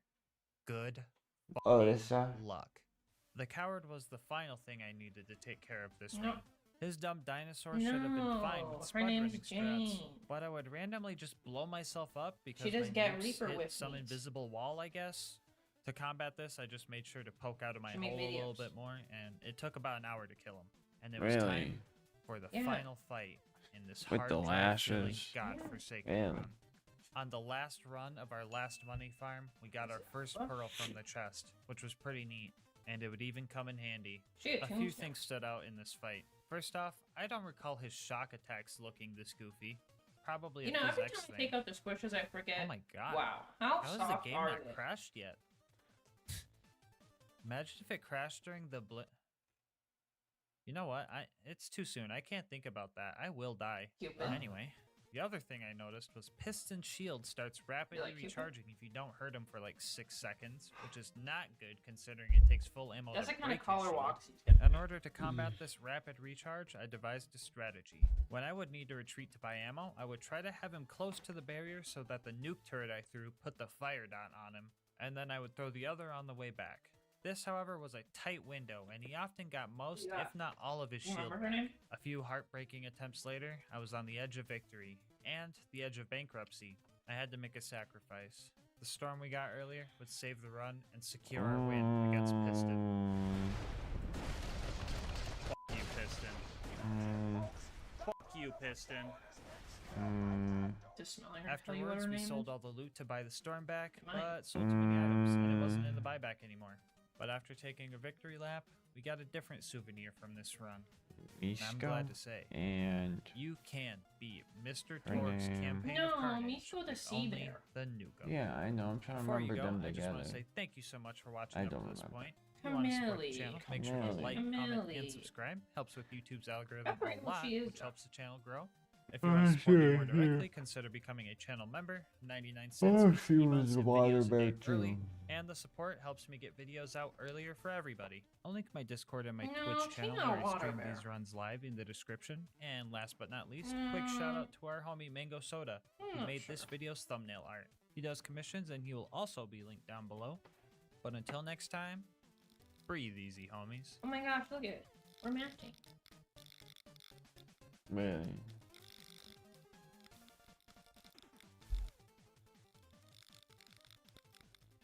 Who's a fuzzy banana? Me. Here, let's play a Today's game. Let's video play a is game. sponsored by Instant Gaming. More on how you can save money on the games you love later in the video. The date was March 15th, 2021. Oh. I had just posted my first video on this channel titled, Can You Is this Beat her face or Borderlands her 2 butt? with Only the Bane? Vote. Fast forward Face 2 or years butt? to today, and the channel has grown way more than I could have ever guessed or hoped for. And so for the 50K special, I've decided to make this challenge a throwback. Today we No. ask, can you beat Tiny Tina's Assault on Dragon Keep with only the Bane? I'm going to lay down the rules But. for you real It's quick. her butt. Bane only, Bane always. I can't equip guns that aren't the This Bane, is and Judy. I always have to have at least one Bane equipped.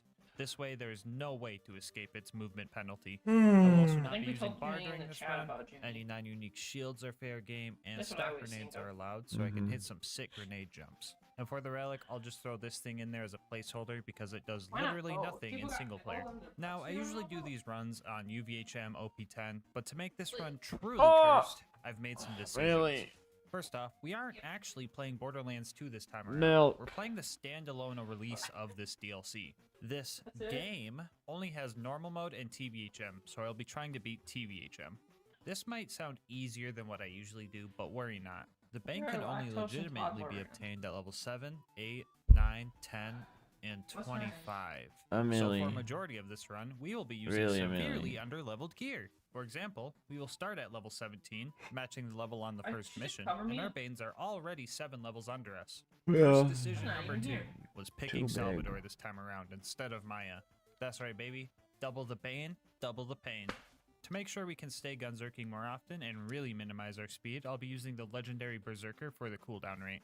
As for the skills, I'll go over them as we go, but Insight and Bust That Can't Slow Down are both banned for this run since they make me move faster and I'm not trying to get any motion sickness. And for the third and final curse decision, I'm going to play this whole run Let's go. with That's all the pretty volume good settings considering these set to streams are 0. 24 Some of you hours, guys might be or thinking I'm 48 just trying hours. to dodge the annoying screaming that the Bane makes, but you couldn't be farther from the truth.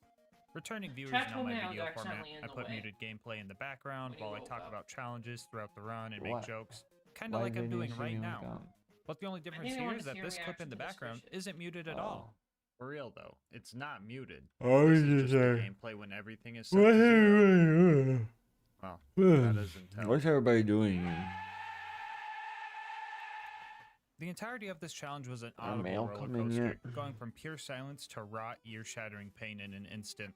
We start our journey at the unassuming docks, and honestly, the lack of audio felt pretty weird. I mean, Lilith was talking, so I was kind of popping off at the fact that I couldn't hear her, but still. Anyway, if you want a reference for how slow we're actually going, the time it took me to get from here to here was about 3.5 minutes. I did the math, and if my calculations are right, we're moving at a solid speed of turtle. With this speed, it was super hard to dodge the arrows from the skeletons up ahead. On top of that, I'm pretty sure the arrows they shoot slow you down even more. Yeah, I didn't think I was ever gonna get stun locked in a Borderlands game, but here we are. Anyway, Mr. Bony Pants guy showed up and our first boss fight started.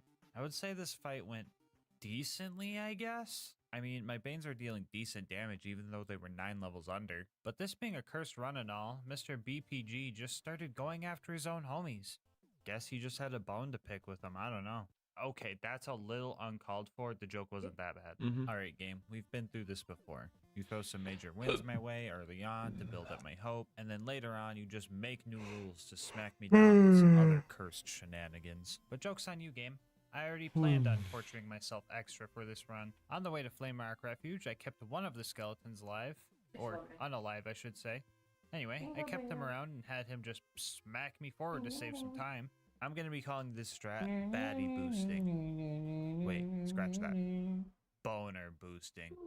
Anyway, we made it to Flamerock and started doing all the town tasks, but I messed up big time when I was trying to block the bar patron so he didn't run away. I felt really smart right up until the point I realized I was blocking the wrong one. I'm not really in any shape to chase someone and honestly thought I soft locked the run. Lucky for us though, he just does laps around town and we just had to wait for him to come back around. The next area we had to traverse was the forest. Combat here was still reasonable. The tree ants and stumpies were relatively easy to fight. I thought it was kind of funny that the subtitles from the Bane were blocking my Gunzerk duration meter. It was such a minor inconvenience compared to everything else going on, and I just thought that was funny. I also managed to catch a fairy, and she even gave me the speed boost effect. After getting a speeding ticket and fighting through some spiders, we made it to our first orc camp. This is where things really started to go bad. Like, what if you wanted some blood fruit, but God said...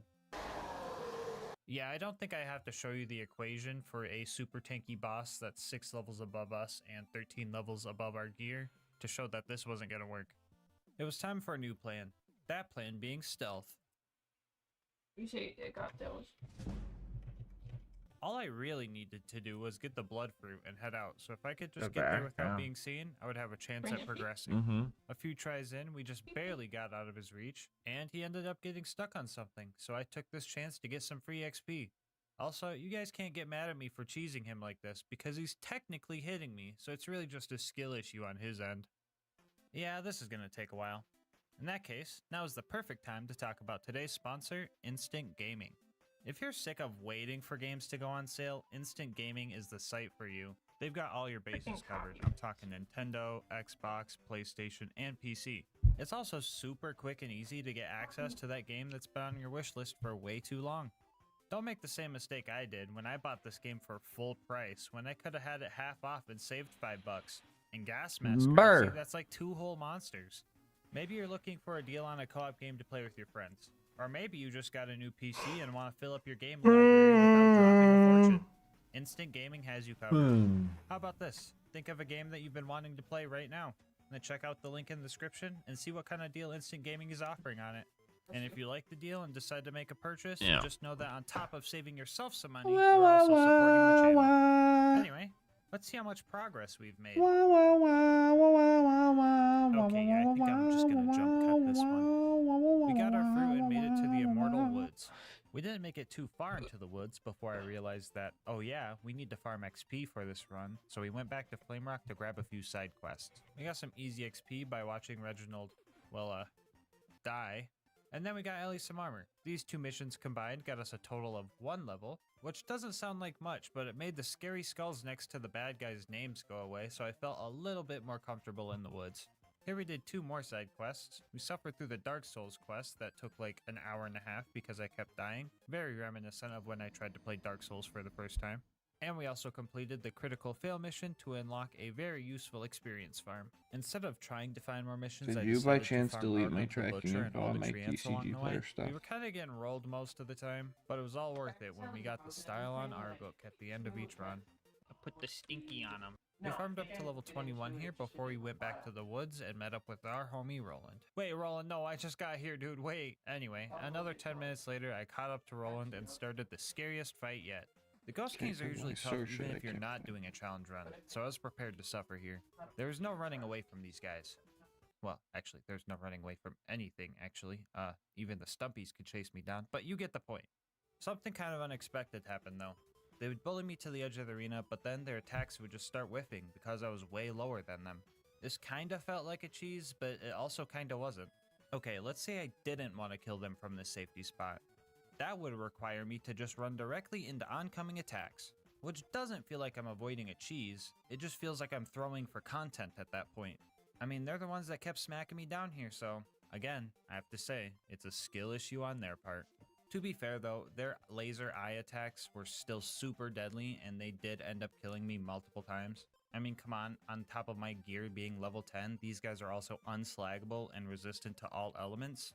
So getting a kill was just a matter of did he use the eye laser during the attempt or not. Even with this pseudo safe spot, it still took about an hour to fight through all the Ghost Kings. I was genuinely surprised how well that fight went and went to the mines with plenty of confidence. Yeah, then my confidence was absolutely destroyed, stepped on, kicked, lit on fire, etc. I'm going to throw up the map here and just show you guys my travel history as I talk about this dump. We start off by trying to fight the bad guys that were now 12 levels over our Banes. In order to get second wins, I had to ditch some of our Gunzerk duration skills for down not out, which allows us to Gunzerk and fight for your life. If it seems like I have a lot of skill points, that's because I do. But that's just because this game gives you 2 skill points for every level up. Anyway, this fix didn't help much, especially since the next bad guy we had to face was another Duke of Orc. Maxing out at level 27, I figured that the likelihood of me shooting this guy to death was practically non-existent. So I caved, and let my inner instincts kick in. And the nade, please. I put the stinky on him. After that, we slowly made our way to Ragnar and then proceeded to uppercut him and make many of my cloned brethren hate me. After that, we found Claptrap and started making our way to the runes to unlock the exit before realizing I didn't hit the objective for looking at the door and having to turn around. A tiny mistake I usually wouldn't bring up, but since it took up a percentage of my lifespan that could probably fit on a small calculator, I thought I would bring it up. We got our first rune by bullying Claptrap into submission and started fighting some big rocks. My cards. Here I realized I was living in a reality where rocks were more animate than me. A lot more deadly, too. After fighting and dying to a bunch of the angry clones, we made it to the jumping puzzle. Now, I think this jumping puzzle is possible to do with the right grenade jumps. However, the jumps would need to be extremely precise. Like, you would have to use your jump momentum from the platform launching you upward and have a grenade explode in the right spot at the exact perfect time. I failed enough time to make the bridge just pop up and felt super depressed because of my lack of skill. But where I lack in physical ability, I make up in mental ability. Oh, you call her because I was able to cowbell. complete this next puzzle with ease. Really? After that, we jump into the fight with Greedtooth to secure our final rune piece. This is where our underleveled gear went from being an issue that slowed us down, no pun intended, to a literal impassable wall. Much like the Ghost Kings, I was bullied into a corner and was just left there to take hit after hit. Even with a damage shrine, this was about as far as I could get. They're him with a workout so our only outfit. hope at this point was to get to level 25 and use the next legitimately obtainable Bane. So we ran back to Claptrap to do some side missions. What nerd? On the way, I found a melee shrine. Some of you guys may not know this, but on top of giving you melee damage, these shrines turn every melee hit into a strong knockback punch. Meaning literally anyone could put the stinky on these doors. Who's if the they one there wanted with to. the... But when you combine the power of a melee shrine and the power of the best skill in the game, you unlock a move Who's I like to Hanukkah call there? the Stang. Wait, here we go. Can you survive a punch from me? Oh my god, that does launch him. Anyway, we made it to Claptrap and took his first mission where we need to crush some dwarves in a crusher. After that, we need to run through pretty much the entire map again, just to beat this beard with a sledgehammer, I guess. And then we had to run all the way back to Claptrap. Stokely, I'd like we to have mention him. that the enemies have already respawned 2 or 3 times by now, so every corner of this map was still combat dense. Almost as dense as the rocks forcibly being shoved into my eye sockets. The next mission was to kill some magic enemies to charge up Clappy's wand. First off, we had to blow up a magic golem with some explosive damage. The plan was to get him low and then bounce a stock grenade at him. However, I messed up and soft-locked the mission somehow, so I had to run through the whole map again and re-stinky the Duke of Orc. That is a word now, so make sure to add it to your dictionary. Anyway, we blew up the golem, backtracked to kill a magic orc with a crit, and kill a magic spider with a shock bane. And after all of that, it was time for one of my favorite missions in Borderlands 2. Or, sorry, I Is should the say Seraph one of my favorite Guardian? missions in Tiny Tina's Assault I on get Dread Seraph Keep a crystals Wonderland when I one-shot kill him? adventure. During this mission, Clappy spawns several waves of rooms that you have to fight. I would highly recommend you play this mission on Krieg with the Blood Splosion build, because you can create a never-ending chain and get a decent chunk of XP. Anyway, we weren't Krieg, so we had to use the build and just hope we survived enough rounds. Fetch me their soul! We had some very close calls. I mean, at one point, a broom almost put the stinky on me. Yes, a broom almost humiliated me more than I have ever been. Not gonna lie, I probably would have deleted my channel if that happened to me, so thankfully it didn't. We got about 4 bars of XP for sending all those things to the storage closet in the sky, and we are really close to getting level 25. Another cool thing we got from this mission was our first kite shield. Now, if you haven't played this goofy standalone game, you probably don't know what this is. For some reason, they added a new shield type in this game. If we read the description, it says knocks back melee attackers with a burst of wind. And honestly, they had me sold at knocks back. Also, a burst of wind? Yeah, I don't know about that. I think they were just taking the stinky too literally. The stinky was now streamlined, and I was one step closer to godhood, and I couldn't be happier. Anyway, I started fighting my way towards Greedtooth again in hopes that I would reach level 25 before I got there, and to my luck, the last set of dwarves got me to where I needed to be. They even left some bad guys left over so I could test the new power I held. Finally at Greedtooth, we jump in for the fight. Not only were we now 1 level over-leveled for this fight, we also had a really secure. We grabbed the final rune, and thank Gearbox for putting these teleporters here, because I've already been in this cave for 6 Oh, do you know where the roller is? Anyway, here's the map with the full route that I No, took. the And now let's add all the extra the walking leg from roller. dying and getting sent backwards. The hand one? Yeah. Yikes! Anyway, as if we weren't already I need barely to able roll to out walk, my we now legs. had to climb up Hatred Shadow. On the way up, I talked to Sir Gallo and started another side mission. Guys, did for you a figure little out bit a of start XP. time This tomorrow? made it so we had Literally, plenty of I'm targets gonna take be on the way live, up. so You know, whenever we had TX Sir is ready, Royal, Sir I'd ask Smash, TX. Darkness, and Sir Stew. We were doing pretty well, and we even got to see our kite shield put in some major work. And we made it to the top with little to no issue. And, well, the one issue we kinda needed didn't show up. And by that, I mean the handsome sorcerer's dragon No, don't. didn't show up. I tried to re-enter the area in case I missed the trigger somehow, and I was greeted with this. Yeah, I don't know what kind of cursed shenanigans were going on, but I No, had a my theory. hams are dead. Bro. Ah! Ow! Sir Ow! doesn't count as a Ow! So yeah, we went Ow! back to finish the mission and also save quit to make sure it wasn't any other glitch and just reclimb the whole map. And yeah, that didn't work at all. I had one theory in the back of my head from the very start that I thought was so unlikely that I didn't even try it. I don't even thought feel to that. myself, there is no way the game is that spaghetti coated, that messed up, that cursed. You would think after all my past encounters with cursed occurrences, I would have learned my lesson and never doubted how scuffed this game is. Welp, here's Then how can I we have fixed Mag it. Dump Plus workout? You good? Yeah, there's the workout the other day made my my quadriceps and my hamstrings really sore, so Activate the cutscene. Alyssa's getting me the muscle roller. This game is so cursed. I cannot make this stuff up. Why does this always happen? I see you guys. I was literally too slow to trigger the fight, and if I had just tested my theory, I would have saved a whole trip back up here.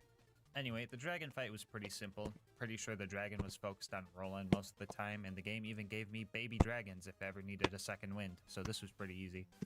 After the dragon was killed off, we made our way to the lair of infinite agony. I know this map is right down there next to Sawtooth Cauldron on the map tier list, but if you account for the name of this place and the challenge I'm doing, you would find that I fit in pretty well.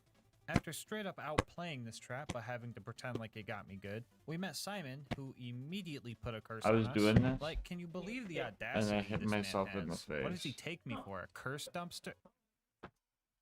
Oh, fuck.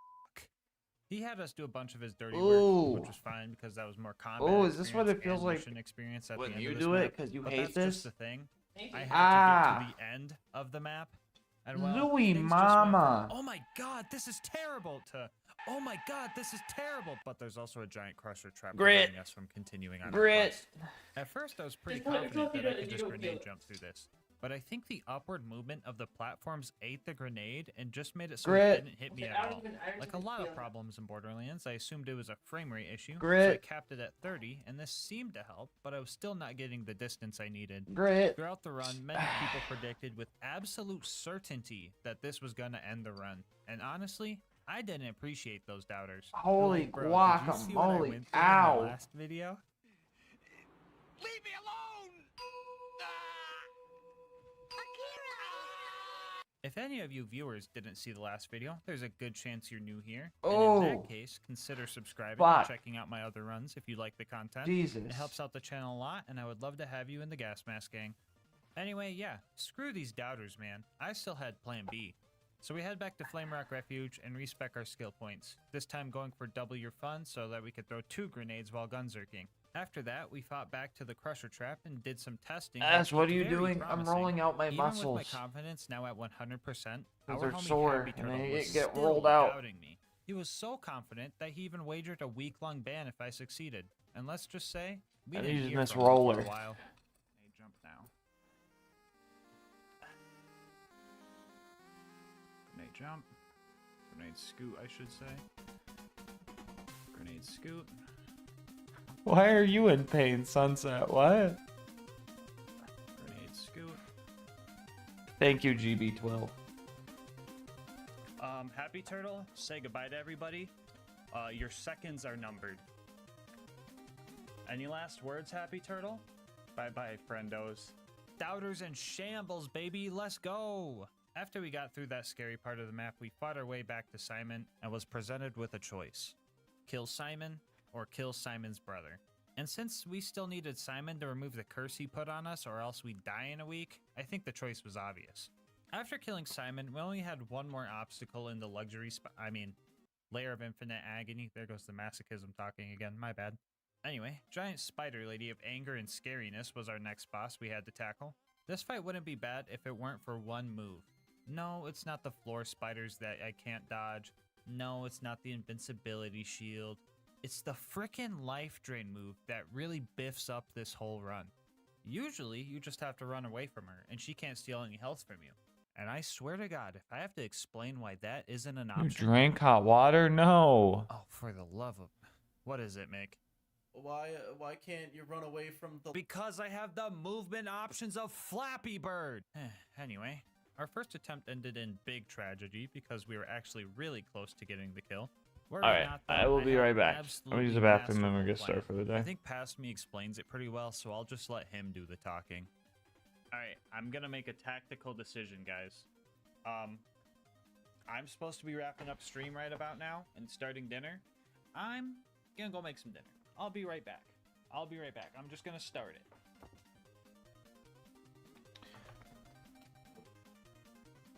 Hey guys, how's it going? I'm back. Actually, my desk is kind of messy. I'm gonna clean it up real quick. Alright, I'm back. You know, actually, I have to use the bathroom. I'll be right back. And we are going to fight the Sorcerer's Daughter now. You know what? Hold on. Actually, I'm pretty thirsty. I'll be right back. I'm gonna go get a monster. Alright. We got a monster.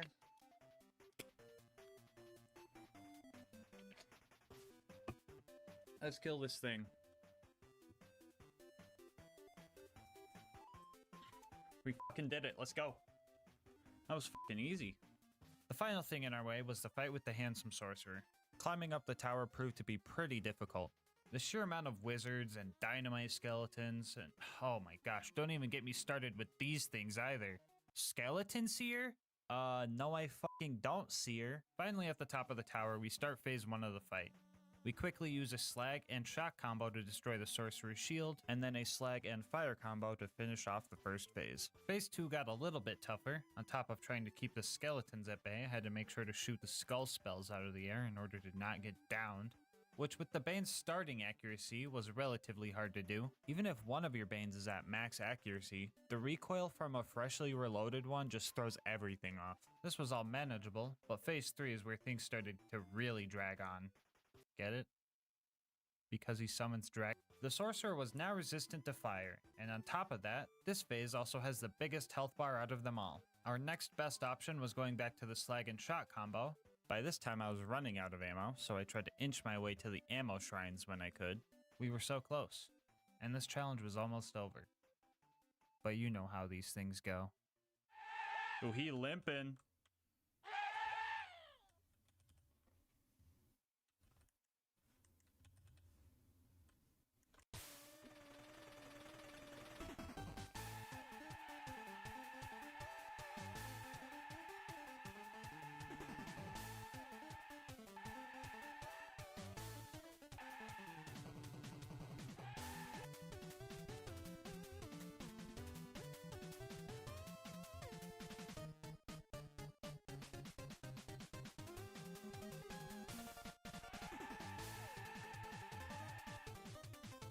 And just like that, now we know. You can beat Tiny Tina's Assault on Dragon Keep with only the Bane. Bonus content time, woo! In my other Bane video, I did the Bane side quest as a way of saying goodbye to the run. And I'll do the same here. In this game, you can find the Bane quest in the Mines of Avarice, and oh my god, it turns out you could get a legit level 22 Bane. Anyway, we talked out to the dripped out version of Marcus, found Horus out by the docks, marked McNally in the forest, did a sick grenade jump to get Gar's map in Flame Rock Refuge. I promised this was first try and did not take a full hour to get right, and finally met my demons face to face. And with this, our true final victory has come. Before you go, I just want to say thank you so much for making it this far into the video. If you want to support the channel, make sure to like, comment, and subscribe. Doing all that helps with the algorithm a lot. If you want to support the channel more directly, consider becoming a channel member. 99 cents gets you emotes and videos a day early. It also helps me get videos out faster for everyone. I will link my Discord and Twitch channel where I stream these runs live in the description. And for everyone who is already subbed, I want to thank you again for helping me hit this 50k milestone. I promised to do a Wanderlust only run at 100k subs because I truly despise that weapon. And after that, who knows? I could use the Bane in the other Borderlands game that has it for the 200k special. Anyway, shout out to Instant Gaming for being this channel's first sponsor. Make sure to check the description below and save some money. And also shout out to Mango Soda for this video's thumbnail art. He does commissions and he will also be linked in the description. But until next time, breathe easy, homies.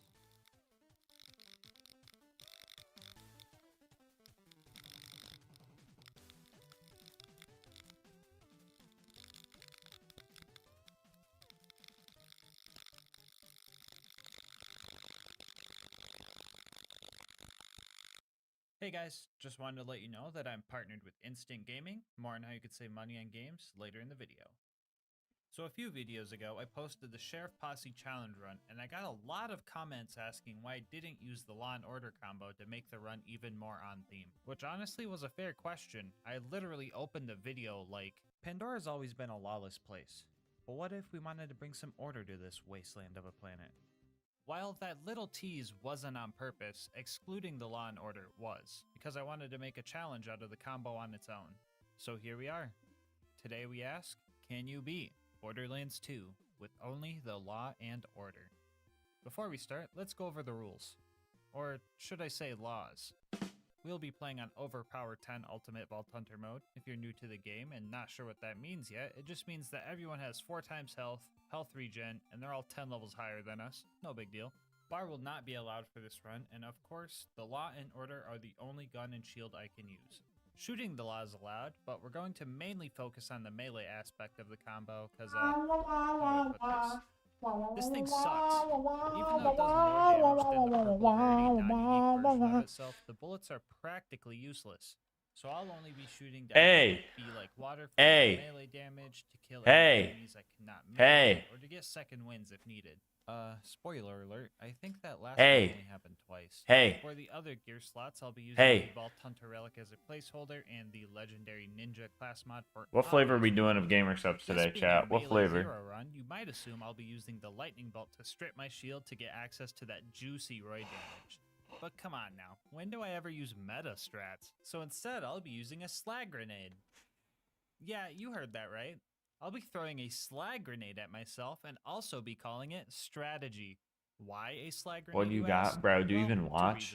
1, I said it already. Drug, and 2, Just kidding. Kunai are great for applying Deathmark, but the slag chance is very Pull out the inconsistent. Gamer Subs So drawer. when I'm using a grape Kool-Aid jammer as a smoke bomb, I'll have another chance at making the bad guys purple before I go in for the kill. Here's a quick peek at my build. I am very confident that this was the best setup I could give myself skill-wise, but I'm probably still going to have people in the comment section tell me I should have spec'd the money shot, but whatever.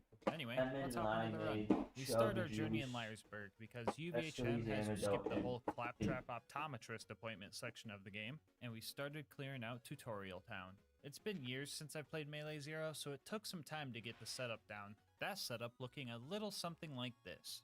First we activate Deception and throw our kunai at the baddie we want to attack. This will apply Deathmark to him and hopefully slag. Then we set up ourselves behind the target so we get the backstab damage boost. And then we wait for the last 2 seconds of Deception before throwing a grenade at ourselves and going for the kill. If we got the kill, Many Must Fall would let us possibly get an extra kill or at least get a decent chunk of damage before we ran off and hid. The timing for this might be a little bit more precise than you think. So when I set up for these runs, I usually make all my gear have matching parts to the manufacturer because, well, aesthetic reasons. But for some reason, the Order Shield cannot spawn with Bandit parts, so I opted for Hyperion parts instead. Reason number 1 for this is because Hyperion parts have the second best stats for special damage, and this being OP10 and all, we kind of need that damage in order to, exist. Reason 2 is that they have the best recharge delay stat out of them all. But GASMASK shield recharge delay is bad for roid shields. Yeah? And? The extra challenge of timing my melee strike in a 1.79 second window was a fun added challenge for this run. And the third reason for this decision was because the order actually uses the Hyperion accessory model instead of the bandit one, so we still got those aesthetic points. Oh, sorry. Anyway, we Is cleared my out microphone tutorial setting town with weird? one casualty and headed towards Boom Boom. Mobbing along the way There we was go. simple enough. After I got rid of all the gun guys, 1v1ing the ironclad psychos was a piece of cake. Them being 10 levels higher than me and all, meant that one slap would healthgate me instantly. But the Law and Order combo heals us for all melee damage we deal. Quick math says 0 melee build plus OP10 roid boost trying to heal a level 80 0 is just full health on every swing. Yeah, you would not want to be in a slapping contest against Zero Sakura in this splash build. time. Anyway, after we made it to Boom Boom, we decided to target Boom first, and well, homie just got outplayed. After that, we jumped up on Boom's turret and started his operation. Things weren't looking too good at first, but luckily, my trusty operating assistants were there to help. Psycho, scalpel Good please. morning, Italian Pride. After a successful operation, Boom was dislodged from his turret. After our first use of deception, he was one hit away from being finished off thanks to killing me. Today is This Monday. game being made out of spaghetti, he just wasn't Good taking morning, any all my damage from melee Mondayers. hits. I'm pretty sure it has something to do with his armor pieces or backpack, because scavengers also have this issue, but we managed to shoot him down not too long after this mishap. Boom and Boom both dropped a bonus package, and I thought that was pretty cool because that's never happened to me before. Anyway, we mobbed our way up and made it to the Flint fight. The main issue of this fight was closing the distance and getting close to Flint.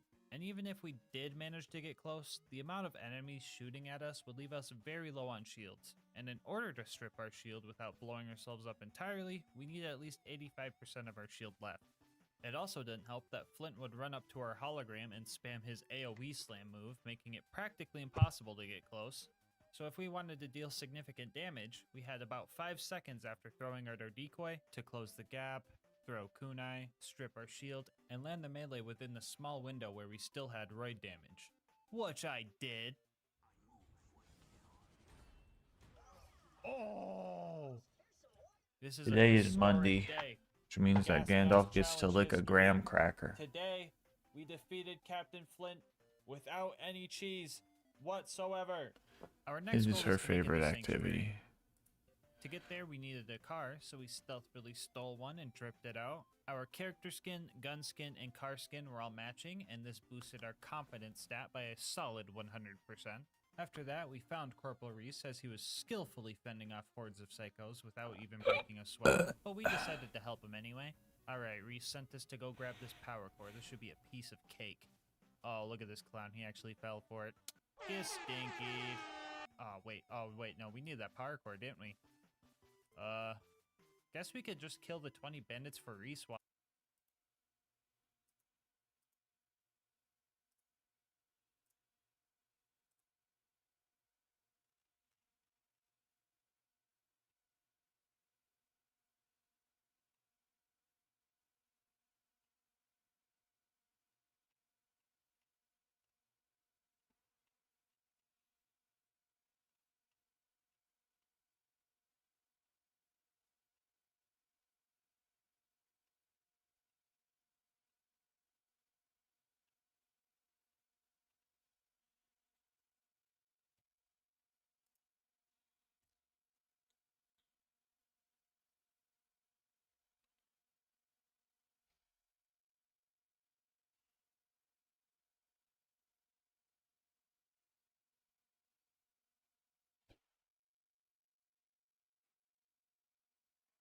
Oh, okay, okay. Well, good to hear that the lungs are good, Fitzy.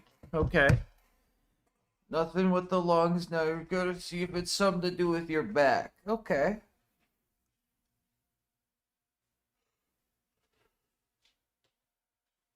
Fitzy said. Is that me? Yeah. Oh, doctor's office. Okay. Fitzy says the X-ray came back, and they say the lungs look fine. Next step is to figure out if it's something with his back that's pushing on his lungs or something. Oh.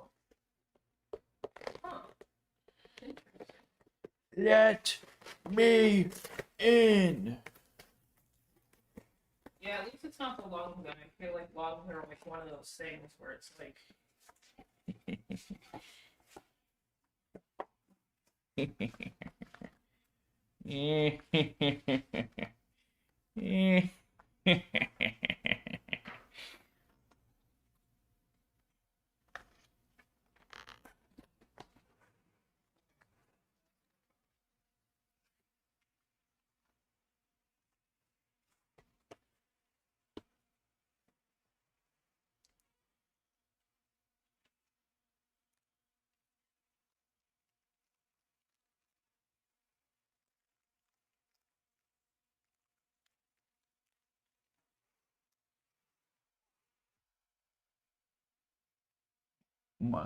Oh, let me be up my mic.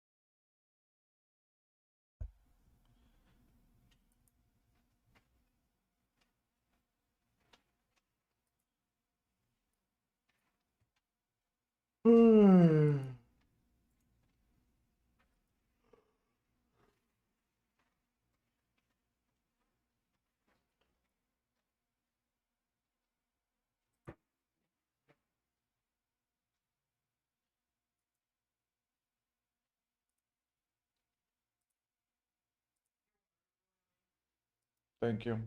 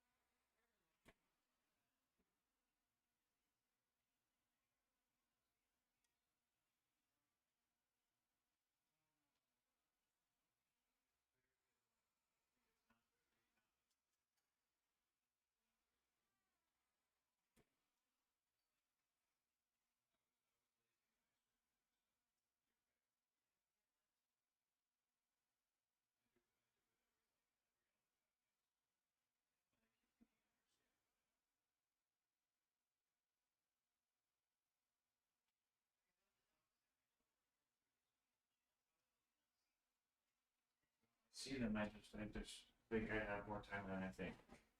I'm lazy.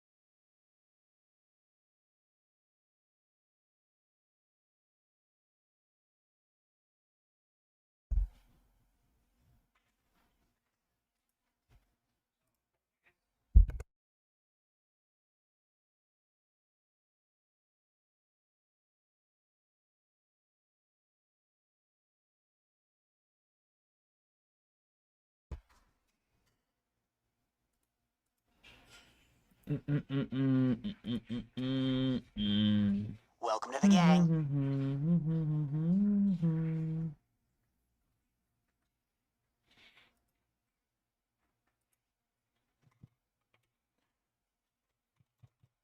Welcome to the gang.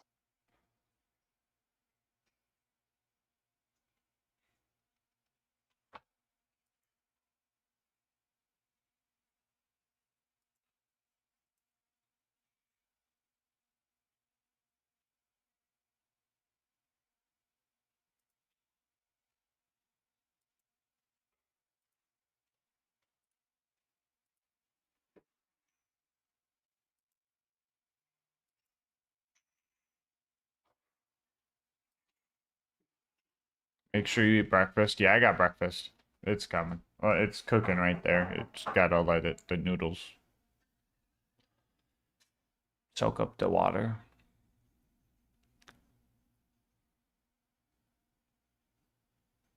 Does YouTube also count towards the timer, or is it only Twitch? It is YouTube as well, but the YouTube stuff I have to do manually.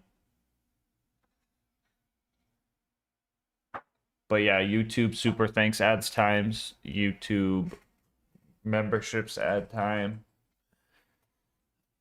Yes.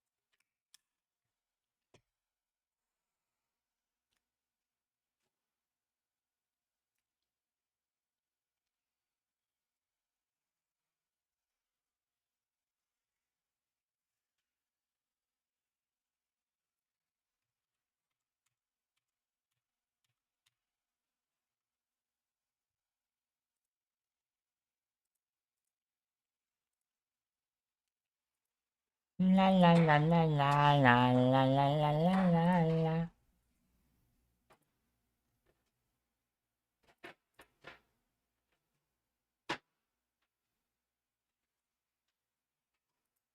Oh, chat, we did it. We got the kills.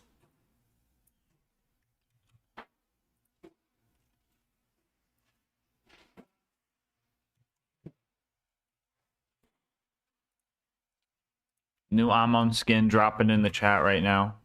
New Amon skin dropping in the chat.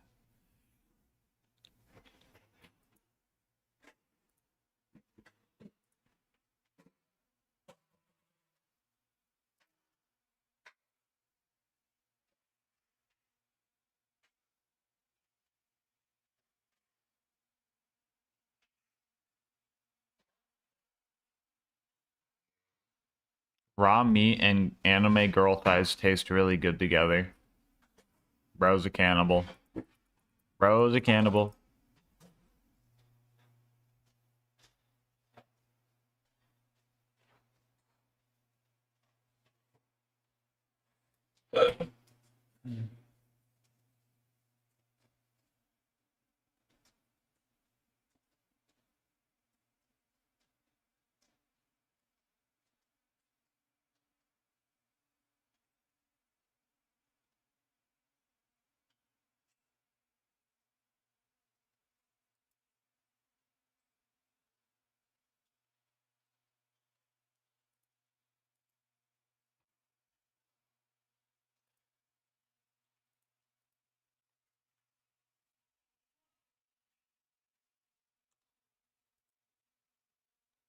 What?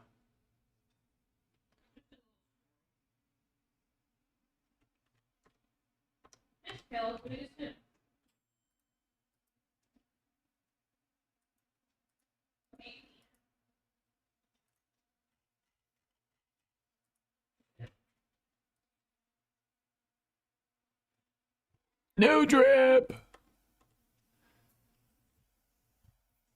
We put the ship code for the Amon skin in this pin for if you play Alyssa. Alright.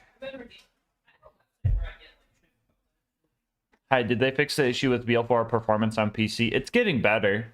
It is getting better, Zion. I'll be right back. Applesauce.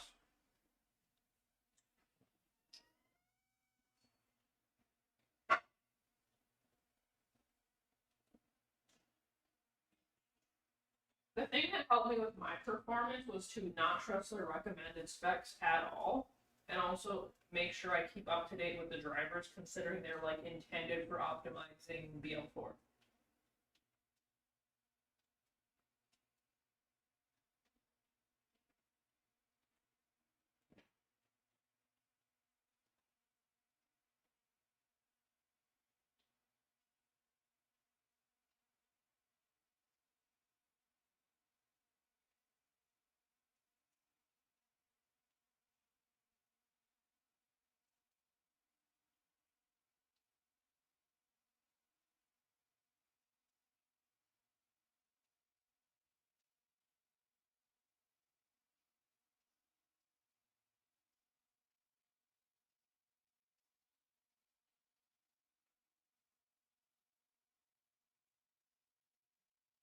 Yo, Jirachi with the prime. Thank you.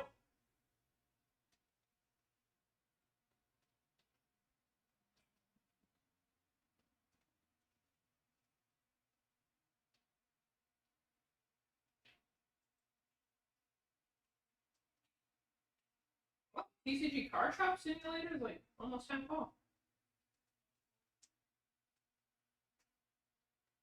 Do they have multiplayer in that yet? I feel like I have fun if it was multiplayer.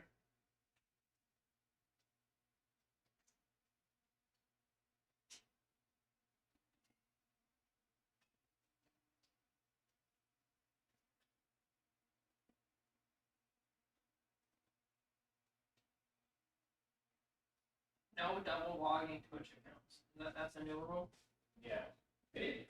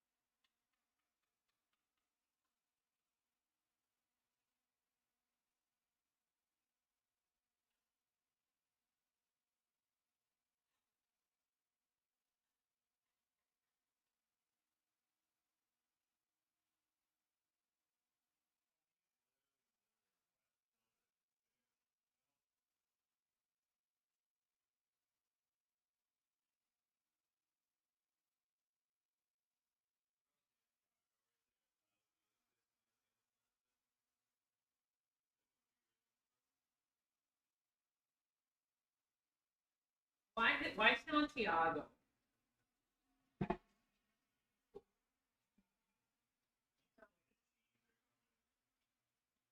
Well, when I hear Santiago, I just keep thinking of the, like, Mordecai, the move question I did.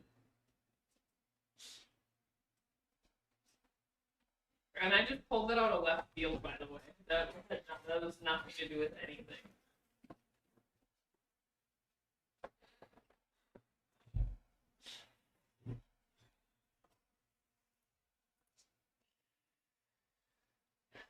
Santiago.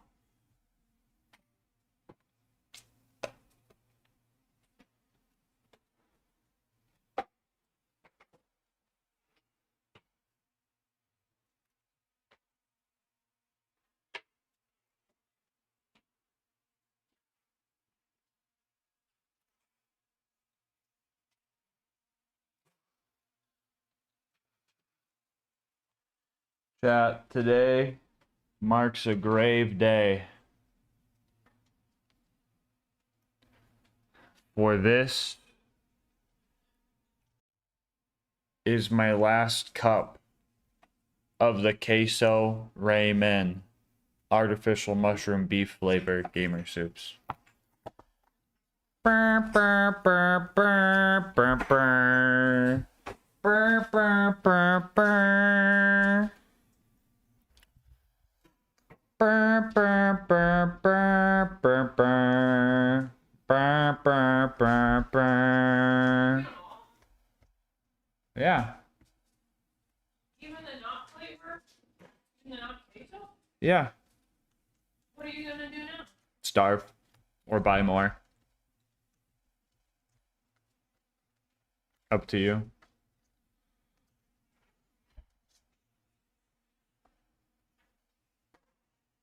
You need more for this stuff. I think you're having way too much salt.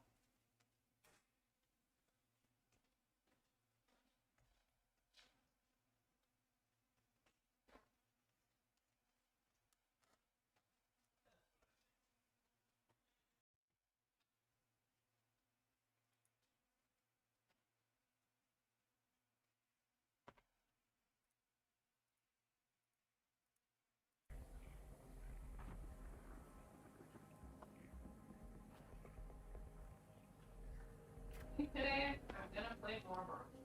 You know, I'm gonna be Mm-hmm. like, I'm liking BL4. And since I'm already like level 50 with Vex, I feel like I just wanna like do it. But like, I kinda wanna be Vex. Yeah. Yeah. Like, she's just like okay. But like, now that I know my play style, I don't think a Polly Pocket with a cat is like my spicy. You want to play Amon with a Doomfist punch. Because literally, I'm just. You're gonna feel so tall when you play Amon. I'm gonna like walk into the vent and then be like. Yeah, you gotta crouch. Yeah. What?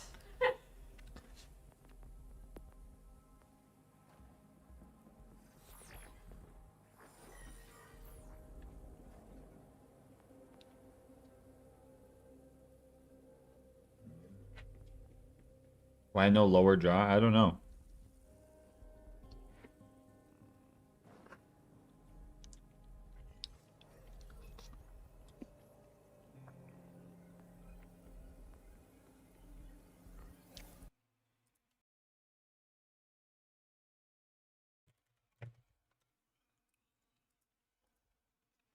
Alright, let me check up on our sub goals. What do we still need to do? That was the wrong button. We did no swearing. Okay. Whoa.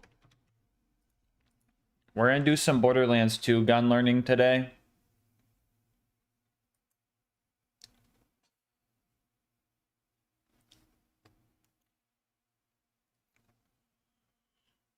Burr, burr, burr, burr, burr, burr. Burr, burr, burr, burr. Burr, burr, burr, burr, burr, burr. Burr, burr, burr, burr.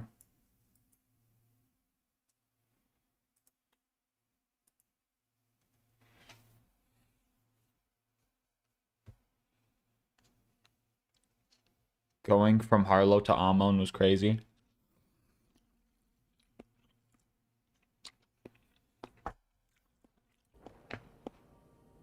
Ooh, meds. No, like, honestly, I really don't like super.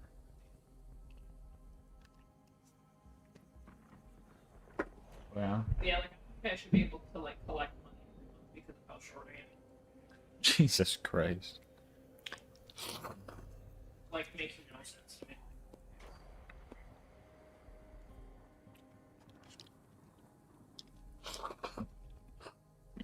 My other thing is, like, they give them, like, these insane fucking shoes, so you would think it would, like, put them up higher. Right? So then I'm like, so I'm even smaller. If I didn't have insane shoes. It's like, so I'm a child. Because, like, if Harlow's short, Harlow's shoes are fucking crazy. She should be, like, super. She should be, like, at least level with everything. Mm-hmm.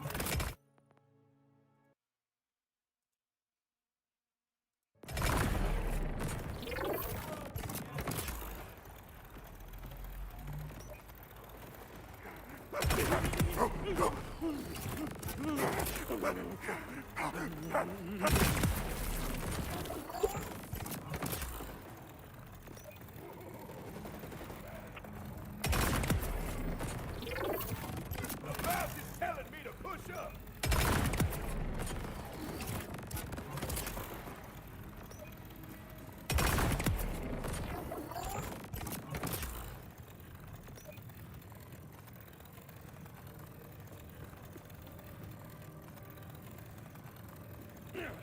Where are you?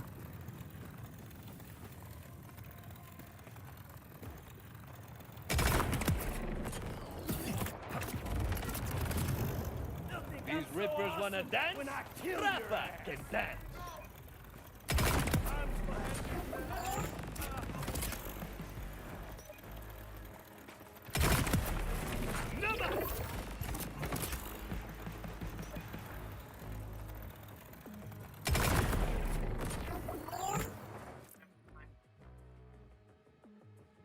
You want to show them and see if they like it?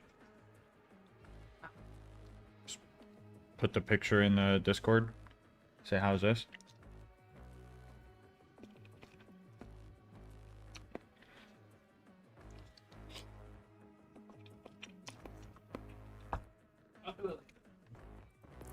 Yeah.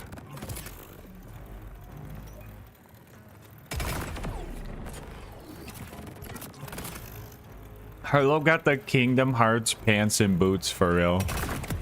That's hilarious.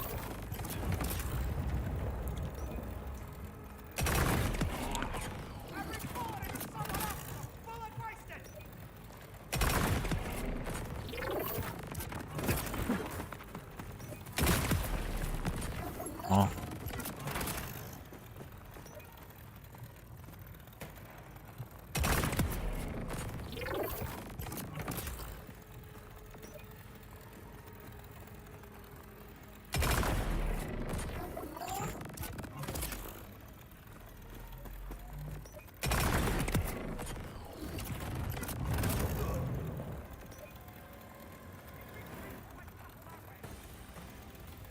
Yeah, fucking Amon has to crawl through him because he's so big.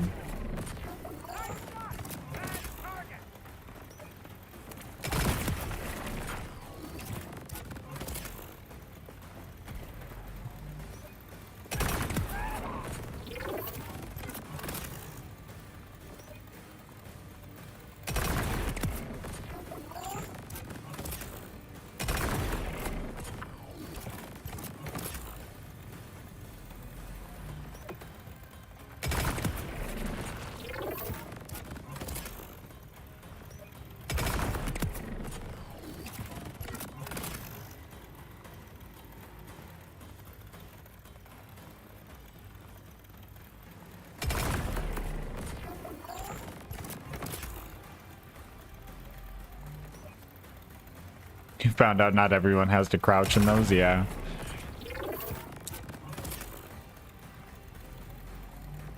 Real goofy.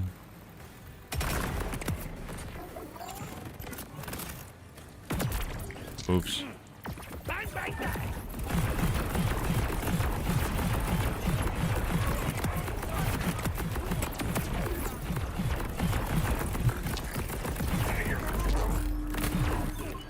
Yo! Munpun with the raid! Hello, Munpun. How's it going, homie? Welcome, Raiders.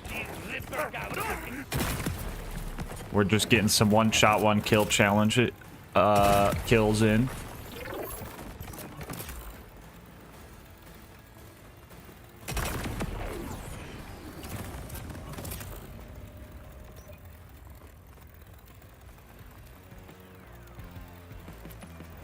What are they doing over there?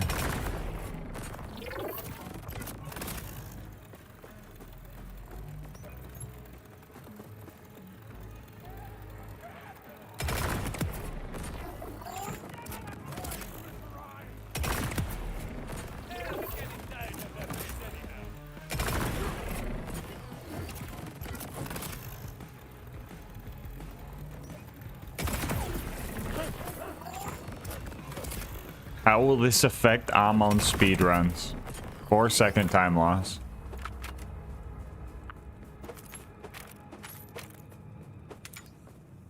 Gun damage getting in my mama.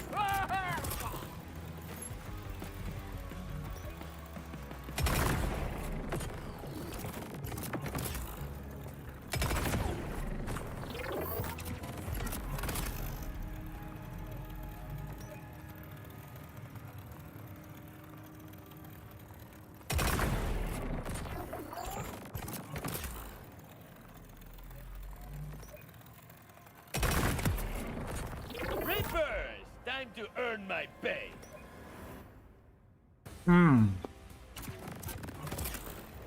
How many vents do you need to go through to beat the game? Will Amon have the slowest time because of this?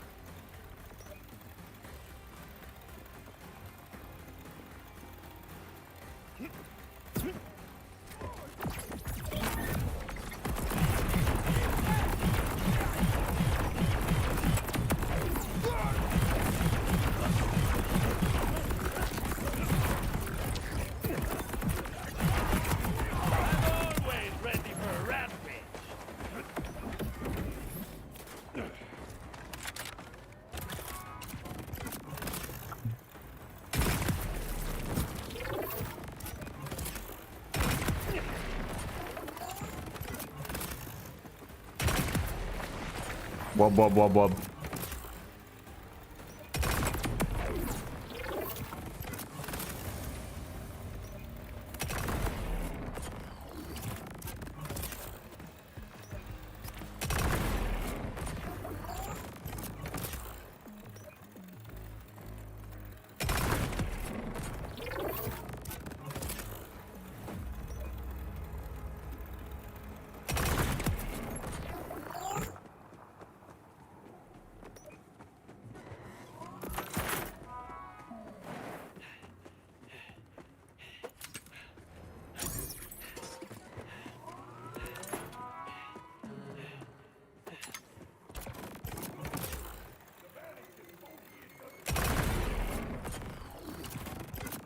No use hiding now!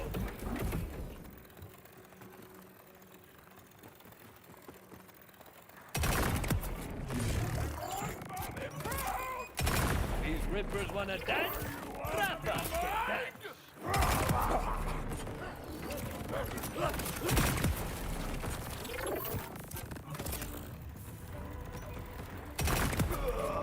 You can do better than that.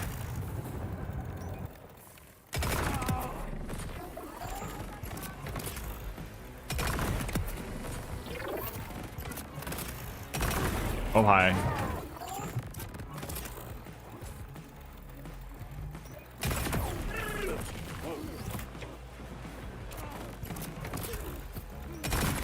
Ooh, flicked him.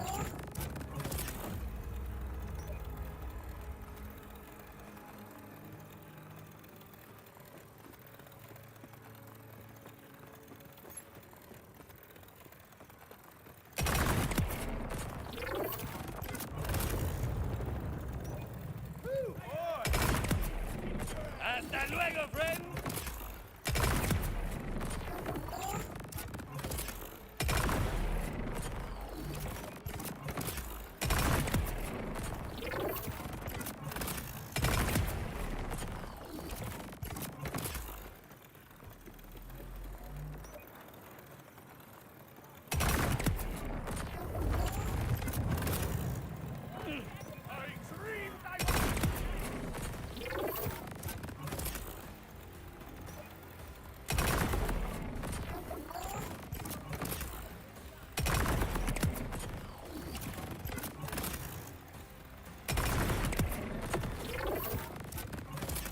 Amp shield kills. We love them.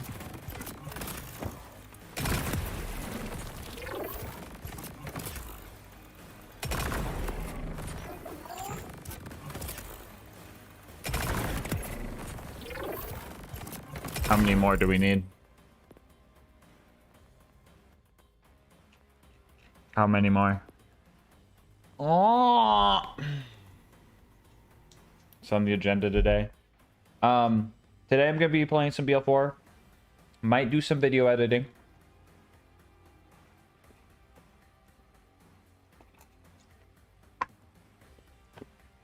I might start learning all the guns I have to name, because I'm gonna have to name every gun in BL2. Hi-fi.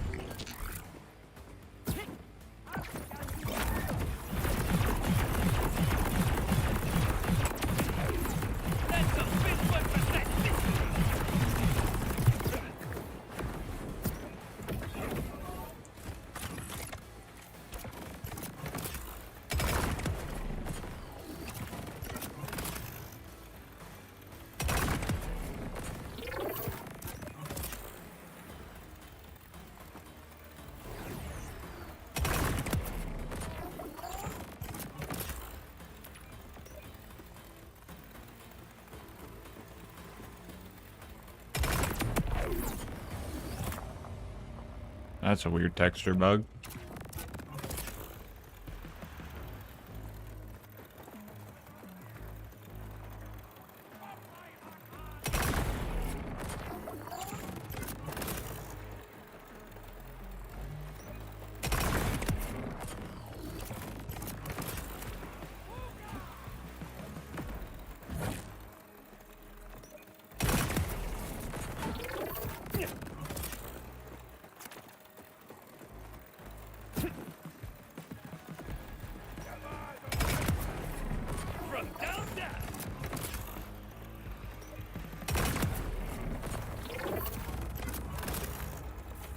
What's your build looking like? Kind of sloppy right now because it's just kind of made for doing specific challenges.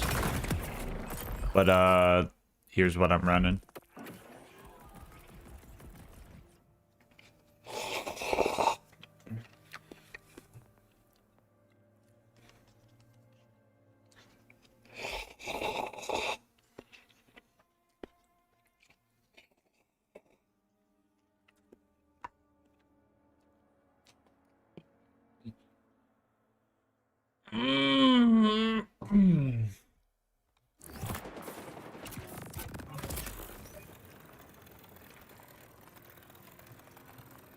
What's the objective here? I'm trying to get amp shot kills, one-shot order kills, long-range sniper kills, and yeah, I think those are it. The Ripper Queen is dead, which, as far as I'm concerned, makes me the new Ripper Queen!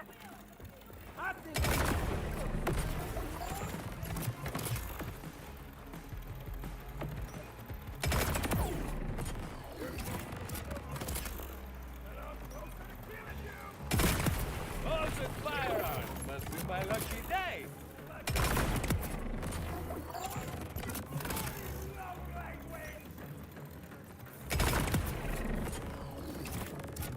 What sniper is that? Looks fancy. This is the fisheye. It's a world drop legendary right now. It's pretty fun.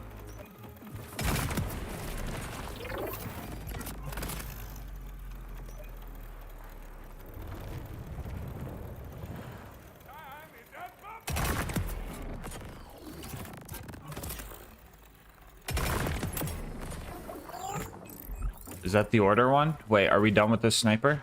Wait, are we done with order? Oh my god, we're done with order, chat. We're done with order. It's a miracle.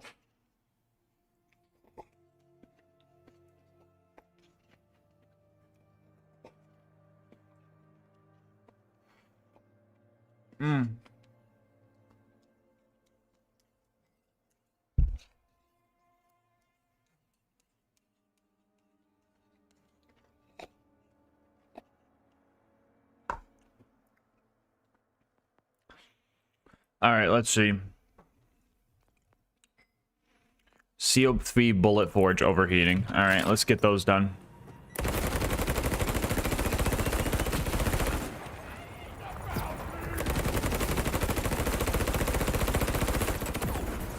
Do I have a better enhancement for this? I don't think I do. Not right now, at least.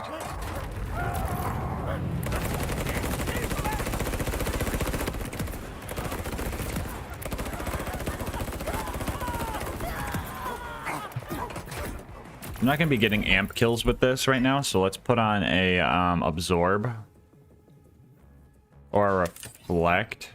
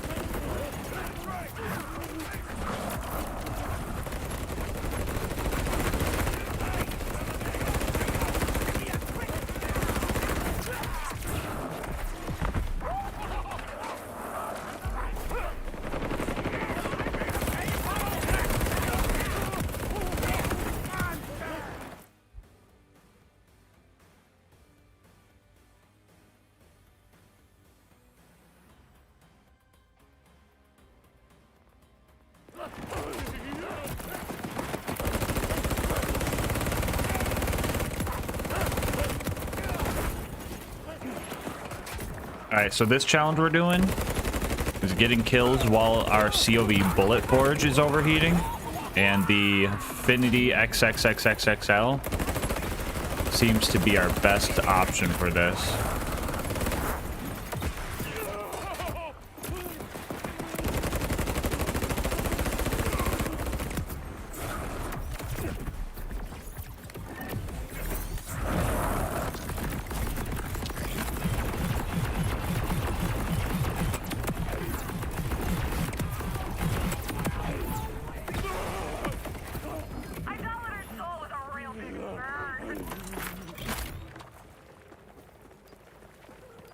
What do we get? What do we get? What do we get? What do we get? Handy completion.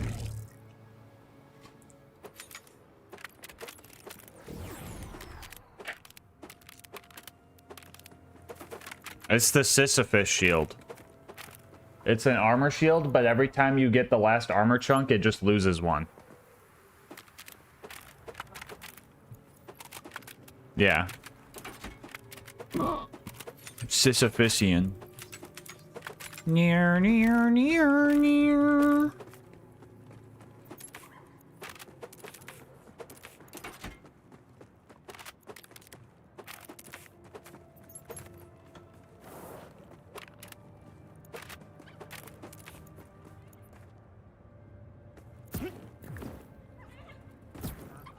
Hi, how are we going today? We are doing good, Sentient.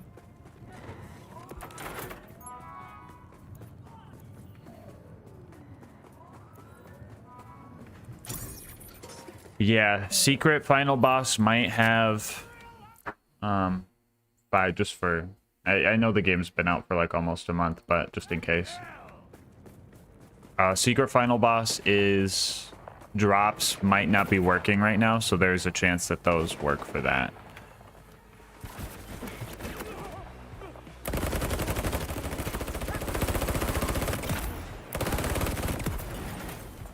Beware the pre-show.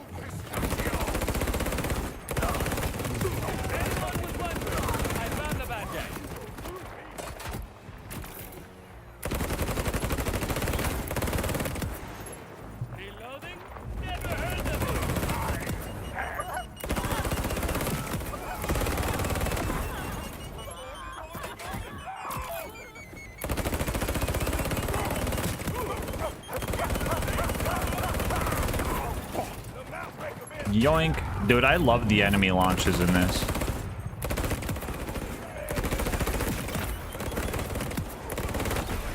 Dude, like that guy right there was getting thrown by each bullet of this, like, a Gatling gun.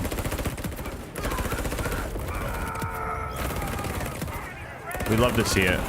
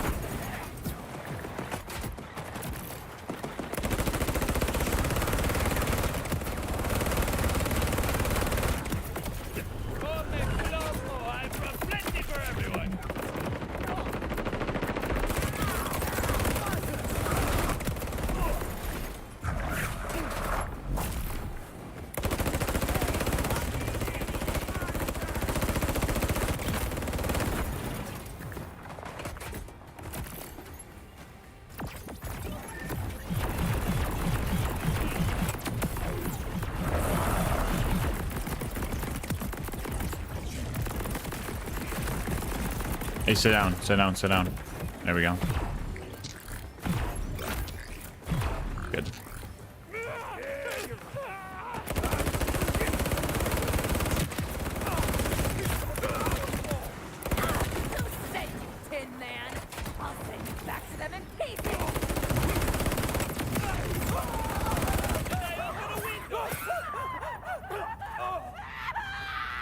So many pick from. Did you get the 2 from the weekly encore?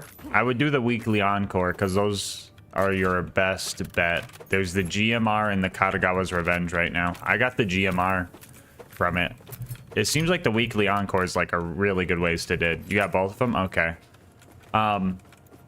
I personally think the optimal way to get shinies, right, is one, do the weekly encore. That should be your first priority. If you've already got them all from the weekly encore, you should do a boss that is has 3 guns. 3 guns, right? If there's any with 3, some might only have 2. That way you maximize your shiny chances, because if they have 3 dedicated guns, that's, you know, 3 chances. Next in priority, I think drill sites should be low priority, right? Because you have to do so much mobbing before the boss, and those ones are slower. You do those last to increase your chances of getting the world drops from those, so you don't have to do them later on. So things like bunker bosses where you can go in, hit them with a spread launcher or something, or they spawn instantly. I think those are good.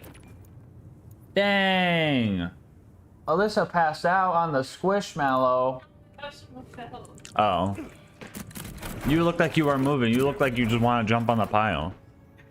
Quad really tried to bury me this morning. Well, you know what? I spent 100K. I knew he wanted to see me too EP to stream. We'll see you later, Sunset.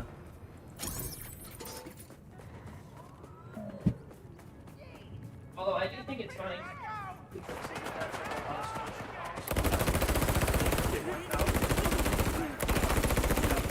Yeah. I mean, with you're pretty minimalist when it comes to stuff. But then you just kind of have the squishmallows as like seasonal decorations. You don't really have other seasonal decorations too much. And I'd say that's a fair like compromise. Yeah, and then when you do, yeah, and then she's like, yeah, I don't like this one anymore. It doesn't, you know, bring me joy. What is that, the KonMari method or whatever? She usually just sells them. Like on, you know, whichever website she sells them on. And then you know what? And sometimes if they don't sell, we just give them to Goodwill. Or whatever thrift stores around. Family members, yeah. I mean, that way someone who's like, yo, they don't make this one no more. They find it at a Goodwill, hell yeah. Someone likes it, hell yeah. Also, when Alyssa sells them, I'm pretty sure she like... You like barely make like less than $1 profit when you do it, right? Based on the sell price.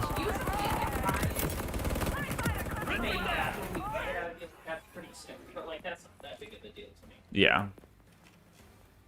And that's all the licensed part ones, chat. Oh my god, we're getting there.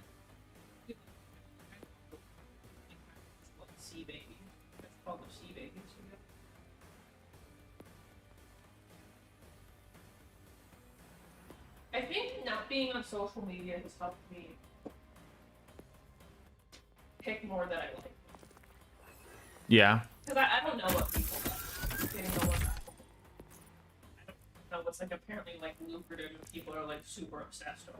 I just the ones I got are the ones I like. Memories together. Yeah. No, I'm still pretty impressed. I remember I started back she got sold out. And then I seen her at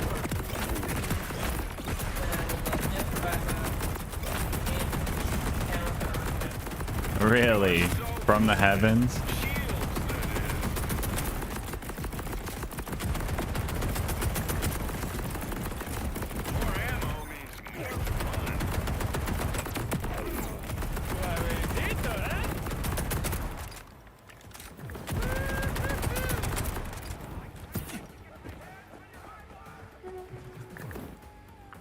LilGas Omar spin? Oh, okay. Is Halloween Omar around? In the living room? He upstairs because I didn't call him years. But honestly, if you burn him down, just keep him on. He does the same thing. Keep those stats.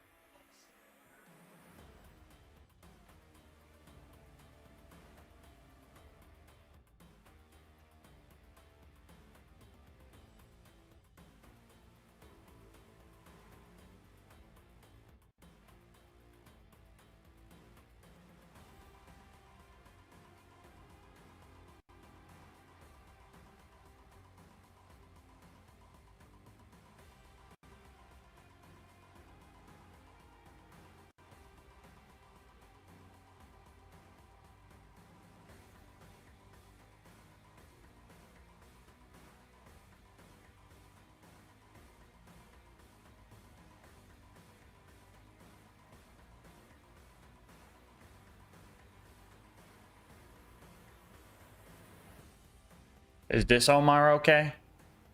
Rar. He say, I'm gonna get you. You better run.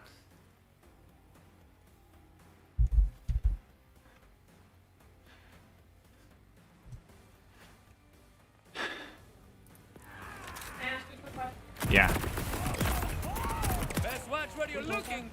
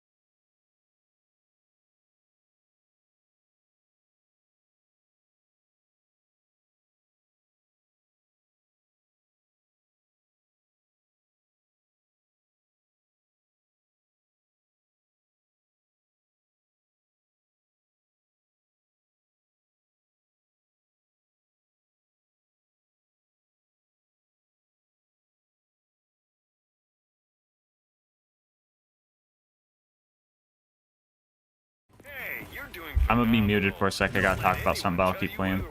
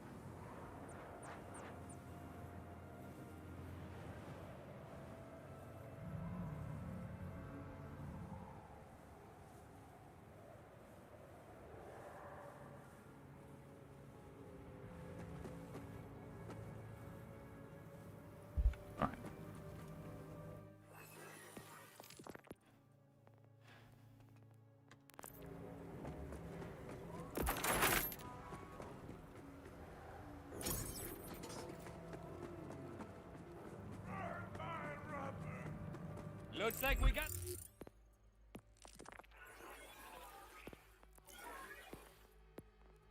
Alright, chat, we are almost done with these challenges.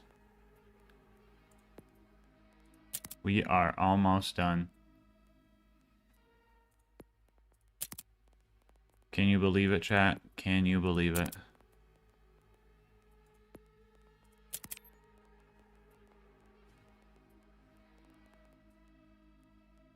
Why is my Hellwalker not favorited?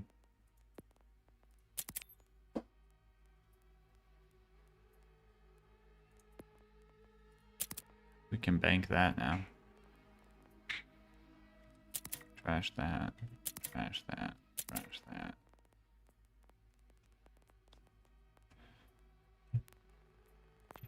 Some wild ones.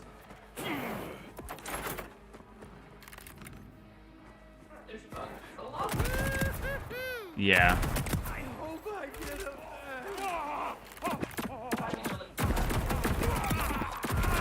So are you missing them in the challenges? The Maurice one. What is the Maurice one? I don't remember picking that up, but my challenges says I have them all. Is that under like my Echo inventory? What's it called?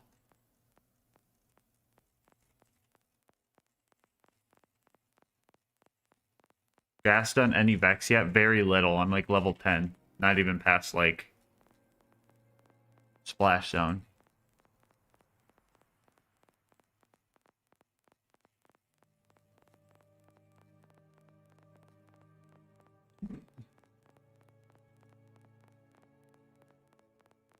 Because I am missing like logs in my Echo log thing, but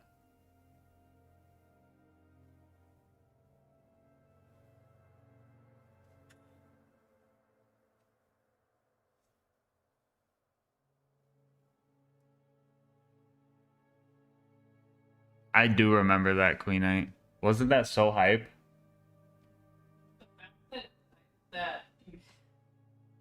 What the hell was that? That was ridiculous. The 180 get out of power armor trick. To glitch through a wall. Break into a wall. Is that what the Hermes one is like, or is it just like fully broke? I think it's fully broke on your first character or something. I don't know exactly what... What's the log called? Do you know what it's called? And is it like an Echo, or is it like a Vault Hunter, or a... No, it's not Deadbolt. It's gotta be like an Echo, right?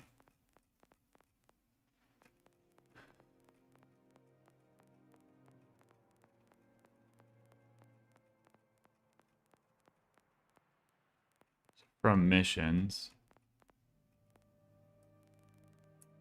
General?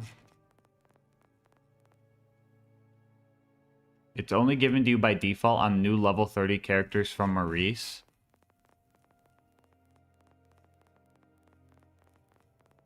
But I have it on my solo, not level 30 character. Did I get it through co-op somehow? I'll have to go through the whole Echo list and figure out how to get them all. Does anyone have a list of like all the Echoes? Okay,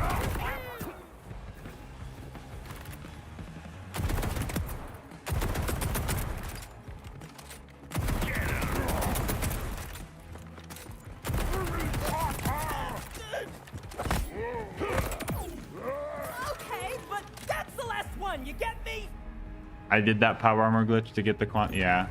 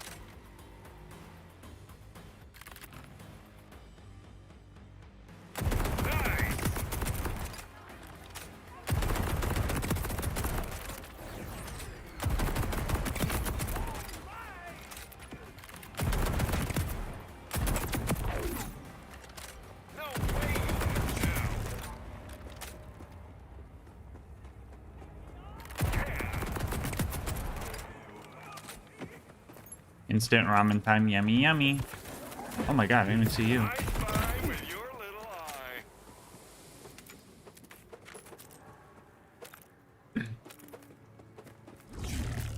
Alright, let's pick up all our junk. Go get a Katagawa's.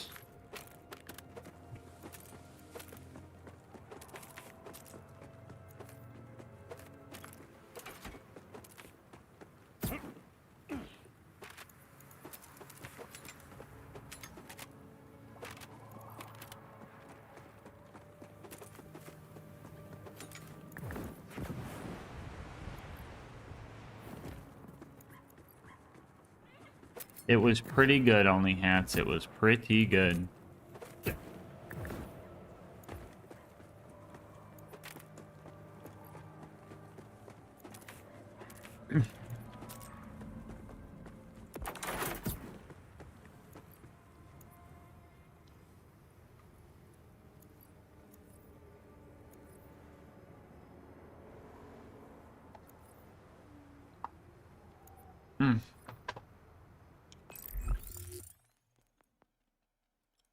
Bank.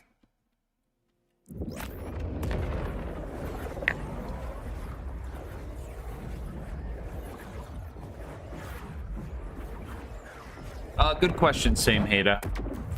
So how it works is you unlock the skin for all of your characters. So if you get a Phosphine Lucky Clover, you will have that Phosphine skin on all of your characters. You will have the option for every Lucky Clover you get on any character, you'll have it. But you only check off the challenge for the character you got it on. So like this character got the Lucky Clover and the GMR. But my other character got the Oh My God. I can use the Oh My God on this character, but the challenge still applies for this character. I think these should be account-wide, personally. And it's kind of weird that they're not. Vaults must be easy to hunt since they can't move. I'm hoping they patch that, Kyriek, because that's kind of annoying.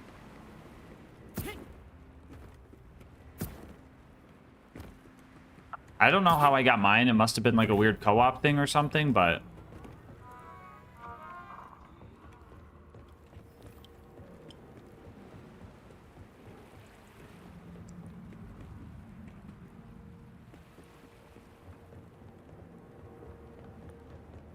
I'm 99% sure they said it should be account-wide. Wait, where'd you see that? If you've seen one of the devs say that they're gonna fix it, that'd be so sick. Where's my bank?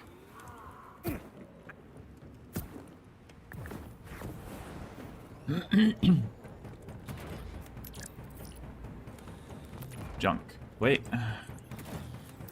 COV? No.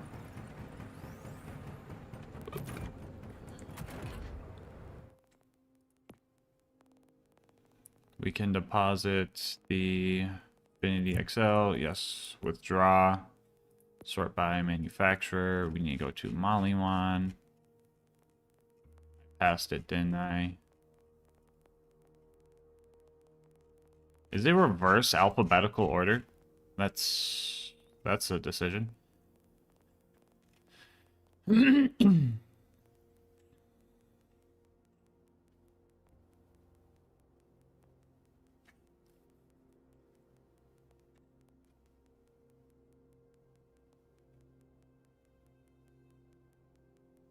Okay, so 4418.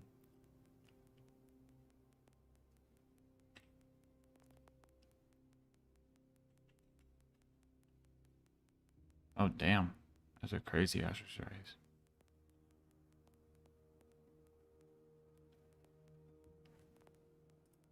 We'll take that one.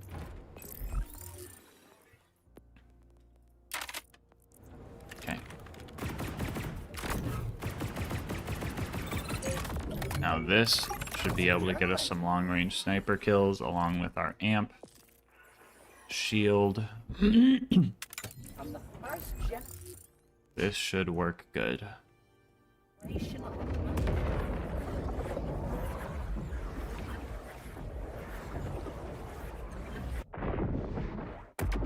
Yeah, same height. I think they should fix it.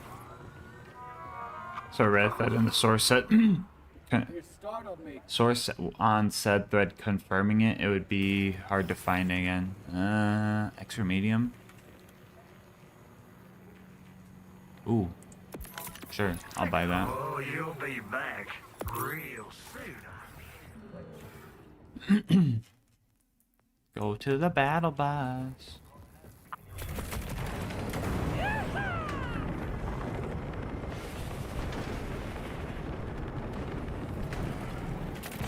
To the skies!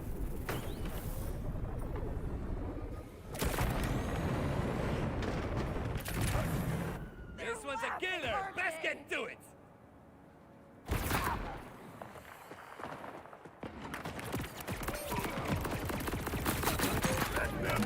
I sure hope I can one-shot enemies with this thing. Best watch what you're looking. I don't need one-shots, I just need amp kills. There's a difference. Okay, we're good.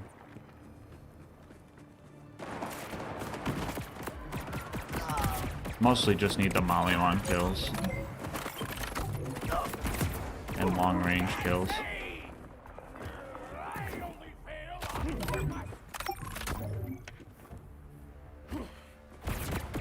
Oh look, a psychopath with a gun. How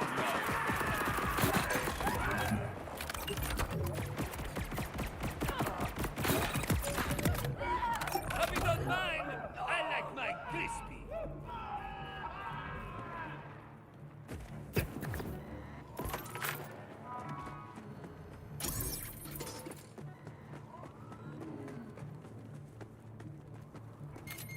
Reapers!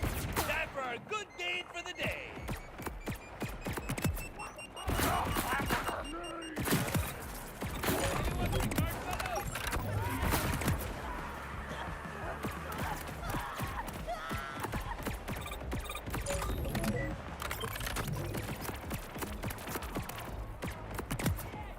Do I have a better enhancement for this? This has a Jacob's license pirate.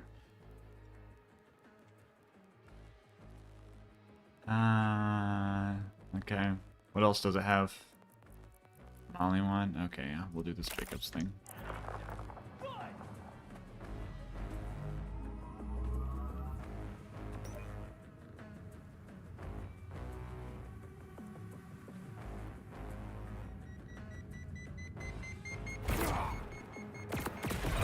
Alright, yeah, this is not doing good for amp. This is not a good amp killer. Let's see. How should we go about this optimally? So we just need Molly-Won. Maybe we just ignore the amp for now and just go for the Molly-Won and...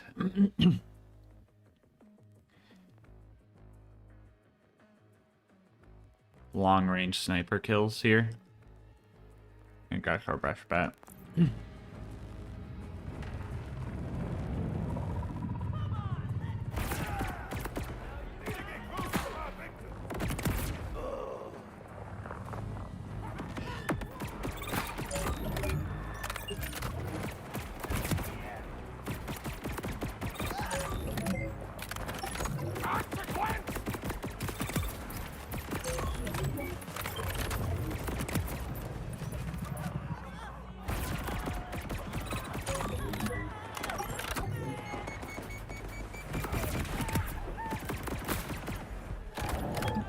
You like the Molly-Won shotgun from Moxie, the Sweet Embrace?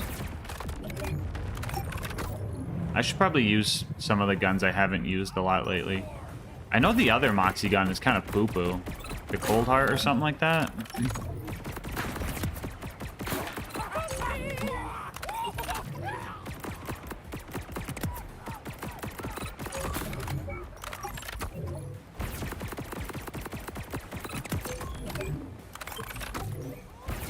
Cold Shoulder, yeah. I knew Cold Tower sounded goofy.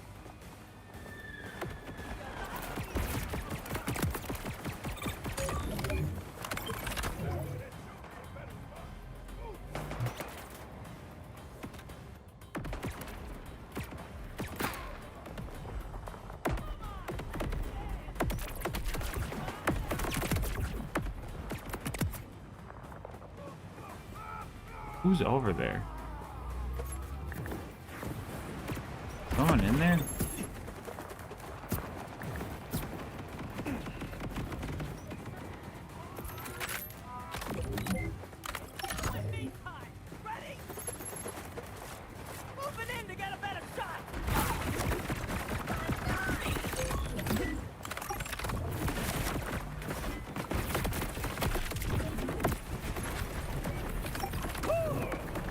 Hope I didn't keep you waiting long.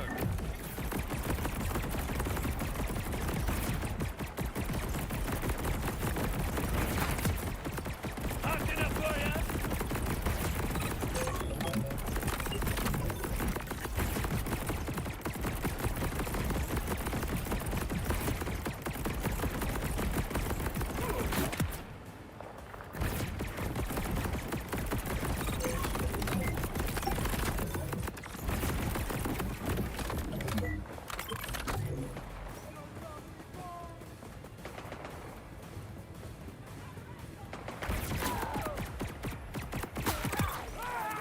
Sorry, you had a little spook there.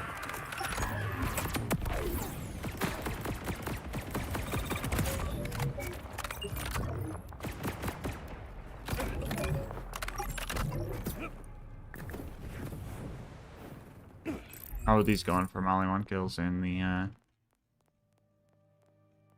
sniper? Dang, I need a lot of long range kills. Okay. And then it's working for Molly 1. Yeah, okay. Molly 1 sniper, and then the shield shit's just gonna be slightly annoying.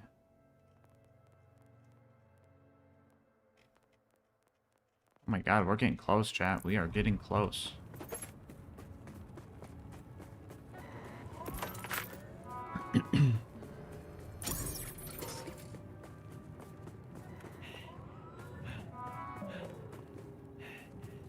Got a splice going about.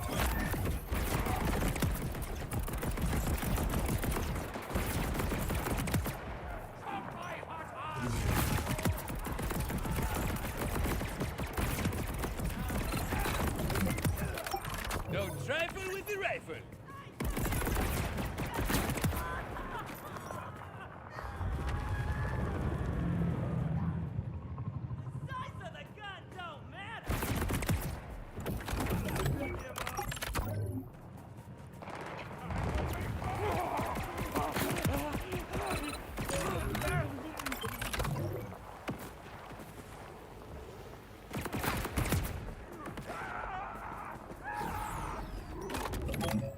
Where's you guys at?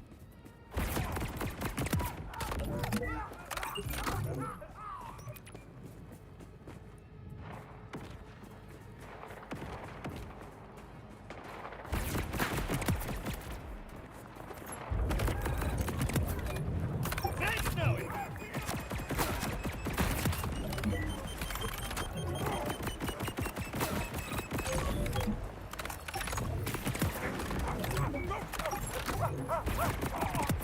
Time to put that shooter to work.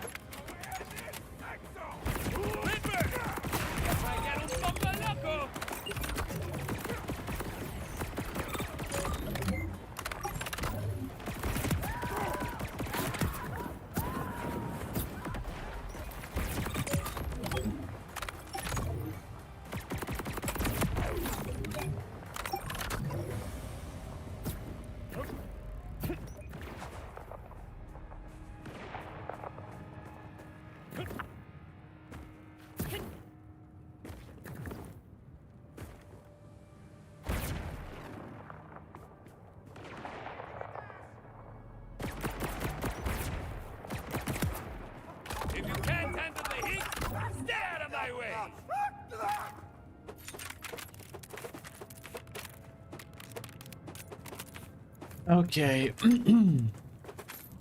So I could be also doing some vile enemies right now, but I don't think it's going to be very efficient with how I got to do other stuff. So I will not be doing that at the moment, but Mollywan and long range sniper, once those are done, holy shit, dude. We see the finish line.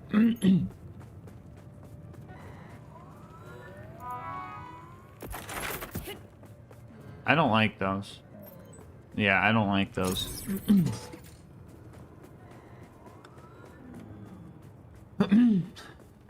I think the pausing is required to add to things, in my opinion. If you're not pausing, you're stealing. Obviously, if you're talking throughout it, not everybody has to pause the video, especially if the video has some pauses itself. No talking? Yeah, no, that's... I don't like that.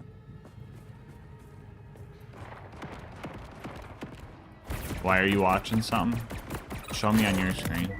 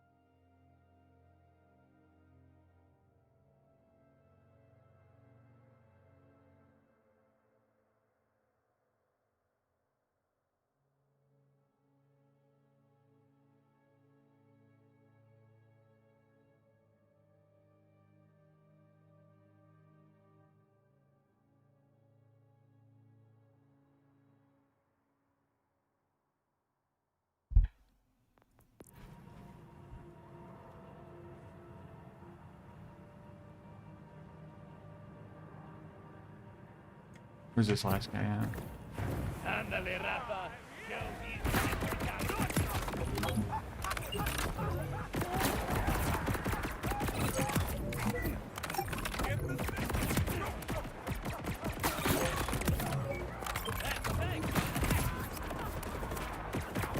Hey, how many more Molly kills do we need, bro? How many more? Release me. 1,000? That's crazy. Well, only one Rafa, here we come.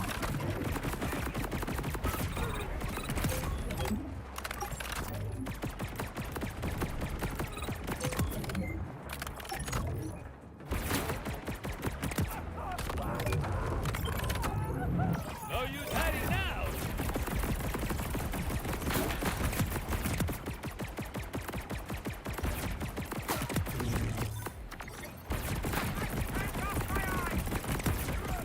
Like fish in a barrel.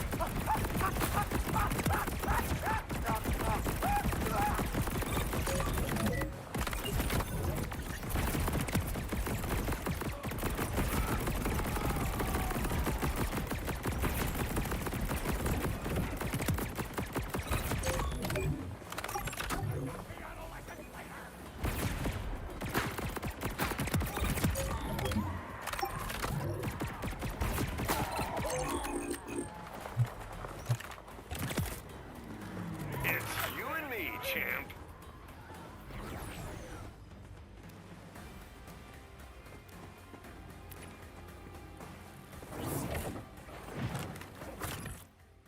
I think I used the bath.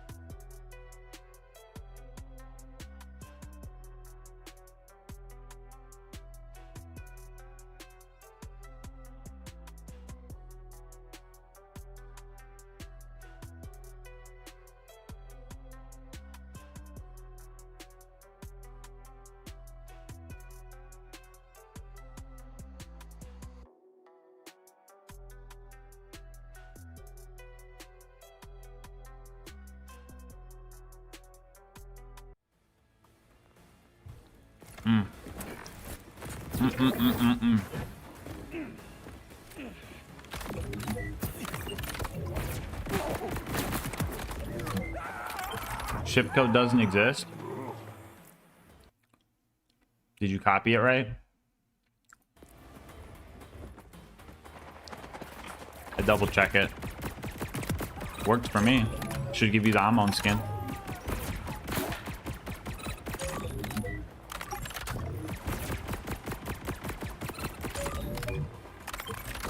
I'm not sure, same Heda. I might, but I mostly just wanted to do it on one character.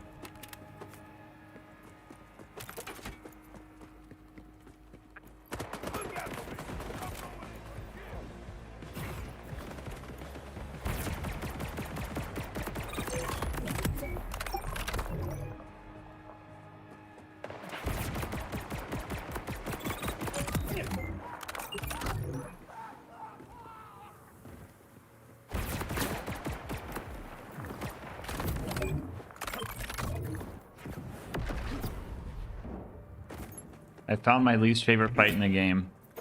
So you found Shadow Pelt. How was that?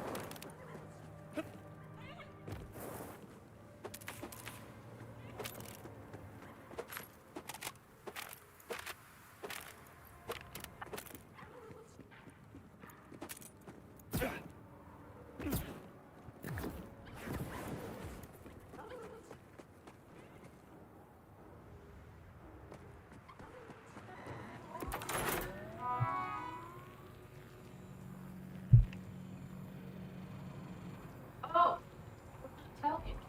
Hmm. Did you play the pop game? Maybe. Why did it come out? There's a demo. This is a demo for Don't Stop Girly Pop. Is that like that crazy Doom-esque girly pop game? Yeah. And I was like, would you play that? Probably. I'd try it if it's a free demo. I make a sub one. Sure. Say, don't stop girly pop. See if I like it. Yeah. That's what happened. Okay. I was just saying, that kind of looks pretty good. Yo, obnoxious over 100K. Let's go.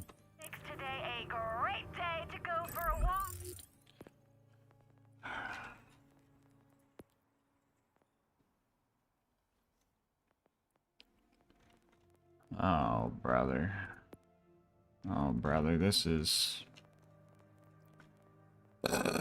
something. This is something, I will tell you.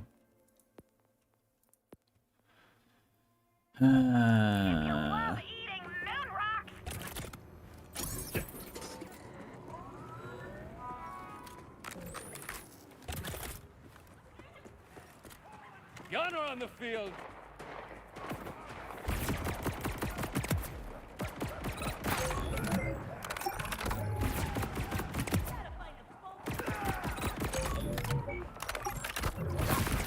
These are working, right? Make sure these sniper challenges are actually working. 483. Guy's 94 meters away. 44. Okay, they're working.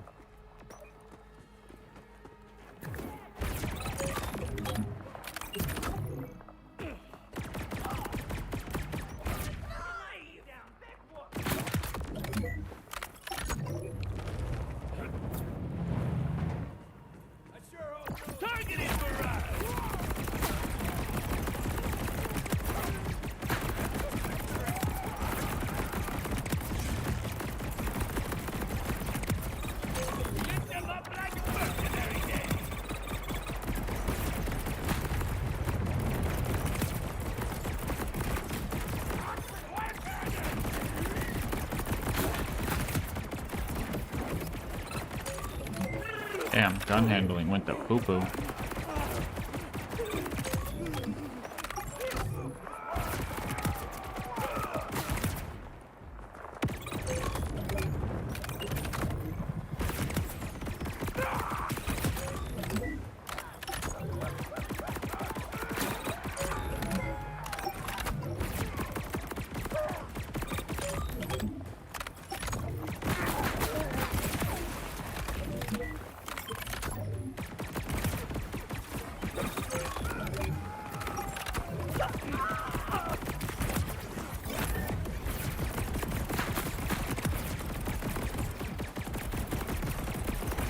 The fuck did the battle busters do?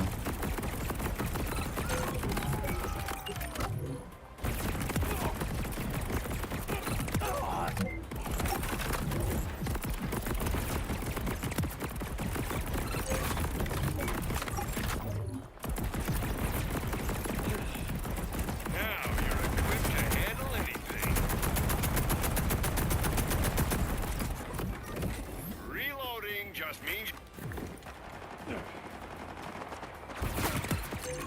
That's probably good for the environment somehow, right?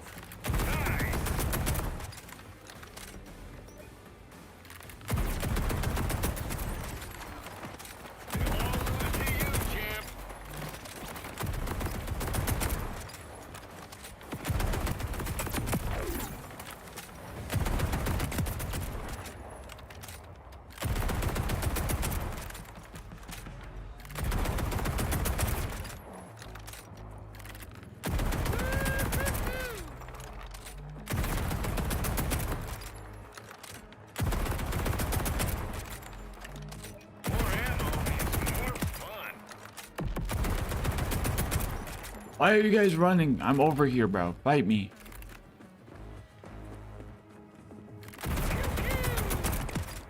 You're really hiding, bro. That's crazy.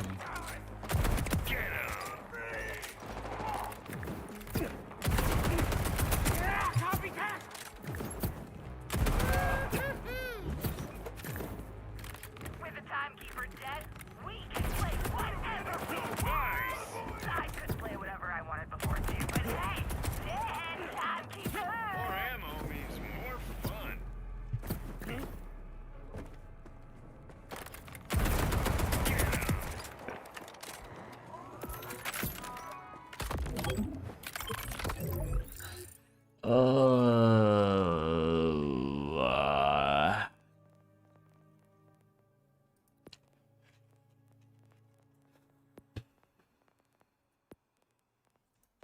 If anyone has anything in A Friend in Needles, could they show me?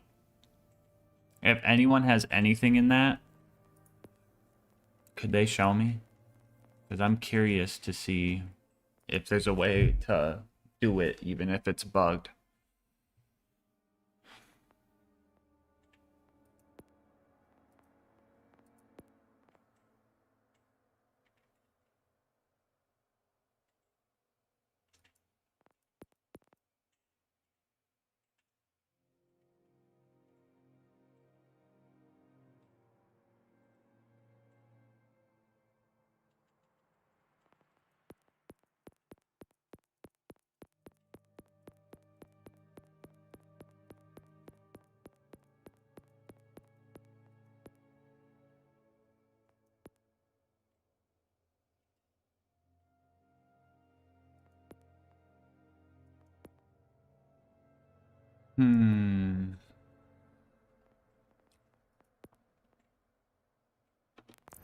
And I bet I gotta do like 2,000 melee attacks too. Oh jeez, oh jeez, oh jeez, oh jeez, oh jeez. Okay. Yeah, let's just keep trying this. Not too close. Anyone gets too close, they're getting shot.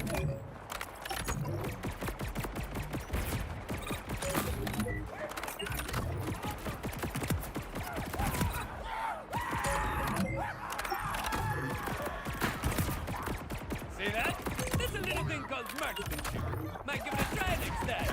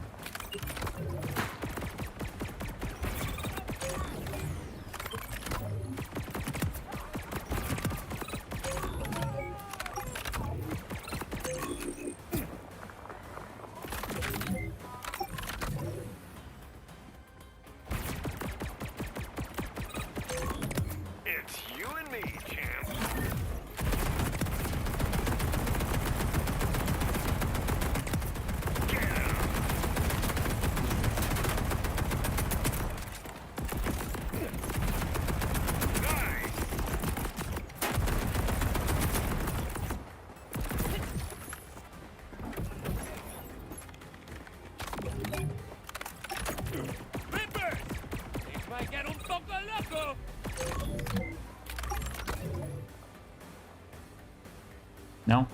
Okay.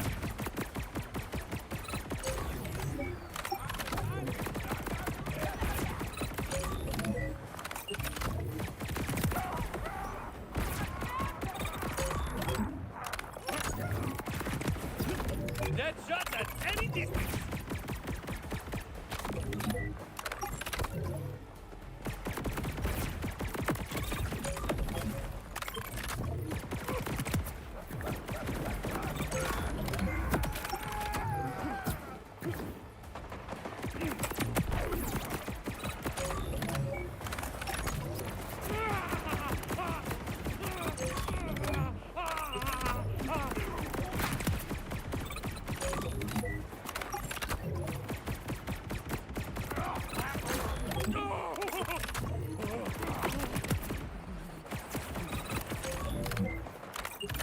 Bro.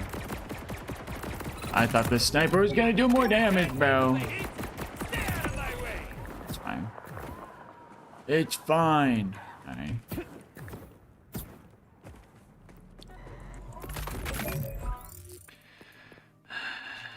Alright, so I'm likely gonna get the long-range snipers done first.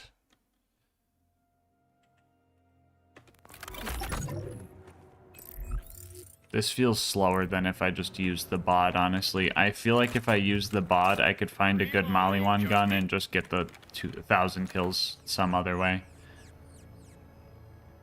Generally. Is there a good Maliwan grenade, actually, chat? What's a good Maliwan grenade?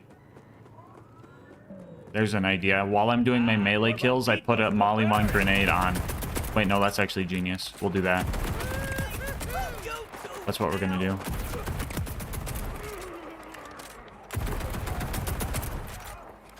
Hold on. I'll go get my sniper bod.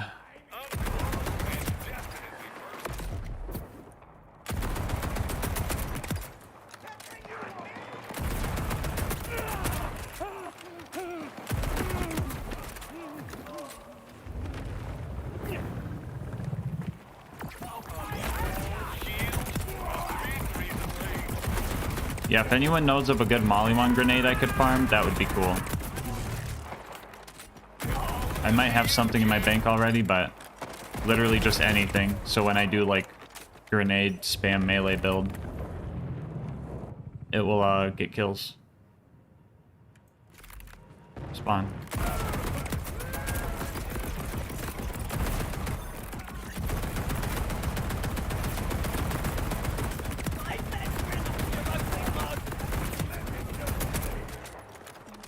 It's felt like Egypt since we had a full shield. Still raging! With your little eye. Don't suppose you rippers would like to do like sophisticates?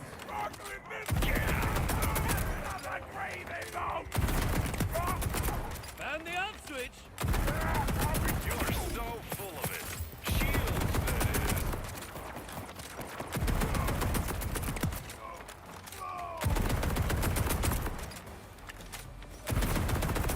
is. The Destructo disc and the recursive. What would you guys say is more better for like randomly dropping grenades everywhere?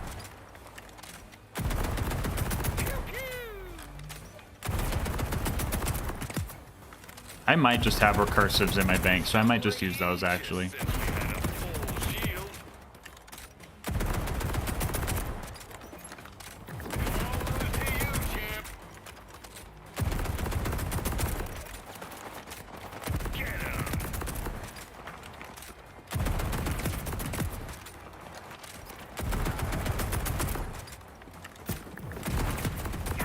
I dare say that one's dusty.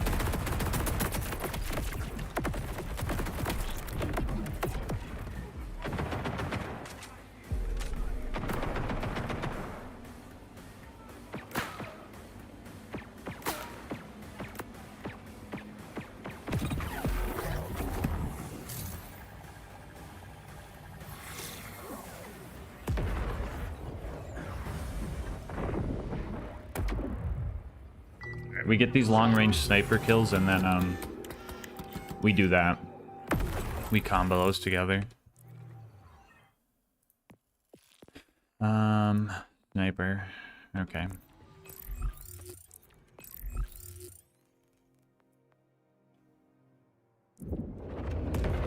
Might as well just go build for it now.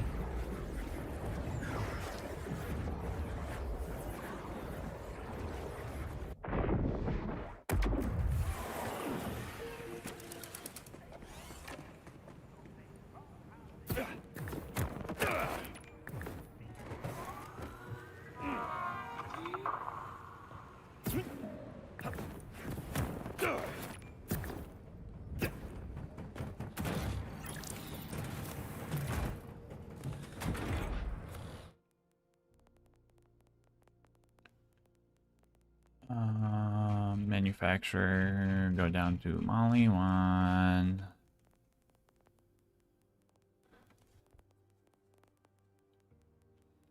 That's a thing. Do I not have a recursive? I don't. Type grenade.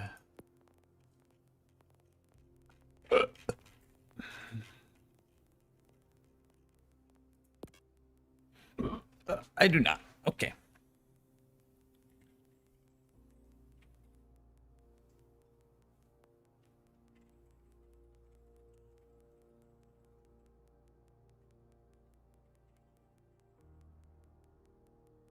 Bramble Song. Alright, we would probably go fight Bramble Song. But first, type, class mod, rarity.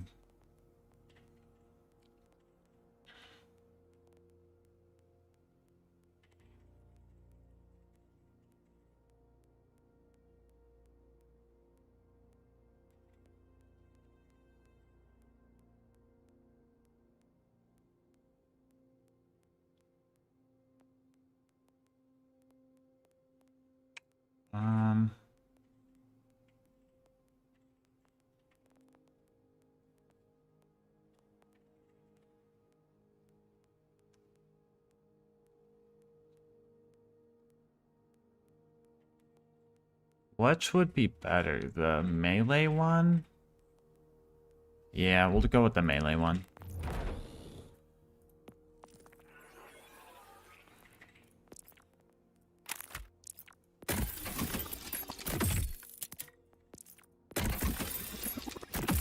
Only one purple hover drive.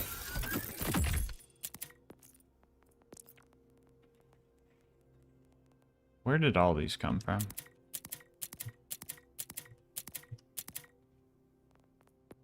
That was weird. I don't know why I had all those.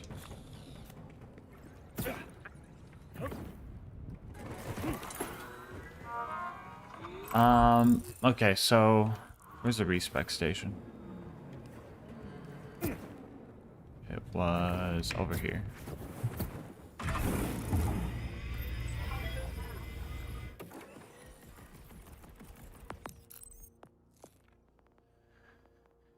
Melee time.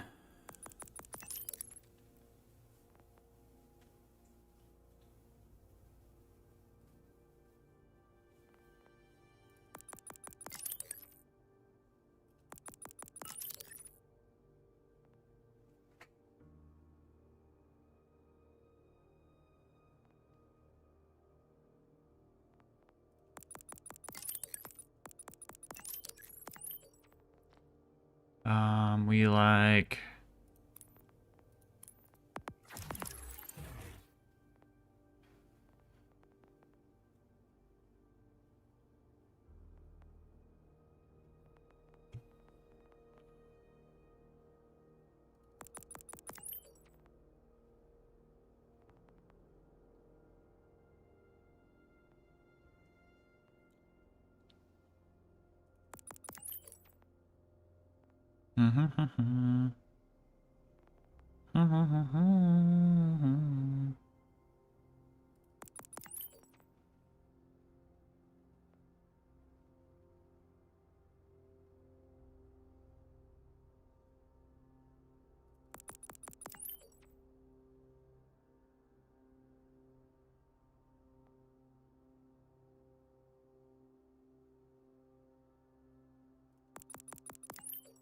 Don't need splash.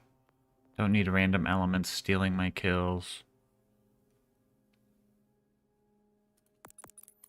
Yeah, we'll do it like that. Alright, not optimal, but we just need to spam out melee kills anyway. So we do all that.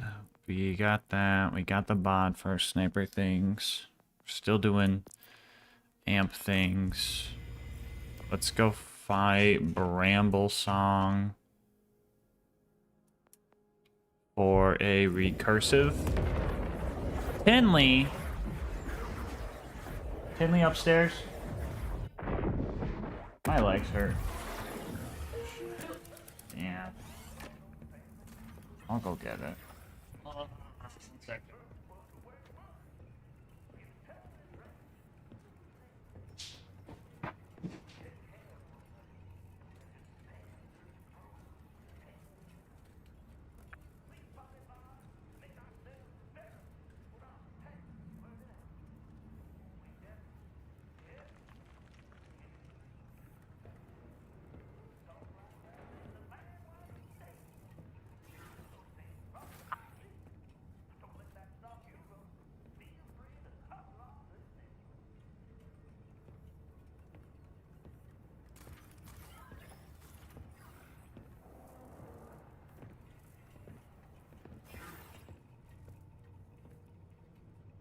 No need to say farewell.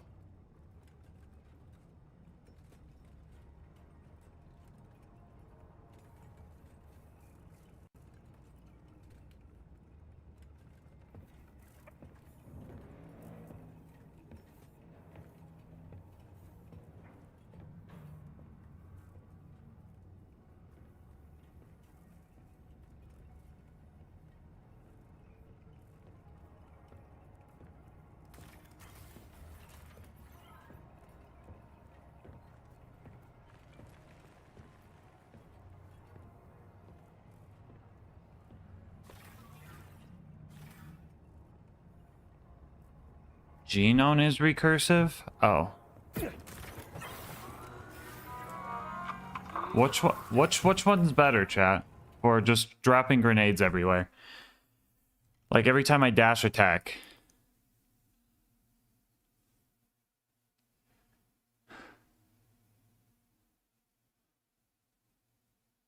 Recursive? Is that gonna blow me up every time I do it, or no? I don't think it would. Where's Genome at? Is he...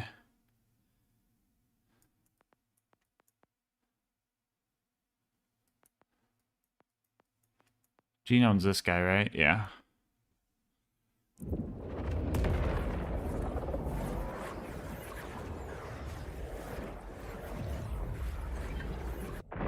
Ocelot?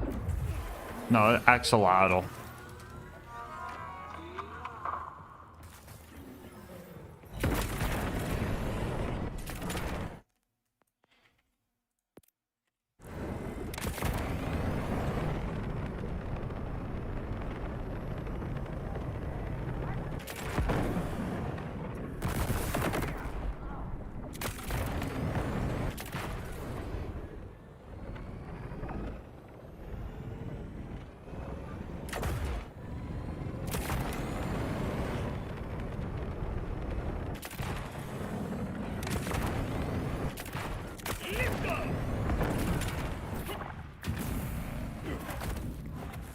Let's just go out there and have some fun.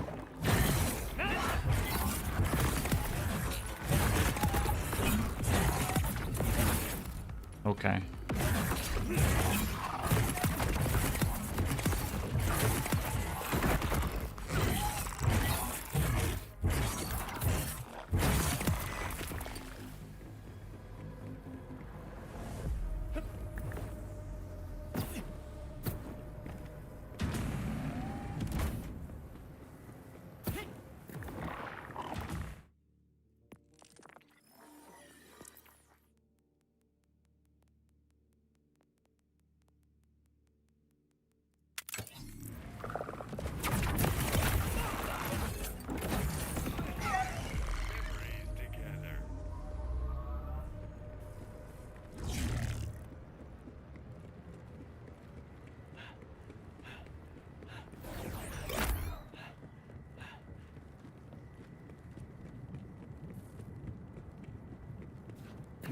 No worries, 10 Malo.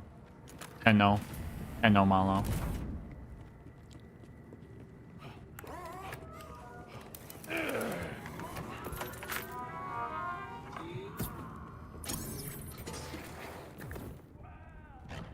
Oh yeah, see? Good thing I brought my dancing shoes.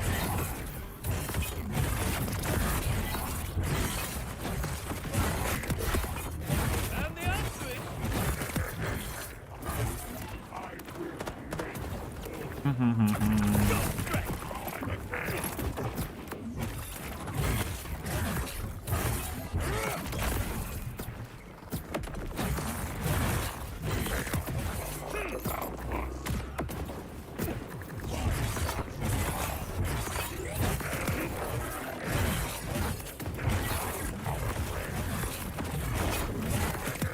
Soldier, dead ahead! I see what you're playing.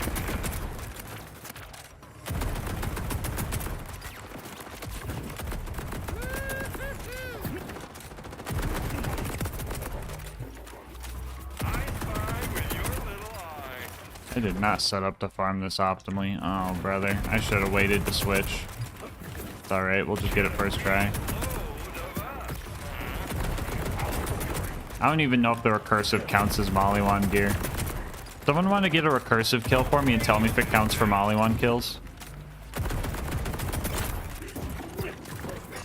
Otherwise, I'm just going to find like a random purple one.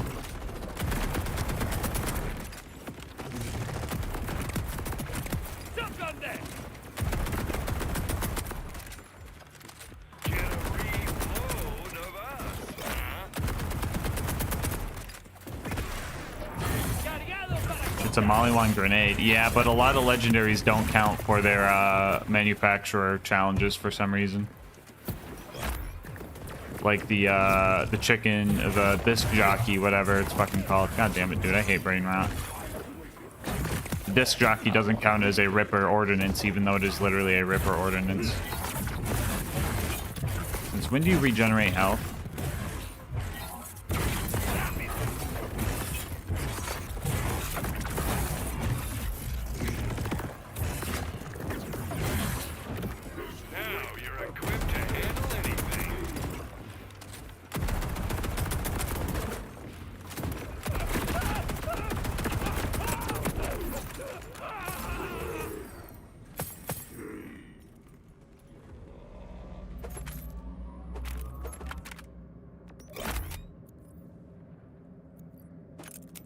There we go.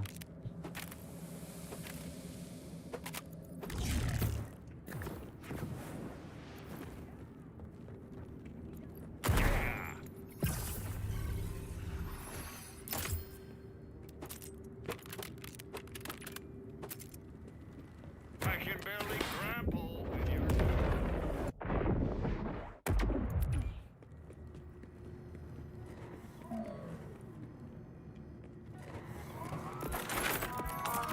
No pulse? No problem. I'll patch you up in no time. You and your wallet are will.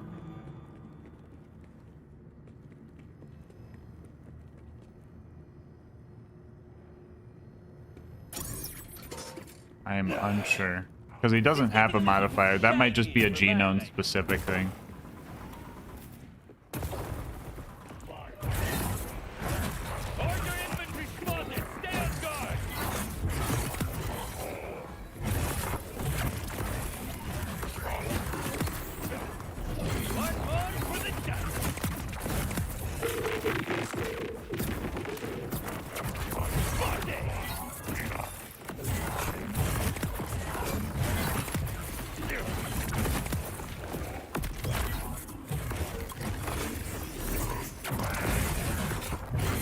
Can't see.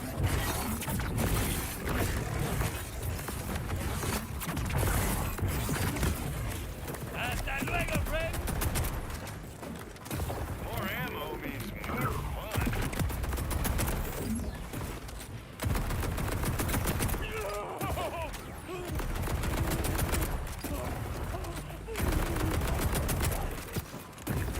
I spy with your little eye.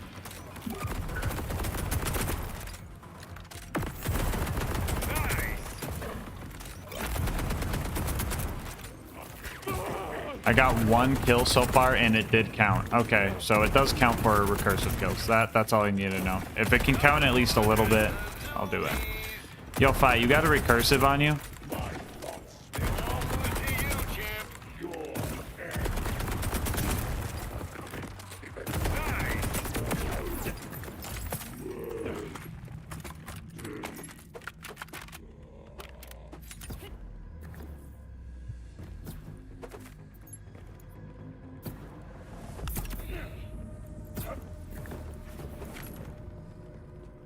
Not home till that? Okay, no worries.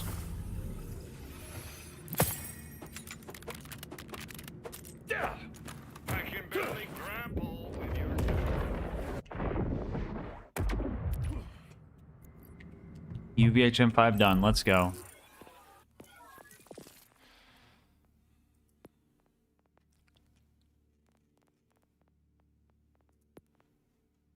Molly 1 guns and gear. Okay, yeah, yeah.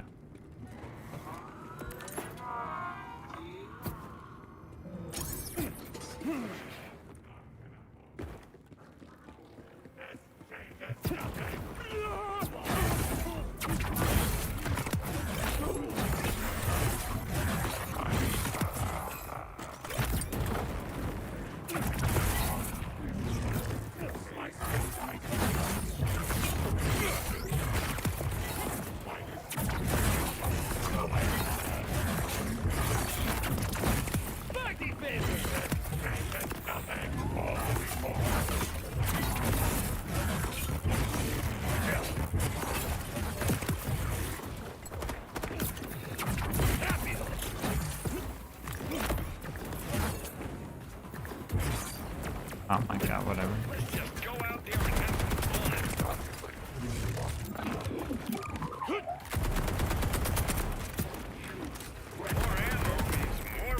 Oh, no.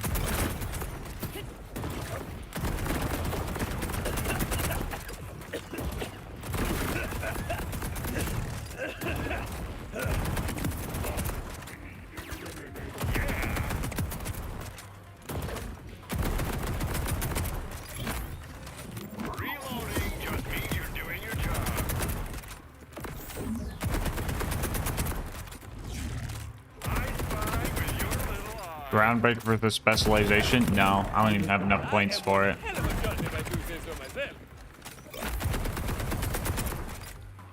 Is there no cap on Groundbreaker? Is that why it's so busted?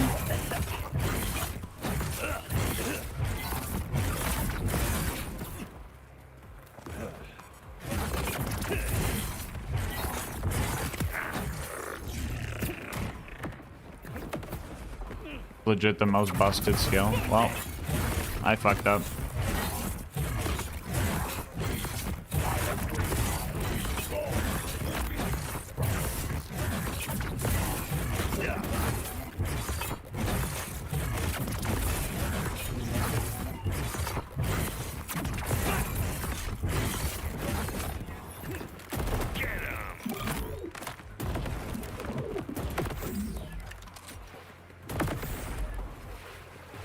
My grenade's not even doing anything down here? What is happening? Whatever, dude. Just give me the recursive, bro.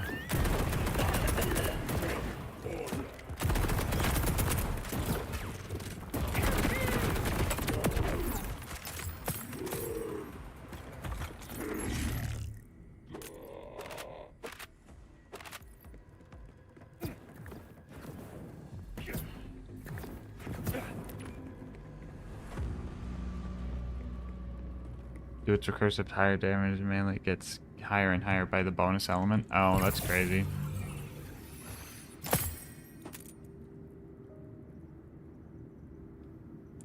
What's this do? Am I just gonna do an ordnance spam build? What is this?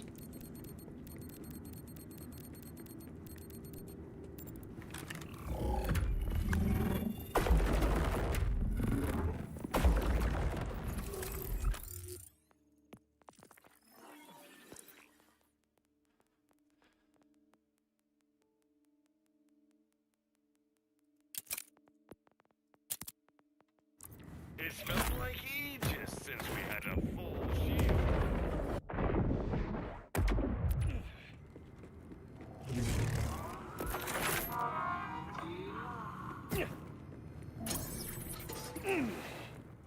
Oh, good, order forces. To what do I owe the displeasure? All right, hold on. Let's speed this up, bro.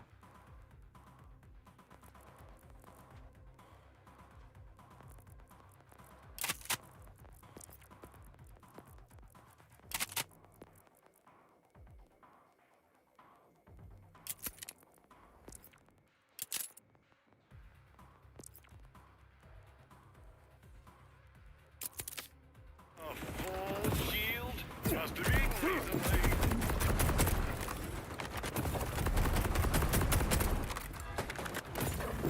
Find one at a I'm glad Weather understands that tech.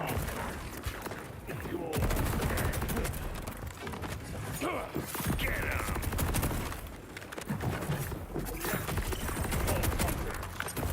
I spy with your little eye.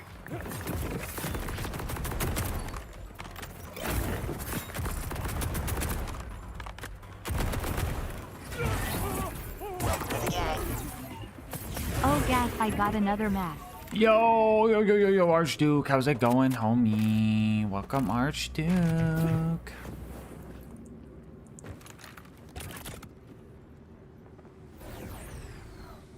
And eventually do millions per swing. That's wild. That's busted.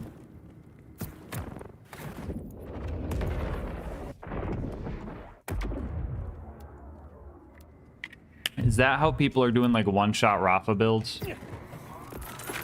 With the melee?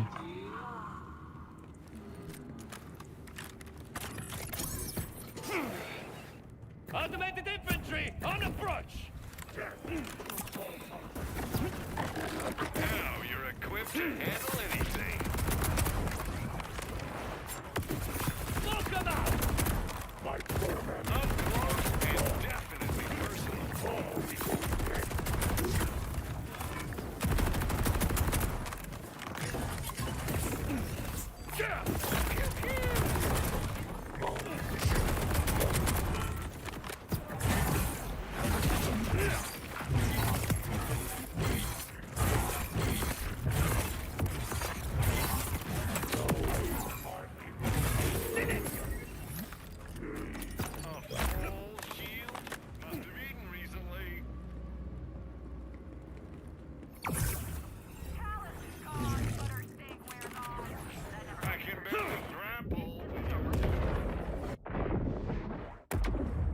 Is that my shield talking? What am I hear? Why do I keep hearing Tyrene? What is that? Is that the super soldier talking? What is talking to me right now? I feel like I'm tripping.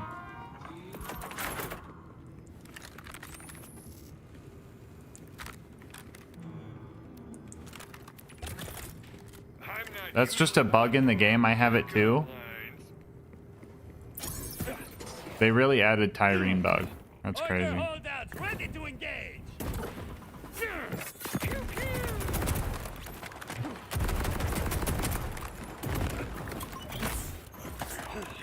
Technically, I'm very impressed.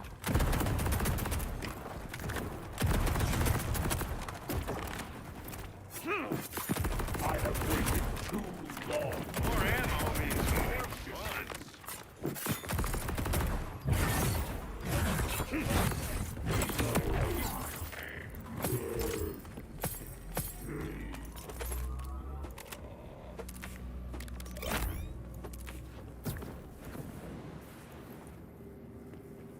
No, the bot talks in a like is a dude voice or a more masculine voice. I'm hearing like Tyrene voice actor like talk to me and keep telling me the Ripper Queen is dead and like Biolictor is dead.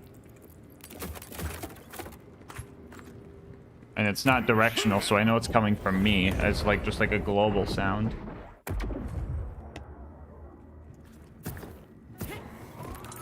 I think it's the radio? Where's the radio? Why is it coming out of my head?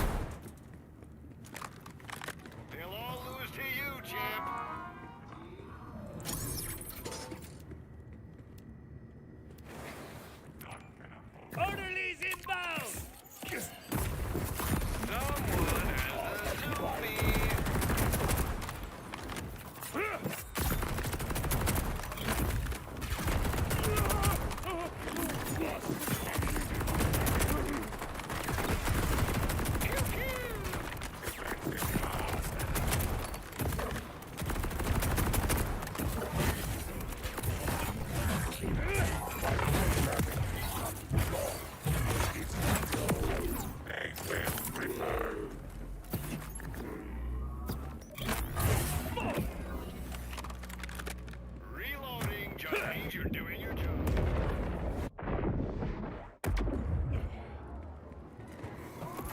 Ira, that's your smoke alarm. Are you using the bot shotgun? Yes. That voice I know is that, but I'm hearing like Tyrene Calypso's voice actor say like the Ripper Queen is dead and Violictor is dead, and they just keep talking about it.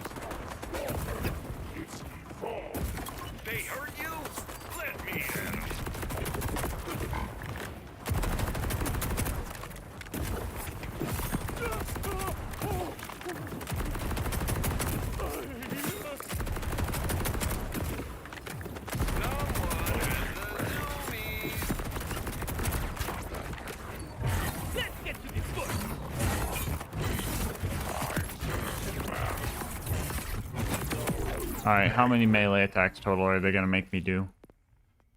How many melee attacks total are they gonna make me do? Please don't be 2,000. I'm gonna poop my pants.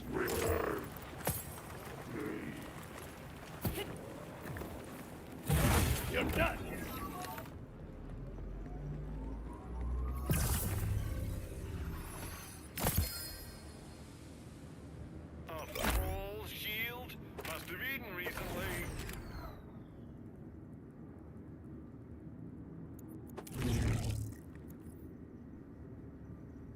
The quotes you're hearing could be from the enemies. I heard those quotes while farming Driller Hole.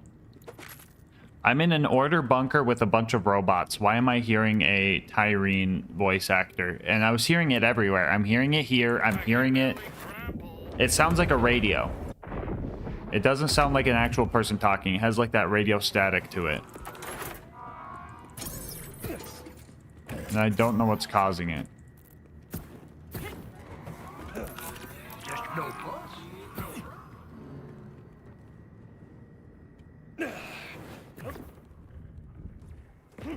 They're fast! I'm faster! Technically, I'm very impressed.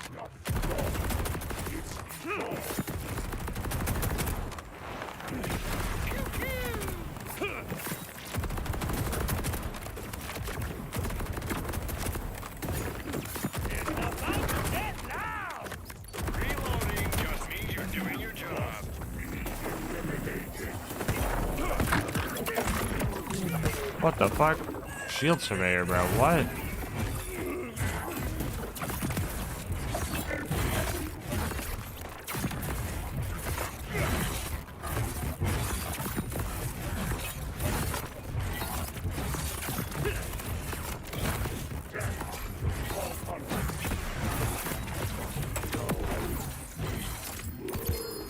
That's not the recursive. Wait, is that the one thing though? Is that the space laser guy that I wanted anyway?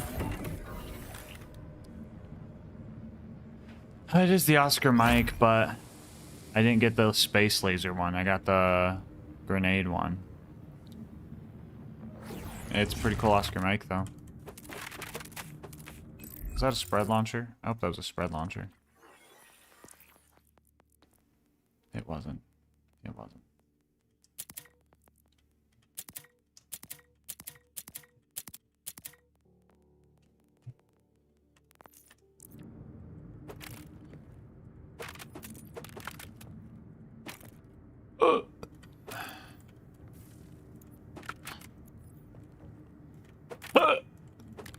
These fucking hiccups.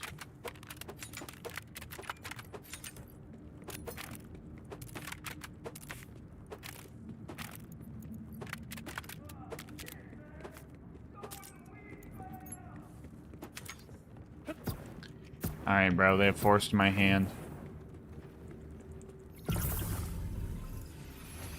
FM12, yeah, that's the gas mask I use.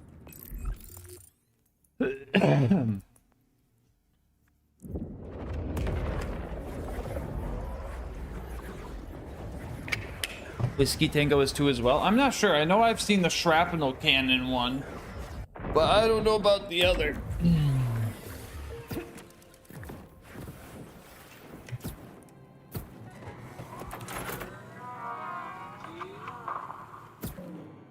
Are you going, Keys? No. Or the bank. That's the firmware station.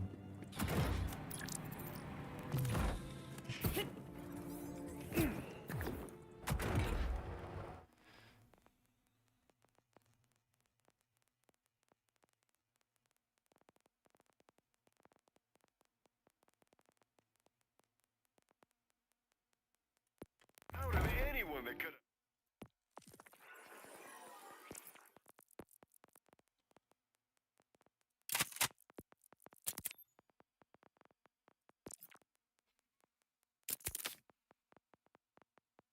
Found me? I'm glad it was you.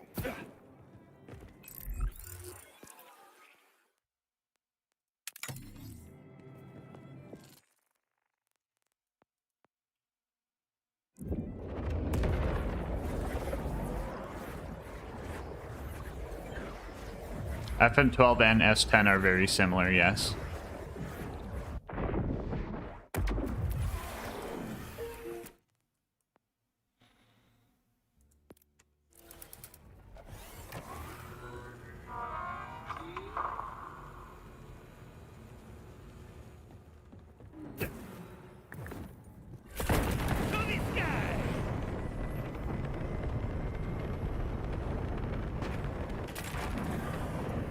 Also, check and there's a bug with items that appeared in BL3 that cause you to hear quotes from BL3 and BL4. That don't sound right. That sounds made up. I'm be honest. That sounds made up.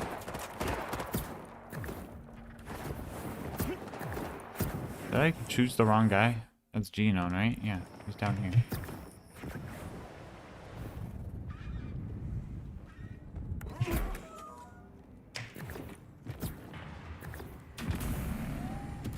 Why would someone lie on the internet?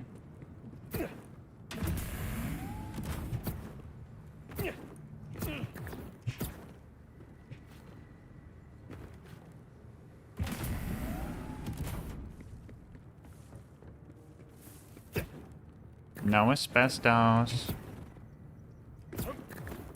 Yippee.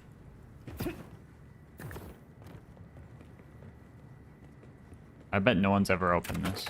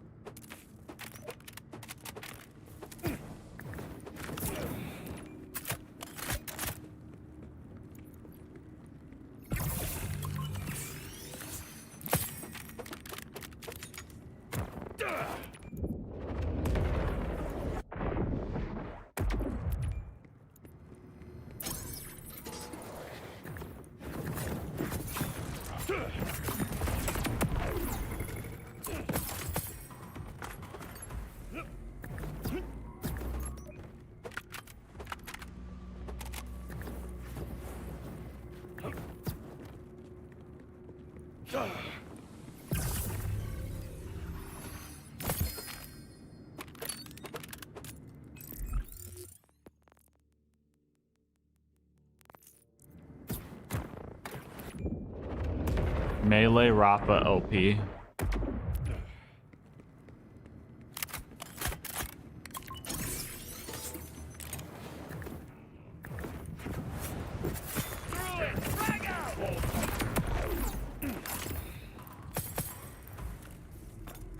that counting for my amp shield kills? Let's see. Hopefully. 285.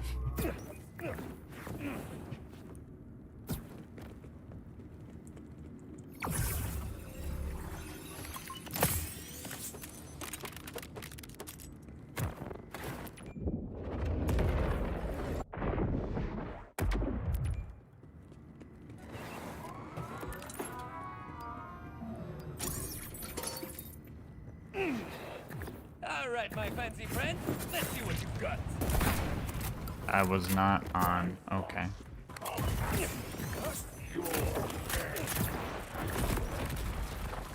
Order forces on the pier.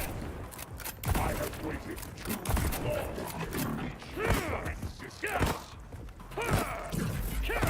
Oh my god, dude. Just die!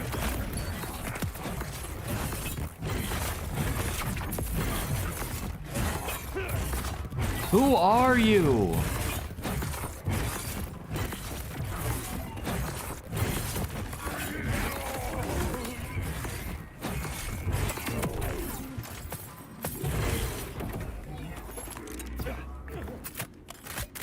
Just need a recursive, man.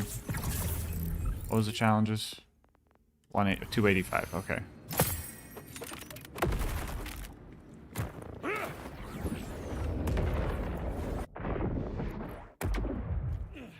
$285. It's on spread. I'm boosted.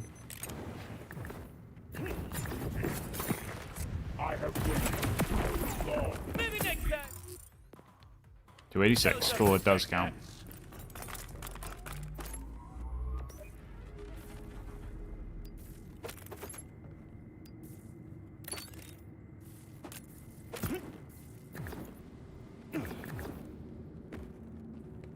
Got 2 for $10. That's a pretty good deal. I'd say so. Hell yeah.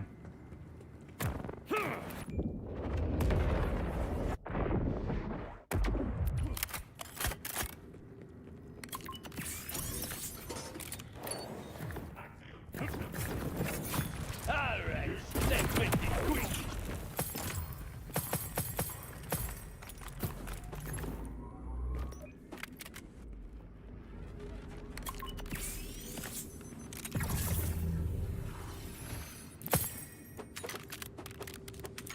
Said it like it was a Fallout skill check. Oh.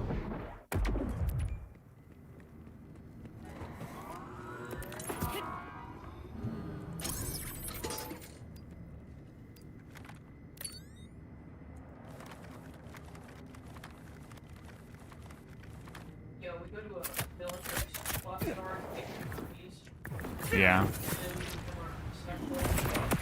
Ew. No.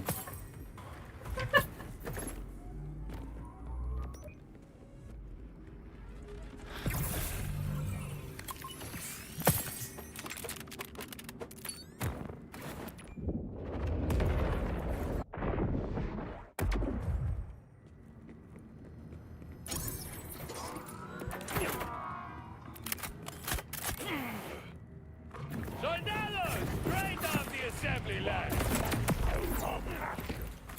Your head.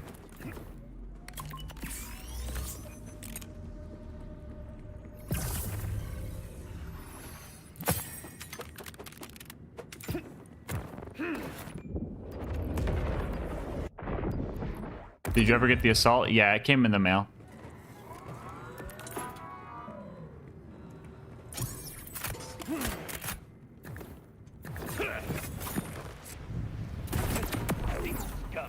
I've got just the thing.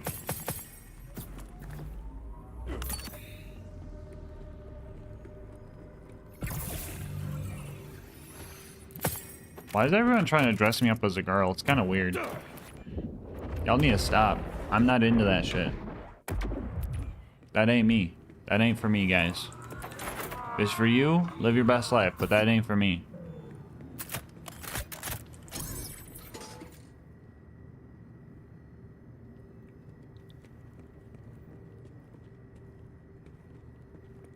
What's reducing your max HP like that? This one. Turns it into shield.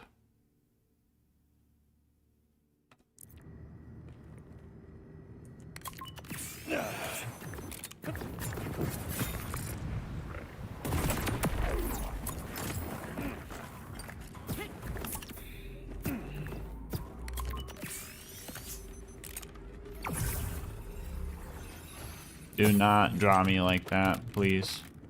No.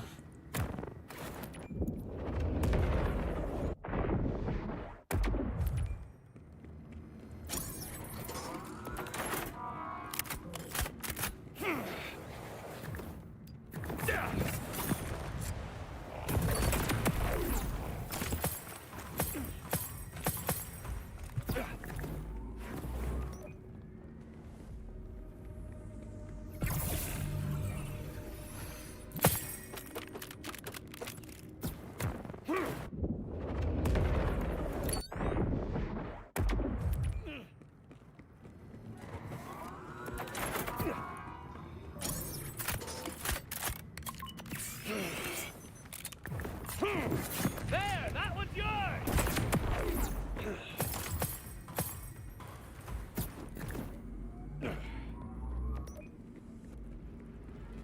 Found any dops in BL4 yet? Dude, they're running rampant, bro. I probably haven't even been paying attention to the dops. We're gonna have to do a full wipe.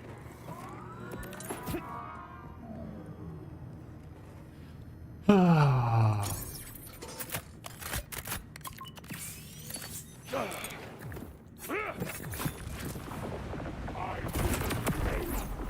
am one hell of a shot if I do say so myself.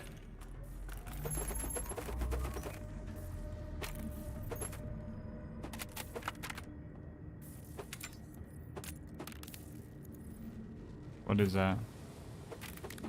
Who sees that?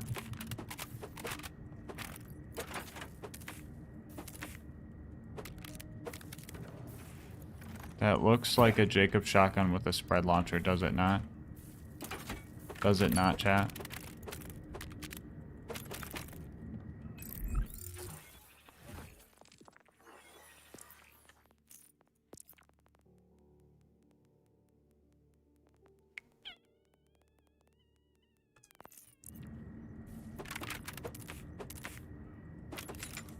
And I can't reach it.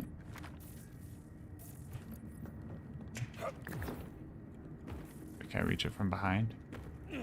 Oh, I can. No, it was not a spread launcher.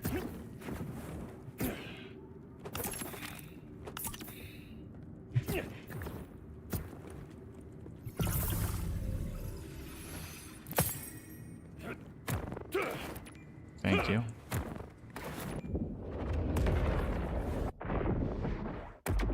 That knife is good, lol. Yep. Busted. Can I just get this thing I need and leave, please? Order forces on the field.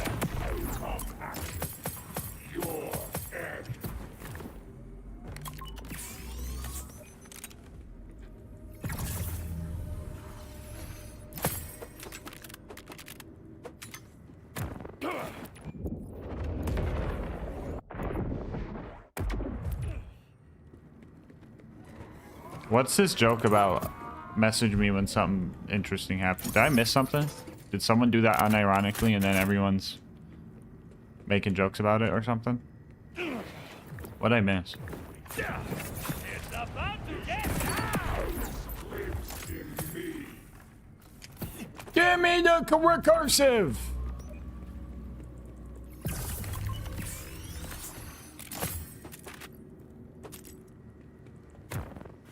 Oh, okay.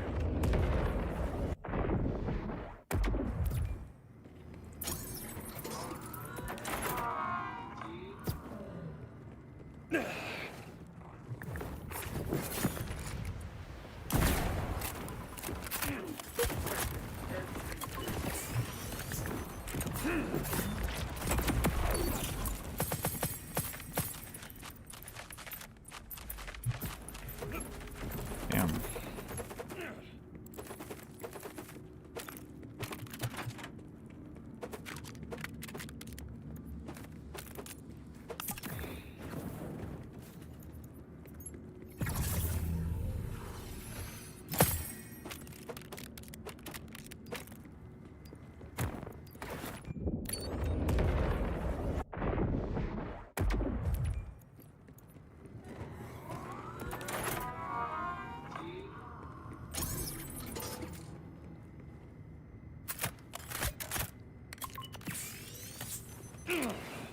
If I get recursive right here, I'll gift a sub.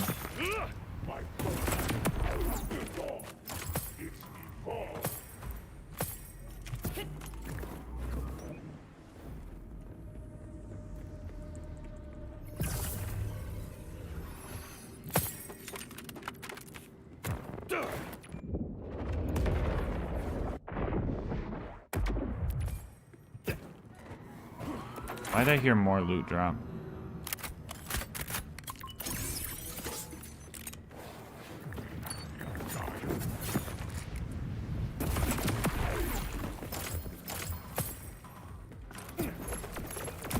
Chat, where the fuck is this thing?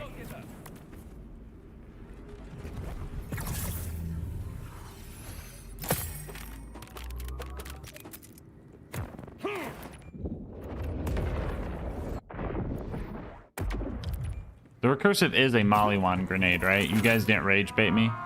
It's actually Mollywan.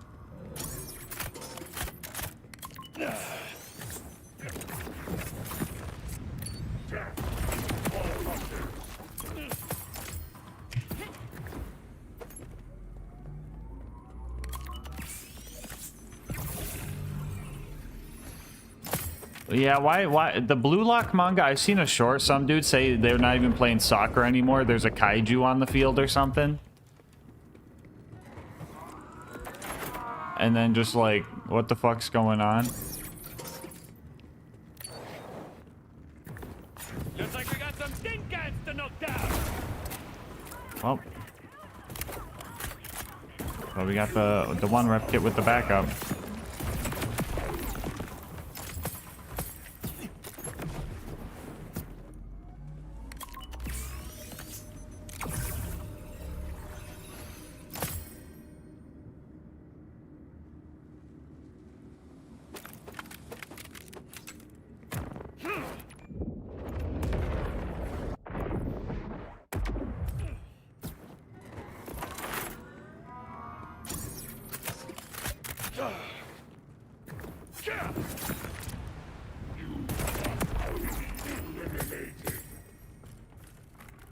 That was it? Oh my god, dude. I'm getting scammed.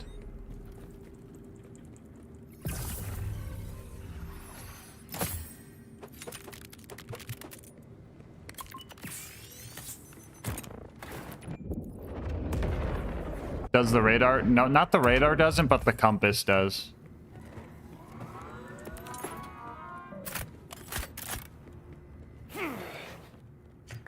Forgot to pay for it. Do a cleanup round, I guess.